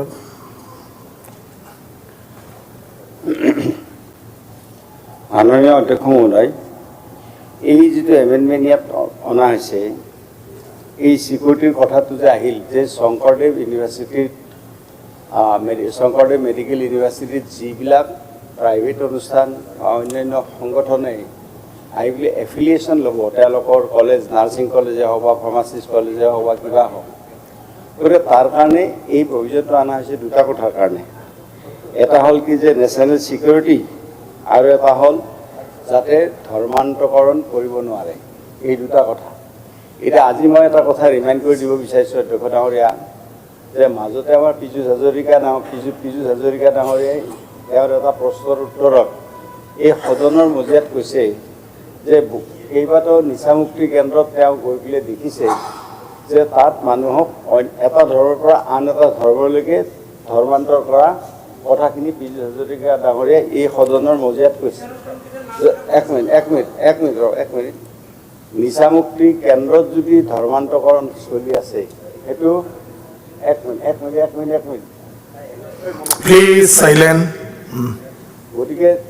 যেতিয়া আমাৰ মাননীয় মন্ত্ৰী এগৰাকী এই কথাখিনি তেওঁ নিজে ভিজিট কৰি নিজে চাই যেতিয়া আহি কৈছে, গতিকে যদি নিচামুক্তি কেন্দ্ৰ সেইটো হ'ব পাৰে, তো বাকী এইবিলাক যে আজি অনুষ্ঠান কিছুমান আজি সংগঠনে কিছুমান মানে হেৰি কৰি আছে, কিছুমান সংগঠনে ধৰক আজি এফিলিয়েশ্যন ল'ব বিচাৰিছে, কিবা অনুষ্ঠান খুলিব, তো তেতিয়াহ'লে তাত দুটা কথা, এটা হ'ল এনেকুৱা ধৰ্মান্তকৰণৰ এটা দিশ দেখুৱাই যাতে তেওঁলোকে কৰিব নোৱাৰে, নাম্বাৰ 1। নাম্বাৰ 2, আটাইতকৈ ডাঙৰ ক'লে নেশ্যনেল ছিকিউৰিটিৰ কথাটো আছে ইয়াত। নেশ্যনেল ছিকিউৰিটিৰ কথা আছে কেনেকুৱাকৈ যে এই অনুষ্ঠানবিলাক যেতিয়া গঢ়ি তুলিব, এফিলিয়েশ্যন ল'ব, গঢ়ি তোলাৰ পিছত এফিলিয়েশ্যনৰ কাৰণে যাব, তো ইয়াৰে চ'ৰ্চ অফ ফাণ্ডিং ক'ৰ পৰা এইবিলাক চ'ৰ্চ অফ ফাণ্ডিংটো ক'ত? গতিকে চ'ৰ্চ অফ ফাণ্ডিংটো জানিব লাগিব চৰকাৰে। সেইকাৰণে হোম ডিপাৰ্টমেণ্টক এইখিনি কথা জনাব লাগিব যে আপুনি এফিলিয়েশ্যন পাব শংকৰদেৱ ইউনিভাৰ্চিটিৰ অধীনত, কিন্তু আপোনাৰ চ'ৰ্চ অফ ফাণ্ডিং কি, আৰু আপুনি এনেকুৱা ধৰণৰ কিবা আপোনাৰ মটিভ আছে নেকি? যদি সেইখিনি হোম ডিপাৰ্টমেণ্ট ছেটিছফাইড হয়, সেইটো মই ভাবোঁ এইটো হোম ডিপাৰ্টমেণ্টৰ এপ্ৰুভেল লোৱাটোত আপোনালোকে আপত্তি কৰিব নালাগে কেতিয়াও। কাৰণ কিয়, আমি যদি ৰাজ্যখনক ভাল পাওঁ, দেশখনক ভাল পাওঁ, নেশ্যনেল ছিকিউৰিটিৰ প্ৰতি যদি আমাৰ দায়বদ্ধতা আছে, তো তেতিয়াহ'লে আমি ভাবোঁ যে আপোনালোকে এইটো কথা আপত্তি কৰিবই নালাগে, বৰং চৰকাৰক আপোনাৰ ধন্যবাদ দিব লাগে যে ৰাজ্যখনক আপোনালোকে এটা নিৰ্দিষ্ট দিশলৈকে লৈ গৈ আছে। গতিকে মই ভাবোঁ যে এইটো কথাত মাননীয় সদস্যসকলে নিশ্চয় অনুভৱ কৰিব, গতিকে আৰু এই এমেণ্ডমেণ্টত তেখেতসকলে সহযোগ কৰিব। স্যাৰ মন্ত্ৰী মহোদয় যিখিনি ৰিপ্লাই দিলে, ধৰ্মান্তকৰণ জবৰদস্তি কৰাটো ভাৰতৰ সংবিধান প্ৰদত্ত নহয়, কৰিব নোৱাৰে, কৰিবও নালাগে, লোভ লালচা দিও কৰিব নালাগে, জবৰদস্তিও হ'ব নালাগে। কিন্তু ভাৰতৰ সংবিধানটো দিছে যে কোনোবা জানি বুজি এডাল ইচ্ছা কৰি এটা ধৰ্মৰ পৰা আন এটা ধৰ্মলৈ যায়, আৰু এইটো চলি আছে, গোটেই ৱৰ্ল্ডতে চলি আছে, ভাৰততো চলি আছে। গতিকে এতিয়া আপোনালোকে সব জায়গাতে ধৰ্মান্তকৰণ এই ধৰণৰ কথা আনি এতিয়া শিথিলহে কৰিব লাগে। এডুকেশ্যনৰ ক্ষেত্ৰত 2 হাত খুলি আমি মানুহক সুবিধা দিব লাগে, অনুষ্ঠান প্ৰতিষ্ঠান গঢ়লৈ উঠক। তাত যদি এই ধৰণৰ কণ্ডিশ্যন, ফবিয়াৰ শিকাৰ হৈ যদি আমি কণ্ডিশ্যনবিলাক লগাওঁ, তেতিয়াহ'লে স্কুল পাতোতে কোনোবা আহোঁতে সংকোচ বোধ কৰিব, কোনোবা স্কুল পাতোতে অসুবিধা পাব। গতিকে তেওঁলোক হ'ব নালাগে। আজি এইটো মই স্যাৰ আজি মাজুলীত আমাৰ 33টা সত্ৰ আছে, 63 তাতে আপোনাৰ আপত্তি নাই, 63, কিন্তু এইবিলাক কথা 33টা সত্ৰ আছে, সত্ৰৰ আমি সন্মান কৰোঁ। চাৰ্চ ধৰ্মীয় অনুষ্ঠান খ্ৰীষ্টান ভাইসকল তাৰ প্ৰতি আমাৰ সন্মান আছে, মন্দিৰৰ প্ৰতি সন্মান আছে, মছজিদৰ প্ৰতি সন্মান আমাৰ সকলোৰে আছে। কিন্তু কথা হ'ল যে ফবিয়াৰ শিকাৰ হৈ আমি কাকো টাৰ্গেট কৰিব নালাগে। নিজৰ ধৰ্মৰ ভিতৰত গণ্ডিত যদি আমি থাকোঁ, আমাৰ যদি টলাৰেঞ্চ শ্ৰেণীটো ঠিক থাকে, আমি পুখুৰীত আমি পানী খাব নিদিম, গিলাচত পানী খাব নিদিম, এইটো বৰ্তাৰ কৰিম, এই সিফালে যায়। গতিকে নেশ্যনেল মেডিকেল কাউন্সিলৰ গাইডলাইনতো এনেকুৱা কোনো নাই। মহাৰাষ্ট্ৰত সৰ্বাধিক মেডিকেল কলেজ আছে ব্যক্তিগত খণ্ডৰ, তাতো এনেকুৱা আইন নাই যিটো কোনো এইটো কোৰ্টত গ'লে ছাৰ এইটো কণ্টেষ্ট হ'ব পাৰে, যিহেতু মেডিকেল কাউন্সিলে এনেকুৱা কোনো কণ্ডিশ্যন দিয়া নাই যে আমি ছাৰ ইয়াত এই যিখন আইন আকৌ চেলেঞ্জ হ'ব পাৰে, তেনেকুৱা আইন এখন কিয় আমি আগ্ৰহ কৰিছোঁ প্ৰকাশ কৰিবলৈ, ছাৰ এইটো স্পষ্ট হ'ব লাগে। আৰু যদি এনেকুৱা হৈছে তেতিয়াহ'লে ছাৰ এইটো অন কেমেৰা হ'লেও জনাব লাগে কোনকেইখন কলেজে এনেকৈ ধৰ্মান্তৰণ কৰি আছে। ছাৰ অধ্যক্ষ মহোদয়, যে মহাৰাষ্ট্ৰৰ পৰিস্থিতিটো আৰু অসমৰ পৰিস্থিতিটো বেলেগ আছে। আমি সকলোৱে বুজিব লাগিব যে গ্ৰাউণ্ড ৰিয়েলিটিটো মহাৰাষ্ট্ৰ আৰু গ্ৰাউণ্ড ৰিয়েলিটি আছাম, গতিকে এই দুটা কথা আমি সকলোৱে উপলব্ধি কৰিব লাগিব। গতিকে সেইকাৰণে মই এই কথাটো কৈছোঁ কি যে আমাৰ জনিয়াৰ সমষ্টি বিধায়ক ডাঙৰে কোৱাৰ নিচিনাকৈ যে কাৰো কোনো ধৰ্মীয় কথাটো আমি আপত্তি কৰিব যোৱা নাই। ডন বস্কো ইউনিভাৰ্চিটি হৈছে, আমিতো ডন বস্কো ইউনিভাৰ্চিটি এই বিধানসভাতে পাছ কৰিছোঁ। আমি ডন বস্কো ইউনিভাৰ্চিটিত আমি কোৱা নাই যে তোমালোকে খ্ৰীষ্টিয়ান ধৰ্মৰ প্ৰতি বেছি গুৰুত্ব দিছা, গতিকে তোমালোকক আমি এইটো নিদিওঁ, এইটোতো আমি কোৱা নাই কেতিয়াও। কিন্তু কথাটো হৈছে কি যে এটা প্ৰৱণতা, চৰকাৰৰ হাতত এটা প্ৰৱণতাৰ এনেকুৱা খবৰ এটা আছে, আৰু খবৰ যিটো চৰকাৰৰ হাতত আছে, গতিকে চৰকাৰে ফৰ অভিয়াছ ৰিজন কোন ষ্টেটে কৰিছে কোন ষ্টেটে কৰা নাই, মহাৰাষ্ট্ৰই কি কৰিছে, কোনে কি কৰিছে, এইবোৰৰ কথা নহয়। অসমৰ ক্ষেত্ৰত যিহেতুকে আমাৰ এনেকুৱা ধৰণৰ সমস্যা হৈছে, মই পীযুষ হাজৰিকা ডাঙৰ এই নিচামুক্তি কেন্দ্ৰৰ কথাটো যিটো সিদিনা উত্থাপন কৰিছে, মই সেইটো কথা আপোনাৰ উদাহৰণ হিচাপে দিছোঁ। গতিকে প্ৰশ্নটো হৈছে কি যে আজিৰ দিনটোত আমাৰ দুটা কথা, এটা হ'ল যে চ'ৰ্চ অফ ফাণ্ডিং, যে অসম আপুনি সকলোৱে আমি বুজিব লাগিব আমাৰ ৰাজ্যখন অসম ৰাজ্যখন আমি এটা ষ্ট্ৰেটেজিক লোকেশ্যনত আছোঁ ছাউথ ইষ্ট এছিয়াত। গতিকে আমাৰ ৰাজ্যখনৰ এই যিটো ষ্ট্ৰেটেজিক লোকেশ্যন, এই লোকেশ্যনটোৰ প্ৰতি প্ৰত্যেকৰে চকু আছে। গতিকে এই লোকেশ্যনটোৰ প্ৰতি যিহেতুকে প্ৰত্যেকৰে চকু আছে, গতিকে ইয়াত কোনটো চ'ৰ্চৰ পৰা ফাণ্ডিং হ'ল কোন অনুষ্ঠানটো কৰোঁতে, গতিকে ফাণ্ডিংটো মোৰ কথাটো হ'ল যে মই ফাণ্ডিং মোৰ নিজৰ ষ্টেট বেংক অফ ইণ্ডিয়াৰ পৰা মই পইচা লৈছোঁ, ক্লিয়াৰ। সেইটো তাৰ ক'বলগীয়া নাই, সেইটো তাৰ হোম ডিপাৰ্টমেণ্টে নাৰাখে যে তুমি এইটো নোৱাৰিবা।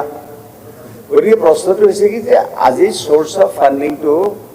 জানিব লাগিব যে এই অনুষ্ঠান এটা কৰোঁতে চ'ৰ্চ অফ ফাণ্ডিংটো ক'ৰ পৰা আহিল। আৰু 2 নম্বৰ কথাটো এইটো নেশ্যনেল ছিকিউৰিটিৰ কথা আছে ইয়াত। আৰু 3 নম্বৰ কথা যে আপুনি যিটো কথা কৈছে সেইমতে আমি ধৰ্মান্তকৰণৰ কথাটো আমি অলপ চাবলগীয়া হৈছে এইকাৰণেই যে আমি নিচামুক্তি কেন্দ্ৰত যেতিয়া সেইটো খবৰ পালোঁ, আমি অন্যান্য ঠাইত যেতিয়া আমি কিছু খবৰ পাইছোঁ, গতিকে সেইবিলাক কথা এতিয়া অন কেমেৰা ক'ব কৈছে আমাৰ বিৰোধী দলপতি ডাঙৰীয়াই। অন কেমেৰাটো সেইটা আমাৰ পীযুষ হাজৰিকাই ক'লে কথাটো কৈছে। গতিকে সেইকাৰণে মই ভাবোঁ যে ৰাজ্যখনৰ স্বাৰ্থত আৰু নেশ্যনেল ছিকিউৰিটিৰ স্বাৰ্থত, আমাৰ ৰাজ্যখনৰ স্বাৰ্থত আমি সকলোৱে এই কথাখিনি আমি মৰ্মতে মানি ল'ব লাগে। এটা বস্তু ক'ব লাগিব আৰু এনেই নহয়তো এইবাৰ দিলে আৰু একো নাই। এতিয়া 2 নং দফা বিধেয়কখনৰ অংশ হ'ব। প্ৰশ্নটো হ'ল যে 2 নং 2 বিধেয়কখনৰ অংশ হ'ব। যিসকল সপক্ষে আছে কওক হয়, যিসকল বিপক্ষে আছে কওক নহয়। মই ভাবোঁ হয়ৰ সপক্ষে 2 নং 2 বিধেয়কখনৰ অংশ হ'ল। 2 নং 3 পৰা 5 লৈ সংশোধনী প্ৰস্তাৱ নাই। প্ৰশ্নটো হ'ল যে 2 নং 3 পৰা 5 লৈ বিধেয়কখনৰ অংশ হ'ব। যিসকল সপক্ষে আছে কওক হয়, যিসকল বিপক্ষে আছে কওক নহয়। মই ভাবোঁ হয়ৰ সপক্ষে 2 নং 3 পৰা 5 লৈ বিধেয়কখনৰ অংশ হ'ল। 2 নং 1 বিধেয়ক অধিনিয়ম সূত্ৰ প্ৰস্তাৱনা আৰু দীৰ্ঘ শিৰোনামত কোনো সংশোধনী প্ৰস্তাৱ নাই। প্ৰশ্নটো হ'ল যে 2 নং 1 অধিনিয়ম সূত্ৰ প্ৰস্তাৱনা আৰু দীৰ্ঘ শিৰোনাম বিধেয়কখনৰ অংশ হ'ব। যিসকল সপক্ষে আছে কওক হয়, যিসকল বিপক্ষে আছে কওক নহয়। মই ভাবোঁ হয়ৰ সপক্ষে 2 নং 1 অধিনিয়ম সূত্ৰ প্ৰস্তাৱনা আৰু দীৰ্ঘ শিৰোনাম বিধেয়কখনৰ অংশ হ'ল। Honourable minister. মাননীয় অধ্যক্ষ মহোদয়, মই অসমৰ মাননীয় মুখ্যমন্ত্ৰী ডক্টৰ হিমন্ত বিশ্ব শৰ্মাৰ হৈ প্ৰস্তাৱ উত্থাপন কৰোঁ যে the Srimanta Sankardev university of health sciences amendment bill 2025খন পাৰিতকৰণৰ কাৰণে লোৱা হওক। প্ৰশ্নটো হ'ল যে বিধেয়কখন পাৰিত কৰা হওক। যিসকল সপক্ষে আছে কওক হয়, যিসকল বিপক্ষে আছে কওক নহয়। মই ভাবোঁ হয়ৰ সপক্ষে প্ৰস্তাৱটো গৃহীত হ'ল আৰু বিধেয়কখন পাৰিত কৰা হ'ল। এতিয়া আইটেম নম্বৰ 11। স্যাৰ আমাৰ যেহেতু এমেন্ডমেন্ট বিলাক হেৰি আপনি ডিসএলাউ কৰিছে, আমি এগ্ৰি কৰিছো, তথাপিতো আমাৰ কনসাৰ্নখিনি যদি কাইণ্ডলি আপোনাৰ যেহেতু চৰকাৰক তুমি জনাই চিম্পল এটা কথা মই সবকে জনাই আছো, আপুনি কথাটো বুজি লওক। বিলখন কনচিডাৰেশ্যন কৰাৰ লগে লগে আপোনালোকে যিকোনো কথা ইয়াত উত্থাপন কৰিব পাৰিব, মন্ত্ৰীয়ে ইয়াৰ ওপৰত ৰিপ্লাই দিব। মাত্ৰ আপোনালোকৰ যিটো এমেণ্ডমেণ্ট আছিলে সেই এমেণ্ডমেণ্টটো মানে গ্ৰাহ্য কৰা নাই, ঠিক আছে। এমেণ্ডমেণ্ট মাত্ৰ মোক কৰিব নোৱাৰিব। এমেণ্ডমেণ্ট নহয়, গম পাইছো স্যাৰ, ডিসএলাউ হৈছে। জাষ্ট কথা আমাৰ কনসাৰ্নখিনি জাষ্ট আপোনাৰ জৰিয়তে জনাব বিচাৰিছো যে আমি মই নহয়, কথাটো আপোনালোকে বুজি পোৱা নাই এতিয়ালৈকে। বহকচোন, মইতো চবে লাগিলে আলোচনা কৰোঁ না বিষয়টো, স্পেচিফিক পইণ্ট মাত্ৰ নহয়। ইভেন সেই ইউনিভাৰ্চিটিৰ ওপৰত যদি কাৰোবাৰ কিবা নটিচত আছে, মন্ত্ৰীৰ দৃষ্টিগোচৰ কৰিলে হ'ল, মন্ত্ৰীয়ে ৰিপ্লাই দিব, ঠিক আছে। মাত্ৰ এমেণ্ডমেণ্ট মুভ নহ'ব, এইটো যিটো এমেণ্ডমেণ্ট আপোনালোকে দিছিলে এইখিনি মাত্ৰ কথা। তো অনাৰেবল মিনিষ্টাৰ, বঙাইগাঁও ইউনিভাৰ্চিটি বিল মাননীয় অধ্যক্ষ মহোদয়, মই প্ৰস্তাৱ উত্থাপন কৰিছোঁ যে আজিৰ কাৰ্যসূচীৰ ক্ৰমিক নং 11 পৰা 22লৈ অন্তৰ্ভুক্ত দা বঙাইগাঁও, গুৰুচৰণ, জগন্নাথ বৰুৱা, নগাঁও, নৰ্থ লখিমপুৰ, শিৱসাগৰ, শ্বহীদ কনকলতা বৰুৱা, কোকৰাঝাৰ, আসাম প্ৰাইভেট, মা কামাখ্যা, এডটেক স্কিলছ আৰু Swami Vivekananda university amendment bill 2025 কেইখন বিবেচনাৰ বাবে লোৱা হওক। Thank you. এই গোটেই যিখিনি বিল উল্লেখ কৰিছে মানে 11ৰ পৰা গোটেই সেইখিনি এতিয়া বিবেচনাৰ বাবে লোৱা হওক। যিসকলে সপক্ষে আছে কওক হয়, যিসকলে বিপক্ষে আছে কওক নহয়। মই ভাবোঁ হয়ৰ সপক্ষে, হয়ৰ সপক্ষে, হয়ৰ সপক্ষে প্ৰস্তাৱটো গৃহীত হ'ল। মই হাউচক জনাইছোঁ এট এ টাইম গোটেই ইউনিভাৰ্চিটিৰ ওপৰত যি কিবা যদি আছে স্পেচিফিক ইয়াতো ইন জেনেৰেল একেবাৰতে উল্লেখ কৰক আৰু একেবাৰতে আমি শেষ কৰি উত্তৰটো দি পালে গোটেই বিলটো পাছ কৰিম। মানে ধন্যবাদ অধ্যক্ষ ডাঙৰীয়া অনুমতি দিয়াৰ বাবে। নট অনলি বঙাইগাঁও, যিমানটা মন্ত্ৰী ডাঙৰীয়াই আৰু আমাৰ কনচাৰ্ণ একে টাইপৰ চৰকাৰে যিটো ভাইচ চেঞ্চেলৰ প্ৰথমবাৰৰ কাৰণে ভাইচ চেঞ্চেলৰ নিযুক্তি দিয়াৰ কাৰণে যিটো নীতি ল'ব খুজিছে এই কথাটোত আমি একমত হ'ব পৰা নাই। যে যিটো ইউনিভাৰ্চিটি এক্ট 1989 আছিল, হয় 1989 যিটো এক্ট, এই এক্টৰ ভায়োলেশ্যন হৈ আছে। এক্ট এটা ৰিপিল নকৰাকৈ এক্টৰ বিপক্ষে ইয়াতে বেলেগ এটা বিল কেনেকৈ আহিব পাৰে? প্ৰথমতে নহয় সেই এক্টখন ৰিপিল হ'ব লাগিব, নহ'লে সেই এক্ট এমেণ্ডমেণ্ট হ'ব লাগিব। 1989ৰ যিটো আসাম ইউনিভাৰ্চিটি এক্ট 1989ৰ ভায়োলেশ্যন এই বিলত, গোটেইকেইটা বিলত এটা ভায়োলেশ্যন হৈছে। আৰু এইকাৰণে কৈছোঁ যে আমি যে ৰিপিল বিচাৰিছিলোঁ সেইকাৰণে যিহেতু এক্টৰ এক্সিষ্টিং এক্টৰ ভায়োলেশ্যন হৈছে, সেই এক্ট প্ৰথমতে ৰিপিল হ'ব লাগিব। আৰু যিটো নীতি লৈছে চৰকাৰে, যে চৰকাৰে ভাইচ চেঞ্চেলৰ প্ৰথমবাৰৰ কাৰণে নিযুক্তি দিব, তাৰপিছত এক্সিকিউটিভ কাউন্সিলে দিব। আজি 1 বছৰ আগত আমাৰ এই গোটেইকেইটা ইউনিভাৰ্চিটি হৈ গৈছে। 1 বছৰলৈকে এই এক্সিকিউটিভ কাউন্সিলে ভাইচ চেঞ্চেলৰ চিলেকশ্যন দিব নোৱাৰাটো দুৰ্ভাগ্যজনক কথা। খুব কম দিনৰ ভিতৰতে যিটো এক্সিকিউটিভ কাউন্সিল আছে তেওঁলোকে ভাইচ চেঞ্চেলৰ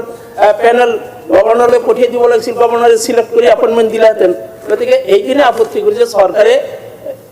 নিজে নিযুক্তি নিদি পেলাই যদি ইউনিভাৰ্চিটি এক্ট অনুযায়ী যিটো কাউন্সিল আছে এক্সিকিউটিভ কাউন্সিলৰ জৰিয়তে ভাইচ চেঞ্চেলৰ নিযুক্তি দিয়াৰ ব্যৱস্থা কৰিব লাগে। আৰু প্ৰাইভেট ইউনিভাৰ্চিটিৰ ক্ষেত্ৰতো যিহেতু একে কথা আহিছে, প্ৰাইভেট ইউনিভাৰ্চিটিৰ ক্ষেত্ৰত যিখিনি মাল্টি ডিচিপ্লিনৰ এগেইনষ্টত যিটো ব্যৱস্থা লৈছে এইটো মই ভাবোঁ যে সাংঘাতিক ক্ষতিকাৰক। যে সাংঘাতিক যিটো নিউ এডুকেশ্যন পলিচিৰ নেশ্যনেল এডুকেশ্যন পলিচিৰ এগেইনষ্টত, য'ত নেকি নেশ্যনেল এডুকেশ্যন পলিচিয়ে মাল্টি ডিচিপ্লিন লৈ পেলাই ইউনিভাৰ্চিটি খোলাৰ পোষকতা কৰে। আৰু প্ৰাইভেট ছেক্টৰত প্ৰাইভেট ইউনিভাৰ্চিটিত, য'ত প্ৰাইভেট ইউনিভাৰ্চিটিত অকল এনৰলমেণ্টে নহয় তেওঁলোকৰ অলপ ব্যৱসায়িক চিন্তাত থাকে, কাৰণ বহুতো তেওঁলোকৰ ইনভেষ্টমেণ্ট থাকে। যদি ছাত্ৰ ছাত্ৰী নাথাকে, অকল আৰ্টছ কমাৰ্চ এইবিলাকত লৈ পেলাই private university, private medical college খোলাৰ ক্ষেত্ৰত যিটো বাধা দিয়া হৈছে, যিটো প্ৰাইভেট ইউনিভাৰ্চিটি বিল যিটো আনিছে, গতিকে এই গোটেইখিনি কথাত আমাৰ আপত্তি আছে। মই অলপ প্ৰাইভেট ইউনিভাৰ্চিটিৰ ক্ষেত্ৰত মই অলপ পঢ়ি দিব খুজিছোঁ। The preamble of the Principal Act, that is Assam Private University Act 2007, has explicitly stated that the act was enacted to facilitate establishment of private university in the state for imparting higher education. The term higher education is not limited to traditional education such as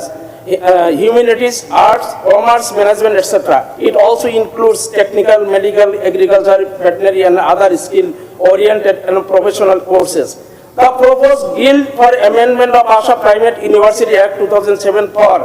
insertion of a new section 10A2 imposing restriction for conducting technical, medical, nursing, paramedical, agriculture, veterinary, etc. courses is against the objective of the Principal Act. The National Education Policy 2020 emphasizes a shift towards multidisciplinary education aiming to transform higher education institutions into multidisciplinary universities and colleges, fostering well-rounded individuals prepared for the challenges of the 21st century. Assam was amongst the first states to adopt and implement National Education Policy 2020. Therefore, restricting private universities of Assam to limited disciplines will tantamount to negate the spirit of National Education Policy 2020. The private universities have been contributing towards providing access and opportunity of higher education in technical, professional, paramedical, pharmacy, humanities, social sciences to large number of aspiring youths of the state. The private universities of Assam have also been contributing in stopping the outflow of the huge financial and human resources from the state. The economic viability is one of the major criteria for sustenance of any organization or institution. Private universities, if allowed to conduct courses in limited branches of study, it will neither grow nor sustain in the long run. It may be mentioned here that private university, namely Pragjyotishpur University, established in the year 2022, is running traditional courses only, and till date the university could enroll less than 100 students so far. If this scenario is allowed to continue, the very objective of the legislation shall fail.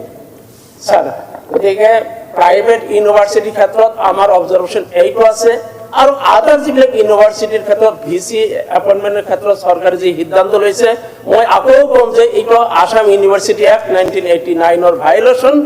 যিটো নেকি আমি বিধানসভা সেইটো পালন নোৱাৰোঁ, সেই কথাটো চিন্তা কৰিবলগীয়া আছে। ধন্যবাদ ছাৰ। আৰু কোনোবা ক'ব? ক'ব?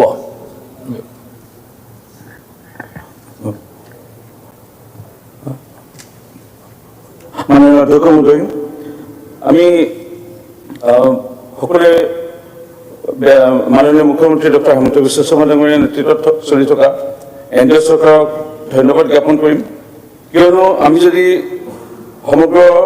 আমাৰ দেশৰ ডাটা যদি চাওঁ, অন্যান্য ৰাজ্যত কেনেধৰণৰ কিমান সংখ্যক ইউনিভাৰ্চিটি আছে, তুলনামূলকভাৱে যদি চোৱা যায়, যিসমূহ আজি উচ্চ শিক্ষিত বুলি কোৱা যায় ৰাজ্যসমূহ, এই ৰাজ্যসমূহৰ ভিতৰত স্থান আছিল কৰ্ণাটকা 65 সংখ্যক, ইয়াৰ লগতে তামিলনাডু প্ৰায় 52 সংখ্যক, ৰাজস্থান 83 নাম্বাৰ্ছ, উত্তৰ প্ৰদেশ 74, গুজৰাট 71, এনেদৰে যদি ৱেষ্ট বেংগল 39, কেৰালা, অন্যান্য বহু ৰাজ্য বহুত সংখ্যক ইউনিভাৰ্চিটি আছিল। কিন্তু শেহতীয়াকৈ বিশেষভাৱে 2014 চনত দেশৰ প্ৰধানমন্ত্ৰী ডাঙৰীয়া মোদী ডাঙৰীয়া অহাৰ পিছত, এনডিএ চৰকাৰ অহাৰ পিছত সমগ্ৰ দেশত ইউনিভাৰ্চিটিৰ সংখ্যা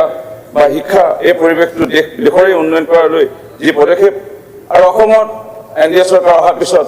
শেহতীয়াকৈ পূৰ্বৰ শিক্ষামন্ত্ৰী আৰু বৰ্তমানৰ মুখ্যমন্ত্ৰীৰ নেতৃত্বত আমি দেখা পালোঁ মোৰ মৰিনী সমষ্টিতে এখনো বিশ্ববিদ্যালয় নথকা আমাৰ মৰিনী সমষ্টিত শ্ৰী শ্ৰী আউনীআটী সত্ৰ আমি আধ্যাত্মিক বিশ্ববিদ্যালয় লাভ কৰিলোঁ। এনেধৰণে যদি নৰ্থ লখিমপুৰ বিশ্ববিদ্যালয়, নগাঁও বিশ্ববিদ্যালয়, আসাম স্কিল ইউনিভাৰ্চিটি, বীৰাংগনা সতী সদনী ৰাজ্যিক বিশ্ববিদ্যালয়, মাধৱদেৱ বিশ্ববিদ্যালয়, ৰবীন্দ্ৰনাথ টেগোৰ বিশ্ববিদ্যালয়, শ্ৰী শ্ৰী অনিৰুদ্ধ দেৱ sports university, Bongaigaon university, Jagannath Barua আমাৰ যোৰহাট জিলাত অন্যতম ইউনিভাৰ্চিটি সংযোগ হ'ল Jagannath Barua autonomous university, Sivasagar university, গিজানন্দ university, Krishnaguru university, royal global university, Pragjyotishpur university, national forensic science university, Guwahati campus, এনেধৰণে বিশ্ববিদ্যালয়ৰ যিটো সংখ্যা বৃদ্ধি, আৰু আজি আমাৰ মাননীয় শিক্ষামন্ত্ৰী ডক্টৰ ৰণোজ পেগু ডাঙৰীয়াৰ যি তৎপৰতাত আমি দেখা পালোঁ কেইবাটাও বিশ্ববিদ্যালয় আজি আৰম্ভ কৰিবলৈ লৈছে, আৰু নতুন আজি বিল আনিছে, আৰু বিলত আজি কেইবাটা সংশোধন লৈ আমাৰ খুব সূক্ষ্মভাৱে আমাৰ আগবাঢ়িবলৈ গৈ আছে। এনেস্থলত মই আপোনাৰ যোগেদি মাননীয় মন্ত্ৰী মহোদয় অৱগত, তেখেত নিজে এবাৰ গৈছিল আৰু লগত সাক্ষাৎ কৰিছিলে আমাৰ মৰিনী সমষ্টিৰ অন্তৰ্গত স্থিত তিয়ক চন্দ্ৰ কুমাৰ বেজবৰুৱা মহাবিদ্যালয় যোৱা বৰ্ষত নাকৰ A+ গ্ৰেড পাইছিল। 100 বিঘা মাটি আছে, এই 100 বিঘা মাটি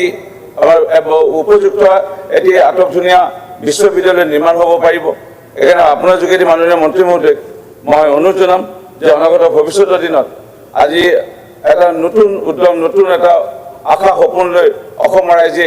আমাৰ চৰকাৰখনক আশীৰ্বাদ প্ৰদান কৰিছে আৰু আমাৰ চৰকাৰে আজি মাননীয় মুখ্যমন্ত্ৰী ডক্টৰ হিমন্ত বিশ্ব শৰ্মা ডাঙৰীয়াৰ নেতৃত্বত NDA চৰকাৰে যথেষ্টখিনি যি বিশ্ববিদ্যালয়ৰ সংখ্যা বিভিন্ন আজি স্কুলতে হওক আজি আমাৰ স্পৰ্টছতে হওক আজি বিভিন্ন ধৰণৰ আজি মাধ্যমৰ যোগেদি হওক বিশ্ববিদ্যালয় এনেধৰণে আগবাঢ়িব লোৱাত আমাৰ তিলক চন্দ্ৰ কুমাৰ বেজবৰুৱা মহাবিদ্যালয়টোকো অনাগত ভৱিষ্যতৰ দিনত বিবেচনা কৰিব বুলি আহ্বান ৰাখি আমি আমাৰ বক্তব্য সামৰিছোঁ। কোনোবা ক'ব আৰু স্যাৰ মাননীয় অধ্যক্ষ মহোদয় মাননীয় শিক্ষামন্ত্ৰী ডাঙৰীয়াই একেলগে গোটেইখিনি এমেণ্ডমেণ্ট বিল তেখেতে গৈ দিছে ইয়াতে কিছু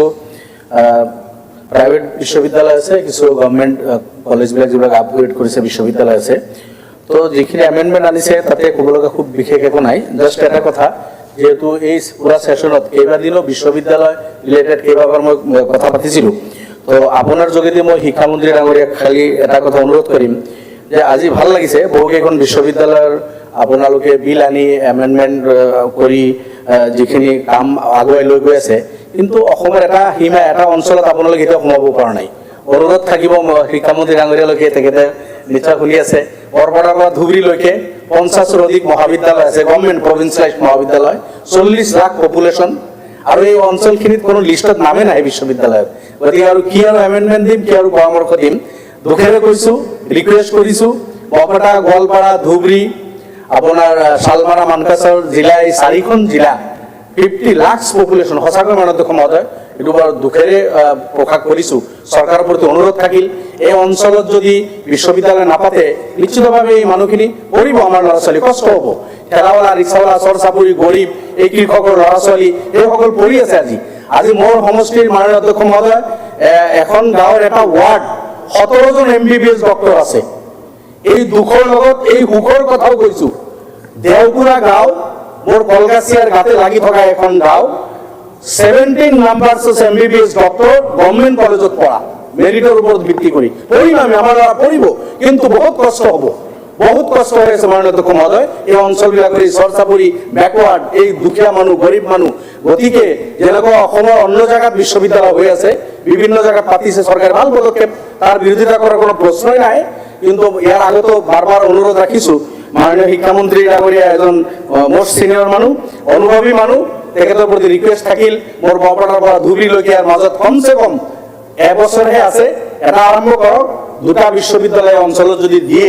অসমৰ বাকী জাগাৰ লগত এটা বেলেঞ্চ হ'ব এইখিনি অনুৰোধ থাকিল মোৰ মাননীয় অধ্যক্ষ মহোদয় মই এটা এডুকেশ্যন বিভাগৰ কথাই কৈছোঁ যে আমাক এই বিধানসভাৰ পৰাই আমাৰ সদস্যসকলক ইউনিভাৰ্চিটিৰ কোৰ্টৰ মেম্বাৰ হিচাপে নিযুক্তি দিয়ে মোৰ কুমাৰ নলবাৰীত যিখন আছে কুমাৰ ভাস্কৰ বৰ্মন সাংস্কৃতিক বিশ্ববিদ্যালয় তাত মোক মেম্বাৰ দিছিল আমাৰ প্ৰণিতা উদ্যান ডাঙৰীয়া কৰিছিল দিগন্ত কলিতা কৰিছিল কিন্তু ছাৰ 3 বছৰ হ'ল আজিলৈ এখন মিটিঙত ছাৰ আমাক বিধায়কবিলাক মাতা নাই এতিয়া আমাক কোৰ্ট মেম্বাৰ হিচাপে আমাক দিছে নমিনি কৰি আমি ভাল পাইছোঁ কিন্তু আমাৰ মাননীয় মই শিক্ষামন্ত্ৰী মহোদয়ৰ দৃষ্টি আকৰ্ষণ কৰিছোঁ এইটো ব্যৱস্থা ল'ব লাগে যদি কোৰ্টৰ আমাক মেম্বাৰ কৰি দিছে কোৰ্ট মেম্বাৰ এখন মিটিং যদি আমি এটেণ্ড কৰিব নোৱাৰোঁ আমি এইখন ইউনিভাৰ্চিটি আমি কেনেকৈ জ্ঞান লাভ কৰিম আমিতো নাজানো একো আইডিয়া নাই এই কথা মই দৃষ্টি গোচৰ কৰিম ঠিক আছে কমলক্ষ মাননীয় অধ্যক্ষ মহোদয় এখন ৰাজ্যৰ ডেভেলপমেণ্ট যেনেকুৱা ৰাস্তা ঘাট এইখিনিৰ ওপৰত নিৰ্ভৰ কৰে আমাৰ GDP কিমানখিনি নিৰ্ভৰ কৰে সময়ত মই ভাবোঁ অধ্যক্ষ মহোদয় যে এটা অঞ্চলৰ ডেভেলপমেণ্ট নিৰ্ভৰ কৰে তাৰ এডুকেশ্যন ছিষ্টেমৰ ওপৰত এডুকেশ্যনলি আমি কিমানখিনি আগবাঢ়ি গৈছোঁ আজিৰ দিনত মাননীয় মন্ত্ৰীলৈ মই ধন্যবাদ জ্ঞাপন কৰিছোঁ যে আমাৰ বৰ্তমান গভৰ্ণমেণ্টে বহুতখিনি আমাৰ ইউনিভাৰ্চিটি ছায়েন্স টিম আদি কৰি এডুকেশ্যনৰ ক্ষেত্ৰত এটা আমূল এটা পৰিৱৰ্তন কৰিছে এইটো আমি অস্বীকাৰ কৰিব নোৱাৰি যোৱা কেইদিনমান আগতে মাননীয় মন্ত্ৰী বৰাকলৈ গৈছিল আৰু বৰাকলৈ যোৱাৰ পিছতে প্ৰত্যন্ত অঞ্চলত মাননীয় মন্ত্ৰী স্কুললৈ গৈছিল আৰু মই এটা বস্তু চালোঁ স্কুললৈ গৈছিল খালি ভিজিটৰ কাৰণে নহয় কেনেকৈ আমি সমস্যাটো সমাধান কৰিব পাৰি তো কথাটো হৈছে কি এই যে ইউনিভাৰ্চিটিবোৰ হ'ব আল্টিমেটলি কথাটো হৈছে কি যে এই যে হায়াৰ এডুকেশ্যন আর এডুকেশন সিস্টেম যে একটা পরিবর্তন যেটা হয়েছে যে আমি অস্বীকার করব না তো মধ্যে আশা ইউনিভার্সিটির বর্তমানকে এ গ্রেড পাইছে নেকৰ এ গ্ৰেড পাইছে আদি কৰে আমি চাওঁ যদি তেনেহ'লে আশা ইউনিভাৰ্সিটিৰ আন্ডাৰত SR কলেজ কাঠিগড়া আছে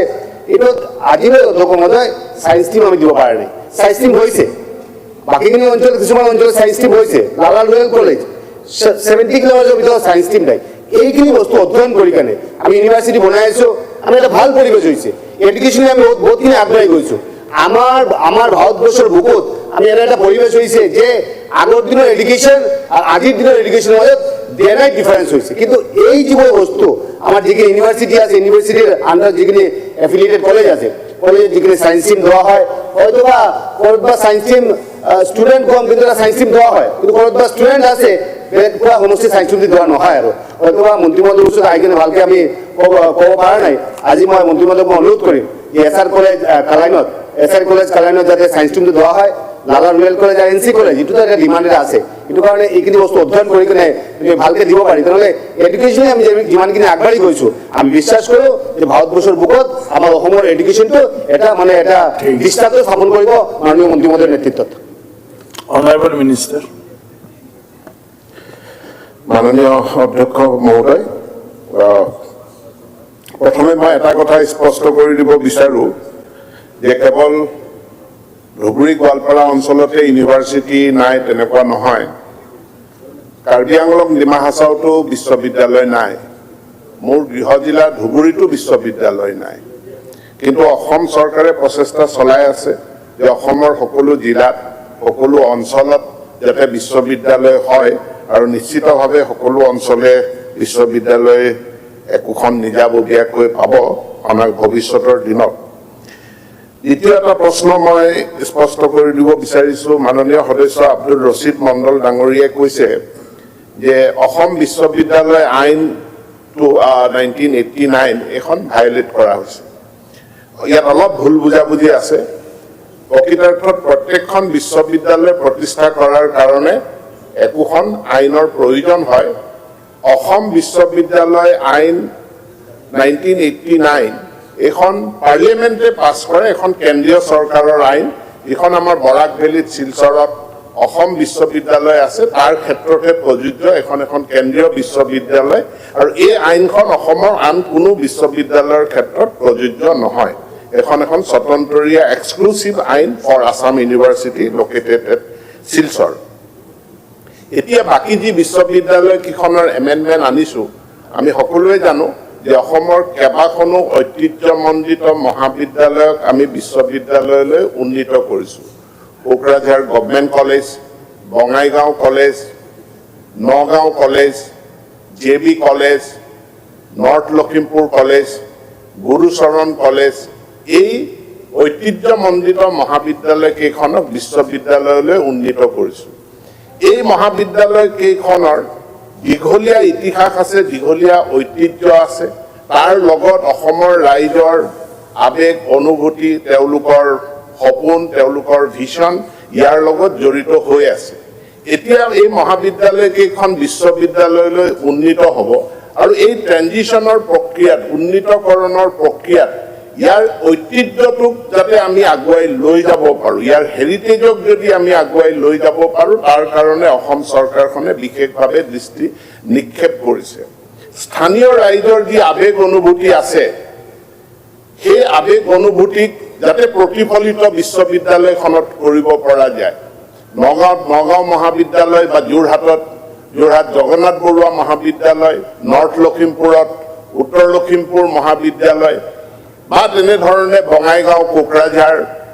এই মহাবিদ্যালয় কেইখনৰ লগত জড়িত সেই স্থানীয় ৰাইজ তেওঁলোকৰ আশা আকাংক্ষা অনুভূতি তেওঁলোকৰ ভিছনক যাতে আগবঢ়াই লৈ যাব পৰা যায় তাৰ প্ৰতি অসম চৰকাৰ খুবেই সচেতন হৈছে আৰু সেইকাৰণে প্ৰথম যিজন উপাচাৰ্য হ'ব অসম চৰকাৰে নিযুক্তি দিব বিচাৰিছে পৰৱৰ্তী পৰ্যায়ত তেওঁ হয়তো এবছৰ থাকিব দুবছৰ থাকিব 3 বছৰ থাকিব তাৰ পৰৱৰ্তী পৰ্যায়ত বিশ্ববিদ্যালয়ৰ উপাচাৰ্য নিযুক্তিৰ যি চিৰাচৰিত প্ৰথা আছে সেই প্ৰথা অনুযায়ী নিয়মীয়া ভিচি নিৰ্বাচিত হ'ব গভৰ্ণৰৰ দ্বাৰা নিযুক্ত হ'ব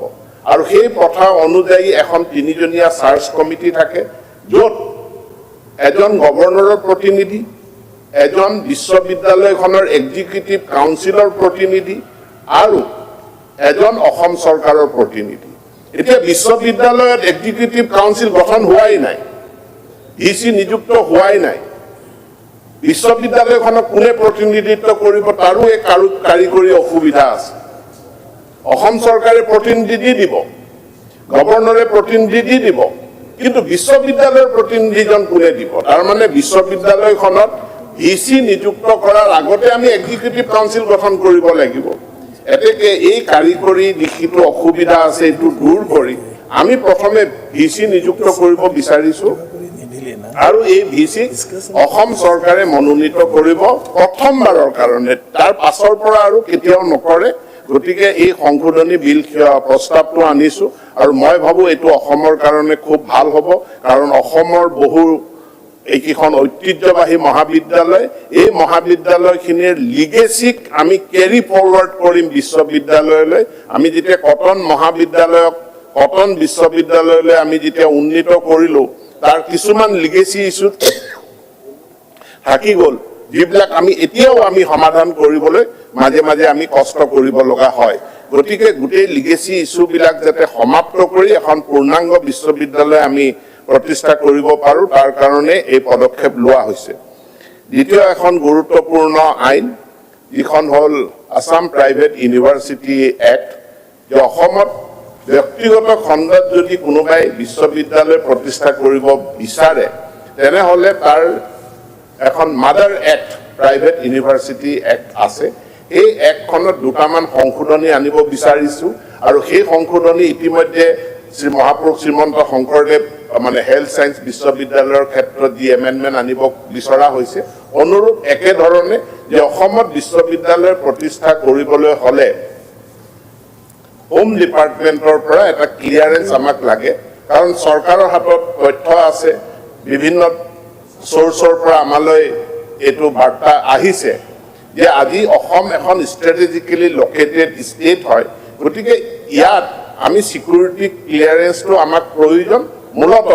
যে চ'ৰ্চ অফ ফাণ্ড ক'ৰ পৰা, স্পনচৰিং অৰ্গেনাইজেশ্যনে তেওঁলোকে ক'ৰ পৰা ফাণ্ড লৈ পেলাই বিশ্ববিদ্যালয়খন প্ৰতিষ্ঠা কৰিব। কাৰণ এখন বিশ্ববিদ্যালয় এটা ইণ্ডাষ্ট্ৰী নহয়, বিশ্ববিদ্যালয় একোখন প্ৰতিষ্ঠা কৰিবলৈ কেইবা শ কোটি টকাৰ প্ৰয়োজন হয়, কিন্তু সেইমতে তাত ৰিটাৰ্ণ নাহে। তেওঁলোকে চেৰিটেবল বুলি কয়, চেৰিটেবল ফাণ্ডৰ চ'ৰ্চটো কি, এই কথাখিনি স্পষ্ট হ'ব লাগে। 2 নম্বৰ, ভাৰতবৰ্ষ এখন ধৰ্ম নিৰপেক্ষ দেশ, শিক্ষানুষ্ঠানবিলাক সম্পূৰ্ণৰূপে ধৰ্ম নিৰপেক্ষ। ইয়াত কোনো ধৰ্মান্তৰকৰণৰ কাৰ্যসূচী হ'ব নালাগে বা ধৰ্মৰ প্ৰচাৰৰ কাৰ্যসূচীও হ'ব নালাগে। মই নিৰ্দিষ্টভাৱে ইয়াতে ক'ব বিচৰা নাই, কিন্তু আমাৰ অসমৰ বহুকেইখন মহাবিদ্যালয়ৰ পৰা আমাৰ ওচৰত অভিযোগ আহিলে, বিশেষকৈ এখন মহাবিদ্যালয়ৰ পৰা অভিযোগ আহিলে যে তাত সেই মহাবিদ্যালয়খনত বিশেষ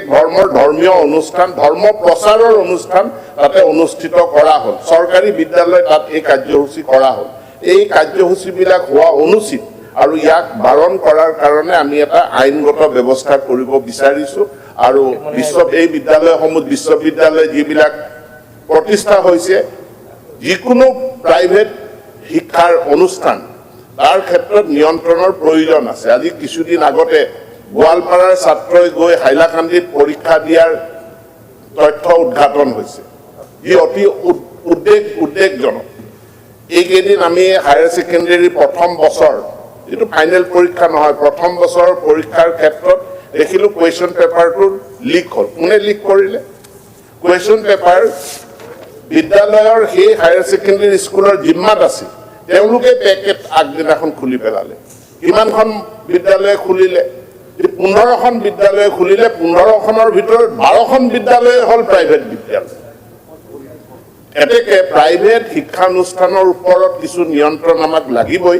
আৰু সেই নিয়ন্ত্ৰণৰ কাৰণে 3 বছৰৰ মূৰে মূৰে যাতে আমি প্ৰাইভেট ইউনিভাৰ্চিটিবিলাকৰ এটা ইনস্পেকশ্যনৰ ব্যৱস্থা হয়, সেইটোৰ কাৰণে আমি প্ৰাইভেট ইউনিভাৰ্চিটি এক্টখন আনিছোঁ। মাননীয় অধ্যক্ষ মহোদয়, মই আৰু এটা সংশোধনী প্ৰস্তাৱ পাইছিলোঁ,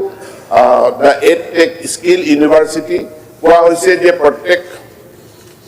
জিলাত এই ইউনিভাৰ্চিটিৰ একোখনকৈ কেম্পাছ হ'ব লাগে। প্ৰাইভেট ইউনিভাৰ্চিটি যি এক্ট আছে, তাত এটা স্পনচৰিং অৰ্গেনাইজেশ্যন থাকে। তেওঁলোকক আমি চৰকাৰে কোনো ধৰণৰ বিত্তীয় সাহায্য বা বিত্তীয় আমি অনুদান নিদিওঁ তেওঁলোকে নিজাববীয়াকৈ পুঁজি মবিলাইজ কৰি বিশ্ববিদ্যালয়খন প্ৰতিষ্ঠা কৰে আৰু এই বিশ্ববিদ্যালয়বিলাকত সচৰাচৰ কোনো কেম্পাছ খোলাৰ অনুমতি দিয়া নহয় এটাও যদি কেম্পাছ খুলিব লাগে তেনেহ'লে তেওঁলোকে পুনৰ বিধানসভালৈ আহিব লাগিব কেম্পাছ খোলাৰ অনুমতি এই কাৰণেই দিয়া নহয় যাতে এটা মাছৰুমিং গ্ৰোথ শিক্ষাটো যাতে ব্যৱসায়লৈ পৰ্যবেক্ষিত হ'ব নোৱাৰে তাৰ কাৰণে আমি চোকা নজৰ ৰাখিব লগা হয় গতিকে এই এডটেক স্কিল ইউনিভাৰ্চিটি তেওঁলোকৰ এখন ইউনিভাৰ্চিটি অৰুণাচলত চলি আছে তেওঁলোকে ওচৰতে আৰু এখন তিনিচুকীয়াত বিশ্ববিদ্যালয় খুলিব বিচাৰিছে অসম চৰকাৰে তেওঁলোকক সকলোবিলাক দিক চালিজাৰি চাই তেওঁলোকক অনুমতি প্ৰদান কৰিছে কি তিনিচুকীয়াতে সীমাবদ্ধ থাকিব তেওঁলোকে গৈ ধেমাজিটো কেম্পাছ খুলিব নোৱাৰে গতিকে অসমৰ প্ৰত্যেকখন জিলাত এডটেক স্কিল ইউনিভাৰ্চিটিৰ কেম্পাছ খোলা সেইটো সম্ভৱপৰ নহয় প্ৰাইভেট ইউনিভাৰ্চিটিৰ এফিলিয়েশ্যন দিয়াৰো ক্ষমতা নাথাকে ষ্টেট ইউনিভাৰ্চিটিক আমি ক্ষমতা দিছোঁ যে তেওঁলোকে যিকোনো ব্যক্তিগত খণ্ডৰ মহাবিদ্যালয়ত তেওঁলোকে এফিলিয়েশ্যন দিব পাৰে কিন্তু প্ৰাইভেট ইউনিভাৰ্চিটিয়ে কোনো মহাবিদ্যালয়ত তেওঁলোকে তেনেধৰণে এফিলিয়েশ্যন দিব নোৱাৰে তেওঁলোক ষ্টেণ্ড এলোন এটা কেম্পাছতে সীমাবদ্ধ একোখন বিশ্ববিদ্যালয় গতিকে এই বিশ্ববিদ্যালয়খন তিনিচুকীয়াতে সীমাবদ্ধ থাকিব আৰু মই ভাবোঁ যে আমাৰ এই সংশোধনীখিনিয়ে এই নতুন বিশ্ববিদ্যালয়খনক আগুৱাই নিয়াৰ ক্ষেত্ৰত যথেষ্ট সহায় কৰিব আন এখন বিশেষভাৱে যিখন কলেজৰ পৰা মহাবিদ্যালয়ৰ পৰা উন্নীত কৰা হোৱা নাই সম্পূৰ্ণ গ্ৰীণ ফিল্ড নতুন বিশ্ববিদ্যালয় হিচাপে প্ৰতিষ্ঠা কৰিব বিচৰা হৈছে সেইখন হ'ল কনকলতা বিশ্ববিদ্যালয় শ্বহীদ কনকলতা বিশ্ববিদ্যালয় গহপুৰত আৰু এই বিশ্ববিদ্যালয়খনৰ ভিছন আমাৰ সম্পূৰ্ণৰূপে সুকীয়া মাননীয় মুখ্যমন্ত্ৰী ডাঙৰীয়াৰ প্ৰত্যক্ষ নেতৃত্বত অসমত প্ৰথমখন new age artificial intelligence machine learning internet of things quantum physics আদি আধুনিক বিষয়সমূহক লৈ এই বিশ্ববিদ্যালয়খন প্ৰতিষ্ঠা কৰিব বিচৰা হৈছে কিন্তু লগতে এই বিশ্ববিদ্যালয়খন অসমৰ এখন উল্লেখযোগ্য স্থানত জ্যোতিপ্ৰসাদ আগৰৱালাদেৱে যিখন বাগানত চাহ বাগিচা তেওঁ ষ্টুডিঅ' স্থাপন কৰি জয়মতী চিত্ৰনাট্য তেওঁ লিখিছিল জয়মতী চিনেমাখন প্ৰস্তুত কৰিছিল সেই ভোলাগুৰি চাহ বাগানতে এই বিশ্ববিদ্যালয়খন স্থাপন হ'ব ভোলাগুৰি চাহ বাগিচাৰ যিটো ষ্টুডিঅ'ত জয়মতী চিনেমাখন প্ৰস্তুত কৰা হৈছিল তাক এটা হেৰিটেজ চেণ্টাৰ হিচাপে ডেভেলপ কৰা হ'ব যিটো বাসগৃহত জ্যোতিপ্ৰসাদ আগৰৱালা ডাঙৰীয়া আছিলে যিটো বাংলোত আছিলে সেই বাংলোটোকো অক্ষতভাৱে তাক সম্পূৰ্ণভাৱে সুৰক্ষিত কৰা হ'ব আৰু তাত অসমৰ কৃষ্টি সংস্কৃতি স্থাপত্য কলাক প্ৰতিনিধিত্ব কৰা এটা স্থাপত্য কলাৰে এই বিশ্ববিদ্যালয়খন নিৰ্মাণ কৰা হ'ব আৰু এইখন বিশ্ববিদ্যালয়ক লৈ আমাৰ যি ভিছন আছে সেই ভিছনক যাতে প্ৰতিনিধিত্ব কৰিব পাৰে তেনে এজন ব্যক্তিক ভাইচ চেঞ্চেলৰ প্ৰথমবাৰৰ বাবে দিব বিচৰা হৈছে আমি বিশ্ববিদ্যালয়খনক যেহেতু এখন technology new age technology university হ'ব এটা মেণ্টৰ হিচাপে আমি IIT গুৱাহাটীৰ এজন প্ৰবক্তা এজন অধ্যাপক ডক্টৰ পৰমেশ্বৰ আয়াৰ ডাঙৰীয়াক আমি ইয়াৰ ভিছনটো প্ৰস্তুত কৰিবৰ কাৰণে মেণ্টৰ হিচাপে দায়িত্ব দিছিলোঁ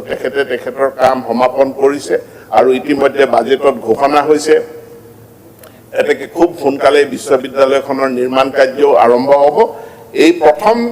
গৰাকী ভিসি অসম চৰকাৰৰ দ্বাৰা নিযুক্তি দিয়াৰ কাৰণে যি এমেণ্ডমেণ্ট আমি আনিছোঁ তাত মই সকলোকে সমৰ্থন জনাই এইটো পাৰিত কৰিবৰ কাৰণে অনুৰোধ জনাই মোৰ বক্তব্য সামৰণি মাৰিছোঁ ধন্যবাদ স্যাৰ এক মিনিট স্যাৰ মাননীয় মন্ত্ৰী মহোদয়ৰ পৰা জানিব বিচাৰিছোঁ যে আছাম স্কিল ইউনিভাৰ্চিটি যিখন কৰি আছে এতিয়া এইখন কৰাৰ পিছত এইখনৰ কিবা আছে প্ৰভাৱ পৰিব নেকি আছাম যিখন স্কিল ইউনিভাৰ্চিটি আমাৰ কৰি আছে এতিয়া আপোনালোকে স্যাৰ একেলগে দিব মন্ত্ৰী মহোদয় একেলগে উত্তৰটো দিব মোৰ সেম ৰিগাৰ্ডিং কোশ্চেনটো আছে ঘটনাটো হৈছে যে এডটেক ইউনিভাৰ্চিটি স্যাৰ অধ্যক্ষ মহোদয় এডটেক ইউনিভাৰ্চিটিখন এতিয়া দেখা গৈছে যে এডুকেশ্যন ডিপাৰ্টমেণ্টৰ আণ্ডাৰত প্ৰাইভেটে হওক লোৱা হৈ আছে কিছুদিন আগত আমি স্কিল ইউনিভাৰ্চিটি বিলখন চাগে পাছ কৰিছিলোঁ মোৰ যিমান দূৰ মনত আছে যে আমি স্কিল এমপ্লয়মেণ্ট এণ্ড এণ্টাৰপ্ৰিনাৰশ্বিপ ডিপাৰ্টমেণ্টৰ আণ্ডাৰত সেইখন আমি চলাম একে ধৰণৰ একেই কোৰ্চ কাৰিকুলামৰ বা একেই ধৰণৰ বিষয়বস্তু লৈ দুখন ইউনিভাৰ্চিটি দুটা ডিপাৰ্টমেণ্টে চলাব, এইটো এটা আউল লগাব। আমি ভাবোঁ যে হয় স্কিল ইউনিভাৰ্চিটিকো আপুনি হায়াৰ এডুকেশ্যনলৈ আনক, আৰু নহ'লে এইখনক আপুনি স্কিললৈ দিয়ক, যিকোনো এক জেগাৰ পৰা কণ্ট্ৰল হওক, কণ্ট্ৰলৰ জেগাটো। আৰু বাকী মই মহোদয় এই যে প্ৰাইভেট ইউনিভাৰ্চিটিৰ বিলবিলাক জানিছে, এই বিলবিলাক ইনকমপ্লিট বিল নেকি, বাকী কিছুমান কথা আৰু ক্লজ বাই ক্লজ সেই কথাবিলাক কিন্তু ডিটেইলছত নাই। মেবি এইটো ইনিচিয়েশ্যন হ'ব পাৰে, পিছত আকৌ ডিটেইলছত চাগে বিল আহিব লাগিব। বাকী মহোদয় ভট্টদেৱ ইউনিভাৰ্চিটি আমাৰ বৰপেটা জিলা বজালী জিলাত আছে। ভট্টদেৱ ইউনিভাৰ্চিটিখন 2017 চনত যেতিয়া আমি বিল পাছ কৰিছিলোঁ, আৰু সেই সময়ত এই ইউনিভাৰ্চিটিখন কোনো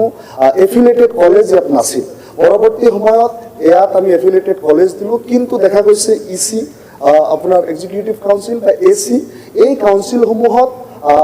যিসমূহ এফিলিয়েটেড কলেজ তাৰ পৰা প্ৰতিনিধি অহাৰ কাৰণে জাগা নাই। কিন্তু দেখা গৈছে এইটো কনষ্টিটিউট কলেজৰ কাৰণে আছে, অৰ্থাৎ ভট্টদেৱ ইউনিভাৰ্চিটিৰ যিটো হায়াৰ ছেকেণ্ডেৰী ছেকশ্যন আছিল বা ডিগ্ৰীৰ ছেকশ্যন আছিল, সেই ছেকশ্যনটো ইউনিভাৰ্চিটিৰ লগত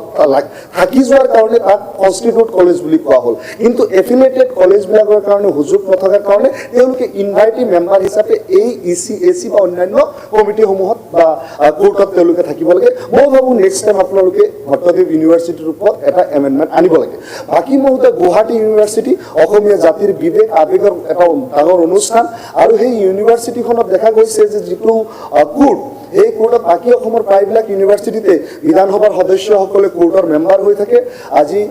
আজিও আমাৰ ইয়াৰ পৰা বড়োলেণ্ড ইউনিভাৰ্চিটিৰ কাৰণে কোৰ্টৰ মেম্বাৰ নিৰ্বাচিত হ'ব। ভাল কথা, ইউনিভাৰ্চিটিৰ ভিতৰ চলাত কি ঘটি আছে, কি চলি আছে, অসমৰ জনগণৰ প্ৰতিনিধি হিচাপে ভাবোঁ যে বিধানসভাৰ পৰা বিভিন্ন দলৰ পৰা ব্যক্তিসকল থাকিলে এইটো এটা সুযোগ আৰু সুবিধা থাকে, যি কথাখিনি অসমৰ জনগণক জনাব পাৰোঁ বা আমাৰ ইনপুটখিনিও আমি দিব পাৰোঁ, বা চৰকাৰে যিখিনি ৰাজহ আয় কৰি সেই ইউনিভাৰ্চিটিসমূহলৈ ব্যয় কৰি আছে এই কথাখিনিকো জনাব পাৰোঁ। কিন্তু মহোদয় অতি দুখ আৰু পৰিতাপৰ বিষয় যে গুৱাহাটী ইউনিভাৰ্চিটিৰ যিটো কোৰ্ট আছে, এই কোৰ্টত আমাৰ বিধানসভাৰ পৰা মেম্বাৰ নাই। মই ভাবোঁ যে ভৱিষ্যতে আপুনি ইউনিভাৰ্চিটিৰ কাৰণে বিল আনিলে গুৱাহাটী ইউনিভাৰ্চিটিৰ ক্ষেত্ৰতো এই বিষয়টো যাতে লৈ আনে যে গুৱাহাটী ইউনিভাৰ্চিটিত অন্ততঃ বিধানসভাৰ মেম্বাৰ থাকে। বহুতে দেখা গৈছে যে গুৱাহাটী ইউনিভাৰ্চিটিয়ে ইমান বেছি কলেজেছ তেওঁলোকে লৈ লৈছে আৰু সেইবিলাকৰ কাৰণে এক্সাম পাতি চলাই আছে, এইটো এটা ডাঙৰ অসুবিধা দেখা দিছে।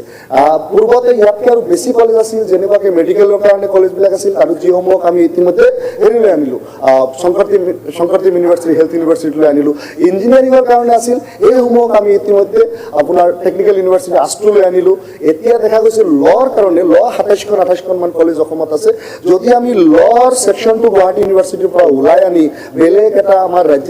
ৰাজ্যিক বিশ্ববিদ্যালয় নেশ্যনেল ল ইউনিভাৰ্চিটিখন আছে, তালৈকেও যদি আমি অন্ততঃ ইয়াৰ এডমিনিষ্ট্ৰেটিভ এক্সাম পাতিৰ দায়িত্বটো দিব পাৰোঁ, গুৱাহাটী ইউনিভাৰ্চিটিখন অকণমান পাতল হয়। বাকী ভট্টদেৱ ইউনিভাৰ্চিটিৰ কথাটো মই কৈ আছিলোঁ, ভট্টদেৱ ইউনিভাৰ্চিটিয়ে ইতিমধ্যে পৰীক্ষা পাতি চলাবলৈ লৈছে। 18খনমান কলেজ তেওঁলোকে চলাবলৈ লৈছে, কিন্তু তাতে যিমানখিনি মেন পাৱাৰ এতিয়াও প্ৰয়োজন বা যিমানখিনি টেকনিকেল ছাপৰ্টৰ প্ৰয়োজন, এইখিনি আৰু অধিক কৰাৰ প্ৰয়োজন আছে। আমি ভাবোঁ যে প্ৰতিখন জিলাত যিসমূহ নতুন বিশ্ববিদ্যালয় গঢ় উঠিছে, তেওঁলোকে সকলোৱে নিজৰ অধীনত তেওঁলোকে কলেজ ল'ব পাৰে, এফিলিয়েটেড কলেজ ল'ব পৰা ক্ষমতা সম্পন্ন হৈ উঠক। আৰু ভট্টদেৱ ইউনিভাৰ্চিটিৰ 12P এতিয়ালৈকে পাবলৈ সক্ষম হোৱা নাই। 12P পালে আমি বিভিন্ন ক্ষেত্ৰত সা সুবিধা হয়, আৰু 12P পাবলৈ যিখিনি আন্তঃগাঁথনিৰ প্ৰয়োজনীয়তা আছে, বিশেষকৈ ভট্টদেৱ ইউনিভাৰ্চিটি সেইখিনি ব্যৱস্থাও কৰিব লাগে। গতিকে মহোদয় এই বিষয়খিনি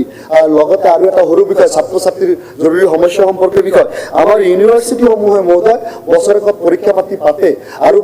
যি সময়ত ছেমিষ্টাৰত আমাৰ ইউনিভাৰ্চিটিসমূহে পৰীক্ষা পাতে, দেখা যায় যে ছেমিষ্টাৰ এটা ব্ৰেক লাগিলে, ফাৰ্ষ্ট ছেমিষ্টাৰত কোনোবাৰ ব্ৰেক লাগিলে তেওঁ থাৰ্ড ছেমিষ্টাৰত গৈ সেইটোৰ এক্সামিনেশ্যন দিব লাগে। গতিকে মহোদয় ইউনিভাৰ্চিটিসমূহ পৰীক্ষা পাতিৰ ক্ষেত্ৰতো যদি কোনোবাৰ ব্ৰেক লাগে 15 দিন 15 দিন বা 30 দিনৰ ভিতৰত আকৌ পৰীক্ষা পাতি পতাৰ ব্যৱস্থা ইত্যাদি কৰিব পাৰি নেকি, এই বিষয়সমূহৰ ক্ষেত্ৰতো ভৱিষ্যতে যদি আপোনালোকে পাৰে এই ক্ষেত্ৰত আইন বা সংশোধনীসমূহ অনাটো জৰুৰী। ধন্যবাদ। Honourable minister. অধ্যক্ষ মহোদয়, গুৱাহাটী ইউনিভাৰ্চিটি বা ভট্টদেৱ ইউনিভাৰ্চিটিৰ ক্ষেত্ৰত যিখিনি পৰামৰ্শ মাননীয় বিধায়কজনে দাঙি ধৰিছে, আজি এইটো এজেণ্ডা নহয়, কিন্তু মই এইখিনি নোট কৰি লৈছোঁ। নিশ্চিতভাৱে এই কথাখিনি আমি চিন্তা চৰ্চা কৰিম। গোটেইটো এটা বিকাশমান ইভলিউচনেৰী প্ৰচেছত আছে, আৰু এখন নতুন বিশ্ববিদ্যালয় ইভলিউচনত যথেষ্ট সময়ৰ দৰকাৰ। একেটা নিশাৰ ভিতৰত ইমান বৃহৎ অনুষ্ঠান এটা প্ৰতিষ্ঠা কৰাটো আৰু সৰ্বাংগ সুন্দৰ কৰি তোলাটো সম্ভৱপৰ কথা নহয়। আসাম স্কিল ইউনিভাৰ্চিটিৰ ক্ষেত্ৰত যি প্ৰশ্ন উত্থাপন কৰা হৈছে যে আসাম স্কিল ইউনিভাৰ্চিটি ষ্টেট গভৰ্ণমেণ্টৰ ইউনিভাৰ্চিটি, আণ্ডাৰ ডিপাৰ্টমেণ্ট অফ মানে স্কিল এণ্ড এমপ্লয়মেণ্ট। এতিয়া এই বিশ্ববিদ্যালয়খনৰ ক্ষতি এই এডটেক বিশ্ববিদ্যালয়খন যিখন এডুকেশ্যন ডিপাৰ্টমেণ্টৰ অধীনত হৈছে ইয়াৰ দ্বাৰাই কোনো ক্ষতি নহয়, বৰঞ্চ আমাক আৰু বেছি স্কিল ইনষ্টিটিউশ্যন লাগে আৰু স্কিল মানে চিট department, skill employment, entrepreneurship department আৰু এডুকেশ্যন ডিপাৰ্টমেণ্টৰ মাজত খুব সমন্বয় আছে। আজিও আনকি বিধানসভা শেষ হোৱাৰ পাছতে আমাৰ দুয়োটা ডিপাৰ্টমেণ্টৰ মাজত এখন যৌথ বৈঠক আছে। গতিকে আমি স্কিল আৰু এডুকেশ্যনক ইণ্টিগ্ৰেট কৰাৰ কাৰণে আমি দিনে ৰাতিয়ে কাম কৰি আছো আৰু সমন্বয়েৰে আমি কামবিলাক আগুৱাই লৈ গৈ আছো। ধন্যবাদ। ধন্যবাদ ছাৰ। এতিয়া হৈছে আৰু ইয়াত এটা বস্তু মই ক্লিয়াৰ কৰিব বিচাৰিছো যে ইয়াত 5টা বিল মানে ছেম নেচাৰৰ যিকেইটা এইকেইটা হয়তো একেলগে লোৱা হৈছে, প্ৰাইভেট ইউনিভাৰ্চিটি বিল আৰু এডটেক স্কিল ইউনিভাৰ্চিটি বিল গোটেইটোৱে হৈ গ'ল। সেই দুখনত অলপ বেলেগ আছিলে, সেই দুখনটো একেলগে লোৱা হোৱা নাই মানে ইউনিভাৰ্চিটি বিল আৰু এডটেক স্কিল ইউনিভাৰ্চিটি বিল যে এই দুখন সকলো বিলৰ ক্ষেত্ৰত এমেণ্ডমেণ্ট নাই। মা কামাখ্যা ইউনিভাৰ্চিটি বিল, বিবেকানন্দ বিশ্ববিদ্যালয় তাত কোনো এমেণ্ডমেণ্ট নাই, কোচিং চেণ্টাৰ বিল তাতো কোনো এমেণ্ডমেণ্ট নাই। এমেণ্ডমেণ্ট প্ৰস্তাৱ আহিছিল অকল এডটেক, যিটো মই এক্সপ্লেইন কৰিলো যে এখন প্ৰাইভেট ইউনিভাৰ্চিটি, গতিকে এইটো জিলাই ইয়াৰ কেম্পাছ হ'ব নোৱাৰে। দ্বিতীয় কথাটো হ'ল যে প্ৰাইভেট ইউনিভাৰ্চিটি বিল, এইখিনি মই উত্তৰ দিলো। আৰু আমাৰ যিখন নতুন বিশ্ববিদ্যালয় য'ত প্ৰথম ভাইচ চেঞ্চেলৰ গৰাকী ৰাজ্য চৰকাৰৰ দ্বাৰা নিয়োজিত হ'ব, সেই বিশ্ববিদ্যালয় কেইখনৰ ক্ষেত্ৰতো মই উত্তৰ প্ৰদান কৰিম। মানে ইয়াত এটা বস্তু থাকিব, প্ৰাইভেট ইউনিভাৰ্চিটি বিলত ইয়াত আপোনালোকে সন্মানীয় সদস্য মানে সন্মানীয় সদন, মই বাৰে বাৰে কৈ আছো যে আমি ডিছকাশ্যন একেবাৰতে কৰোঁ। মানে যেতিয়া কোনেও ক'বলৈ নাইতো মন্ত্ৰীয়ে ৰিপ্লাই দিলে, আকৌ ইয়াৰ পিছত যদি এটাৰ পিছত এটা কৈ থাকে, এইটো কোনো নিয়মেই নাথাকে, আপুনি যি 5খন বিল একেলগে লোৱা বুলি কৈছিল, কিন্তু মন্ত্ৰীয়ে ৰিপ্লাই দিওঁতে যি দুখন বিল পিছত ডিছকাছ কৰাৰ কাৰণে ৰাখা একেলগে কৰি দি দিলে চব। এই দুখনত কিন্তু আমাৰ এমেণ্ডমেণ্ট আছে। এই দুখনতে আচ্ছা, ইয়াত মই একদম সংক্ষেপতে এই কথা কৈ দি আছো। প্ৰাইভেট ইউনিভাৰ্চিটি বিলত অধ্যক্ষ মহোদয় যিটো টেকনিকেল যিবিলাক ফেকাল্টি মানে এটা বাধা দি আছে, এতিয়াৰ পৰা আৰু কোনেও প্ৰাইভেট ইউনিভাৰ্চিটিত এইকেইটা টেকনিকেল ডিপাৰ্টমেণ্ট তেওঁলোকে খুলিব নোৱাৰিব। এই ক্ষেত্ৰত মই ভাবোঁ যে ইয়াত আমি যিটো সংশোধনী প্ৰস্তাৱ দিছিলোঁ যে until the university shell have the qualified teachers and infrastructure, যদি তেওঁলোকে প্ৰপাৰ ইনফ্ৰাষ্ট্ৰাকচাৰ আৰু কোৱালিফাইড টিচাৰ বাকী অকণমান কৰিব পাৰে, তেনেহ'লে প্ৰাইভেট ইউনিভাৰ্চিটিক আমি টেকনিকেল এই ডিপাৰ্টমেণ্টবিলাক খুলিবলৈ বাধা দিয়াৰ যুক্তি নাই। আমি ভাবোঁ যে আমি গভৰ্ণমেণ্টে যিমান আমাৰ ইনষ্টিটিউশ্যন আছে সিমান চিট আমি প্ৰভাইড কৰিব নোৱাৰোঁ। গতিকে য'ত কোনোবা প্ৰাইভেট ইউনিভাৰ্চিটিয়ে যদি ছাফিচিয়েণ্ট কোৱালিফাইড টিচাৰ আৰু বাকীখিনি কৰিব পাৰে, তেওঁলোকেও আৰু অলপ মেন পাৱাৰ ক্ৰিয়েট কৰিলে এইটো থাকিব। আৰু 2 নম্বৰ, আৰু যিটো এডটেক ইউনিভাৰ্চিটি বিলৰ ক্ষেত্ৰত তিনিচুকীয়াতেই যে এইটো মন্ত্ৰী মহোদয়ে কৈছে যে এইটো তিনিচুকীয়াত কিয় হেৰি কৰা হ'ল, তো মই ভাবিছিলোঁ এইটো ছেম নেচাৰৰ, যিহেতু অসমত এনেকুৱা আৰু বেলেগ নহ'ব, গতিকে এইটো তিনিচুকীয়াতেই কনফাইন কৰিব লাগিব বুলি কিবা বাধ্যবাধকতা আছে নে এইটো মধ্য অসমত বা অন্যফালে দিলেও যাতে সকলো ফালৰ ল'ৰা ছোৱালী উপকৃত হয়, এই কথাটো যাতে বিবেচনা কৰিব পাৰে। এই দুটা কথা মই দৃষ্টিগোচৰ কৰিলোঁ। ঠিক আছে, লাষ্ট ৰিপ্লাই। মাননীয় অধ্যক্ষ মহোদয়, হয়, আসাম প্ৰাইভেট ইউনিভাৰ্চিটিত আৰু এটা গুৰুত্বপূৰ্ণ এমেণ্ডমেণ্ট আছে। এই এমেণ্ডমেণ্টটো হ'ল যে এতিয়াৰ পৰা প্ৰাইভেট ইউনিভাৰ্চিটি মেডিকেল অৰ ৰিলেটেড কোৰ্চেছ, এগ্ৰিকালচাৰ অৰ এলাইড কোৰ্চেছ, ভেটেনেৰী আৰু টেকনিকেল এডুকেশ্যনৰ ক্ষেত্ৰত কোনো প্ৰাইভেট ইউনিভাৰ্চিটি অসমত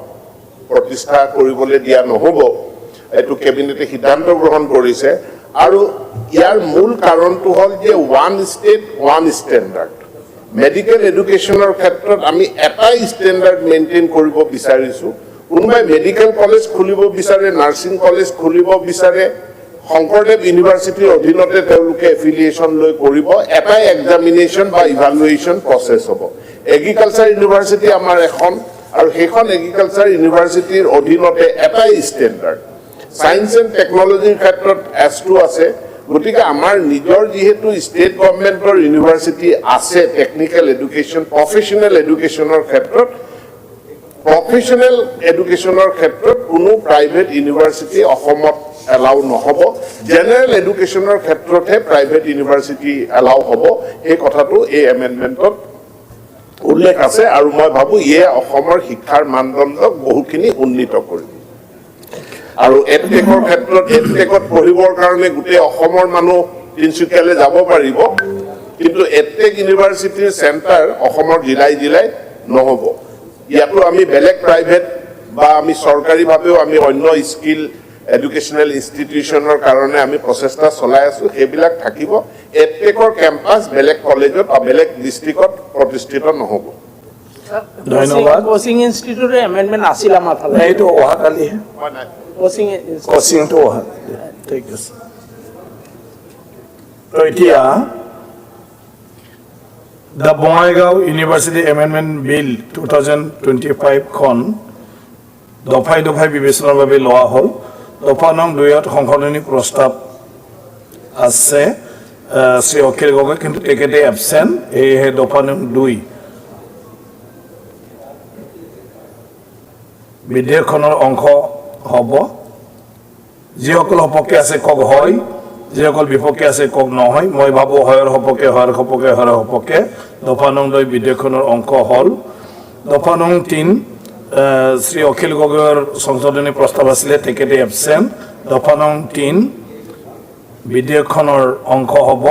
যিসকল সপক্ষে আছে তেখেতে বোলে কওক হয় যিসকল বিপক্ষে আছে তেখেতে কওক নহয় মই ভাবোঁ হয়ৰ সপক্ষে হয়ৰ সপক্ষে হয়ৰ সপক্ষে দফা নং 3 বিধেয়কখনৰ অংশ হ'ল দফা নং 1 অধিনিয়ম সূত্ৰ প্ৰস্তাৱনা আৰু দীৰ্ঘ শিৰোনামত কোনো সংশোধনী প্ৰস্তাৱ নাই প্ৰশ্নটো হ'ল যে দফা নং 1 অধিনিয়ম সূত্ৰ প্ৰস্তাৱনা আৰু দীৰ্ঘ শিৰোনাম বিধেয়কখনৰ অংশ হ'ব যিসকল সপক্ষে আছে কওক হয় যিসকল বিপক্ষে আছে কওক নহয় মই ভাবোঁ হয় সপক্ষে হয়ৰ সপক্ষে হয়ৰ সপক্ষে দফা নং 1 অধিনিয়ম সূত্ৰ প্ৰস্তাৱনা আৰু দীৰ্ঘ শিৰোনাম বিধেয়কখনৰ অংশ হ'ল অনাৰেবল মিনিষ্টাৰ মাননীয় অধ্যক্ষ মহোদয় মই এতিয়া বঙাইগাঁও ইউনিভাৰ্চিটি এমেণ্ডমেণ্ট বিল 2025 পাৰিত কৰাৰ কাৰণে প্ৰস্তাৱ কৰিলোঁ প্ৰশ্নটো হ'ল যে বিধেয়কখন পাৰিত কৰা হওক যিসকল সপক্ষে আছে কওক হয় যিসকল বিপক্ষে আছে কওক নহয় মই ভাবোঁ হয়ৰ সপক্ষে হয়ৰ সপক্ষে হয়ৰ সপক্ষে প্ৰস্তাৱটো গৃহীত হ'ল আৰু বিধেয়কখনো পাৰিত কৰা হ'ল এতিয়া মই গুৰুচৰণ ইউনিভাৰ্চিটি এমেণ্ডমেণ্ট বিল 2025খন সদনত দফাই দফাই বিবেচনাৰ বাবে লোৱা হ'ল দফা নং 2ৰ সংশোধনী প্ৰস্তাৱ আছে শ্ৰী অখিল গগৈ ডাঙৰীয়াৰ তেখেতে এবচেণ্ট সেয়েহে দফা নং 2 বিধেয়কখনৰ অংশ হ'ব যিসকলে সপক্ষে আছে কওক হয় যিসকলে বিপক্ষে আছে কওক নহয় মই ভাবোঁ হয়ৰ সপক্ষে হয়ৰ সপক্ষে হয়ৰ সপক্ষে দফা নং 2 বিধেয়কখনৰ অংশ হ'ল দফা নং 3ত সংশোধনী প্ৰস্তাৱ আছে শ্ৰী অখিল গগৈৰ তেখেতে এবচেণ্ট সেয়েহে দফা নং 3 বিধেয়কখনৰ অংশ হ'ব যিসকল সপক্ষে আছে কওক হয় যিসকল বিপক্ষে আছে কওক নহয় মই ভাবোঁ হয়ৰ সপক্ষে হয়ৰ সপক্ষে হয়ৰ সপক্ষে দফা নং 3 বিধেয়কখনৰ অংশ হ'ল দফা নং 1 অধিনিয়ম সূত্ৰ প্ৰস্তাৱনা আৰু দীৰ্ঘ শিৰোনামত কোনো সংশোধনী প্ৰস্তাৱ নাই প্ৰশ্নটো হ'ল যে দফা নং 1 অধিনিয়ম সূত্ৰ প্ৰস্তাৱনা আৰু দীৰ্ঘ শিৰোনাম বিধেয়কখনৰ অংশ হ'ব যিসকল সপক্ষে আছে কওক হয় যিসকল বিপক্ষে আছে কওক নহয় মই ভাবোঁ হয়ৰ সপক্ষে হয়ৰ সপক্ষে হয়ৰ সপক্ষে দফা নং 1 অধিনিয়ম সূত্ৰ প্ৰস্তাৱনা আৰু দীৰ্ঘ শিৰোনাম বিধেয়কখনৰ অংশ হ'ল মাননীয় মন্ত্ৰী মাননীয় অধ্যক্ষ মহোদয় মই দি গুৰুচৰণ ইউনিভাৰ্চিটি এমেণ্ডমেণ্ট বিল 2025 পাৰিত কৰাৰ কাৰণে প্ৰস্তাৱ কৰিলোঁ প্ৰশ্নটো হ'ল যে বিধেয়কখন পাৰিত কৰা হওক যিসকল সপক্ষে আছে কওক হয় যিসকল বিপক্ষে আছে কওক নহয় মই ভাবোঁ হয়ৰ সপক্ষে হয়ৰ সপক্ষে হয়ৰ সপক্ষে প্ৰস্তাৱটো গৃহীত হ'ল আৰু বিধেয়কখন পাৰিত কৰা হ'ল এতিয়া মই the Jagannath Barooah university amendment bill 2025খন সদনত দফাই দফাই বিবেচনাৰ বাবে লোৱা হ'ল দফা নং 2ত সংশোধনী প্ৰস্তাৱ আছে শ্ৰী অখিল গগৈ ডাঙৰীয়া তেখেতে এবচেণ্ট সেয়েহে দফা নং 2 বিধেয়কখনৰ অংশ হ'ব যিসকল সপক্ষে আছে কওক হয় যিসকল বিপক্ষে আছে কওক নহয় মই ভাবোঁ হয়ৰ সপক্ষে হয়ৰ সপক্ষে হয়ৰ সপক্ষে দফা নং 2 বিধেয়কখনৰ অংশ হ'ল দফা নং 3ত সংশোধনী প্ৰস্তাৱ আছে শ্ৰী অখিল গগৈ ডাঙৰীয়া তেখেতে এবচেণ্ট সেয়েহে মানে দফা নং 3 বিধেয়কখনৰ অংশ হ'ব যিসকল সপক্ষে আছে কওক হয় যিসকল বিপক্ষে আছে কওক নহয় মই ভাবোঁ হয়ৰ সপক্ষে হয়ৰ সপক্ষে হয়ৰ সপক্ষে দফা নং 3 বিধেয়কখনৰ অংশ হ'ল দফা নং 1 অধিনিয়ম সূত্ৰ প্ৰস্তাৱনা আৰু দীৰ্ঘ শিৰোনামটো কোনো সংশোধনী প্ৰস্তাৱ নাই প্ৰশ্নটো হ'ল যে দফা নং 1 অধিনিয়ম সূত্ৰ প্ৰস্তাৱনা আৰু দীৰ্ঘ শিৰোনাম বিধেয়কখনৰ অংশ হ'ব যিসকল সপক্ষে আছে কওক হয় যিসকল বিপক্ষে আছে কওক নহয় মই ভাবোঁ হয়ৰ সপক্ষে দফা নং 1 অধিনিয়ম সূত্ৰ প্ৰস্তাৱনা আৰু দীৰ্ঘ শিৰোনাম বিধেয়কখনৰ অংশ হ'ল অনাৰেবল মিনিষ্টাৰ মাননীয় অধ্যক্ষ মহোদয় মই এতিয়া শ্ৰী জগন্নাথ বৰুৱা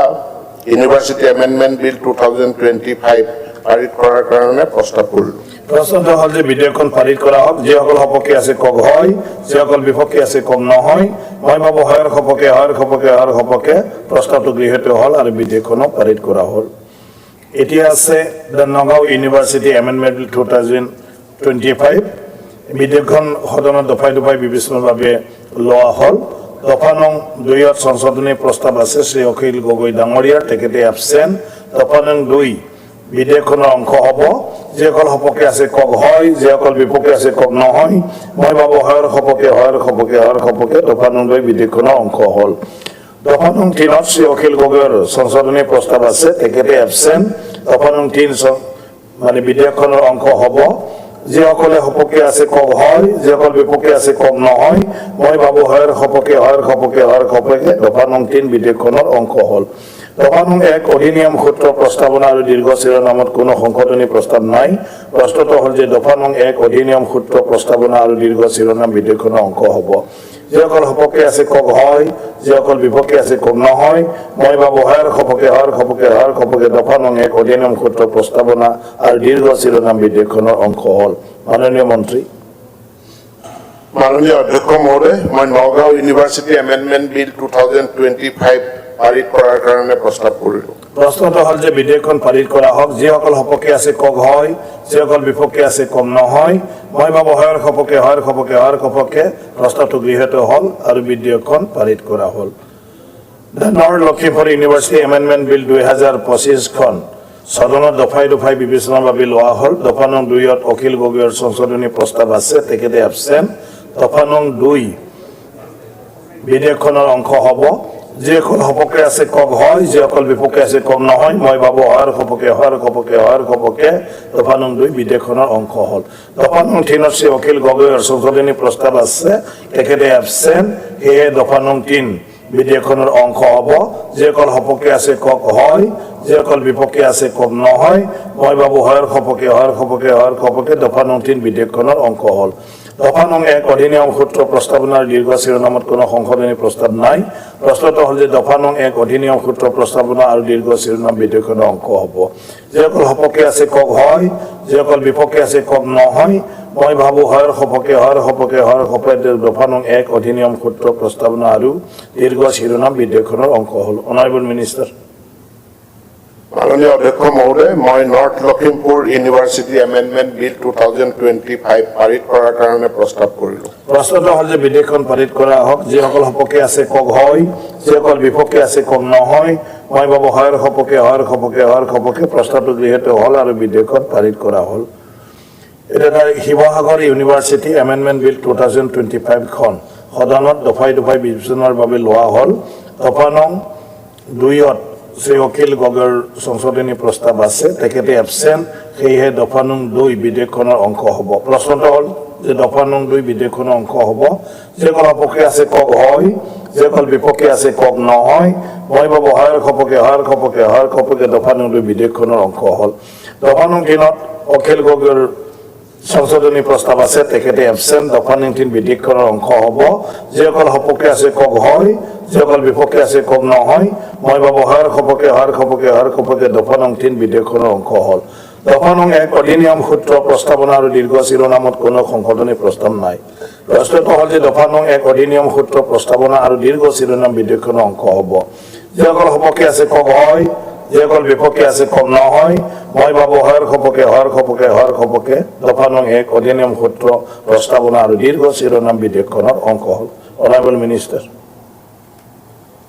মাননীয় অধ্যক্ষ মহোদয় মই শিৱসাগৰ ইউনিভাৰ্চিটি এমেণ্ডমেণ্ট বিল 2025খন পাৰিত কৰাৰ কাৰণে প্ৰস্তাৱ কৰিলোঁ প্ৰশ্নটো হ'ল যে বিধেয়কখন পাৰিত কৰা হওক যিসকল সপক্ষে আছে কওক হয় যিসকল বিপক্ষে আছে কওক নহয় মই ভাবোঁ হয়ৰ সপক্ষে প্ৰস্তাৱটো গৃহীত হ'ল আৰু বিধেয়কখন পাৰিত কৰা হ'ল এতিয়া the Shaheed Kanaklata Barua state university amendment bill 2025খন মই সদনত দফাই দফাই বিবেচনাৰ বাবে লোৱা হ'ল। দফা নং 2ত শ্ৰী অখিল গগৈৰ সংশোধনী প্ৰস্তাৱ আছে, তেখেতে এবচেণ্ট, সেয়েহে দফা নং 2 বিধেয়কখনৰ অংশ হ'ব। যিসকলে সপক্ষে আছে কওক হয়, যিসকল বিপক্ষে আছে কওক নহয়। মই ভাবো হয়ৰ সপক্ষে হয় সপক্ষে দফা নং 2 বিধেয়কখনৰ অংশ হ'ল। দফা নং 1 অধিনিয়ম সূত্ৰ প্ৰস্তাৱনাৰ দীৰ্ঘ শিৰোনামত কোনো সংশোধনী প্ৰস্তাৱ নাই। প্ৰশ্নটো হ'ল যে দফা নং 1 অধিনিয়ম সূত্ৰ প্ৰস্তাৱনা আৰু দীৰ্ঘ শিৰোনামত বিধেয়কখনৰ অংশ হ'ব। যিসকল সপক্ষে আছে কওক হয়, যিসকল বিপক্ষে আছে কওক নহয়। মই ভাবো হয়ৰ সপক্ষে দফা নং 1 অধিনিয়ম সূত্ৰ প্ৰস্তাৱনা আৰু দীৰ্ঘ শিৰোনাম বিধেয়কখনৰ অংশ হ'ল। Honourable minister. মাননীয় অধ্যক্ষ মহোদয়, মই the Shaheed Kanaklata Barua state university amendment bill 2025 পাৰিত কৰাৰ কাৰণে প্ৰস্তাৱ উত্থাপন কৰিছো। প্ৰশ্নটো হ'ল যে বিধেয়কখন পাৰিত কৰা হওক, যিসকল সপক্ষে আছে কওক হয়, যিসকল বিপক্ষে আছে কওক নহয়। মই ভাবো হয়ৰ সপক্ষে প্ৰস্তাৱটো গৃহীত হ'ল আৰু বিধেয়কখন পাৰিত কৰা হ'ল। দা কোকৰাঝাৰ ইউনিভাৰ্চিটি এমেণ্ডমেণ্ট বিল 2025খন সদনত দফাই দফাই বিবেচনাৰ বাবে লোৱা হ'ল। দফা নং 2ত সংশোধনী প্ৰস্তাৱ আছে, শ্ৰী অখিল গগৈ, তেখেতে এবচেণ্ট, সেয়েহে দফা নং 2 বিধেয়কখনৰ অংশ হ'ব। যিসকল সপক্ষে আছে কওক হয়, যিসকল বিপক্ষে আছে কওক নহয়। মই ভাবো হয়ৰ সপক্ষে দফা নং 2 বিধেয়কখনৰ অংশ হ'ল। দফা নং 3ত সংশোধনী প্ৰস্তাৱ আছে, শ্ৰী অখিল গগৈ ডাঙৰীয়া, তেখেতে এবচেণ্ট, সেয়ে দফা নং 3 বিধেয়কখনৰ অংশ হ'ব। যিসকল সপক্ষে আছে কওক হয়, যিসকল বিপক্ষে আছে কওক নহয়। মই ভাবো হয়ৰ সপক্ষে দফা নং 3 বিধেয়কখনৰ অংশ হ'ল। দফা নং 1 অধিনিয়ম সূত্ৰ প্ৰস্তাৱনা আৰু দীৰ্ঘ শিৰোনামত কোনো সংশোধনী প্ৰস্তাৱ নাই। প্ৰশ্নটো হ'ল যে দফা নং 1 অধিনিয়ম সূত্ৰ প্ৰস্তাৱনা আৰু দীৰ্ঘ শিৰোনাম বিধেয়কখনৰ অংশ হ'ব। যিসকল সপক্ষে আছে কওক হয়, যিসকল বিপক্ষে আছে কওক নহয়। মই ভাবো হয়ৰ সপক্ষে দফা নং 1 অধিনিয়ম সূত্ৰ প্ৰস্তাৱনা আৰু দীৰ্ঘ শিৰোনাম বিধেয়কখনৰ অংশ হ'ল। Honourable minister.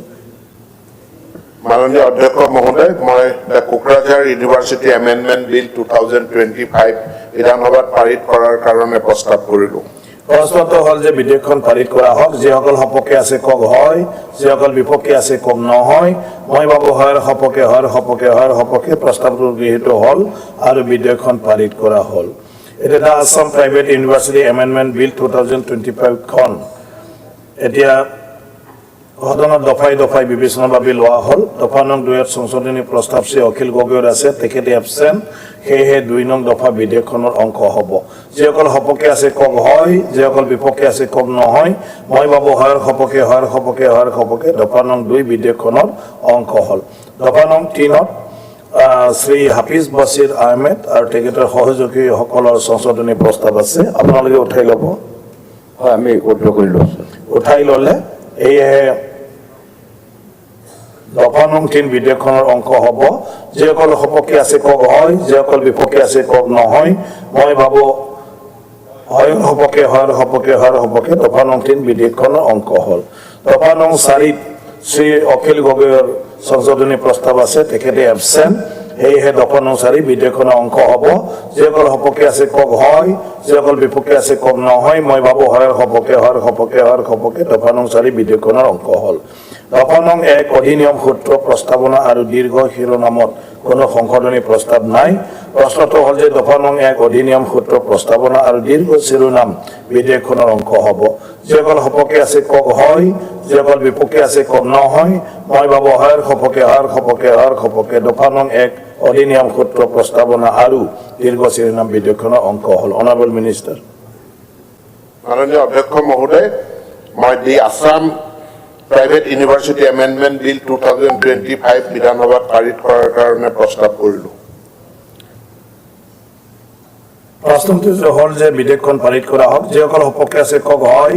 যিসকল বিপক্ষে আছে কওক নহয়। মই ভাবো হয়ৰ সপক্ষে প্ৰস্তাৱটো গৃহীত হ'ল আৰু বিধেয়কখন পাৰিত কৰা হ'ল। এতিয়া ডাম্মা কামাখ্যা ইউনিভাৰ্চিটি বিল 2025খন মই সদনত দফাই দফা বিবেচনাৰ বাবে লোৱা হ'ল। দফা নং 2ত সংশোধনী প্ৰস্তাৱ নাই। এইকাৰণে দফা নং 2 বিধেয়কখনৰ অংশ হ'ব যিসকল সপক্ষে আছে কওক হয় যিসকল বিপক্ষে আছে কওক নহয় মই ভাবো হয়ৰ সপক্ষে দফা নং 2 বিধেয়কখনৰ অংশ হ'ল দফা নং 1 অধিনিয়ম সূত্ৰ প্ৰস্তাৱনা দীৰ্ঘ শিৰোনাম আৰু অনুসূচী কোনো সংশোধনী প্ৰস্তাৱ নাই প্ৰশ্নটো হ'ল যে দফা নং 1 অধিনিয়ম সূত্ৰ প্ৰস্তাৱনা দীৰ্ঘ শিৰোনাম আৰু অনুসূচী বিধেয়কখনৰ অংশ হ'ব যিসকল সপক্ষে আছে কওক হয় যিসকল বিপক্ষে আছে কওক নহয় মই ভাবো হয়ৰ সপক্ষে দফা নং 1 অধিনিয়ম সূত্ৰ প্ৰস্তাৱনা দীৰ্ঘ শিৰোনাম আৰু অনুসূচী বিধেয়কখনৰ অংশ হ'ল অনাৰেবল মিনিষ্টাৰ মাননীয় অধ্যক্ষ মহোদয় মই 2025 বিধানসভাত পাৰিত কৰাৰ কাৰণে প্ৰস্তাৱ কৰিলোঁ প্ৰশ্নটো হ'ল যে বিধেয়কখন পাৰিত কৰা হওক যিসকলে সপক্ষে আছে কওক হয় যিসকল বিপক্ষে আছে কওক নহয় মই ভাবো হয়ৰ সপক্ষে প্ৰস্তাৱটো গৃহীত হ'ল আৰু বিধেয়কখন পাৰিত কৰা হ'ল এতিয়া দা এডুটেক স্কিলছ ইউনিভাৰ্চিটি বিল 2025 খন সদনত দফাই বিবেচনাৰ বাবে লোৱা হ'ল দফা নং 2 সংশোধনী প্ৰস্তাৱ মানে আমি অলৰেডি অগ্ৰাহ্য কৰিছোঁ সেইটো গতিকে দফা নং 2 বিধেয়কখনৰ অংশ হ'ব যিসকলে সপক্ষে আছে কওক হয় যিসকল বিপক্ষে আছে কওক নহয় মই ভাবো হয়ৰ সপক্ষে দফা নং 2 বিধেয়কখনৰ অংশ হ'ল অনুসূচীখন সংশোধনী প্ৰস্তাৱ আছে শ্ৰী আমিনুল ইছলাম ডাঙৰীয়া আপুনি উঠাই ল'ব আমি এই প্ৰস্তাৱটো যেটা আগতে আলোচনা হৈ গৈছে গতিকে আমি আৰু কৰিলোঁ তো প্ৰশ্ন এটা অনুসূচীখনৰ কিবা সংশোধনী প্ৰস্তাৱ উঠাই ল'লে প্ৰশ্নটো হ'ল যে অনুসূচীখন বিধেয়কখনৰ অংশ হ'ব যিসকল সপক্ষে আছে কওক হয় যিসকল বিপক্ষে আছে কওক নহয় মই ভাবো হয়ৰ সপক্ষে অনুসূচীখন বিধেয়কখনৰ অংশ হ'ল দফা নং 1 অধিনিয়ম সূত্ৰ প্ৰস্তাৱনা আৰু দীৰ্ঘ শিৰোনামত কোনো সংশোধনী প্ৰস্তাৱ নাই প্ৰশ্নটো হ'ল যে দফা নং 1 অধিনিয়ম সূত্ৰ প্ৰস্তাৱনা আৰু দীৰ্ঘ শিৰোনাম বিধেয়কখনৰ অংশ হ'ব যিসকল সপক্ষে আছে কওক হয় যিসকল বিপক্ষে আছে কওক নহয় মই ভাবো হয়ৰ সপক্ষে দফা নং 1 অধিনিয়ম সূত্ৰ প্ৰস্তাৱনা দীৰ্ঘ শিৰোনাম আৰু অনুসূচী বিধেয়কখনৰ অংশ হ'ল অনাৰেবল মিনিষ্টাৰ মাননীয় অধ্যক্ষ মহোদয় মই দি এডটেক স্কিল ইউনিভাৰ্চিটি বিল 2025 সদনত পাৰিত কৰাৰ কাৰণে প্ৰস্তাৱ কৰিলোঁ প্ৰশ্নটো হ'ল যে বিধেয়কখন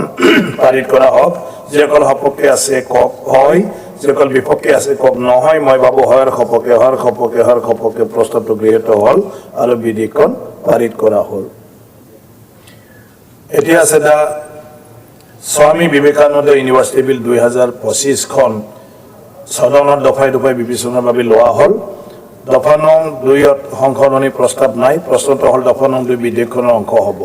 যিসকল সপক্ষে আছে কওক হয় যিসকল বিপক্ষে আছে কওক নহয় মই ভাবো হয়ৰ সপক্ষে দফা নং 2 বিধেয়কখনৰ অংশ হ'ল দফা নং 1 অধিনিয়ম সূত্ৰ প্ৰস্তাৱনা দীৰ্ঘ শিৰোনাম আৰু অনুসূচীত কোনো সংশোধনী প্ৰস্তাৱ নাই প্ৰশ্নটো হ'ল যে দফা নং 1 অধিনিয়ম সূত্ৰ প্ৰস্তাৱনা দীৰ্ঘ শিৰোনাম আৰু অনুসূচী বিধেয়কখনৰ অংশ হ'ব যিসকল সপক্ষে আছে কওক হয় যিসকল বিপক্ষে আছে কওক নহয় মই ভাবো হয়ৰ সপক্ষে দফা নং 1 অধিনিয়ম সূত্ৰ প্ৰস্তাৱনা দীৰ্ঘ শিৰোনাম আৰু অনুসূচী বিধেয়কখনৰ অংশ হ'ল অনাৰেবল মিনিষ্টাৰ মাননীয় অধ্যক্ষ মহোদয় মই দ্য স্বামী বিবেকানন্দ ইউনিভাৰ্চিটি বিল 2025 সদনত পাৰিত কৰাৰ কাৰণে প্ৰস্তাৱ কৰিলোঁ প্ৰশ্নটো হ'ল যে বিধেয়কখন পাৰিত কৰা হওক যিসকল সপক্ষে আছে কওক হয় যিসকল বিপক্ষে আছে কওক নহয় মই ভাবো হয়ৰ সপক্ষে প্ৰস্তাৱটো গৃহীত হ'ল আৰু বিধেয়কখন পাৰিত কৰা হ'ল সদন 25 মাৰ্চ 2025 তাৰিখত পুৱা 9:30 বজালৈ স্থগিত ৰখা হ'ল